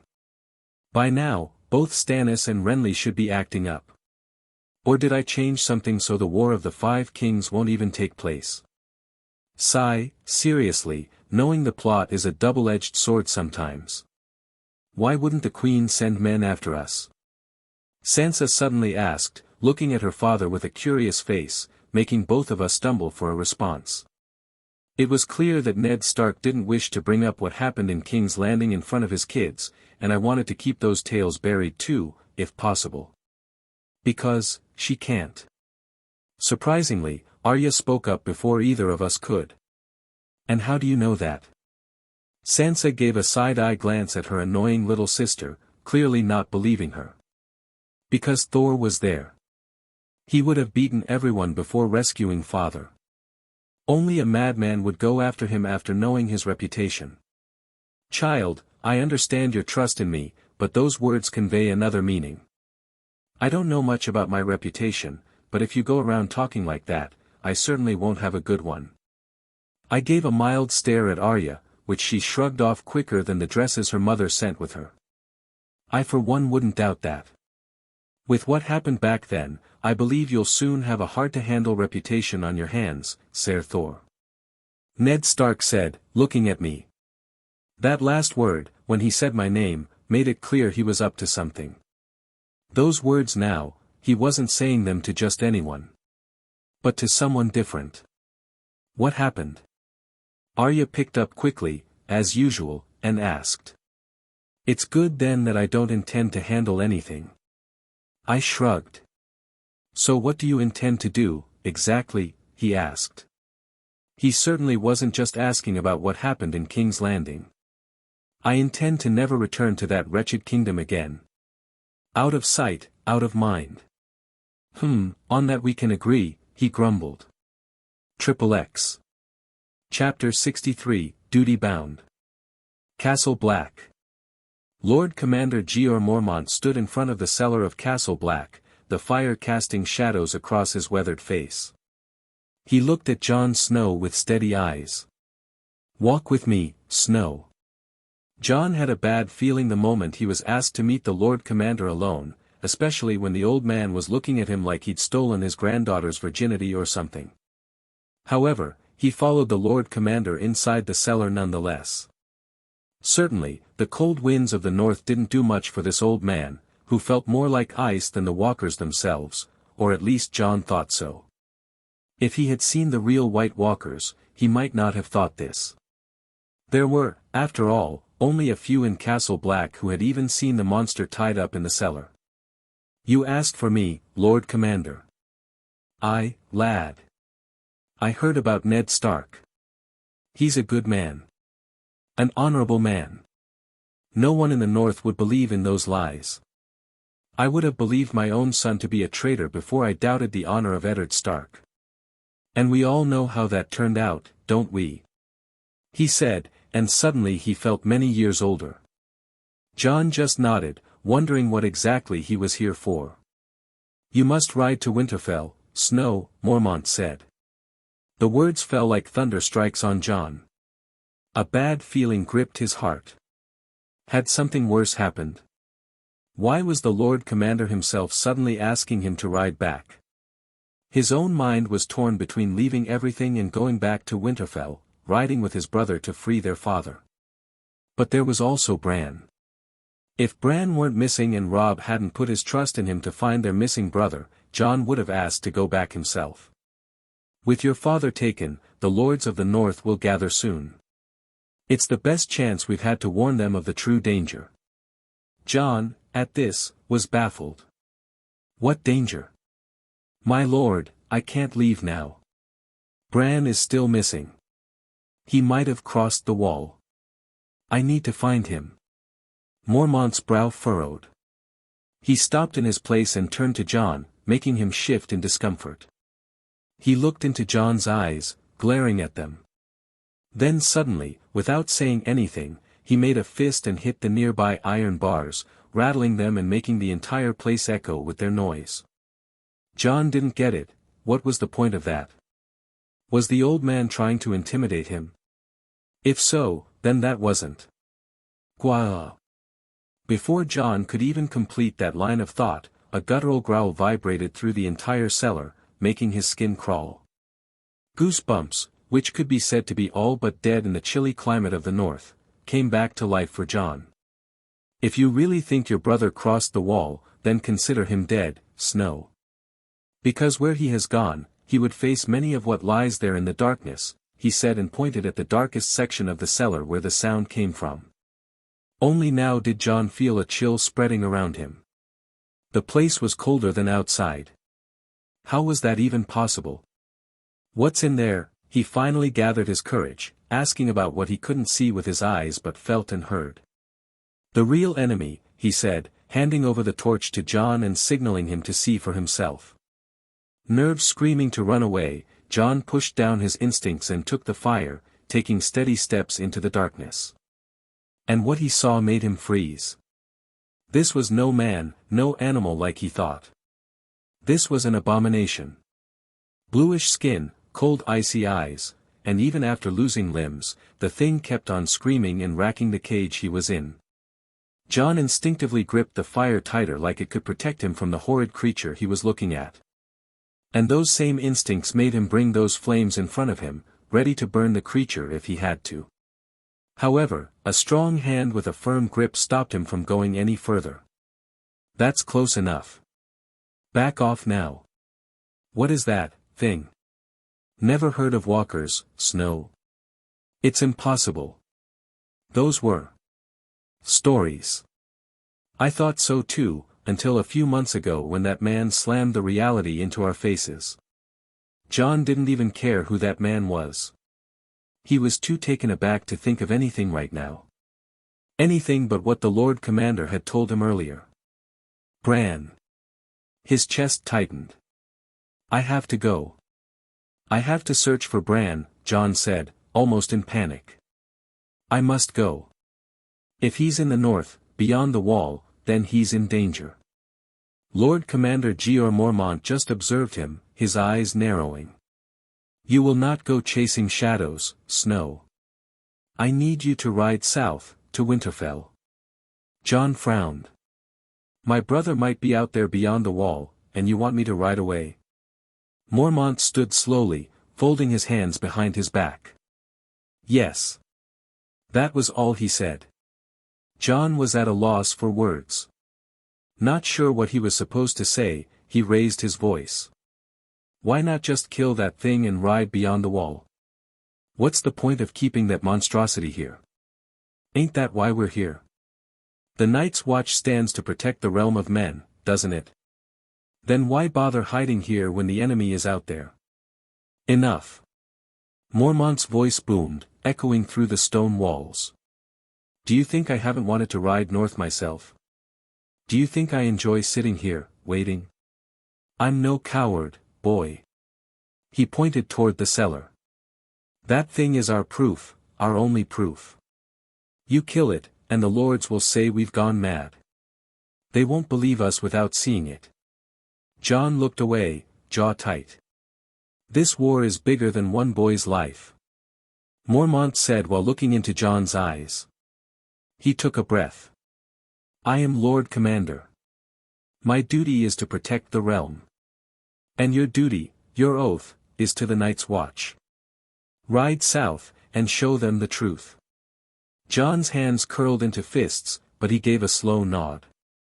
The Lord Commander kept his eyes on Jon, like trying to see something in him. He didn't wish to make Jon do this. He knew what the boy was going through. Old gods knew that this was probably the worst time to reveal this to the Northern Lords, when Eddard Stark was taken captive and war with the capital was evident. However, he too was duty-bound. He put his faith in Benjen Stark and got nothing. Ned Stark went south, and there was no news from him after that. He had asked many times for the attention of the Lords of the North, but none came. It wasn't out of his expectations. He knew that without a Stark moving them, those stubborn Northern Lords wouldn't budge. That's why he had sent Benjen to Winterfell last time with Thor and the proof. Nothing but disappointment. The man came back empty-handed, with only a promise that his brother would do something about it. Oh, how much he wished to just act right now. How much he wished to gather his forces and go beyond the wall, to find what he was up against. But he couldn't. Thor's words were true. The white with them was their only proof. If they lost it, then making those lords believe would be almost impossible. You're among the only few who knows about the white. Make sure it stays that way, he said lastly, and then Jon was dismissed. Chapter 64, Tavern, 1. The road out of the Crownlands had been a long and hard one, especially when one is trying to keep a low profile, and I knew they needed rest. Not me, of course. All because this era's horrible mode of travel, I gave my horse a venomous glance. This body of mine could handle anything. Horse riding just not made for me. It was about the girls, though. They were getting weary, especially Sansa, who had barely eaten in 2 days. Arya had remained quiet, but her sharp eyes watched everything. These girls are not used to this long journey on these uneven roads. Let alone running away from the capital-level adventure. Without the godly body, I too would have felt the same fatigue and tiredness they show now. At least I would feel the same way when the mental fatigue is concerned. Stark knew a place here, so that's where we were going. I didn't wish to stop, honestly. We were too close to the Riverlands. Just a little more and we could be easily in more friendly territory. However, that was just me. I know I can go on, they can't. Even Ned Stark was looking weary by now. According to him, there is no tavern or inn once we enter the Riverlands for another few days of travel. That sealed the deal. My body can stand the travel, but my mind can't. I needed a bath. Quite a spoiled and impolite thing to ask for in this condition, but I can't help it. And more than me, the girls wouldn't make it if we continued. The last thing we wanted was for either of them to fall ill on the journey, or even worse, depression. Soon we came upon a small roadside tavern just as the sun began to set behind the hills. It was not grand, but the smell of bread and stew gave hope. Even to someone like me who utterly hates this world's food. There were no spices, and even something as basic as salt was a luxury only rich lords could afford. "Girls, wake up, we're stopping here," I gently stroked Arya's head to wake her up while shaking Sansa slightly. "We there yet?" Arya murmured to herself. "Depends on what there is." "Winterfell?" Arya asked as she got up. "Well, of course not. Told you it's a long journey. Wouldn't take as much like the first time we came to the capital. We are moving faster without an entire entourage along us. However, it would still take time, child. Be patient." Arya just frowned at this. "However, that doesn't mean this place is that bad. We'll get food, wine, clean water and warm beds here. So get up. Eat, rest, then we move at first light." But I knew well the danger they carried. The shape I left the capital in, I doubt Cersei would send anyone after us. However, Tywin Lannister would. His dogs would stop at nothing to capture Stark and his daughters. I don't know what's going on with the war situation, but I do know it's inevitable and that old lion would definitely be getting involved. After all, it was his blood who was going to sit down on that throne by the end of it. He wouldn't stop at anything. If he's anything like the shrewd and cunning man from the TV show, we can't linger around here for long. Their faces were too known. Though I half expect me to be the most recognizable at this moment. I pulled the hood of the cloak low over my head. I was no longer in my Thor armor and had changed into the most concealing cloak and robes, hiding my golden hair. Ned wore an old brown cloak, and the girls were bundled in rough, travel-worn garments. They kept their heads down and entered the inn quietly. The tavern was almost empty, a few travelers and old farmers. None gave them more than a glance. Making sure the area was safe, I spoke to the innkeeper in a low voice and offered silver. We were led to a corner table and brought food quickly, a bowl of stew, some bread, and watered wine. Arya pounced on the food like she was ripping apart Cersei Lannister herself. I, unfortunately, was no different. I honestly was hungry and dangerously horny. That mental image of Cersei didn't help a bit when I ripped apart the bread and started chewing. For a time, things were peaceful. Sansa finally smiled as she sipped her broth. Arya was chewing meat hungrily. Wolf blood indeed. Ned closed his eyes and leaned back against the wall. "Eat, Stark. You'll need your strength for the journey. Don't think that we won't be followed." Queen might not, but Tywin Lannister, after knowing what happened in the capital, and justifiably ignoring the more unbelievable aspect, would stop at nothing to capture you and them.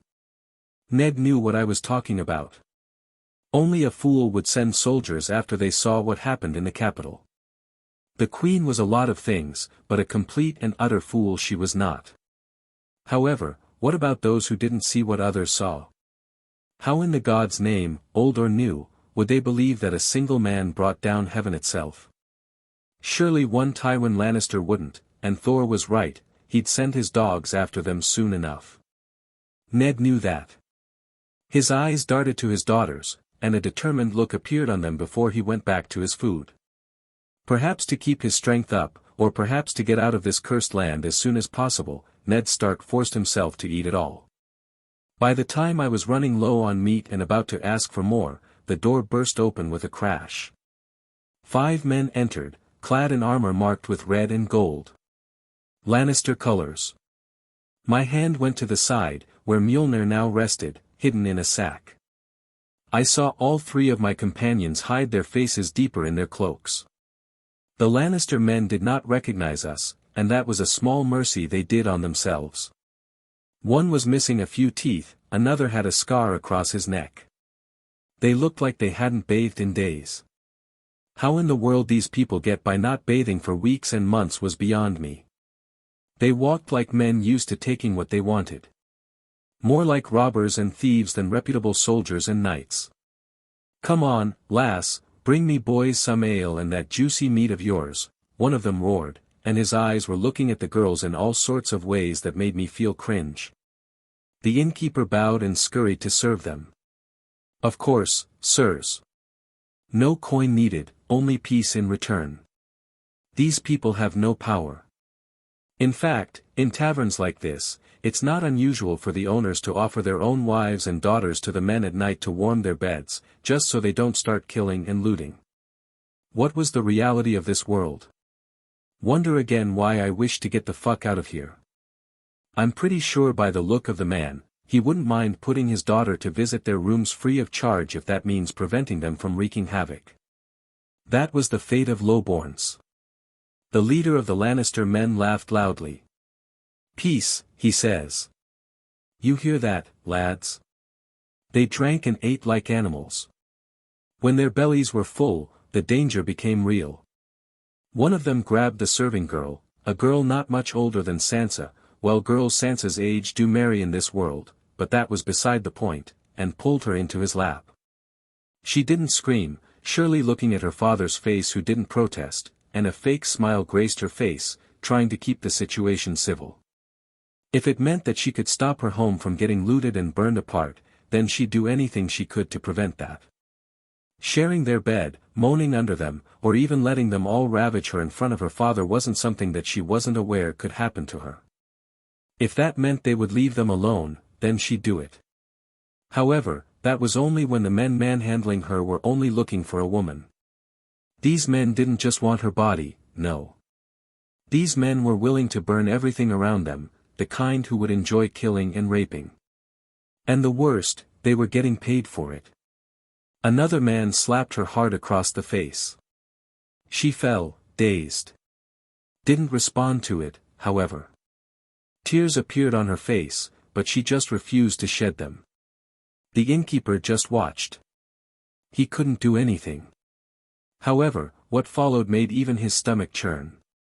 A boot to the gut sent him sprawling to the floor suddenly. The girl cried seeing this. This wasn't what her father told her. The men weren't supposed to be like this. Clothes torn as the men leered and laughed. By now most people had left the tavern. The men started to wreck the place, making both the girl and her father cry aloud. Tears appeared in her eyes. She'd long come to terms with her reality. But this how she'd die. Her home burned down like this. There was no knight in shining armor going to come to rescue a lowborn girl like her. After all. Suddenly she was pinned down while the man tore open her top, her tits bare in full display. The man backed off for a second, fumbling with his pants before she saw him send flying. A crashing sound came and the man was slammed into the tavern wall, before the girl saw red. "Pardon the interruption, my lady. But I must say the bread was delicious. Would you mind if I asked for seconds?" XXX. Chapter 65, Tavern, 2. She had only come to bring food. Like every day, just as her mother used to do and had taught her. She had done it 100 times before, serving meat and ale to rough men passing through. Yes, sometimes they touched her, sometimes they touched where she didn't like. Sometimes they asked things of her she couldn't deny because she knew that if she did, both she and her father could be hurt. So she let it happen, from squeezing her recently filling breasts to slapping her arse, she just endured it, but never had she feared for her life as she did now. The Lannister soldiers had eaten their fill. Her father hadn't demanded either silver or copper from them, yet they turned on her like wolves.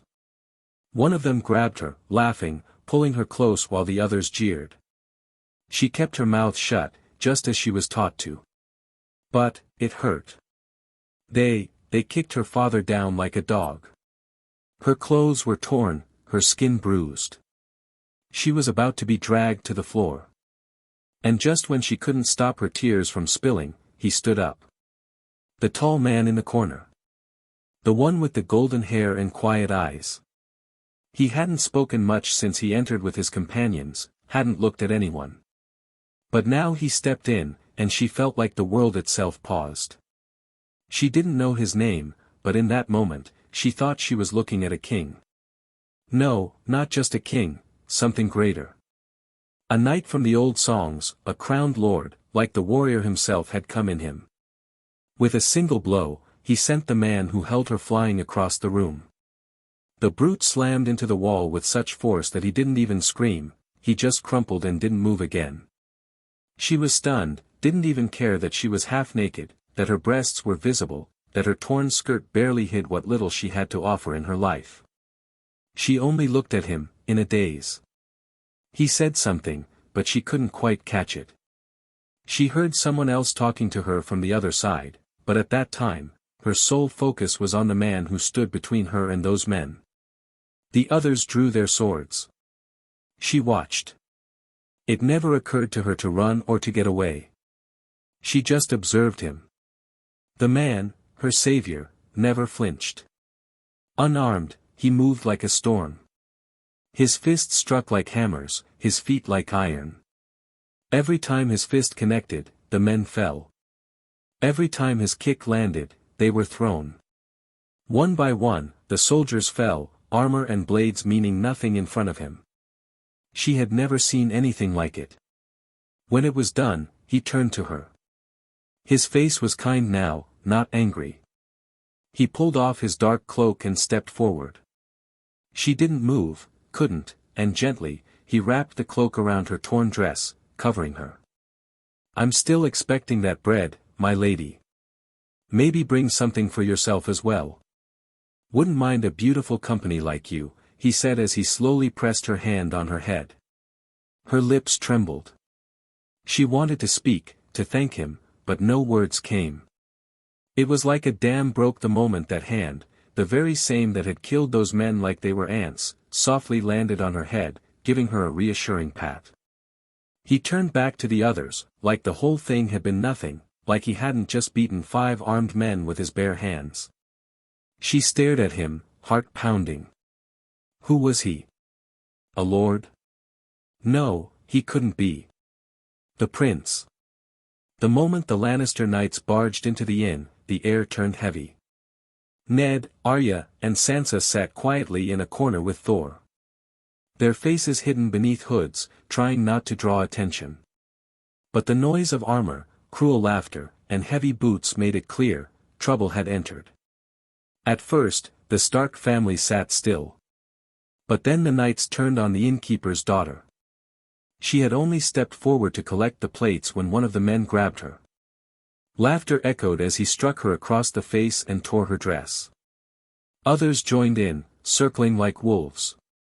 Sansa gasped and grabbed Thor's arm. She didn't say anything, just needed something, or someone, to hold on to because she knew what was happening. A sudden fear crept in. Both Arya and she covered their faces, but still, fear rang inside her seeing what was happening to the girl. Thor's eyes never left the scene. Calmly, he replied, "I need another bread." Why? She surely heard wrong. But he didn't care. She was already moving. She had no answer. Her hand dropped. Arya was already standing, hand on her sword. "We have to help her," she said, voice burning with rage. Ned Stark held her back gently. No. Watch. But. I assure you, Thor doesn't need your help, Arya. If anyone needs help, it's them, Ned said with a calm tone. In a blink, he crossed the room.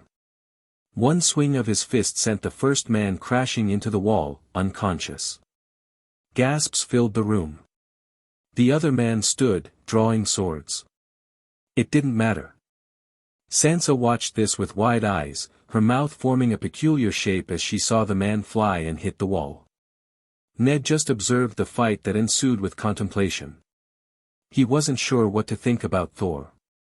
He was a good man, an honorable man as long as his actions were considered, even though he had punched himself. But a side of his mind was telling him that this man was dangerous. He alone could destroy armies. He clearly looked like someone of high birth. He was strong enough to win any kingdom for himself. So why come to Winterfell? Why go so far to help him? And why was he so taken with the White Walkers? The Walkers. Suddenly Ned realized that he had completely forgotten part of the reason he came to the south. He had utterly failed to get any help from the lords of the other kingdoms for the upcoming war. Beside him, Sansa sat stunned. Arya, completely opposite, had her eyes sparkling. That was incredible, she whispered. Ned stood. Time to leave. Before more of them come. However, that was the moment when Thor actually went ahead and asked for another 2 loaves of bread and came back to eat. Here, make sure you share with Sansa. Thor handed one of the loaves to Arya and started chewing on the other, like nothing had happened. Chapter 66, Tavern, 3. After the fight at the tavern, when the Lannister knights were dealt with and I finally had my fill, all to Stark's irritation, who kept looking outside the door like Tywin Lannister himself would enter at any moment, swords flaring, I told Stark that we would stay the night. "We'll not move tonight," I said, and before I could get any reply from the man who was glaring at me fanatically, I held up my hand in front of him. "It's best the girls rest. They've seen enough blood for one day. As you said, there ain't any other place to get any warmth before we go halfway into the Riverlands." Ned hesitated. He looked out the small window toward the road ahead. "I don't like it. If Tywin has started to move his banners, we might be marching straight into danger." "Danger marching towards them, you mean?" I looked him in the eyes, daring him to deny it. Which, of course, he didn't, understanding what I was implying. Sansa, at this, let out a soft giggle, quite unlike her, at least how she had been acting all this time. Arya was sporting a smirk of her own, like she was looking forward to more of what had just happened. I wouldn't say I would mind cracking some skulls myself. Never thought that power would make someone barbaric like that. "Look, I know you're worried. But the girls need strength. And I am here. I will keep watch. Yes, Thor can beat them all.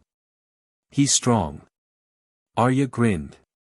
The little one didn't know how close she was to the truth, calling me strong after seeing me beat the mountain and play her silly water dance with her. With a sigh, Ned agreed. There was sense in Thor's words. The nearest safe house was days away, and the Riverlands could already be filled with spies. The tavern, small and hidden, was their best chance to rest in peace. And there was more reason for me to stubbornly stay, the girl and her father. There was a chance those men would get to them if I left immediately. They couldn't stay here, and I fully intended to make sure they left this place before we moved out. I honestly didn't care much about the owner. A man who watched his daughter get raped in front of him and did nothing was disgusting. Yeah, maybe he couldn't do anything, but not even trying was absurd. I just didn't wish for the girl to face the same fate I had prevented today. Not my responsibility by any means, but after I saw it, I just couldn't let it happen. That night, the inn was quiet. The girl was tended to by her father, who kept thanking me. I barely stopped myself from showing my disgust. Perhaps I was a little too hard on him. Not that I was wrong, but this world is very used to this kind of thing. Prostitution was common and very legal. Rape though, not so much. But it happens nonetheless. All for people like Tywin Lannister, who would do anything and everything if it suits him. TSK, I should have let the Faceless Man go after that old lion. Shaking my head, I looked around. I was given the largest room, a small upstairs chamber with a single bed and a wooden table. Strange, considering I was accompanied by a Lord Paramount.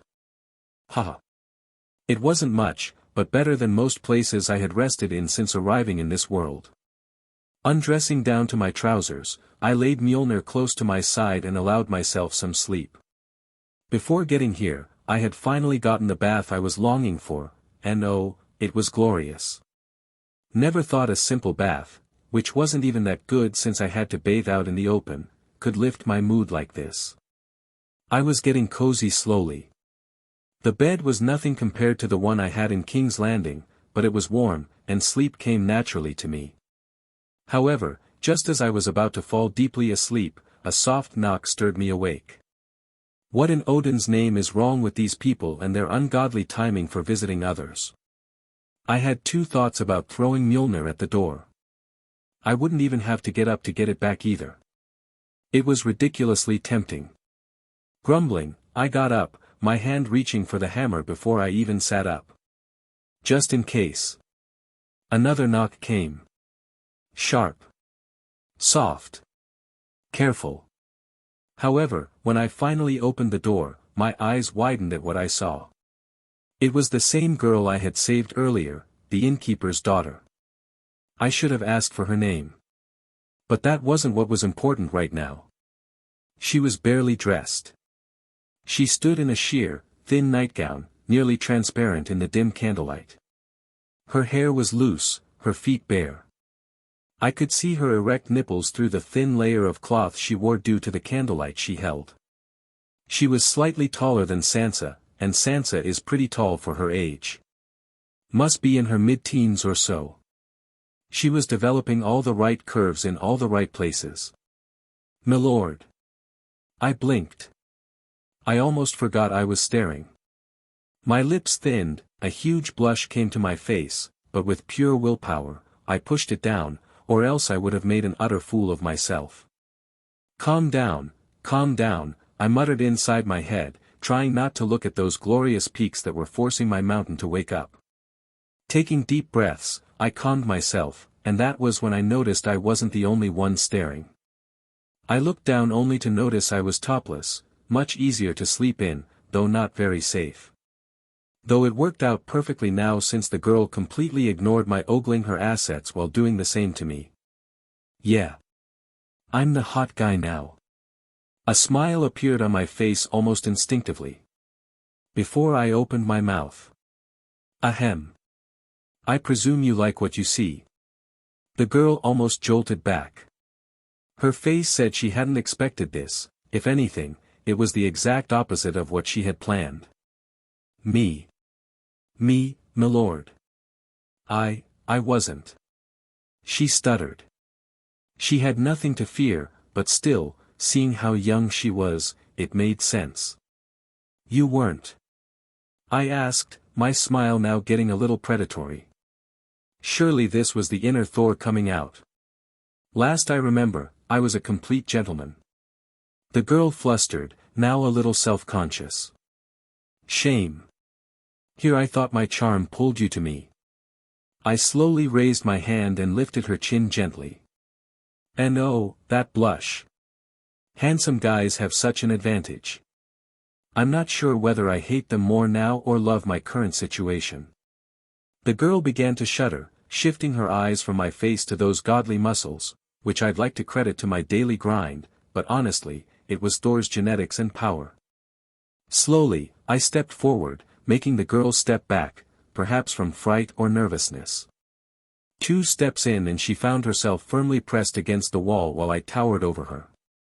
A little chuckle escaped my mouth seeing the girl the way she was. If not for the candle in her hand, I wouldn't have seen those erect nipples. She was getting aroused. Slowly, I raised my hand and tucked a strand of hair behind her ear. You know, it's not suited for a young maiden like you to visit a man's quarters late at night. People might think we are up to no good. I leaned forward and whispered in her ear. And earned a very satisfying hum from her, which almost felt like a response to my breath near her ear more than the question. Now I was questioning why I was doing this to this girl again. Last I knew, I wasn't into this teasing thing. But there was just something about her innocent behavior and defenseless self that I couldn't hold back. "What's your name?" I once again gently asked. "Huh. Your name, my lady." "I'm Mina, milord." "I'm not a lady," she replied with an obvious stutter. That last line was quite similar to a little she-wolf I knew, but different. Arya says it in defiance, while Mina said it like it was common knowledge. Like she'd given in to her reality. "Mina, that's a beautiful name. And what do you mean by, not a lady?" I asked, genuinely acting curious. "I'm, a low-born, milord." I'm. Shush. I put a finger on top of her mouth. Why I was enjoying this was beyond me, but I wasn't stopping. A knight decides his lord and lady, dear, and for me, you are a lady. And a beautiful one at that. The girl's eyes widened in disbelief. "Say, Mina, did your father put you up to this?" I asked, but this time my tone wasn't the earlier husky one, more like demanding. Because if that man sent his daughter to me, I didn't want it. I might be going mad with hormones driving me nuts, but I wouldn't take it. Again, some crazy kind of pride, but I knew at least this much, it wasn't the right thing to do. XXX. Chapter 67, Tavern, 4, *. Tell me, was it your father who sent you to me? And don't lie, my lady, believe me, I'll know, I asked and slowly rubbed my thumb over her lips while my mouth was dangerously close to her ears when asking. Mina's eyes widened, and her face turned an even darker shade of red. "And no," she stammered, clutching her thin nightgown. "I came on my own. Father doesn't, he didn't say anything this time. TSK. TSK. TSK. Careful now, you're acting like a bad girl, my lady. Do you know what happens to bad girls?" I grinned and pinned her back to the wall, earning a well-placed gasp from her. "It was him, wasn't it?" I asked again, this time around, though I kept my voice cold. I could feel the girl shuddering by now. A little more push and... "Yes, he asked me to," she said, her voice breaking, almost felt like she'd almost broken into tears there. "Did I overdid it?" Haha. I chuckled, enjoying her flustered reaction to even my amazement. Now see, that wasn't that hard, was it? Unfortunately for me, since it wasn't my charms which brought you here, I shall not claim your love, my dear. I muttered and backed off. To be honest, I didn't wish to do that, stopping felt like a betrayal I did to myself. However, once again, I felt more disgusted that I had to resort to these kinds of things to claim a girl. Mina huffed like she was finally able to breathe, while I got away from her. I'm sure I didn't put any pressure on her to stop her breathing, though. "See you tomorrow, perhaps my wounded heart will feel better with those delicious breads you cook." I wave and turn around. Inside, I knew I would later cry tears of blood thinking about this, but for now, I reject something which I didn't claim for myself. Or at least that's what I thought it would go until I felt my hand getting caught by a smaller and softer touch. "Anything else I could do for you?" I asked too, and the girl started stammering again. I. A beautiful maiden and a bad girl who need to be punished by someone, unfortunately, that someone can't be me. Sigh. I completed her sentence, to which she tightened her grip on my hand. "I want to do it," she said after getting her breathing under control. "Because your father told you to." "No. I mean my father told me to, but not just that. Look, I won't harm anyone and you have no animosity towards me for this. You're safe, so you can go to your father and tell him that the gold I gave him was really for the bread and nothing more." I sighed, seeing the girl push herself like this was no longer fun. So, I gave her my best Thor-like charming smile and assured her. Still, she didn't let her hand go. I know. Boo.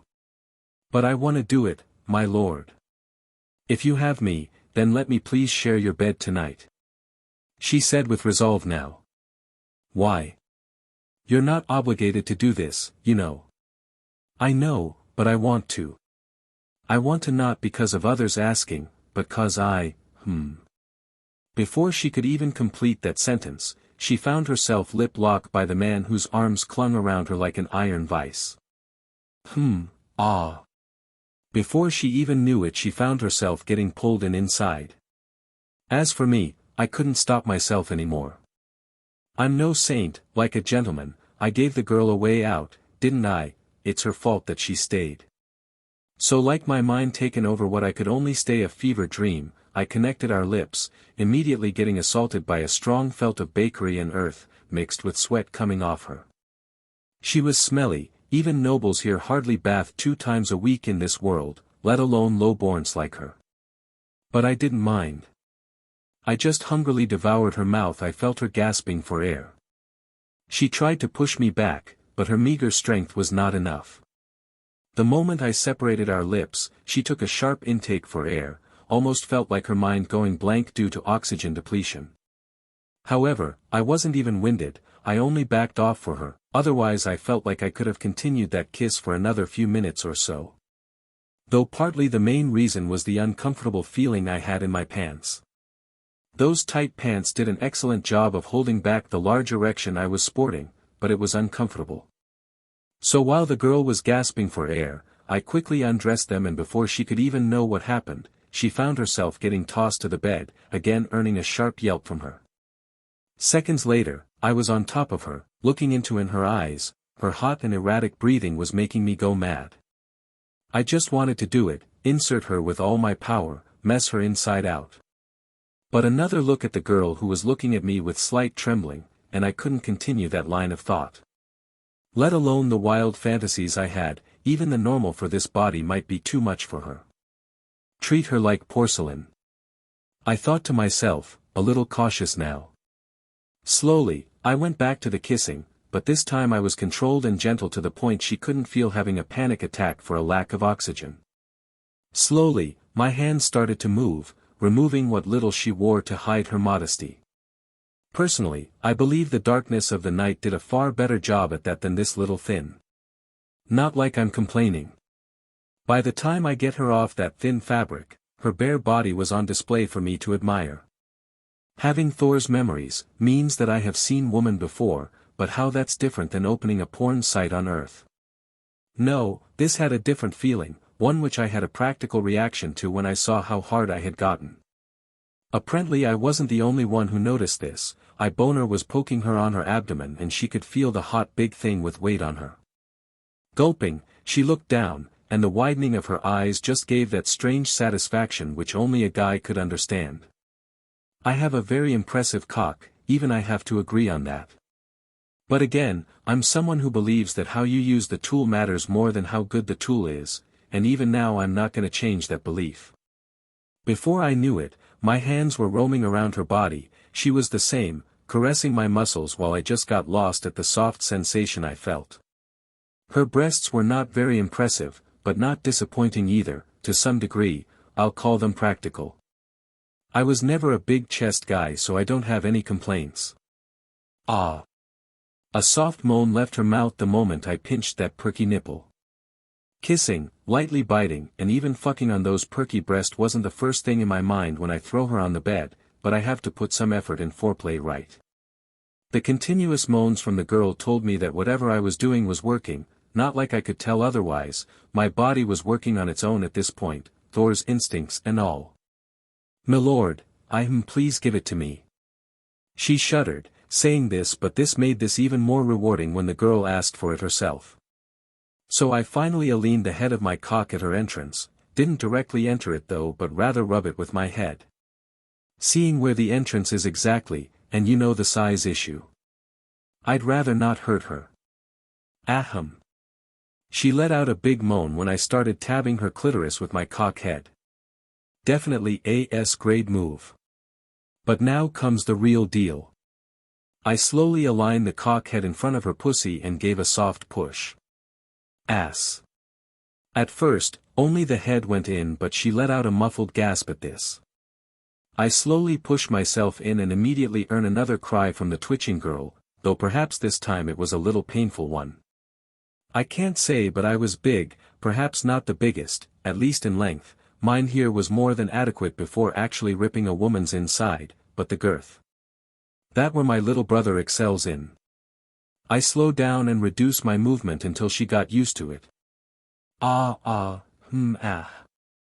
The rhythmic sound of fresh pounding started, and I once again connected my lips with hers. Trying to enjoy without hurting her with my strength was harder than I anticipated it to be. Milo, milord. I'm. Don't know why that timid voice of hers was making me go insane. I was nowhere near my orgasm and this girl was already reaching hers. A little flare out of my nose, I increased my pace, going deeper and exploring her depths. I felt warm, her insides were soft, warm, and they were squishy. Pumping inside her, I kept on moving my hips in a rhythmic motion. I looked at the girl's her eyes were half open and almost rolled back up while her breasts were giggling with every thrust I gave. And with a last powerful thrust, I saw the girl shrug as her entire body twitched and shook. She came. I though wasn't anywhere near my release. I just realized that perhaps, having a very strong body among mortals wasn't the best fighting outside.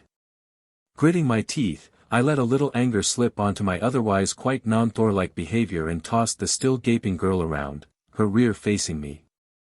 Milord. She almost cried out when I grabbed her from the breast and pulled her closer, sticking her sweaty black to my front and supporting her. You didn't expect that it gonna end that soon, did you, my lady? I smiled and took a handful of those soft feeling, earning a moan from her before once again I pushed my cock in her pussy. Ah. Since this was the second time, she should be used enough, and thus I took a little more liberty at how I handled her. Pinching her nipples while fucking her from behind, shoving my dick inside her as much as possible. Her moans started to make me go faster if anything. This wasn't good, this way I was getting the stimulus, but I might hurt her. So I furious connected our lips, stopping her from making any more sound to agitate me any further. I continued on this position until I felt my stimulus almost reaching its peak. But that last push, I wasn't getting, but still relatively gentle with her. The position might be a little uncommon, but I was still careful with her.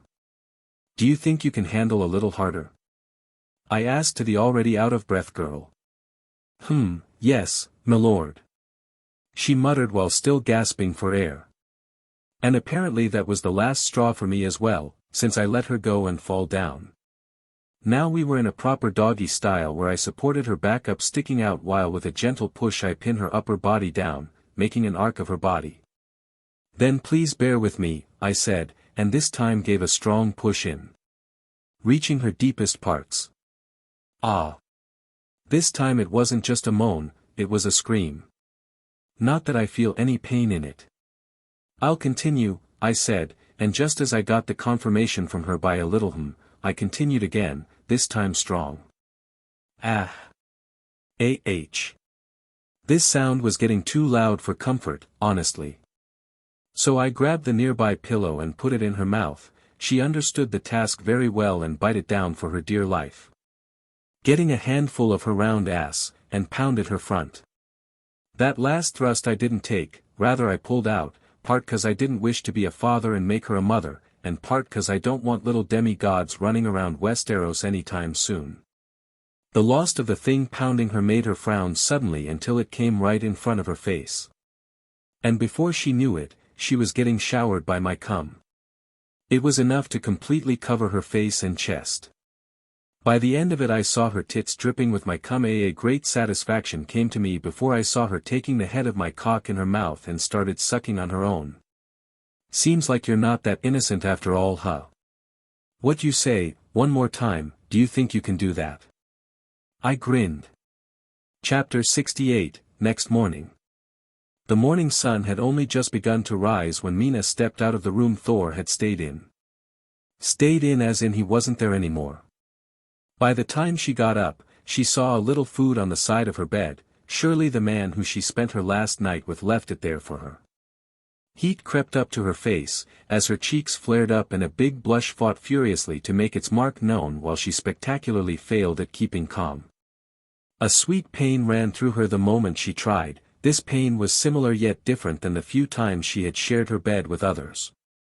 It wasn't often, 3 times in her 16 years of life, but this time it was different. The pain brought more blush to her face, this time unlike the tears she used to wipe. She slowly brought her fingers and traced them to her lips, remembering those furious kisses and the moans she was making. She never felt that desperate and hungry before. Shaking her head, she brought herself out of the daze and looked around. Thor wasn't there. He left food for her, but why leave? A little pang of fear arose inside her head when she thought he had already gone. She got up immediately. Pain rocking inside her be damned. As she walked down the hallway, her father was already waiting. "Father," she said, stunned to see him there, a conscious feeling appearing on her face. Like he caught her red-handed while doing something bad. Though that wasn't the case, and when she realized it was him who sent her to Thor in the first place, her evading eyes snapped to him. He looked her up and down, sharp-eyed and curious. "Well?" he asked, voice low. "Was the Lord pleased?" Mina blinked, then frowned. She had expected this question, but it still stung. Her mind went back to what happened last night, and her mood lightened up. Though she immediately stopped that line of thought, it would be hard to stop the blush already forming otherwise. She by no means regretted going to Thor's room last night, even though it was on her father's call. In fact, that was one of her most precious memories now. That man had shown her enough respect and love in a single night than she had ever gotten in her entire life. No, she'll never forget that night. However, her father asking this, it stung. He sold his daughter and didn't even feel remorse. She crossed her arms, trying not to let the blush return. But she couldn't help the tiny smile tugging at the corner of her lips. Instead of answering straight away, she gave her father a mock glare. "He told me to give you a message," she said firmly. Her father raised an eyebrow. "He said the gold dragons he gave you were for bread," she said, voice flat now. "And to make sure men who bake such good bread don't meet unfortunate ends. And nothing else." Her father's mouth opened, then shut again. He looked a bit unsure now. Yesterday when he had gotten that gold dragon from the lord who killed those men, he thought he was paying for his daughter. Why else would a lord of high station like him go out of his way to save his daughter? His daughter was pretty, much like his deceased wife, but the lord would have access to many like her daughter and more in the kingdom. Why her then? He didn't know, but not listening to the lord after he accepted the gold was inviting the stranger. He knew what the man was capable of. Him single-handedly taking down those men, unarmed, was the proof of that. Mina tilted her head slightly and added, "He completely refused to touch me when he learned you sent me. Just to let you know."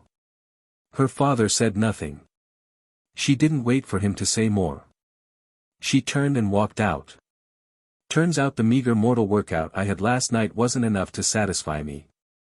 Turns out that mortal girls are quite fragile. Even when weak, I had to be very cautious with Mina. I was hardly tired, so once again I was ready to get up in the morning and back to my daily training.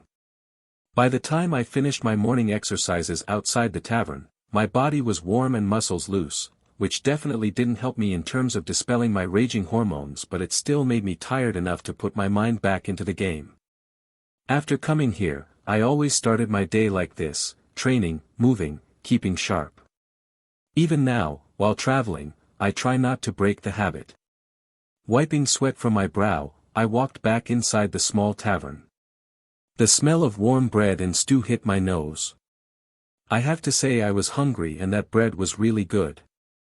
I found Ned Stark sitting at the table with Arya and Sansa beside him, quietly eating their breakfast. Or at least, it was quiet until Arya opened her mouth. Mina was just placing a plate down in front of Sansa when her eyes caught mine. I smiled at her, a bright, kind smile. Mina turned red like a ripe apple and nearly dropped the plate. With a squeak, she turned and hurried back to the kitchen, her hands covering her face. I had to school my features not to break out into a smirk at this. Ned gave me a calm look. "You were gone," he said simply. He sent a questioning glance at me. Before I could even answer, Arya leaned forward, smirking. "He trains every morning," she said proudly. "Hammer swinging, smashing things, perfect dialogue for every response, strength drills, sometimes he practices his battle cry as well. Why in Odin's name does she know that?" Sansa had a little wide-eyed surprise at this, but then she immediately felt a pang of jealousy and rounded on her little sister. "Must you always speak like a stable boy?" Arya scowled. "Must you always sound like a queen?" Ned sighed. He turned to me with curiosity, though, "Who practices battle cry early in the morning? Let them be. It means they've some strength left in them." I quickly changed the topic and got some bread of my own. "We can't stay any longer," he said quietly. "We've had a day's rest. It's time we head north. Every hour we wait, the roads grow more dangerous." I nodded. "Agreed. The sooner we reach the north, the better. More important things are waiting there anyway." Ned at this looked at me, like trying to see through me. He knew that I was talking about the White Walkers, but he felt that there was more. "Ah, handsome knight and you. You can't even replace a knight's horse face." "I will, you'll see. And when I do, I'm not gonna come to save your lady arse on fire." Sansa looked scandalous. "Who wants your help anyway? I'd rather cross the wall before asking for your help." "Huh." Arya was gonna say something but stopped midway. "Really, shame." She puffed her chest and got closer to Sansa. She cupped Sansa's face with her hand, making her confused about what she was up to. "But I have faith my charm will pull you to me." Arya grinned. Cough cough. I almost spewed out my half-chewed bread on Stark's face. How in Odin's name did she hear that? It's possible I said the same thing to Mina last night, even did the same chip-up techniques from anime and movies. Sansa spat a grinning Arya away and looked at me worriedly, offering me ale to soothe my coughing. I took it gracefully, but my eyes were on the little menace grinning at me. She crossed her hands, the same Wakanda style I unwillingly taught her while playing with her, and started to shake her shoulders up and down while still grinning, giving me a smug look. Ned Stark was looking between me and his younger daughter with confusion. Not getting what was going on. "Let us finish our meal and ride soon. Trouble follows the lion's banners, and I'd rather not greet them here," I said after getting my coughing under control while glaring daggers at the little she-wolf who was still smirking at me like she had dirt on me. "Perhaps I don't have to save all the Starks in this quest. One less won't melt down the wall, would it? XXX. Chapter 69, Capital in Disarray, 1. King's Landing. Cersei sat alone in her chambers, the candlelight flickering across her golden hair. A raven had arrived not long ago, bearing a message sealed with the golden lion of House Lannister. It was from her father, Lord Tywin. She broke the seal and unfolded the parchment. As her eyes moved across the words, her face tightened. "You have let the capital fall into chaos," the letter began. "A man who can bring down thunder. Have you taken me for a fool?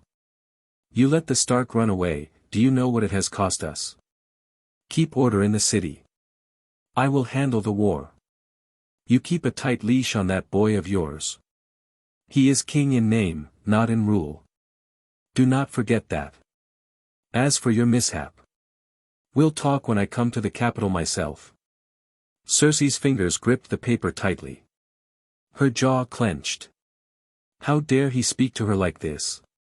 She was queen. She had done all she could to hold the city together after the madness Thor had unleashed. Still, she couldn't deny that her father was right in some ways. Joffrey had been reckless. The people were afraid. And Thor. Thor haunted her mind like a ghost. She stared out the window toward the city. Even now she felt that she was hearing the distant roar of thunders. Part of her feared him. Another part hated him. But above all, she couldn't stop thinking about him. She was stubborn but not an idiot, she knew she wanted him. Nay, she needed him. Cersei folded the letter neatly and tossed it into the fire. As the flames ate away the words, she whispered to herself, "And I'll have him." The morning sun cast a golden hue over the Red Keep as Queen Cersei Lannister and her son, King Joffrey Baratheon, made their way to the small council chamber. This was a long time coming since after Thor left, the capital was in complete disarray and Cersei refused to take any part in ruling the city while the capital was in havoc. Recent events in King's Landing had left the court in disarray. Upon entering the chamber, they found only Grand Maester Pycelle seated at the long table, his aged hands resting on a stack of parchments. The room was eerily quiet. Cersei's eyes narrowed. "Where is everyone?" she demanded. Pycelle cleared his throat, his voice wavering, though mostly this was an act like usual. "Your Grace, the position of the Hand of the King is vacant. The Lord Commander of the King's Guard unfortunately, is no longer among us." This was of course not Ser Barristan Selmy as he was long taken out of his position after Joffrey came to power. The new Lord Commander barely served in his position for a few days before facing the Heavens' justice. The Master of Coin and the Master of Whisperers have both been found dead under suspicious circumstances, Pycelle said, and this drew almost zero reaction from either Cersei or Joffrey. Not like they knew this in advance, it's just that they didn't care. The Master of Laws and the Master of Ships are currently have turned traitors and are now raising armies to invade King's Landing. Cersei cut off Pycelle and almost growled. Joffrey slammed his fist on the table.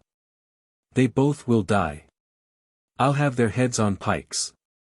Cersei had another scowl at this. She knew that something like this would happen sooner or later, but this was getting out of her hands. Reach, Stormlands, and Vale. War brewing from all sides. Soon North will add to that list.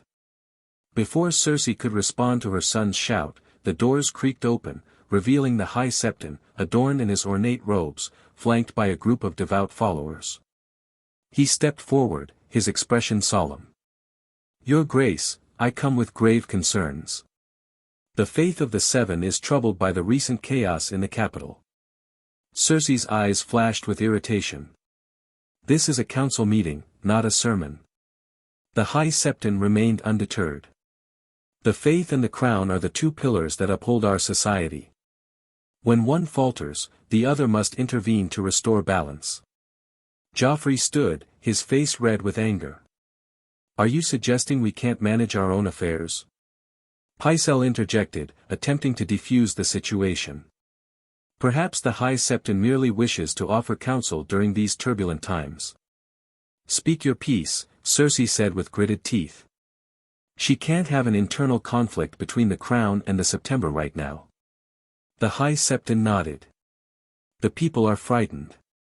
They whisper of dark omens and question the Crown's ability to protect them. The Faith proposes a joint effort to restore order, a partnership between the September and the throne. And..." Cersei raised her eyebrow. Not even for a second believing that the High Septon was here just for this. "And the September would need the right to reinitiate the Faith militant." Cersei's lips curled into a cold snarl. "A generous offer. But rest assured, the Crown will handle its responsibilities." The High Septon bowed slightly. "As you wish, Your Grace. However, you might wish to reconsider. For the good of the people and the Crown." The High Septon looked at her with a strange look which she couldn't quite understand. As he exited, the chamber remained silent. Cersei turned to Pycelle. "We need to fill these vacant positions immediately. Begin the search for suitable candidates." Pycelle nodded. "At once, Your Grace." Joffrey sat back down, his demeanor still tense. We must show strength. That insolent Septon thinks that he can threaten his king like that then. Cersei placed a hand on her son's shoulder. All in due time, my lion. All in due time. Outside the chamber, the High Septon paused, looking back at the closed doors. A glint of danger passed into his eyes just for a second before he started moving again. Make sure the people are content. The crown is at war, there must be absolute unity and peace in the capital. Chapter 70, Crossing the Wall. North. Bran and Sandor have been on the run for days, trying to find a way to cross the wall, but the wall was sealed tight. Every gate was guarded, and there was no safe way through. And in one of their searches to find a way to cross the dam structure, they almost got caught. The men from the Night's Watch caught up to them. Usually, Bran with his skin-shifting ability would spot them coming, however, that time was an exception. The forest hindered his view. They had no other option but to run, but they couldn't outrun men on horses. So they hid. In hope that they wouldn't be noticed. They weren't found in the end, but not because they were good at hiding, but rather because they had unexpected help. Two strangers appeared, young, cloaked in furs, and moving like they knew the land better than their own hands. A boy and a girl. The girl introduced herself first. My name is Mira Reed. This is my brother, Jojen. Bran looked at them with suspicion. Why are you here? How did you find us? While the girl was the one talking, it was the boy that both Bran and Sandor were wary of, not because he was more threatening, or because they looked down on the girl per se, but rather because the boy had the same gifts as Bran, and unlike the young Stark, this boy was capable of controlling a direwolf. Jojen stepped forward. His eyes were calm but serious. We saw you in a vision. We've been waiting for you. Brandon Stark. Sandor scoffed. Visions? More magic nonsense. What else is left? Dragons coming back, gods descending to this filthy land, monsters rising from the crypt of hell. Jojen didn't flinch. You can believe it or not, but without us, you won't get past the wall. There's only one path that can take you through without being seen, and only we know it. Bran narrowed his eyes. Why help us? What's in it for you? Mira smiled, though it was faint. Because your journey matters. You're here because of the three-eyed raven, right? We are the same. We are to take you to him. That answer didn't comfort Bran much, but he felt something deep inside him stir. He didn't fully trust them, but something told him they were speaking the truth. Sandor wasn't pleased, but even he admitted they had no better option. The brat would most likely be fine if those men caught up to him, but he, dead, would be better than falling into those savages' hands. Fine, he muttered. But if you lie, I'll get you both, Sandor growled to himself, to which Jojen just smiled. He was the calmer one. Technically, he was better suited for diplomatic talks over his sister, but she took the lead anyway. And so they followed the reeds. The siblings led them east, toward the river that flowed beneath the ice. There, hidden beneath frozen roots and heavy rocks, was a narrow cave leading under the wall. This will lead us to the other side of the wall. Do you know what he wants? Suddenly, Bran asked, voicing his thoughts aloud. That cave was the point of no return for him. For all the higher power driving him, he was still a boy and hesitated. The three-eyed raven is mysterious. No one knows about him, but he has existed for a long time. He keeps eyes on everything. None has seen him before. However, he himself asked for you. That means something. Bran at this just nodded mindlessly. His resolve torn between taking another step or going back. And that's when a mighty push came from behind, almost thumping him and knocking him down. Move. There is nothing to think about after coming this far, Sandor growled and started walking inside the cave, leaving everyone behind. He's right, you know. Sometimes we just have to take that leap of faith. Jojen smiled at Bran and went ahead as well. Bran just watched them go, and perhaps it was peer pressure or it was really one of those leap of faith moments, he just shut his mind and walked forward. There was no turning back now. Castle Black. Jon stood still in the dark of night, the cold air biting at his skin. The wind howled through Castle Black, but his heart was louder.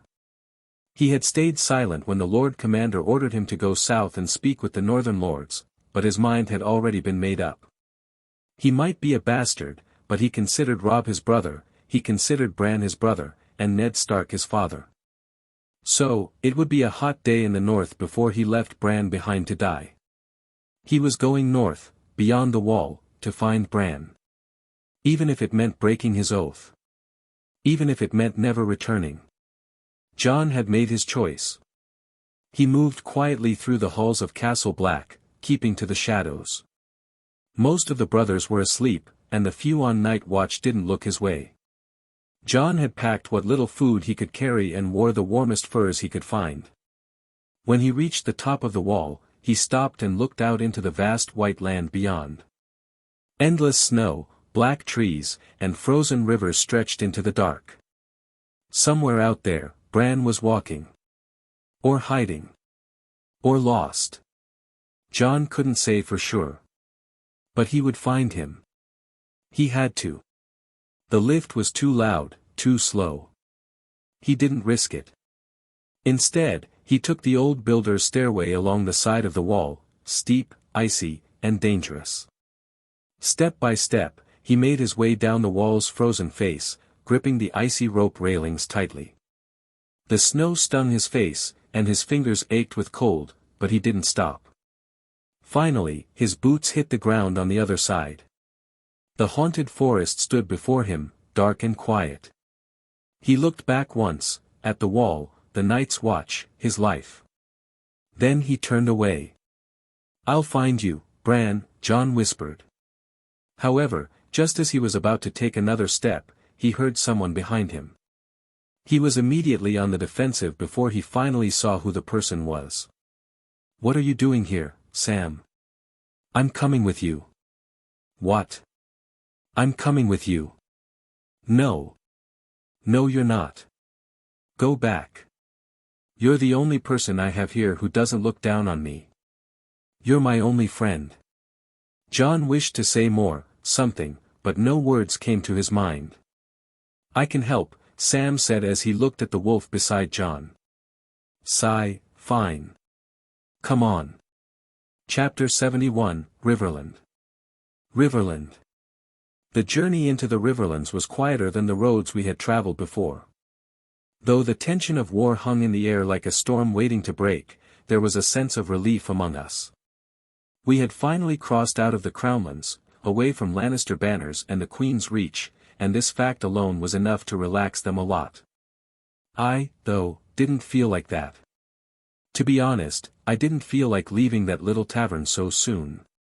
Perhaps I was biased toward leaving the girl who took my virginity, or perhaps it was the excellent food and warm beds. I can't say for sure, but I really didn't wish to leave this soon.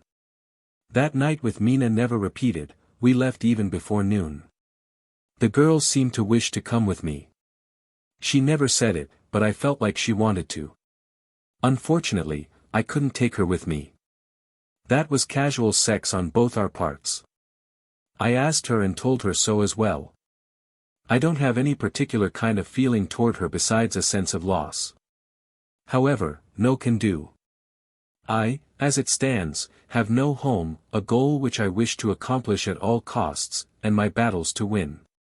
Taking her with me would have been trouble and definitely dangerous for her. Still, I didn't leave just like that. I told her father to take his daughter and get out of the Crownlands as soon as possible. If the entire realm is going to plunge into war, then technically no place is safe. But still, if they can relocate inside a big city or a castle, then they might be safe enough. Besides the few gold dragons I gave her father, I ended up giving her some money as well, just in case her father forced her to do something she didn't wish. She'd have the option to start her own life. Mina is a sweet girl. I really don't think I can stand to see her meet the same fate as most people will in this upcoming war. A sense of helplessness filled me currently, or perhaps it was remorse. What I saw in the tavern, it felt horrible, honestly. Rape and murder are things that exist in modern times too, yes, but not in the open like that.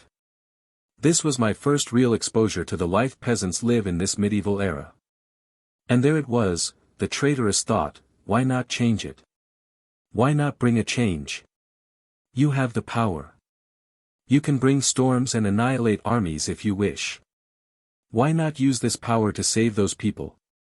No matter how much I tried to shake these thoughts out, that this wasn't my world, that I was not obligated to do shit here, that I was no hero, I couldn't push them from my mind. Even sex wasn't enough to still my unrest mind. It just turned out to be a temporary distraction, which made the matter worse. The fact that I slept with a girl who got the short end of this medieval era lawlessness, and that I ended up giving my virginity to her, wasn't helping. No. In fact, those thoughts came back with a vengeance. However, at the same time, I had no real inclination to start a war against the ruling class of this world to bring some decent modern ideas to it. You know, things like equality, the right to live, liberation. Things people in the modern era often take for granted, even after knowing how much blood their ancestors, fathers, and forefathers shed for them to live with their heads high and expect happiness from the world. Shaking my head, I kept my eyes sharp, always watching the path ahead. We moved carefully but steadily, changing roads when needed and avoiding patrols. Sansa and Arya rode close to their father, speaking little, their minds heavy with all they had seen. I decided to let go of this matter for the time being. I would only fall further into my own machinations if I didn't stop here. Perhaps I could help out this world a little by the time I finally give my last regards to it, but today was not that day. Now, I have to be here, to get the realm ready for the bigger war. If those who stand across that wall come to this side, then there wouldn't be anything left to worry about. Soon, the great towers of Riverrun came into view. The stronghold of House Tully stood proud between the forks of the river, its banners waving high in the wind. Inside the castle, Lord Hoster Tully, old and weary in his bed, held a letter in his hand. It was from his daughter, Catelyn. Her words had been short but filled with fear, telling of Ned's capture and begging her father to help him. Hoster's heart ached. He had always respected Ned Stark, and he loved his daughter dearly. He had already begun gathering men when one of his guards burst into the room. "Lord Tully," the man said, breathing heavily. "It's Lord Stark. He's here." Hoster blinked. "What? What did you say?" "He's at the gates, my lord. With his daughters, and another man." The old lord struggled to rise, his hands trembling. "By the sevens, then what are you dumb lots doing here? Bring the man in. At once." Outside the castle, Ned Stark waited quietly, his cloak pulled close around him. "You sure about this? It might have taken some time, but we could have reached the north without getting spotted." "That would have been safer," I muttered to him. The fact that this world was that of Game of Thrones, I couldn't bring myself to trust anyone easily. Spider too, I never trusted him. It's just that I had no other choice back then. To find Stark, I needed his help. Thor stood tall beside him, arms crossed, watching every movement on the walls. Without looking at me he said, "I believe in Lord Hoster Tully. And we need to send a raven to Winterfell soon. The news of me getting captured would have reached Winterfell by now. I know Robb. He will soon gather the lords of the north. If we don't act now, then by the time we reach Winterfell, the north will be at war against the crown," Ned Stark said in a calm tone. I honestly didn't think about it. Good that Stark had the mind to think ahead. Or all that hard work would have been for nothing. Sansa and Arya looked around the wide fields of Riverrun with quiet awe. It was their first time being here, of course. For the first time in many moons, Ned Stark saw the gates of family open before him. This wasn't the north, but still he felt a familiar feeling from here. At least he knew that his daughters were safe here. XXX. Chapter 72, Tywin's Move. Tywin Lannister sat in his large war tent, the room dimly lit by a few flickering candles. The smell of parchment and ink filled the air, and maps of Westeros lay spread across the wooden table in front of him. For days now, he had been waiting for a proper letter from King's Landing. His daughter, Cersei, had written before, but her letters were always filled with excuses, panic, and strange claims that seemed far from the truth. He did not trust her words entirely. He needed something more reliable. That's why when Pycelle's letter arrived, he expected reason and clarity. Only a few knew that Pycelle was his spy. But even Pycelle's words were strange. According to the old man, a mysterious warrior brought down lightning from the sky, struck down Lannister guards with ease, and helped Eddard Stark escape from his chains. Pycelle called it a devil's spawn, and claimed that the people of the city now whispered Thor's name in both fear and wonder. Some called him a god. Others a demon. Tywin, however, frowned. Not this nonsense again. This looked like it was written by his daughter and not Pycelle. Though it was possible that that exactly happened. Still, Pycelle was not one to lie or exaggerate. And when he read that both the Master of Coin and Master of Whisperers had been found dead shortly after Thor's appearance, along with the disappearance of Eddard Stark and his daughters, Tywin knew he could no longer ignore the matter. With a heavy sigh, he called for his son. Maybe his foolish son with all his eccentrics might be able to say what's going on. Tyrion Lannister entered the tent a short while later, dressed in fine dark clothes, a wine cup already in his hand. He looked relaxed, but his eyes were sharp as ever. "Ah, you calling for little old me, father? It's either the stars from the night sky have disappeared or the shadow lands of Ashai have finally been conquered by men. Surely nothing less would make you call for me." Tywin didn't look up right away. "Tell me everything you know about this man. Thor." Long he learned that directly getting to the point was the most time-saving and efficient way to talk with this monster. Tyrion blinked. "Ah, the Hammer Lord," he said with a chuckle. "Why the sudden curiosity?" "Tell me everything you know," Tywin said coldly. "I only want facts." Tyrion set his cup down. "Very well. I've heard he came from the north, though no one knows where exactly. He traveled with Ned Stark and his daughters to King's Landing when they left Winterfell. As I already told you, he was the one who captured the White Walker with his bare hands. He even defeated Sandor Clegane in combat in Winterfell. That's it. What's the point of asking that when you're not gonna believe me anyways? Is that it?" Tywin asked again. Tyrion looked at his father's eyes, like trying to search what he was hiding before he shrugged and replied. "That's all I know." He knew that his father didn't believe a thing about the White Walkers. He tried, but he would rather believe a beggar with the Lannister vault over him. Tywin's eyes narrowed. "And his allegiance?" Tyrion shook his head. "Hard to say. He seems to care about the Stark family, but he hasn't made any political moves. My interaction with him was bare minimum, to say the least. However, I know that he didn't show any kind of allegiance while I was in Winterfell, nor did I hear of him doing so when I visited Castle Black." Tywin leaned back in his chair, hands pressed together in thought. The capital was in chaos. All major positions were vacant in King's Landing. It's completely fair to say that if those age-old walls of King's Landing weren't in the way, then even those filthy mountain bandits with their meager numbers could have besieged the Red Keep. Robert, dead. Littlefinger, dead. Varys, dead. And both Stannis and Renly were missing from the capital. Cersei, in this case, had all the power of the capital if she could just put that horrid of a son on a leash. However, Cersei. She would lose control soon. In the absence of the little council, there was no one to stop her from doing whatever she wished. His daughter was many things, but a good leader she was not. Tywin could practically see what could happen after this. In the absence of many of the players in King's Landing and with the Crown's military power depleted, the Scavengers of Faith would grow strong.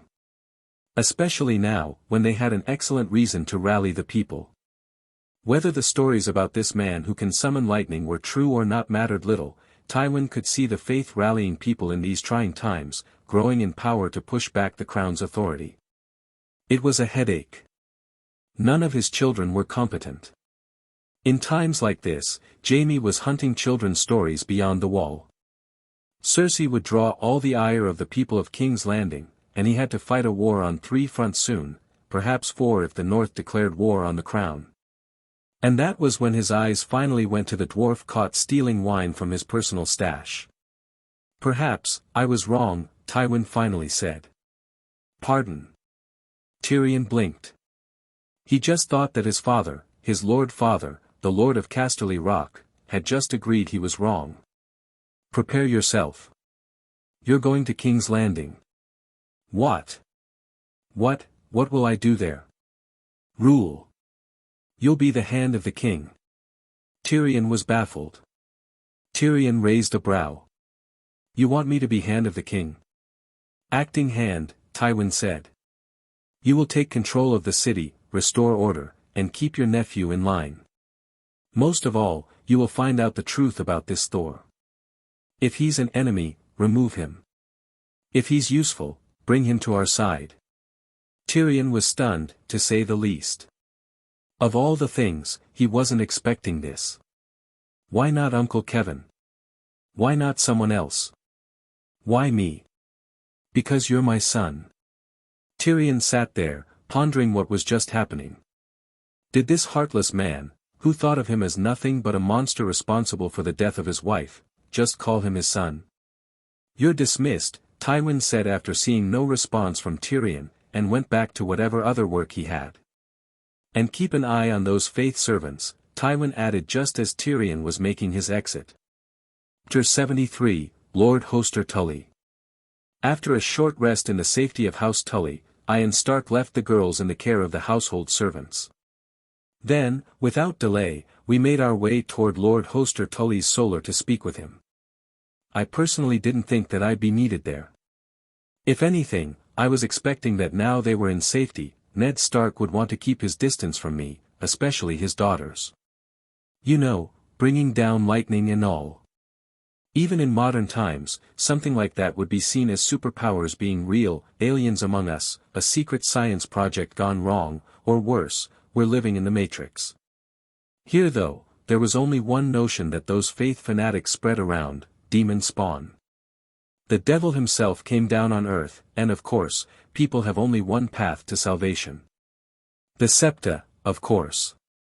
So yeah, I had not expected to be invited to the meeting, but Ned had insisted. "You are as much responsible for me and my daughter being alive here today as I am for letting the situation develop to the point that my daughters had to run away from the capital with their lives." "You're coming," Ned had said. At least the man was seeing reason now. Perhaps a few days down in the dungeons gave his rock-solid honor a little flexibility. I could only hope that was the case. However, it was one thing for him to honor me by dining and strategizing with him and Lord Tully, at least in his mind. It was completely different in terms of whether I was interested in doing this or not. And spoiler alert, I wasn't. I can't do shit about this war and any other things going on in this world. My only objective is to beat that bloody Winter King and get my arse off this planet. However, I can't do it without Stark, not just in a strategic sense but also in a literal sense. If that damn system had given me all of Thor's power, then I bloody wouldn't even have to do all this quest nonsense. I would have just flown to him and brought down the biggest lightning bolt in the history of lightning bolts Westeros has ever seen to burn his icy arse down. But no. You need power? Then work for it. Stuck babysitting Stark here. Sigh. Though saying I completely didn't care would be a lie. I did care a little bit about both Sansa and Arya. The little one especially, has grown on me. Letting them die just like that would feel wrong. Not to mention my recent mood after seeing what this world is really like. If what I saw happening with Mina was any indication, then that should be quite common here. Again, sometimes having power but not using it puts greater pressure on someone than being weak. It's the difference between a resolute statement of, "I can't do anything, I'm weak," which could give you a very good excuse to blind yourself from your surroundings like others, and none shall judge you, to, "I can, but should I? It's not my fight after all." Now that statement is very gray in nature. There comes morality into play and no less degree of guilt when one sees the consequences. Sigh. The guards opened the large wooden doors to the solar, and inside sat Hoster Tully, old and tired but with sharp eyes that still held command. He was wrapped in thick furs, his breathing slightly labored. He turned his gaze to the two men entering the room. "Eddard," he greeted in a rough but warm voice. "You look alive," which is more than what the rumor said. Ned offered a small smile. "I am alive, thanks to help I didn't expect." He gestured toward me. "This is Thor, the man who saved my life and helped me escape the madness in King's Landing." Hoster Tully gave me a long look. "So, you are the man the songs are already whispering about. Hammer Lord, Bear's Bane, Mountain Slayer." I gave a small bow. "I assure you, there are many more less impressive titles I have gotten which might paint a completely different picture, Lord Tully." "Ha! Humble, this one. Not quite how I imagined it. Hardly see this trait in youngsters anymore." Tully muttered before patting my arm and returning back to Ned. After a bit more polite exchange, the mood turned serious. Ned stepped forward. "My lord, I must speak openly. What I tell you must remain among us until the time is right." Hoster nodded, leaning back in his chair. Ned began. "The Queen's children are all bastards. They are bastards, born of her brother, Jaime." Hoster's eyes widened. "Gods be good. Ned, you understand what you're saying, right?" he whispered. "It is true," Ned continued. "When I confronted her, she acted quickly. I was imprisoned and sentenced to die.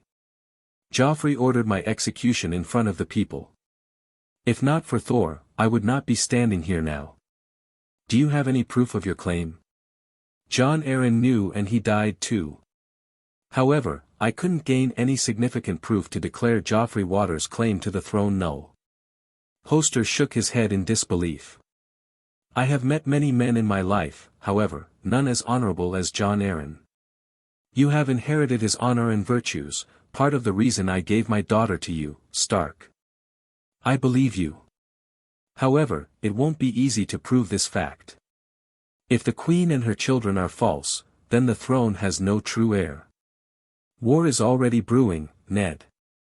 Renly, Stannis are already gathering their armies and that old lion was quick to respond. And Seven only knows why in the bloody hell the Vale is entering this bloody mess. Ah, so Hugh did his job." A slight smirk appeared on my face, which only lingered for seconds before I again schooled my features. At least a few things were going my way. War is coming. The Lannisters will not sit quietly. We must be ready. No, you're not, you idiot. That's their fight, let them hack each other to death. Why do you care who's sitting in that darn chair, putting more holes in their butt? I really wanted to say those things but remained silent during much of the talk, listening, observing. If there's one thing I have learned, it's that these people here care way too much about their face and authority. Going against Stark or Tully could cause them to not listen to my advice just on sight. You know, that highborn pride they have. Nope, I know better than to argue with them on this topic at the start of the talks. Not happening. Let them exhaust themselves before I put my proposal onto the table. So the talks continued until Hoster let out a long breath. "I will call my banners. The Riverlands will stand with the North. But we must move wisely. Who do you wish to support your allegiance to?" "Stannis is the rightful heir to Robert's throne. We will march together with him," Ned said. "But first, we must send ravens to rob and gather our strength. The other lords won't stand still when war starts." "And what of you?" Hoster asked me. Where do your loyalties lie? With my people, with my land, and with my nation. Unfortunately, none are here, I said with stern look, making sure both looked at me. And before asking my loyalties, ask the same to yourself, Stark, where do your loyalties lie? I asked with no emotion on my face. Stannis is the... He was saying, but of course, I interjected in between. Fuck Stannis. I said, finally getting both of their attention in reality. What about the north? Have you forgotten what's behind those walls? Ned paused. It's not like he had forgotten, but... Why are you putting your leg in a way which has nothing to do with you, Stark?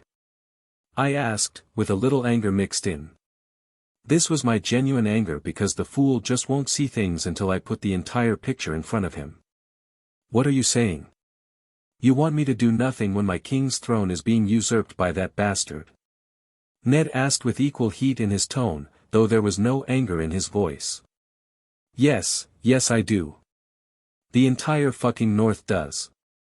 Because let me tell you, when winter comes, and it will, the North will be on its own. You flow the northern blood in southern shores expecting nothing, and you'll see the North isolated when the long night comes. Your loyalties should lie with the North and your people, Stark. Your land and your family. Don't involve yourself in someone else's fight when your own house is under threat. Needless to say, the conversation took quite a drastic turn from there. Good I waited until last, less shouting and more reason when people don't have much energy left. XXX.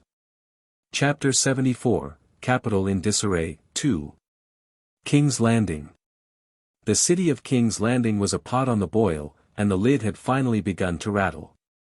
Ever since Thor's bold rescue of Eddard Stark and the deaths of several key council members, things in the capital had started to crumble.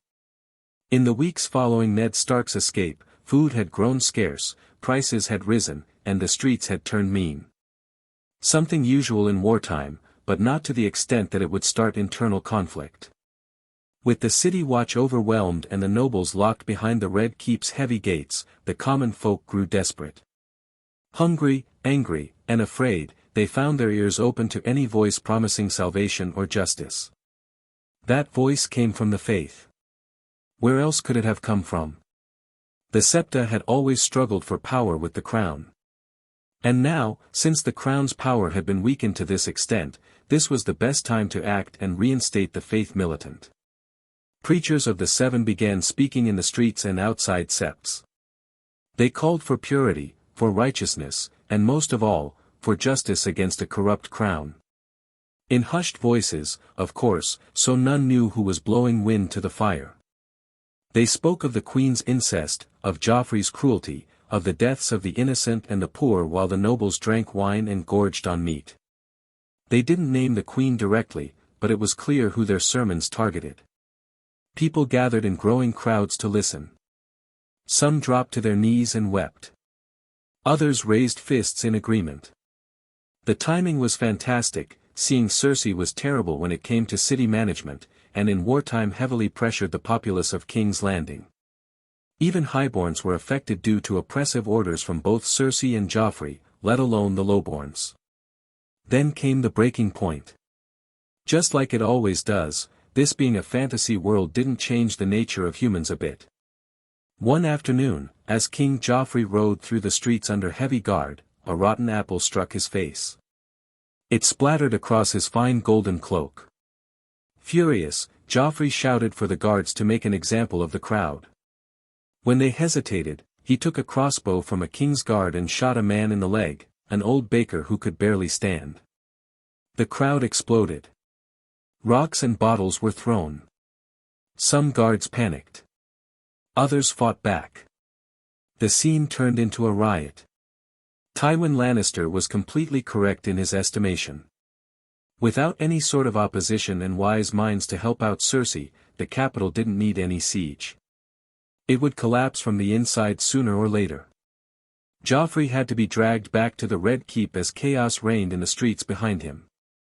When he returned to the castle, bleeding from a cut on his cheek, Queen Cersei nearly screamed. She ordered the gates shut, locking the royal family and their few remaining loyal guards behind the walls. Inside the Red Keep, tension ruled. The small council was in tatters. No one remained but Grand Maester Pycelle, who offered no useful advice beyond muttering that order must be restored. The city was slipping through their fingers, and all Cersei could do was pace the hall, clenching her fists, blaming everyone but herself. Her usual tactics were all for nothing due to lack of manpower. Half of the capital's forces were dead, and the rest had an abysmal time handling the faith fanatics and the lowborns. They soon became caged in their own castle. Then came the High Septon. Exactly on time when they were desperate enough to make a deal with the devil himself. The High Septon wasn't emitting any holy light that day. He arrived not as a supplicant but as a man with leverage.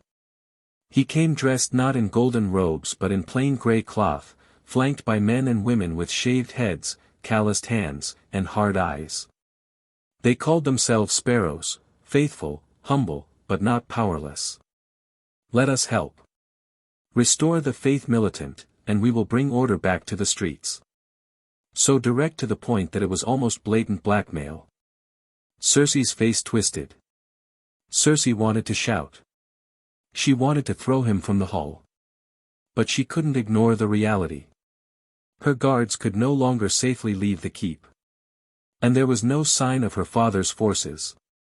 If she wanted to survive, she had to make compromises. So she agreed. Funds were released. The faith was armed. Swords and axes were placed in the hands of zealots. They took to the streets under banners of 7-pointed stars.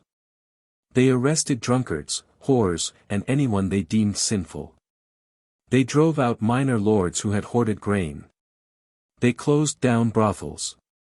At first, some cheered. Then they came for shopkeepers. Then for healers. Then for soldiers who had taken bread from hungry hands. And this was what Tyrion Lannister found the city in when he came with the Lannister forces to King's Landing.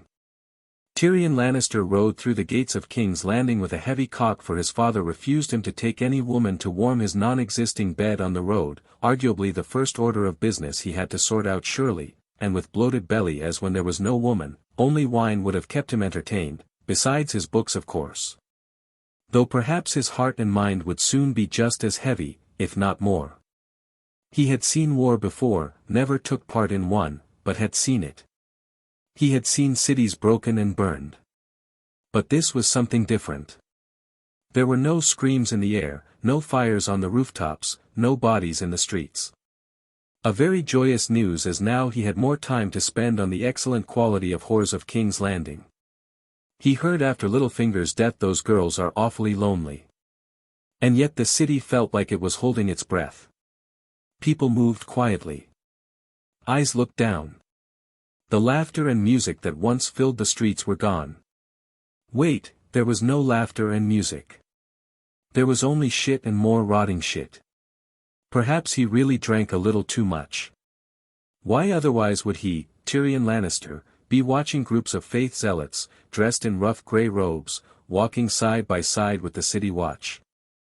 The same men who once answered only to the crown now marched with 7-pointed stars sewn into their cloaks. What's going on? He wasted no time. He rode straight to the Red Keep, ignoring the stares and whispers. When the guards at the gate saw him, they opened the doors quickly. No one wanted to argue with a Lannister, especially not this one. He found Cersei in the council chamber, drinking wine with her feet up like nothing was wrong. Joffrey sat nearby, playing with his crossbow and grinning like a mad dog. A dog with a freaking crossbow. Usually, he would antagonize his little devil of a nephew, but let's not do that while the little shit had that in hand.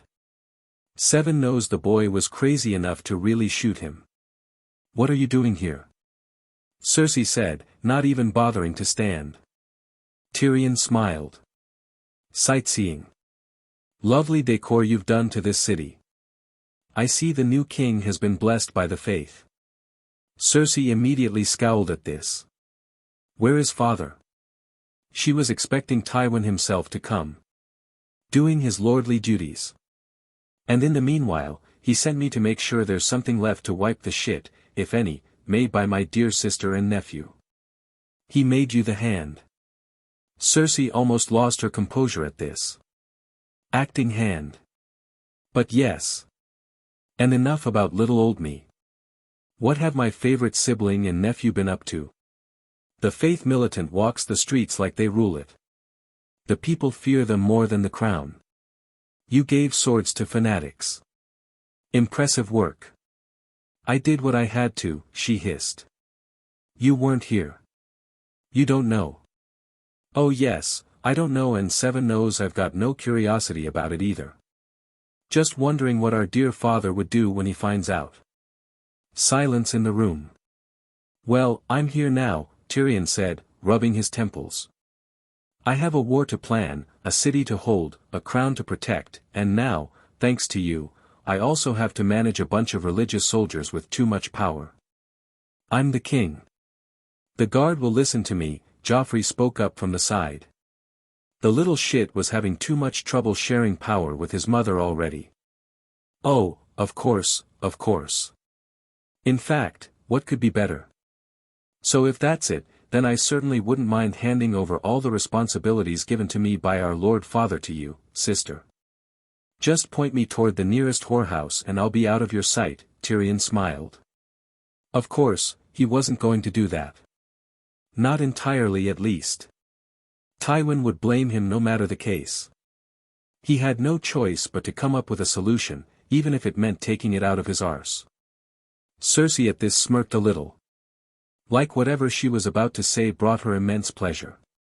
You'll have better luck finding a hole that fits that little thing between your legs to satisfy you over finding a whore in the city. Those 7 zealots closed down all the whorehouses. Cersei almost grinned at seeing the little monster's face pale, realizing what she just said. Tyrion was left open-mouthed at this. No, they wouldn't dare. Oh, they dare. Those fuckers locked us up in the keep like we were some bloody sheep to be slaughtered. They dare more than you could give a fuck. Tyrion was baffled. Okay, this is personal now. War it is then. Chapter 75, finally back to Winterfell. North. A cool wind blew through the halls of Winterfell as Robb Stark stood over the war table. The room was filled with tension. The banners of the great northern houses had already begun to arrive. Robb had called for a war council, ready to march south and bring justice for his father's capture. Catelyn watched her son closely. She saw the weight on his shoulders. He was young, way too young for this, but already trying to act like a lord. He had to, with no word from Ned Stark for so long, Robb had no choice but to take charge.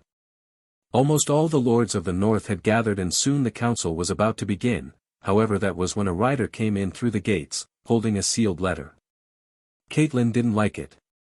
Lately, all the news she had gotten had just broken her family apart. The guard handed it straight to Catelyn though, between her and Robb, she would still prefer to take the first look at those letters, anything she could do to lift some weight from her son's shoulders.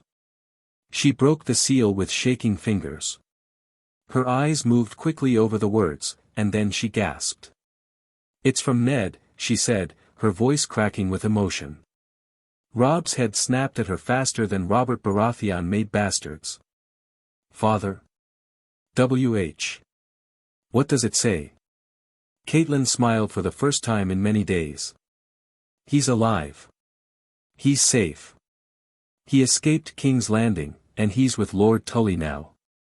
He's coming home. Robb let out a breath he didn't know he was holding.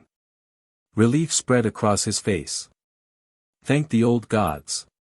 What about the girls? Robb asked in a hurry.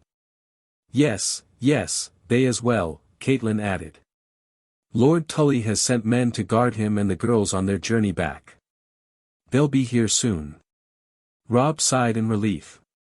It was like he found his source of power at this moment, such was the presence of a parent standing alongside you.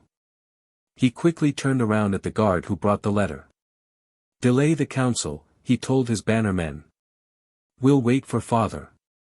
He turned to his mother. When he returns, we'll decide together what happens next. Yes, by the old gods and the new. They are coming back home. Catelyn Stark almost felt like her legs would give up at this moment. I have to say that it was a long journey. Too much happened, and everything under my control, but hey, that's life for us, even for a god. Hard experience shapes a man, and I believe I am a better and more capable man since the time I left this ancient castle few moons back. I mean few months back. Have to say the language and habits of this world are growing onto me, slowly and steadily, but it is happening. The journey from Riverlands to Winterfell was far less remarkable and adventurous, and that's exactly what most of us liked. Perhaps only Arya might be looking for something big in our path. I could see though, the girls' eyes shining, tears almost threatening to spill, and beyond anything, the big smile on their faces when they saw their home in front of them. I might have been the same if I went back to Earth, even if that meant I had to leave Thor's powers and this otherwise incredible experience to live the fantasy myself. I would definitely have acted like them. Though after all this time, if someone had asked me to choose this adventure over my life back on Earth, then perhaps I couldn't. From the girls, I shifted my attention to Stark.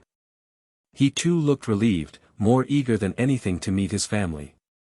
He has been brooding extra hard after our conversation with Lord Tully. It was about time someone told the man his honor gonna get him killed. Surprisingly, it wasn't me who brought it up to him, it was Lord Tully. He completely agreed with my estimations. Especially after learning what could be lingering behind the wall. Without proof, of course, he only gave us the benefit of the doubt. Stark though hasn't spoken much on the topic after that. Knowing him, I can easily say the man hasn't changed his mind. And I fully intend to bring this topic back, in front of the Lords of the North if I must, to make sure he remembers. At last, the gates opened. Horses rode in slowly. Ned Stark led the group. Sansa and Arya rode beside him, both looking weary from the road but safe and alive. Finally, it was me, and surprisingly, I attract attention even in times doing so was not my intent. Odin knows I was grateful to him and Frigga to make me this handsome, but Surtur's tales, I can't keep a low profile even if my life depended on it. Thankfully, there are not many times that happens, so it was more of a general complaint over a complete annoyance and grievance. The moment they entered, Robb ran to his father. The two embraced tightly. "I thought I lost you," Robb said, his voice thick with emotion. "You almost did," Ned replied, holding his son close. "But the old gods were kind. I assure you they had no hand in your survival, it's the god in front of you who did the heavy lifting." A knowing irritation spread inside me. Like my hard work being credited to someone else. Catelyn moved to hug her husband, tears already in her eyes. She pulled Sansa and Arya into her arms next. The girls cried softly, finally home, finally safe. While this emotional scene was playing out, I looked around the old castle and noticed something odd. I saw banners. Many unknown banners. Any man with half a wit to his brain could tell whose banners they were, the Northern Lords of course. My eyes all but shone at this. Are they here? I pondered. If so, then this was the perfect time to act. Well, sooner or later they have to gather in a meeting, right? I definitely can't miss it. After the warmth of the reunion, Ned raised his voice for all to hear. "I owe my life," he said, "and the lives of my daughters, to you." He finally opened his mouth after looking at me. This was not him saying it to me, but making a statement in front of others. If not for Thor, I would still be in chains in King's Landing, or worse. He helped us escape. He protected us on the road. I cannot say more, but know that we owe him everything. I stood silently. I understand the man was paying credit where credit was due, however, I can't do shit with credit. If he had done this in the presence of other lords of the north, then that recognition could have been a good leverage. Sigh, a little uncomfortable from the attention, I smiled back at him. "You think too highly of me, Lord Stark." It's the old gods and the new who brought you back to your family. I was just a mere instrument. It pained me to say it, but appearance has to be kept. I just hope I don't hear another voice calling me out about whatever I saw. Please let there be no mystical power in my voice for this sentence. Robb stepped forward and offered his hand. I owe you, you have done a great service to us, he said. You have the North's gratitude. Catelyn nodded, looking at me with soft eyes. You will always be welcome here. The salt and bread of Winterfell is yours for as long as you desire, my lord. Catelyn said with almost teary eyes. Maybe almost forgetting that I was no lord. Well, I got the title of knight, but she wouldn't know it, would she? Come in, the hospitality of Winterfell is yours. Chapter 76, Back at North and Back to Work. Winterfell was filled with joy and warmth when Lord Eddard Stark returned home with his daughters and their noble protector. For a moment, everything felt as it should. But then, something tugged at Ned's heart. His eyes scanned the group again. Where is Bran? Ned asked quietly, turning to his wife. At once, Catelyn's face fell. The warmth in her smile vanished like mist. Her eyes dropped to the snow. Catelyn didn't first wish to inform Ned about Bran, but she had to. However, it was too late. By the time her message arrived in King's Landing, he was already captured. Ned Stark had no idea that his son was not in Winterfell, let alone had crossed the wall with the Hound of all people. Ned's heart dropped seeing the clear hesitation on his wife's face. Catelyn.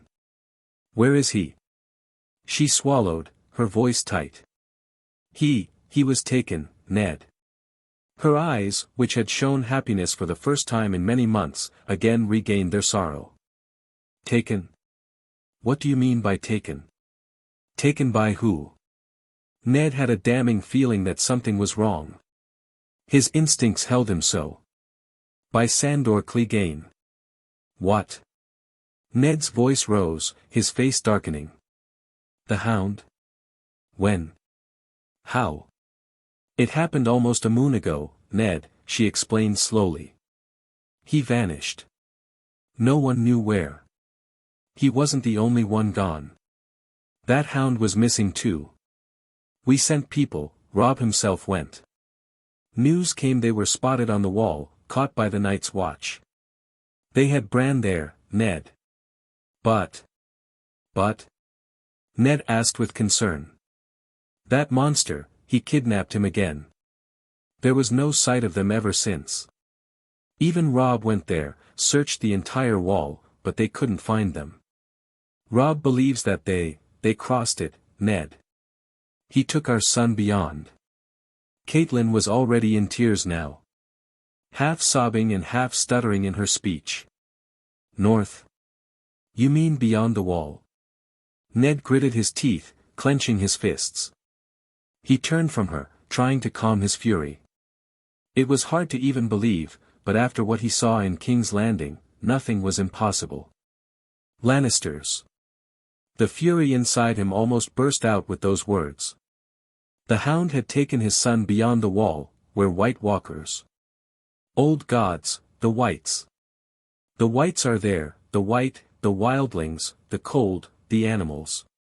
Ned Stark felt like taking his sword and marching to King's Landing at this time. Just how much that damn city will take away from him.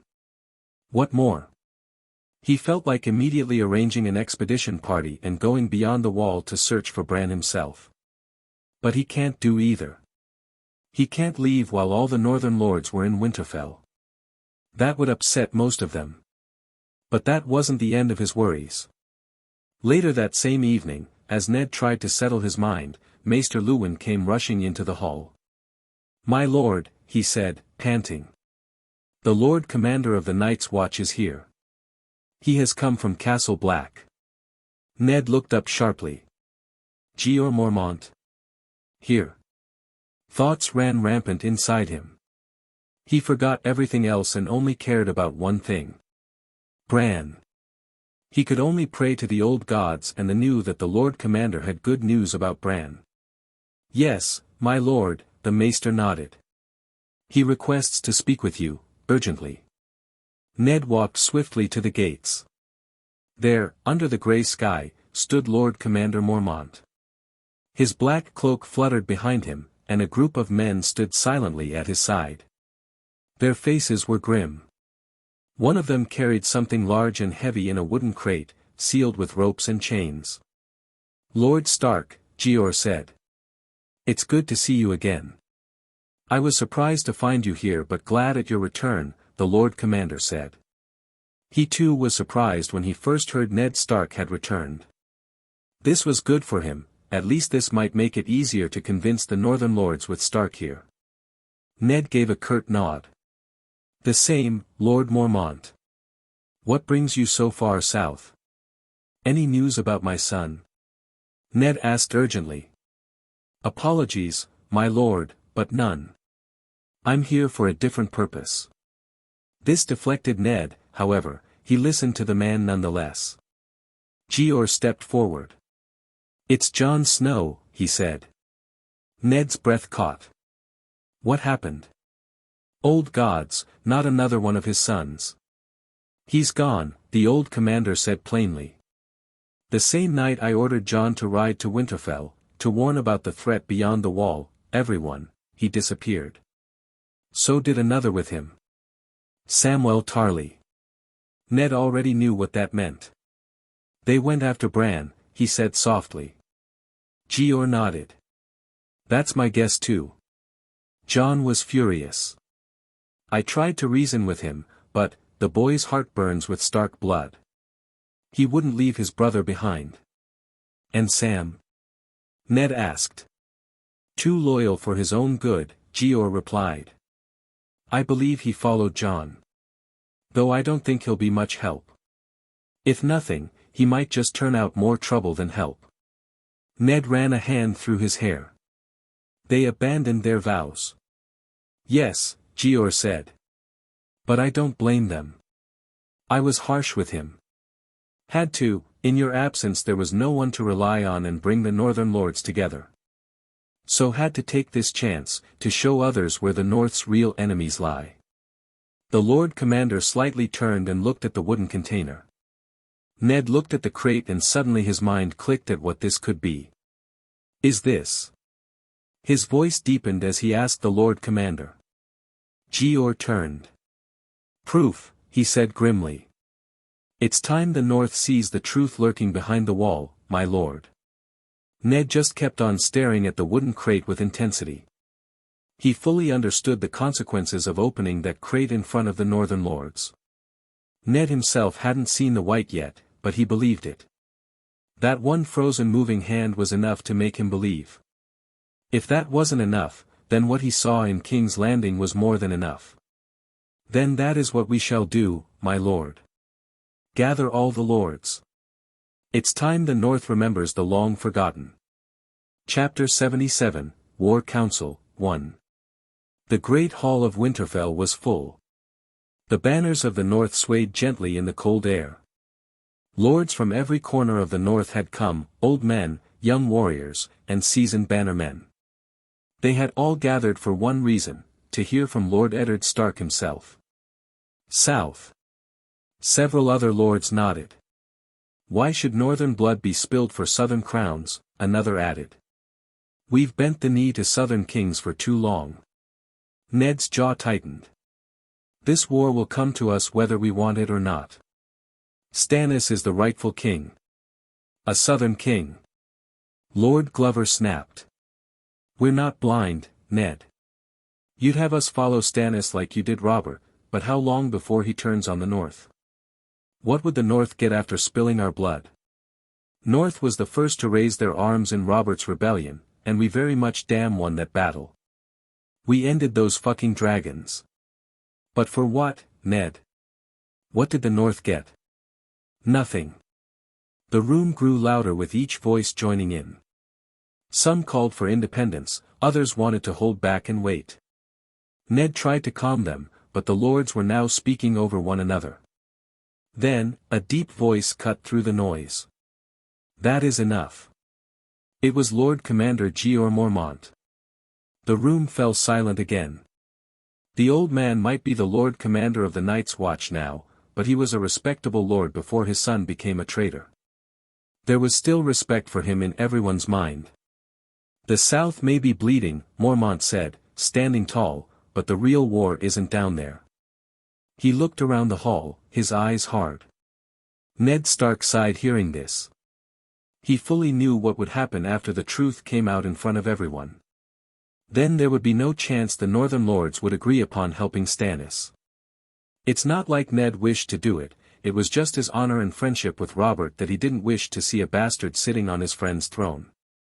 I came not just to bring news of Jon Snow's desertion, though we will speak of that, the old man said, and everyone who wasn't known to the latest gossip yet started to mutter among themselves. But because of what we found at the wall. He took a breath and glanced at the blond man sitting among the Northern Lords. We have found a White Walker beyond the wall. A heavy silence fell over the lords. Understandable, it's hardly believable. The moment Lord Commander Mormont finished speaking, the hall was quiet, but only for a few heartbeats. Then, Lord Serwyn scoffed. White Walkers. That's a tale for children, Lord Mormont. Not something for a war council. Laughter followed from a few of the younger lords. Next he'll tell us he saw giants riding mammoths, one joked. Aye, said Lord Tallheart with a smirk. Perhaps the ghosts of the first men are coming too, eh? Even some of the older lords shifted uncomfortably, whispering among themselves. They knew Jeor Mormont enough to know that the man wouldn't joke about something like this. Jeor Mormont's face was like stone.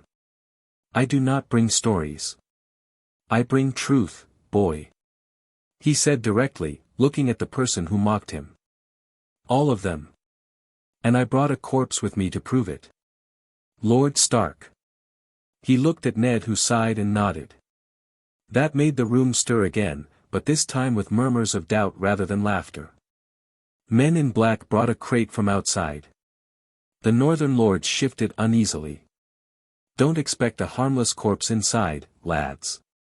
Jeor Mormont warned, and then the men in black opened the crate and threw it with great hesitation.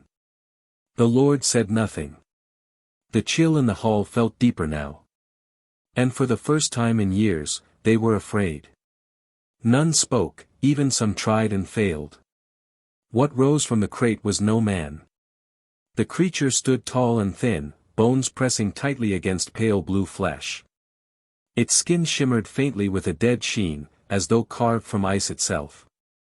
Its eyes, bright, piercing blue, glowed with a cruel, cold fire. There was no soul in them, only death.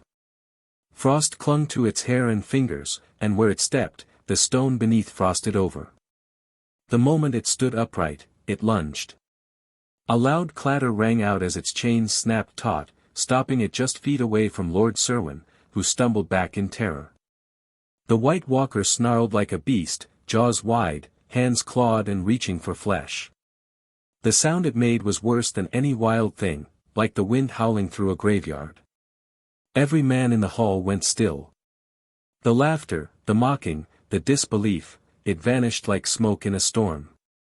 Lord Tallheart dropped his goblet. By the old gods. Lord Manderley's face turned pale. Gods, it's real. Even the most hardened men took a step back, hands drifting to swords that would do little against such a thing. The White Walker thrashed against its bindings, but the iron held, for now. Ned too was stunned for a second. He knew they existed, but this was the first time he was encountering a real White Walker. Calming himself, he stepped forward, eyes fixed on the creature. As you all could see, war is inevitable. I'm afraid to say this, my lords, but winter has finally come. Chapter 78, War Council, 2. The Great Hall of Winterfell had never felt so cold. The presence of the White Walker, still snarling and rattling its chains, froze every word in every man's throat. Lords who had come in loud and confident now stood stiff, their faces pale with horror. What in the bloody hell is that thing? Lord Glover muttered, gripping the hilt of his sword tightly. By the heart trees, the stories were true, said Lord Serwyn in a whisper, sweat beading on his brow despite the icy air. And it walks. It does more than walk, you fool. 7 gods protect us, someone said from the back, indicating that this person must be from White Harbor, since that was the only place in the north that preached and worshipped the religion of the 7. Another muttered, how are we to fight death, we're fodder to this thing. Men began cursing under their breath, spitting old oaths. The hall was filled with the heavy sounds of fear, nervous breathing, shuffling boots, the clink of armor. Ned Stark stood before them, grim and steady. He waited until the White Walker was secured back into its crate, though the frost in the air lingered. Then he spoke. I assure you that if we have captured it, then there are also ways to defeat this enemy, dead or not, he said. Not long ago, one such as this killed the men of the Night's Watch. They retrieved the body. It didn't rot, and upon putting it inside the castle for further observation, it turned into one of the undead. Since it was put under security, it was swiftly taken care of using different ways to extinguish these beasts. Fire was indeed, as the stories say, it burned them. They can be burned, and they sure as hell can be killed. The lords looked to each other, expressions stiff and silent. However, upon hearing that they could be defeated, a little relief was seen on their faces. It made sense, every child in the north grew up hearing the tales of the first men, the creation of the wall, and the army of undead beyond the wall whom they fought and prevailed against. If the stories were to be believed, which looked very much the case here, then common steel was useless against this undead. Only fire would send them to the stranger or the real afterlife. Ned continued, his voice steady. It was not the Watch that defeated it. It was a man named Thor. Once again, the North has been in this man's debt. Suddenly, the entire hall shifted their attention to one man sitting silently. He looked toward the seat where he sat, silent, arms crossed. This man not only captured the White alongside saving a member of the Watch from the undead, he also brought the White to the wall. He was the first to warn us of what lies beyond, or else even today we might not have known what enemy the North would be facing in the near future. As you all already must be aware of his strength, no doubt, as he not only beat both the Hound and the Mountain in single combat but also saved me when I was imprisoned in King's Landing. It was Thor who helped my daughters escape and brought me home. And in the corner, Thor just sat without saying anything. He didn't make it feel like he wasn't interested in the meeting, however, he was playing the same game he played in the Riverlands, bring up all the arguments and counterarguments at the very end of the meeting to, if needed, force Ned Stark's hand at not joining the war for the Iron Throne. He was about to speak up after Ned had given his support to help Stannis, but to his surprise and delight, the Northern Lords had him beat. Even then though, Ned Stark's face remained too neutral for him to ascertain if he had changed his mind. If that was the case, then he was about to bring his own voice to the table to give him a little push. He had thought of all sorts of ways to force Ned anyway. Not using them felt like a missed opportunity. However, before he could even bother saying something, the old Lord Commander spoke up. It was only now that Thor even saw the old man was here.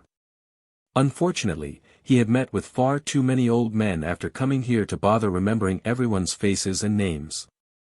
However, he had to give it to the old Lord Commander, he had one hell of a surprise planned for Thor and the Lords of the North combined. He had freaking brought the undead with him. Crazy old man, but one Thor wholeheartedly approved of.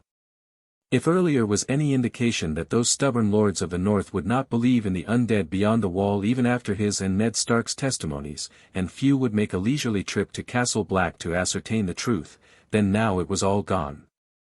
Truly, well played, old man. We must prepare the North, Ned said, once again bringing the attention to himself. These creatures are coming. The wall may not hold forever. A long pause followed, until Ned's tone shifted, drawing them back to another pressing matter. But there is more, he added. The South bleeds. Stannis Baratheon claims the Iron Throne. He is Robert's trueborn brother. By law, he is the rightful king. And the Lannisters, they are behind Robert's death. Even I don't wish to make the North take part in this war which is not ours, my lords, believe me, but whether we take part in it is not just in our hands. Ned swiftly pointed out that sooner or later, even if the North doesn't take part in the war, it would be called upon by whoever wins the throne, for its allegiance, or to pay for its allegiance in the time of the crown's need. Ned at least hoped that it wasn't the latter. The fear in the room twisted into frustration. Southron kings and southern wars. Lord Umber barked. Why should we shed northern blood for Stannis Baratheon? Let them come if they wish, we'll put them back to where they belong. Aye, grunted Lord Karstark. Let the lions and stags kill each other. If they wish to feel the winter of the North then they are most welcome, they sure wouldn't like it, those summer-cunt flower nights. We've got worse things to deal with now. The stories were real. Lord Hornwood shouted. If what Lord Stark says is true, then more than anything the South should be helping us, not the other way around. Tell those pompous southern lords that this is not just the North's issue. If we fail, then the eternal winter will come to pillage their summer-filled fields. Ned felt the tension in his chest loosen. His honor pulled him in two directions. He had sworn oaths. He had duties, as Warden of the North, as Hand of the King, as a man of justice. However, family came first. Now he had 2 sons and 1 brother beyond the wall while these undead roamed free. He felt remorse for his old friend, but he couldn't look back on his family. There are times when even honorable men like him have to choose what must be done over what is right. And I agree, Ned said, voice firm, leaving everyone in the room silent and Thor stunned and in disbelief. Perhaps he wouldn't get to rant about his issues with Ned Stark's honor after all. Ned looked over the room. We must be united, he said quietly. Our ancestors once defeated these horrid creatures, and we have the same blood running in our veins. Let them come. The wall will hold, and we will too. Just like our ancestors, we'll throw them out of our lands. As for the South, on any other day, I might have chosen what has to be done. And I will do the same today. I stand with the North. Let them do whatever they wish. It is no concern of ours. No matter who comes, the Southern Lords or the Whites. It's time to tell them all. The North remembers. XXX. Chapter 79, War Council, 3. I was surprised, truly surprised, when Ned Stark stood and chose the North over his honor. After all I had seen of the man, I had expected Ned to speak of oaths, kings, and duty until the last breath. But instead, Lord Stark made the choice that most men of reason would fear to make, to protect his people first. Suddenly, I felt that saving him wasn't so bad. This was exactly why I had to bring him back.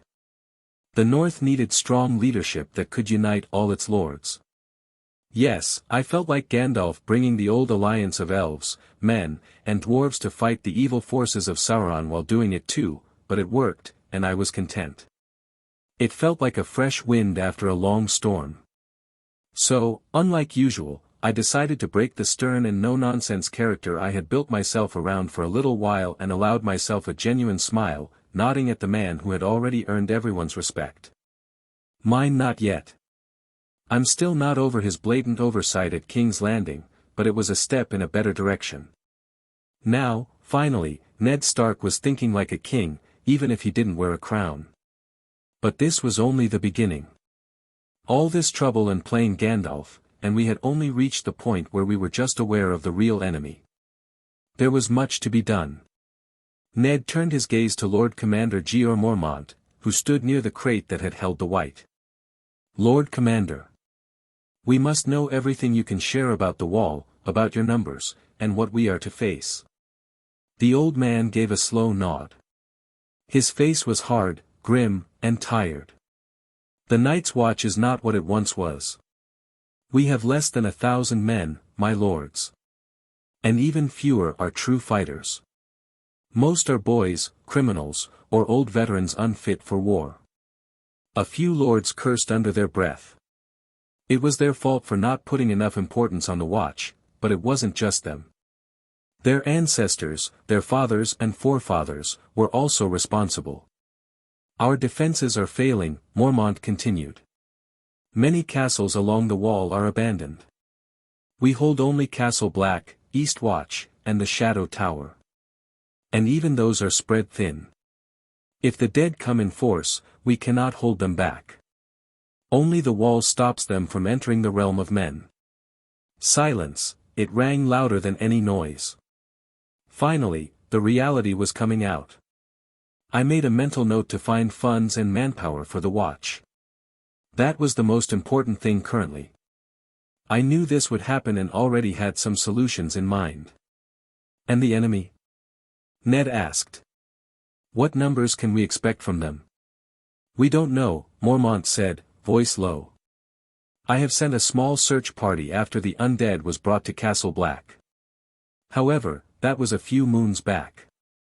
We have yet to hear anything back from them. He looked around the room. I, hearing this, nodded, my mind flashing with what happened in the show. Must be Ben-Jen. I pondered. Not only is he the first ranger, but even in the HBO series he was sent first. However, that is not what worries me, my lords.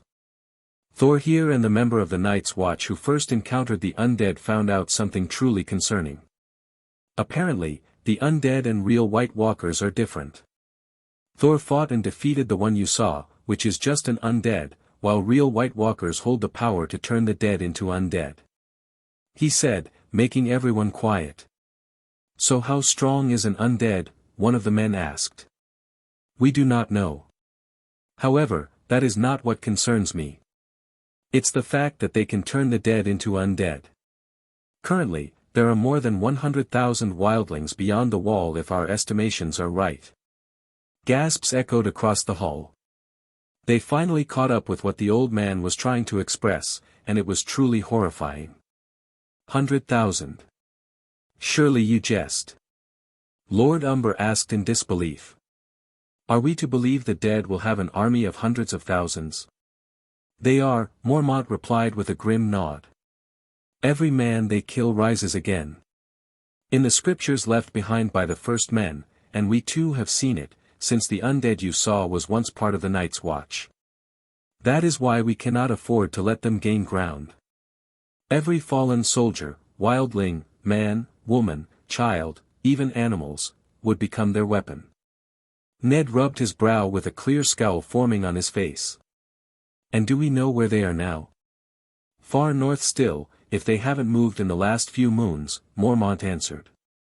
However, the fact that the ranger unit I sent didn't return does make me worry, my lord. The hall fell into another heavy silence. Then all eyes turned to me.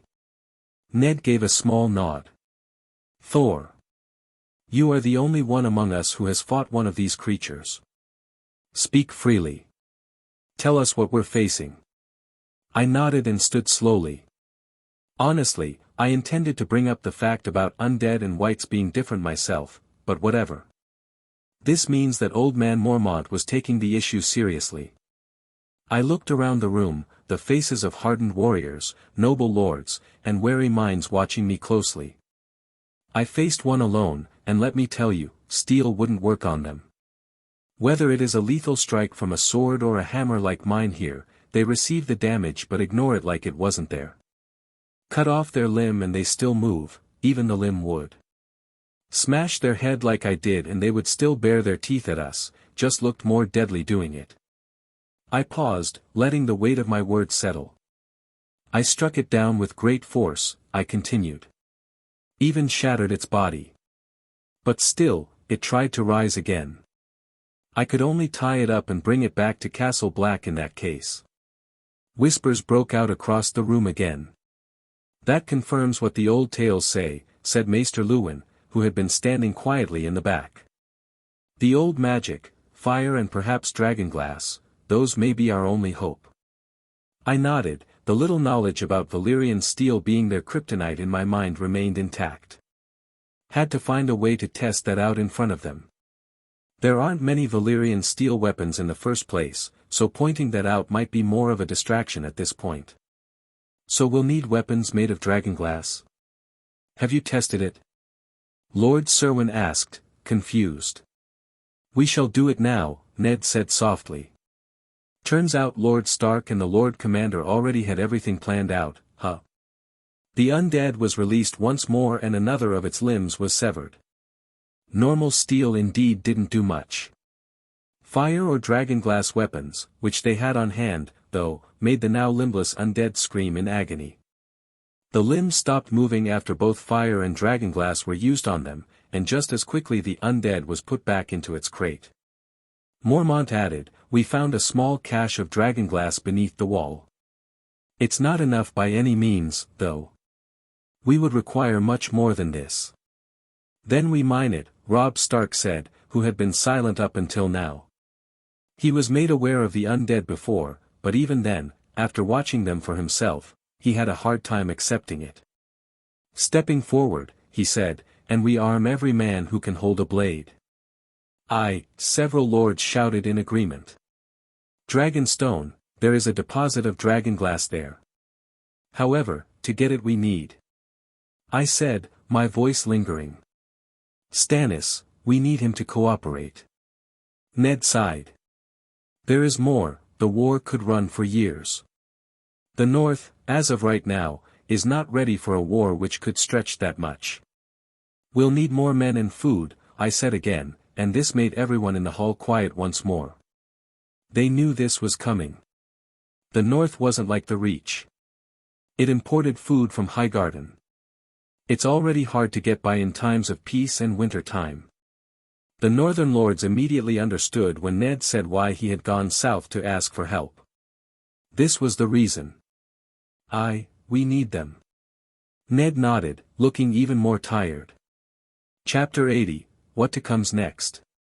I'm not attending another meeting ever again. What possessed me to agree to attend it is beyond me. Well, actually not, it was that annoying quest I had to complete. The meeting, or war council, as people call it, is just a fancy name for people who want to kill other people in a large group. Anyway, the meeting turned out to be a lot more boring than I first thought it would be. A lot of brainstorming on my part, after seeing the dimwit, stubborn old fools of the North who call themselves lords trying to break their brains against the otherwise fantastically big wooden table Stark had in the war council, in the pursuit of getting answers to their problems, somehow. Ironically, even after almost everyone knowing them, it was I who voiced those questions. Their names revolve around budget, weapons, manpower, and ration. Something has to be done to acquire all of these things before the war really starts, otherwise the North as it is right now couldn't stand a chance to defeat the Whites. Well, I do believe we've got a pretty good chance to beat the Night King, especially with me around. Even if Mjolnir can't kill him, which is a big if by the way, I still think it didn't work on the undead due to them being low-level back then. I can still just carry a dragonglass weapon or Valyrian steel weapon with me when I go after the Night King. Hammer him until he's down and then boom, like Arya said, stab them with the pointy end. Unfortunately, again, my powers are kind of tied to this ridiculous system of missions. Like the system was designed for me to grind. Some RPG game level design shit. Fortunately, the last journey went pretty well for me. I liked the journey itself, killed 2-3 super annoying characters in the story pretty early and upgrade points. Wolf Companion completed, reward 1 upgrade point. Winter is Coming completed, reward 2 upgrade points. Status: Godly Body LVL 2. Mjolnir LVL 3. Thunder LVL 2. Remaining upgrade points, 3. Cool. Hard work paid off. Nothing is more satisfying than seeing one's progress after a grind. Unfortunately, however, that's where my happiness ends. And more grinding begins. A new main mission immediately after the first one was completed. Main mission, Prepare for Winter. Help the North prepare for the upcoming war. That is a little confusing. What kind of preparations is the system asking for? Probably the same questions I raised earlier. Should have kept my mouth closed. Sigh. Weapons, money, manpower, and food. That's what's needed in the north right now. With enough knowledge from the original story, finding most wouldn't be that hard. We need dragonglass weapons, and we could only get those in Dragonstone. We need food, which could either be provided to us by the fertile lands of Highgarden in Westeros or imported overseas from Essos. The manpower problem was the easiest and hardest at the same time. There is literally a force of 100,000 beyond the wall in the form of wildlings. If we don't get them in time, then we would eventually face them either when they are forced to travel south due to the advance of the White Walkers or even worse, as Walking Dead in the Undead Legion. Nope, I refuse that. I'll have to do something about that. However, it's easier said than done. Those free folk are one heck of a stubborn bunch. Making them see reason would be hard, to say the least. There was also the fact that I can get some good soldiers from overseas. But again, that would need money. Or I could pull a Daenerys onto them, but for that too I need a living, breathing dragon. That or a lot of thunder. Let's not let my mind roam towards mass murdering for now though. The biggest trouble in all this is, again, money. The eternal truth, if there ever existed one. Where can I get money to acquire food, manpower, and if required, dragonglass? One thing at a time. Thor, one thing at a time. Or rather just forget it for the time being. I just came back from a long journey, I very well deserve a good rest. It was night time. I found myself in one of the impressive rooms of Winterfell, a much-needed upgrade from my last accommodation here. Saving the lord and the ladies of the house earned hefty brownie points, huh? Who would have thought? For the time being, the lords of the north are planning to each send men and resources to the watch. Much needed thing to do, but that won't be enough. It was getting late, so a detailed plan of action hasn't been determined. But I do know that the north alone can't beat the Night King. I really wonder how the TV series ended. Perhaps I could have gone down that route. But then again, who knows if the directors fucked it up. It's not like that was a sure-shot way of winning after all. I have changed way too much already.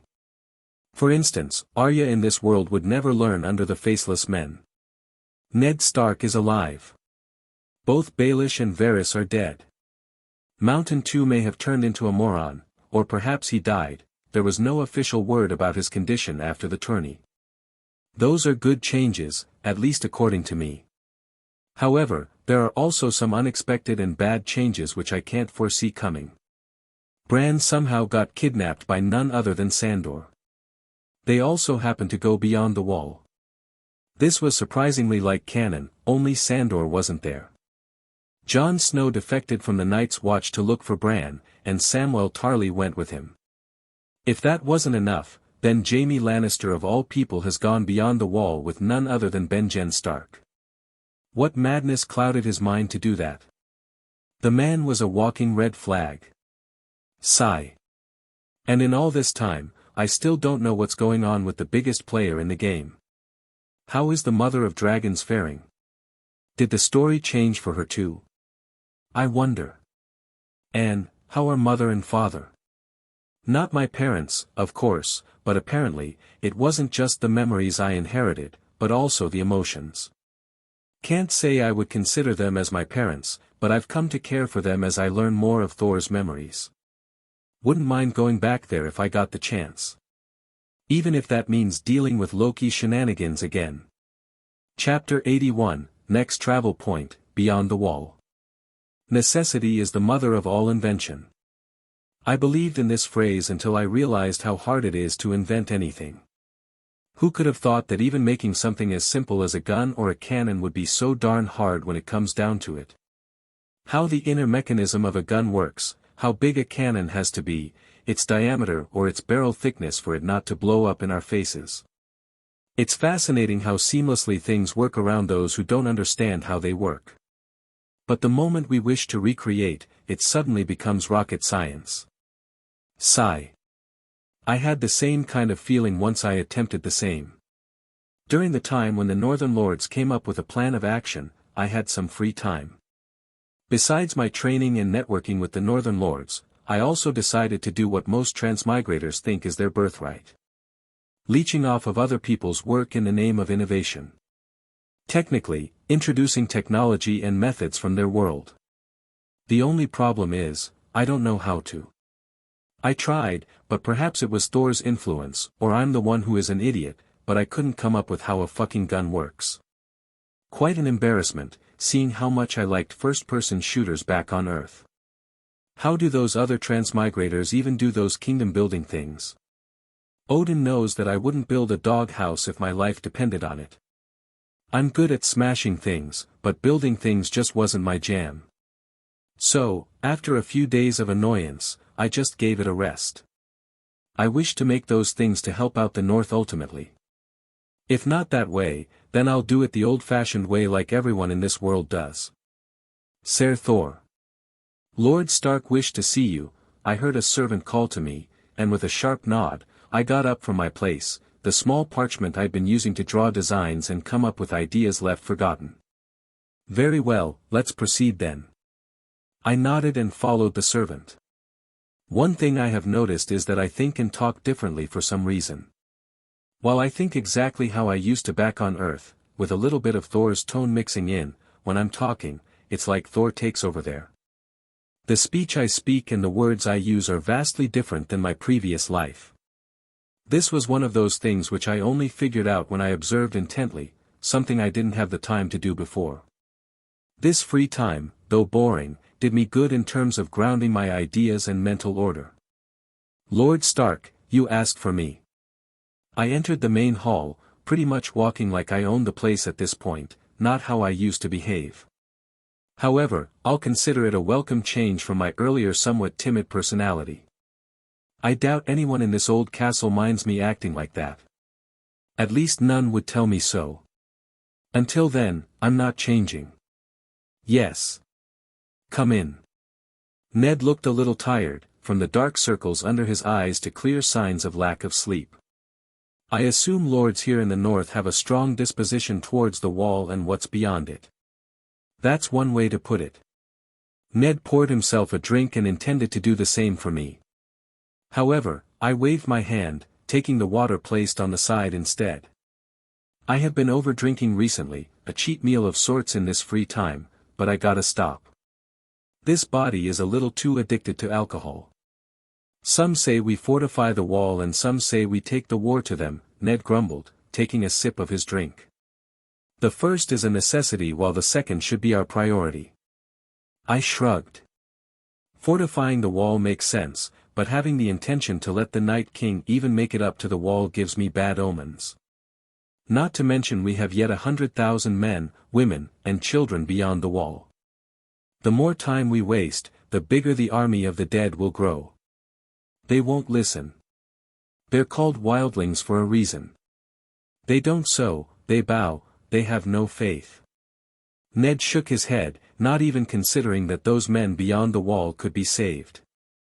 This was another problem with most of the Northern Lords.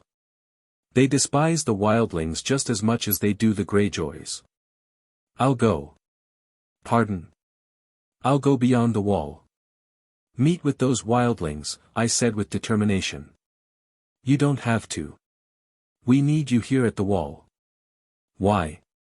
You know. No, I don't. Stark looked at me, a long, intense stare before he finally sighed. We never talked about what happened in King's Landing, he said, taking another sip of his stronger northern ale, seemingly like he needed one to continue where the conversation was heading. We didn't. Though, do you really wish to know? Ask the man who could bring down lightning on top of this castle any minute he wishes. What am I to think about you? A man, a god, or a demon? What are you? What do you want? Who are you? Ned finally asked. It was clear that this thing was eating away at him. Perhaps the only thing stopping him from seeking the answers was the safety of his family, the known fact that if I wished, then none would be able to stop me, that I ultimately am not hostile to them. True, I have not been very forthcoming with my origins with any of you. You putting as much belief as you did is already more than I could ask for. My name is Thor Odinson, that I didn't lie about, nor did I lie about the fact that I'm from a place called Asgard or that I'm lost, finding a way back home. On that, you have my word I didn't lie, I said, and waited until I saw some form of recognition in Stark's eyes before continuing. What I didn't tell is that I'm the crown prince of Asgard. Odin is indeed my father and he is the king. The reason I help you all out still now is also regarding this. I can't go back until I defeat the enemy beyond the wall. He holds something which I need to go back. I said, essentially telling him everything useful for him but not delving much into my own powers or my origins. Ned at this almost paused. For once, he knew that Thor was not someone ordinary but a crown prince. Suddenly a pressure ended up building around him. When he didn't know better that was fine, but now since he knew he was in front of royalty, he can't just act like a lord as he does unconsciously. In fact, Ned was better in this regard. He hardly acted all high and mighty like other lords. Nonetheless, this changes things. Stark didn't look surprised or taken aback. Part of me says that he was expecting something more, like a god descending on earth to help mankind survive the coming winter. And what was that, back in King's Landing? He asked again, no doubt asking about the lightning and the flying hammer. Magic. Magic. He repeated my words, like testing me. Dragons used to exist in Westeros not even a few hundred years ago, Stark. This very castle you stand in was built using magic from the first men. How do you think the wall was built, or the fact that it's even standing after thousands of years? It's just that where I come from, magic still exists, not pillaged, lost, and forgotten. This description seemed to make him nod. Recently he has seen way too many impossible things become possible to doubt my claim about magic. So, doesn't that explain it? We want you at the wall. Someone of your strength, we need you if we wish to defeat the dead. Our goals align, he said again. Why do you think I saved you, Stark? I asked nonchalantly. Ned looked at me and pondered. Yes, Thor was an honorable man, but even Ned could tell that just honor wouldn't let Thor act as a nanny for him and his daughters, especially after knowing that he was a crown prince. After a long time when he didn't reply, I finally spoke up. I did because I wanted someone to help me protect the wall. As you said and I confirm, fortifying the wall is a necessity. However, I can't stay behind and do it myself. I need someone who could. That's you, Stark. I saved you and your family because you are the only one that the Northern Lords will hear, and I want you to ready the North. And what will you do? Ned asked, after a brief pause. I'll take the fight to them, of course. I grinned. You intend to go to the true North? Ned's eyes slightly widened. With you, the wall has strong leadership, so I can go and see what we're up against. And honestly, I'm a little excited to, just let loose a little. Chapter 82, Departure to Castle Black. Casterly Rock.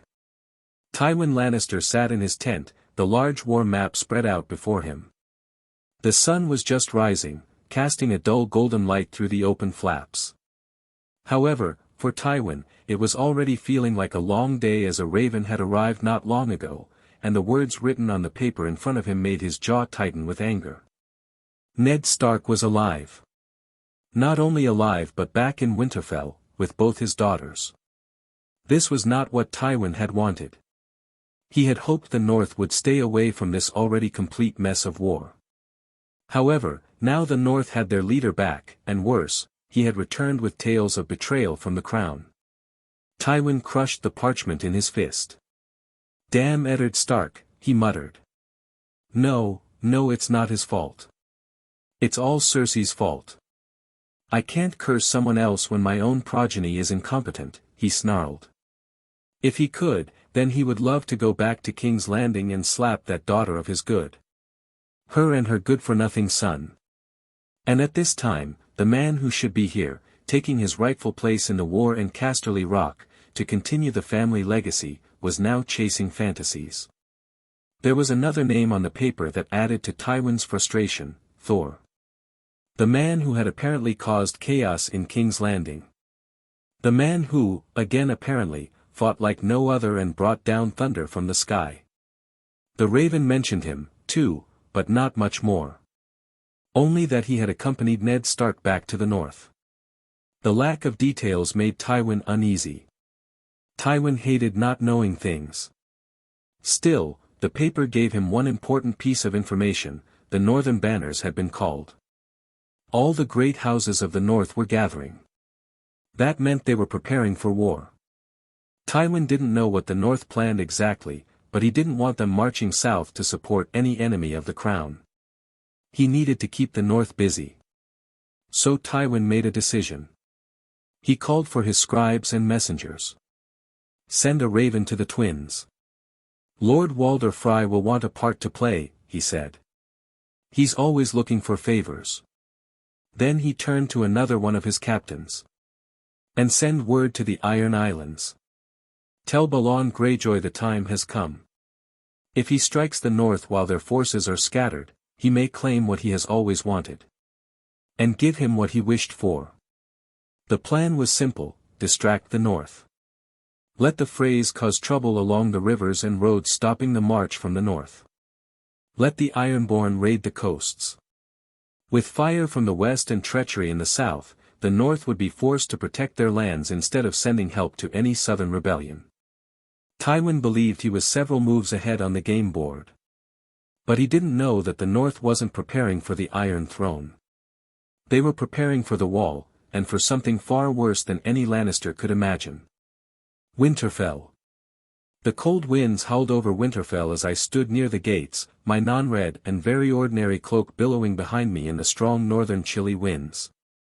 Snow crunched under the boots of the men preparing for the journey. Ned Stark was already mounted on his horse, along with the other northern lords. They were heading to Castle Black. The Wall awaited them. And oh, it's awaited me. It's been hard on me more than I even realized.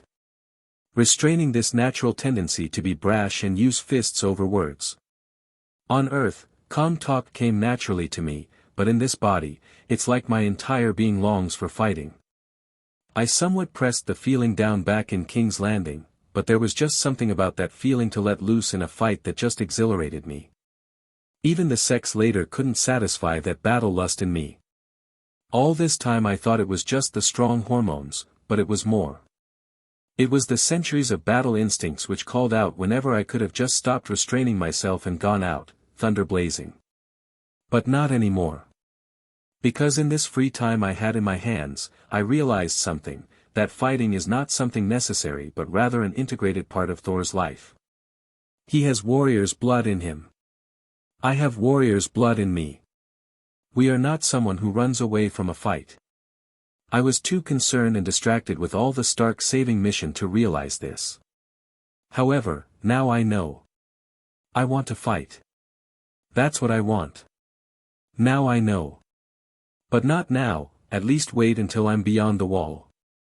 I noticed on the side, Robb stood beside his father, now left in charge of Winterfell. He wore the weight of responsibility with quiet strength. Then my attention was drawn to the soft sound of hurried footsteps. Arya ran toward me just before I was about to mount my horse. I still hate that horse, her face red from the cold, and her eyes filled with something deeper. "You're leaving," she said, trying not to sound upset. It was very similar to when she had to say goodbye to her dancing teacher, Syrio. I answered gently. "The northern winds have called, my lady." "I'm not a lady." Arya glared. You're a warrior, little but a warrior nonetheless." "Valkyrie," she spat. Yes. "Valkyrie." Arya pursed her lips. Definitely wanting to say something. "Does my dear Valkyrie wish to say something before our departure?" "You can't just go like that." I knelt in front of her. "I know, if I could, then I long would have." I gently placed my hand on her head and gave it a rub. You'll come back, right? Arya didn't understand what I meant and she didn't care. She just wished to know one thing. Haha. I have been very cautious with it recently after knowing what it really means, but for you, my child, you have my word. I knew this would tie me up somehow, but I do wish to come back, at least to meet her. I liked her, she's like the little sister I wished I had. So perhaps this one time, giving my word with full assurance wouldn't be wrong. You better, she said, her voice shaky. Or I'll come looking for you. I chuckled. The gate of Bifrost and the hospitality of Asgard would be yours, my lady, as much as the honor would be mine to have you there with me. I'm not a lady, Arya called out, but this time smiled a little, though her eyes still shimmered. Just then, Sansa approached, her hands clasped in front of her, her face calm but clearly holding something back. There was the more girly girl. I don't know. She's beautiful and all, but Sansa, after I came to know her, was more like a pretty doll. I was surprised to see how I found Arya more likable over her. I thought it would be the other way around, me being a horny teenager and all before coming here. I know you have to go, she said softly, but I wish you'd stay. I gave her a small nod. For once I have to say, my lady, if it's you as my company, I wouldn't mind staying. However, I must go, for the tales of battles Westeros has yet to know. I smiled. However, I'll say the same to what I said to your sister. I'll come back. You have my word for it. Sansa kept looking at me with her eyes fixed on mine. For once, I felt that perhaps staying away from equally horny teenage girls would be a better idea. Not that I mind sleeping around, but there is an age-based consent on Earth for a reason. Stepping back, I looked between the two sisters. There's still more to do. Bran is out there. I'll find him if I can and bring him home. Jon is also beyond the wall, and so is your uncle Benjen. I'll do my utmost to bring them back if possible. Sansa looked down, nodding. Thank you, Thor. Smiling, I stepped up and placed my hand on her head, a move on my part to move her into the child category if she took the sign correctly. She was obviously surprised seeing me treating her the same way I do with Arya. I immediately stepped back, giving Arya a pat of her own. Look after each other. And try not to make your brother brood more than he already does. Arya again pursed her lips. You're really going? I certainly am. Then, don't die. Ha ha ha, many have tried, my dear, and would. And as you can see, I'm still here, and I absolutely would be for the time to come. Arya nodded. Wakanda forever. She crossed her hand like that was a greeting and a goodbye sign. I certainly tried to change that to Asgard, but she would never stop with that. Yeah, that. I gave a very Chris Hemsworth-worthy smile to the girls, leaving and walked to my horse. The banners of the northern houses flapped in the wind. Ned gave Robb one last look, proud and serious, then nodded to Thor. Ready? He asked. To Castle Black. Chapter 83, Another Argument. Castle Black.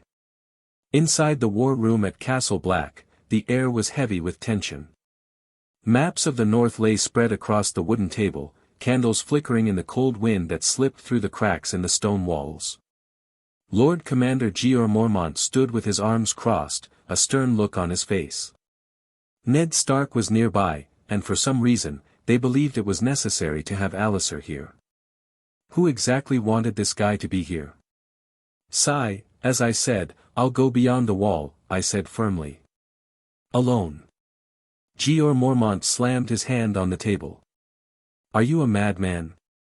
No one goes into that frozen land and comes back. It doesn't matter alone or with men, he said, irritation building. He didn't mind letting me go beyond the wall. What he opposed was me traveling all the way to the land of always winter.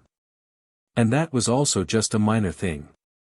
The fact that my original goal is to convince the wildlings to come here has yet to be discussed. Oh, I know for a reason this is gonna be a long day.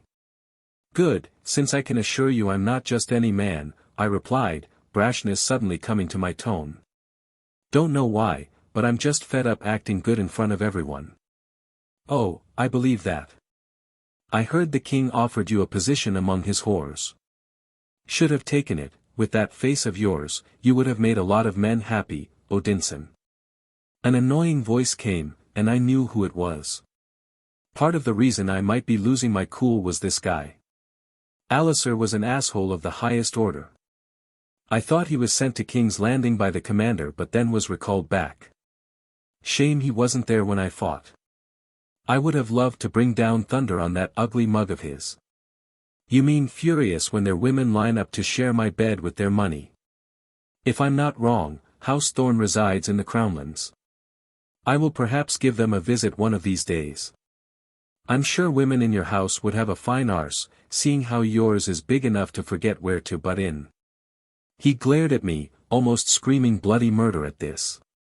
I was not behind, I wasn't the one to throw the first punch, that was putting his death on me when we end, but I can urge him to act first. Then killing him would be justified, right? Enough.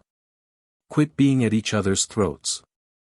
I can't have my master of arms and the man who might be the single most capable warrior in Westeros, if not the world, acting like common street scoundrels in petty fights, the Lord Commander shouted.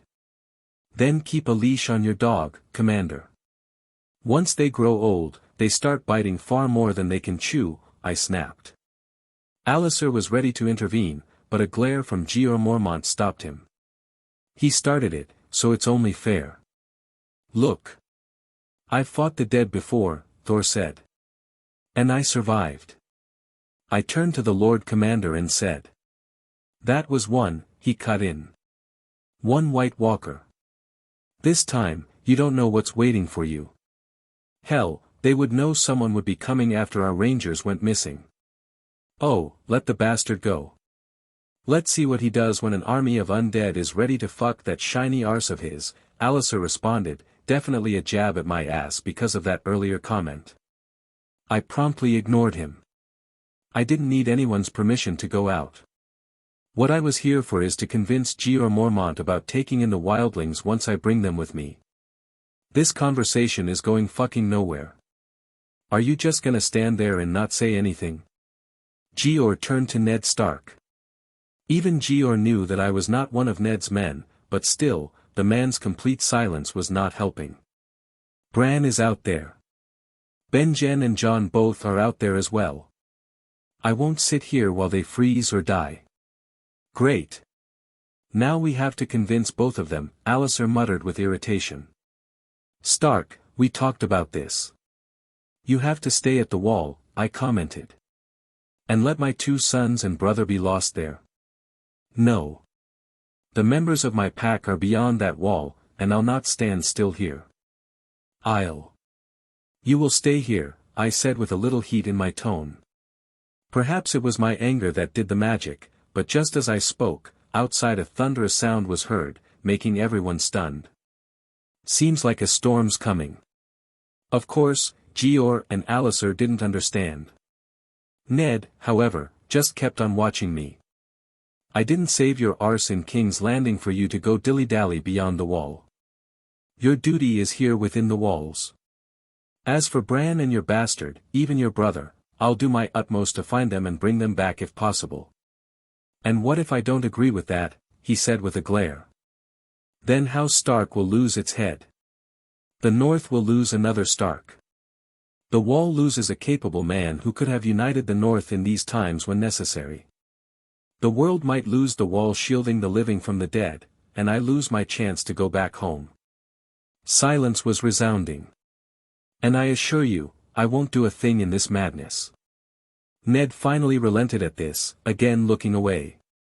Even he knew that him going himself was a bad idea. But being a father, he just couldn't stand still.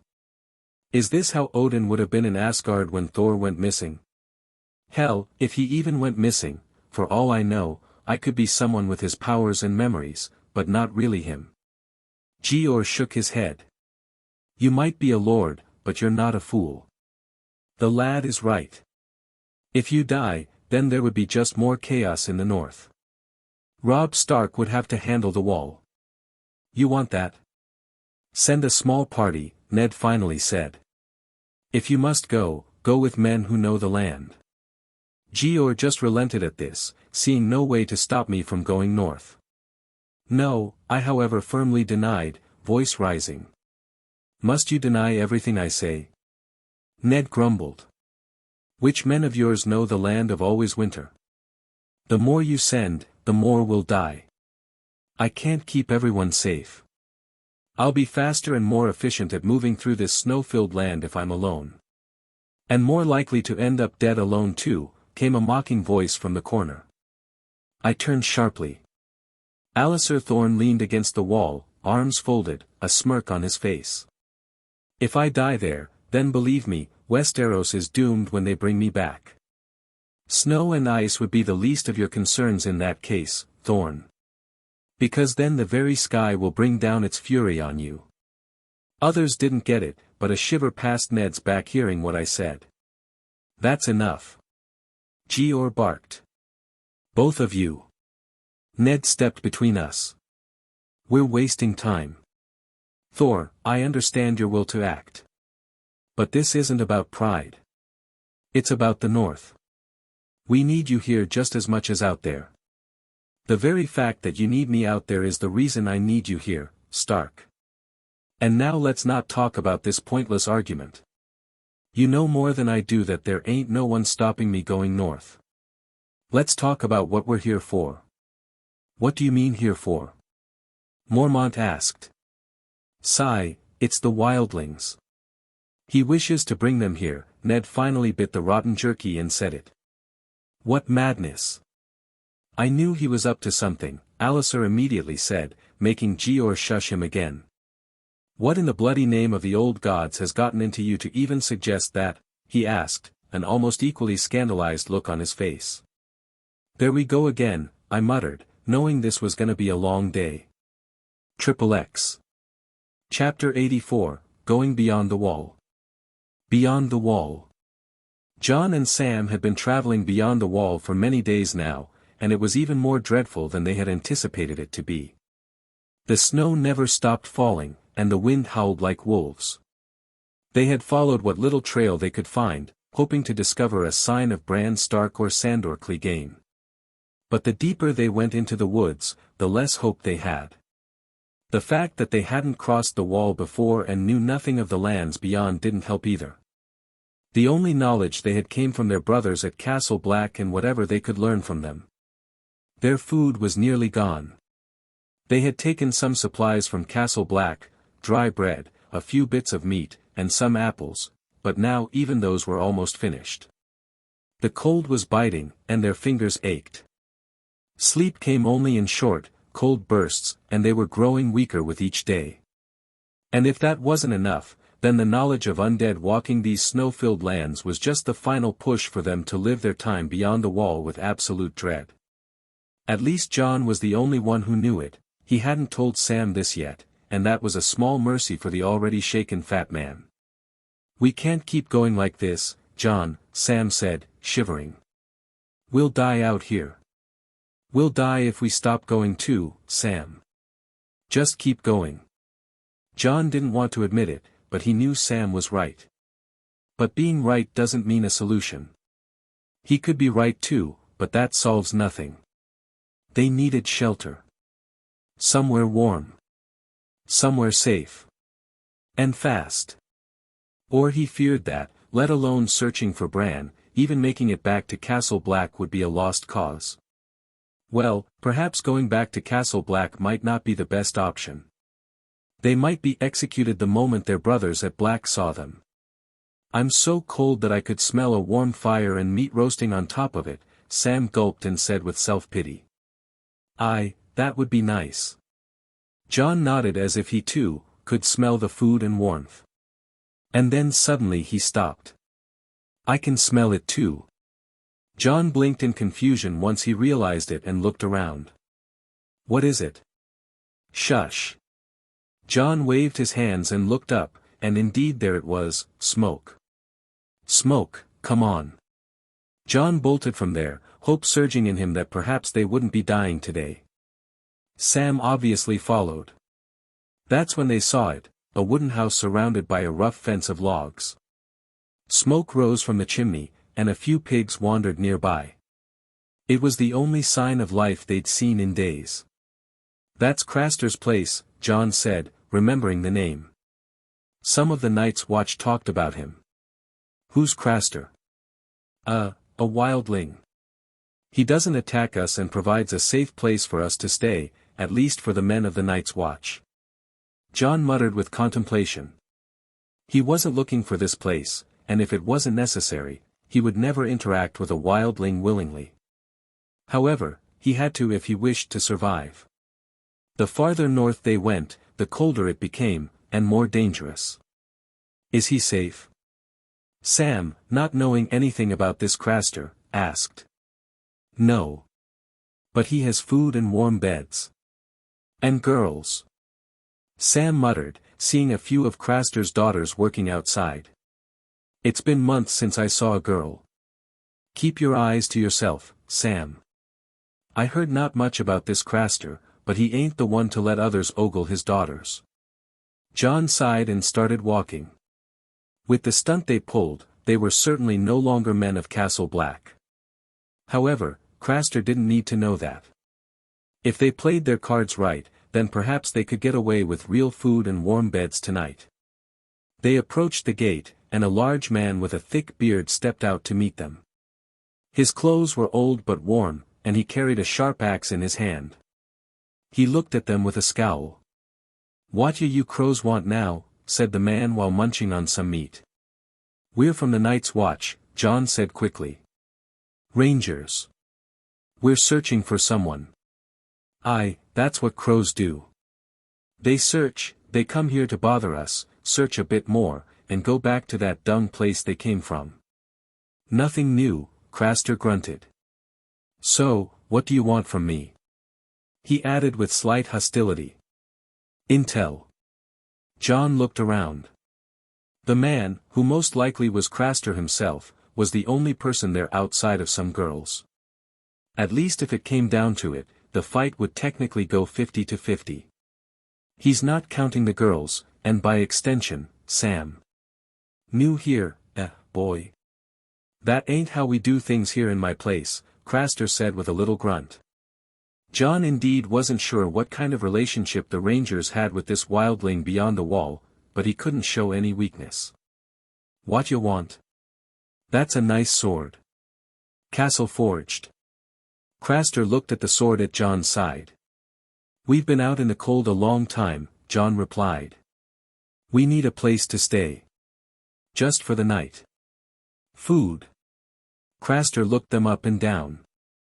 "It will cost you more. Depends on whether you have the intel or not." Jon never once broke eye contact. Sam, on the side, was getting nervous. Especially when Craster's eyes went to him. "You can stay. But you follow my rules." "What rules?" Sam asked nervously. "First, give me your weapons," Craster said. "And any wine you got. One sword and a dagger, for intel and food, warmth, and shelter." Jon again repeated. They had no wine. But they still had their weapons.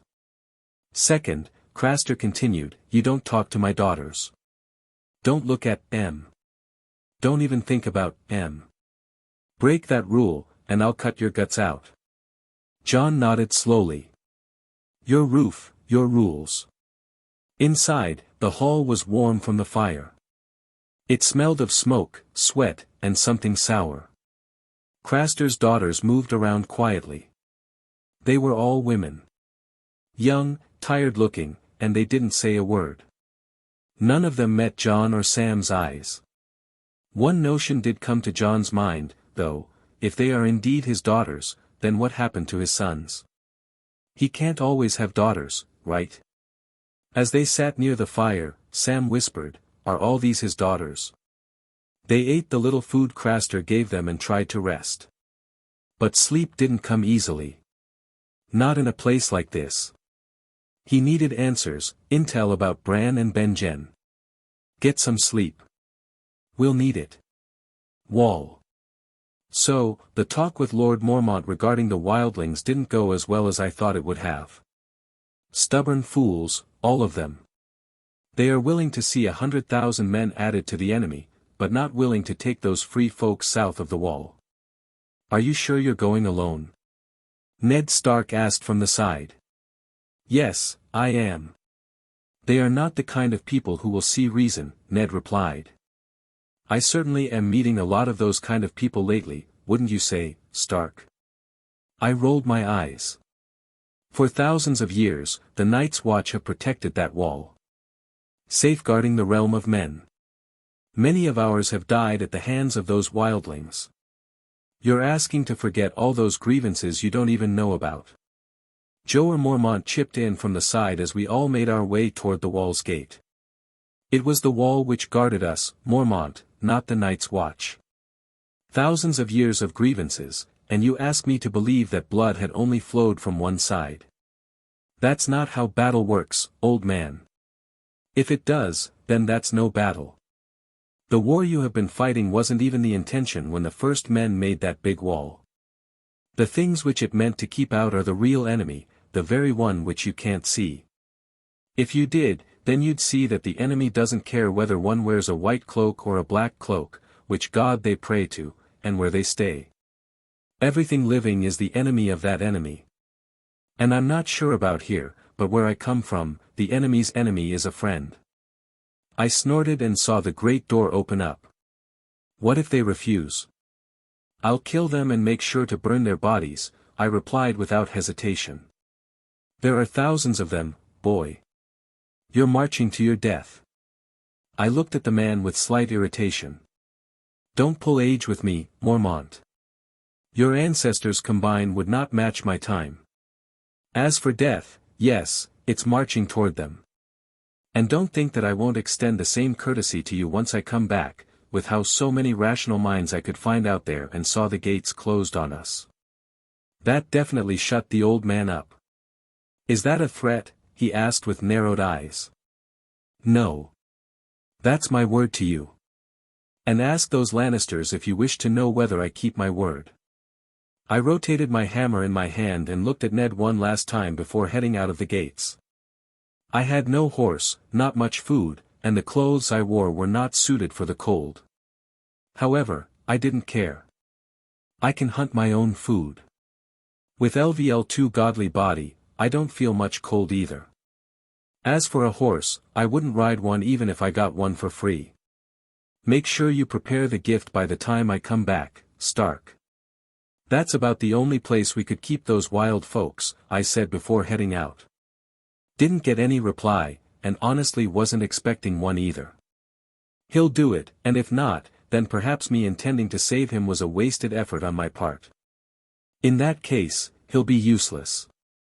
Chapter 85, Caught a Wildling. Beyond the Wall.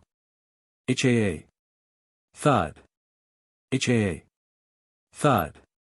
Ha. Crash. The big tree finally couldn't take it anymore and collapsed. The cold was unlike anything I had ever felt, even after upgrading my godly body to level 2. Still, it was bearable, just a bit chilly at best as long as I don't focus on it, and considering that I was almost knee-deep in snow, that was saying something. I kind of liked the cold northern breeze. Probably the only annoying thing about this place was the constant white all around me. Snow is beautiful and all, but terribly boring to look at once the novelty wears off. As for the tree and why I was hammering at it, well, I needed wood for a fire, and, frankly, I needed something to hit. Months of frustration had to be let loose, and this was the only way I knew. What happened in King's Landing or in that tavern was cool and all, but nowhere near enough to quell the rage I'd built up while playing the role of the innocent Prince Charming. No, in fact, I had a lot of anger and an intense desire to destroy things. Odin knows how Alliser is still alive. If not for Jeor Mormont stepping in when he did, I swear I would have thrown Alliser off the wall. I honestly don't know where all this anger and battle lust comes from. At this point, I can only blame Thor's personality. But I do know one thing, keeping it bottled up is probably a bad idea. It might just explode one day on someone who doesn't deserve it. Sigh. Note to self, add calming meditation to the daily routine. After collecting the wood I needed, I kept walking back to my camp, Mjolnir hanging by my side. I'd had a special hook added to my belt to carry Mjolnir. Carrying it in my hand all the time was a bit impractical. Technically, I didn't have to carry it at all, I could summon it anytime, but why bother? A simple upgrade to my outfit made things easier. I was searching for the White Walkers or the Wildlings, maybe even Bran or Benjen Stark like I told the Stark girls. But the north was vast and endless. At this point, I honestly had no idea where I was. Navigation wasn't exactly my strong suit. I often had to climb trees to figure out my location. If only Mjolnir would let me fly, sigh. Still a few upgrade points away. I had 3 points left, but spending them on Mjolnir in the hope that it might let me fly seemed like a waste. Everything looked the same here. White snow, dark trees, and silence. Even knowing there's probably nothing out there that can harm me much, this silence still creeps me out. I had no map, no guide, no clear path. Those bastards at Castle Black wouldn't listen. I was alone in my plan to bring the free folk south of the wall. Only 2 days had passed, and I was already starting to think this might have been a bad idea. But my real enemy wasn't fear, far from it. It was boredom. Having nothing to do can drive a man to madness. Hacking trees wasn't just out of rage, you know. Returning to my makeshift camp, I cleared an area for the wood and stacked it up. I brought my hand close to the pile and focused, channeling the power within me. Lightning suddenly sparked around my hand, bolts of electricity. It wasn't nearly the same as what I could do with Mjolnir or by summoning thunder from the sky, but it was powerful enough to paralyze someone. And I used it, to light a campfire. Just as intended, the dry wood caught fire quickly. Then came the prize I had caught, nothing major, just 2 birds and 1 rabbit, courtesy of Mjolnir. While eating and wishing I had something stronger to drink, I sipped water I had melted from snow. Then, suddenly, it happened. I heard a subtle sound, and in the next second, an arrow came flying at my head. Only my quick reflexes saved me. Attack! A group of wildlings burst from the trees around me. I hadn't sensed them at all. They charged with weapons drawn, swords, axes, spears. Motherphew! At least let me finish eating, you imbeciles, I grumbled, rising to my feet with Mjolnir in hand. Another arrow came, but I blocked it easily with my hammer. I twisted and hurled Mjolnir toward the archer. The hammer, defying all expectations, flew straight at him and knocked him out. I didn't bother summoning it back. I hadn't needed to. When one of the wildlings, a woman, charged at me with a crude wooden spear, I dodged, grabbed it, yanked it away, and headbutted her, knocking her out cold. Now I had a spear. Not for long though. Seeing 2 more wildlings, I gripped the spear and prepared. The moment one moved, I hurled it at his head. It struck so fast he didn't even realize before it pierced through. The other, a swordsman, swung at me. I easily dodged. With level 2 godly body and training in Thor's fighting style, I could see their every move. I was already incredibly fast for a human. My perception was so sharp I could catch a flying arrow if I tried. So this poorly trained swordsman didn't stand a chance. I dodged again. The others seemed panicked, probably because I'd taken out their companions so easily. Dodge. Step back.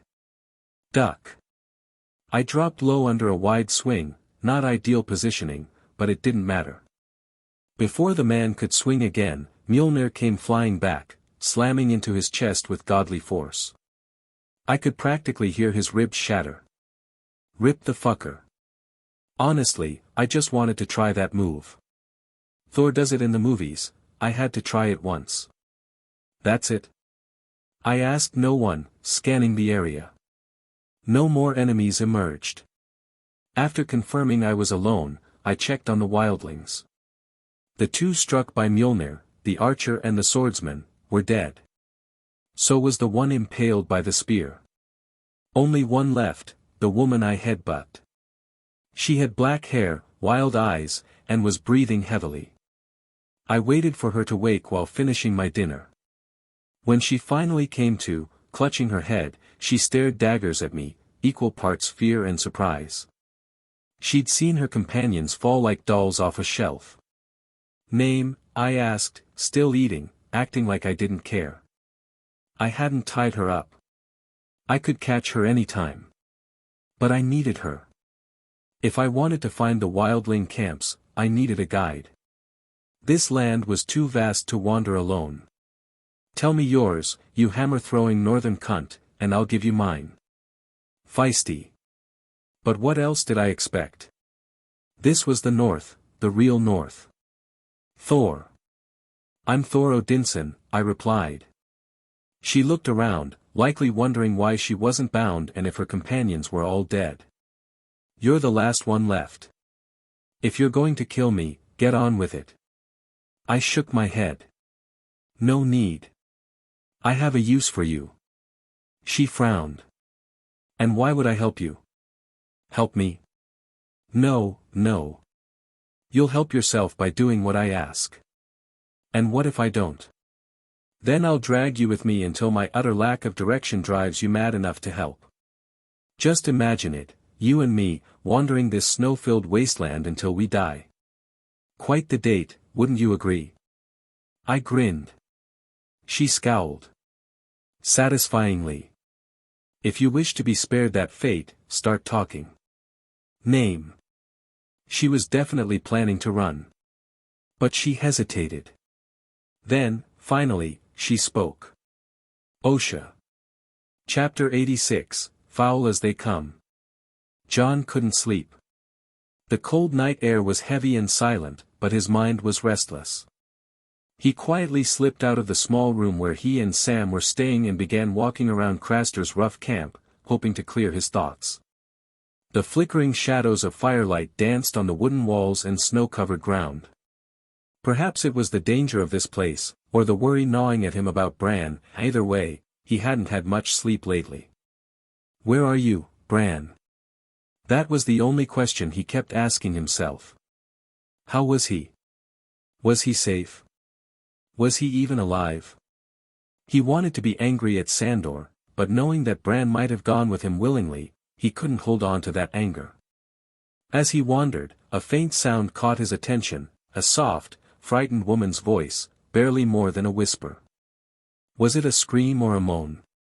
Jon had no idea. He had never been with a woman, so he couldn't tell the difference. He carefully followed the voice, moving quietly through the dark. The closer he got, the clearer the sound became. It definitely wasn't pleasure. His instincts screamed something was wrong. He crept around a corner and froze. Before him stood Craster, the foul man himself, holding one of his daughters against her will. It was night, but it wasn't hard to recognize the man by his size and voice. There were only 3 men in this place anyway, and that certainly wasn't Sam. Jon could spot his fat friend from a mile away. Even from atop the wall, anyone could spot Sam before spotting a charging White Walker. The girl's tears streamed down her face as Craster held her cruelly. Jon's blood ran cold as he realized what was happening. It didn't feel like a struggle, there was no resistance, but Craster was clearly abusing her. He forced her down like she was some animal, his full weight pressing on her. One of his feet crushed her face into the ground while he took her from behind with vile aggression. Frozen at first, Jon's horror turned to rage when Craster raised his hand and struck the girl harshly. He treated her less like a person and more like livestock to satisfy his lust. Jon had seen the world's cruelty, but this? His own daughter.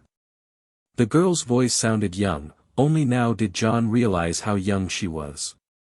"You bitch think you can escape, eh? I'll fuck you, till morning, then hang your naked ass for the beasts to take you," Craster growled, giving Jon an idea of what might have happened. Without thinking, Jon charged forward. His body moved on its own. He had no sword, he'd left it behind, but Craster was unarmed too. Craster didn't know what hit him before he was knocked down, pants literally around his ankles. "Get out of here!" Jon shouted to the girl, who was stunned and gasping for air. "You black bastard! I'll kill you!" Craster roared, trying to rise, but Jon was faster. He rushed the man and tackled him to the ground. The two men clashed in a brutal fight, fists pounding and legs kicking. The cold night air echoed with grunts, thuds, and harsh breathing. Craster was strong and ruthless, landing heavy blows that bruised Jon's body. But Jon was younger, more agile. Craster's movements were hampered by his half-removed pants. Jon fought with desperation and fury, driven by the injustice he'd just seen. The fight was loud enough to wake everyone. The scuffle rolled onto the snowy ground. Craster's daughters came out but didn't intervene. They knew, no matter the outcome, they were doomed. If Craster lived, they returned to their caged existence. If he died, they had nowhere to go. Summoning his last strength, Jon struck Craster hard on the side of the head. The man stumbled back. Jon was about to press the attack when the same girl appeared, wielding a large rock. With all her might, she brought it down on Craster's head. Craster didn't even react in time. The girl, his daughter, his victim, hit him again and again, smashing his skull until it was cracked and bleeding. His face became a mangled mess. He couldn't have been more dead. "Bastard, bastard, cunt, die. Die. Die." Jon stood over him, chest heaving, watching the girl pummel the lifeless body like she was exorcising her every demon. He slowly approached and gently caught her hands. "Stop. It's done. He's dead." The girl's face was broken, tear-streaked, and lifeless. That night, Jon learned the terrible truth about Craster: he was no mere wildling, but a monster hiding in the cold. Thor POV. "Are all men like you beyond the wall?" Osha asked as we made our way toward the wildlings, sorry, the free folk. That's what they call themselves. Men are the same no matter which side of the wall they're on. It's we who build walls, divide lands, name them, plant flags, and claim ownership, I said with a shrug. Ironic, coming from a man whose father conquered planets and did just that. But hey, I'm not saying it's wrong, just that it's the truth. First time I've heard a Southerner admit that, Osha said with a hint of disbelief. Have you met many Southerners? I raised an eyebrow. No, just crows. And how many of them did you talk to before killing them? One, she answered after a pause. What did you talk about? How he'd like to die. And then we wonder why there are always wars. I rolled my eyes. And no, there's no one like me. And for the record, I'm from the south, but not from Westeros. Then why come here? There's nothing but death in this land. You could say I'm looking for death. I shrugged. This woman asks too many questions. Too pretty to die on a bed of flowers back where you came from, oh lord of mine. Osha mocked. Who said I'm here to die? I'm here to kill death itself, you foolish woman. I smirked as we walked.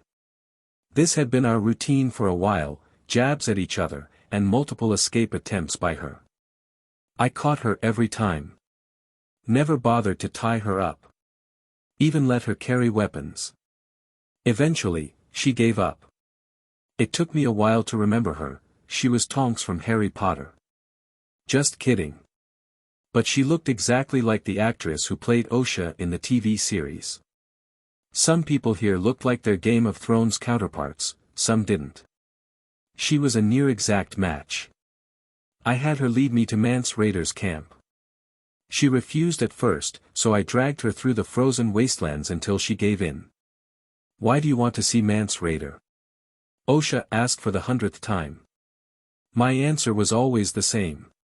To take the free folk south of the wall so they can survive death. At first, she didn't believe I knew about the whites. But the more we talked, the more convinced she became. What do you think Mance has been trying to do?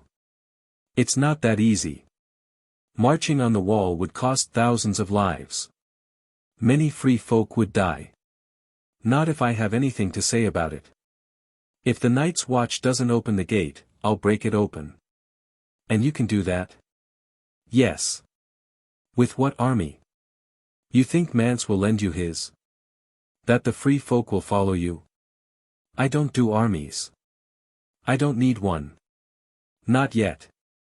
Ha, you're right, men are the same everywhere. Fools to the core. Osha snorted, and I smiled.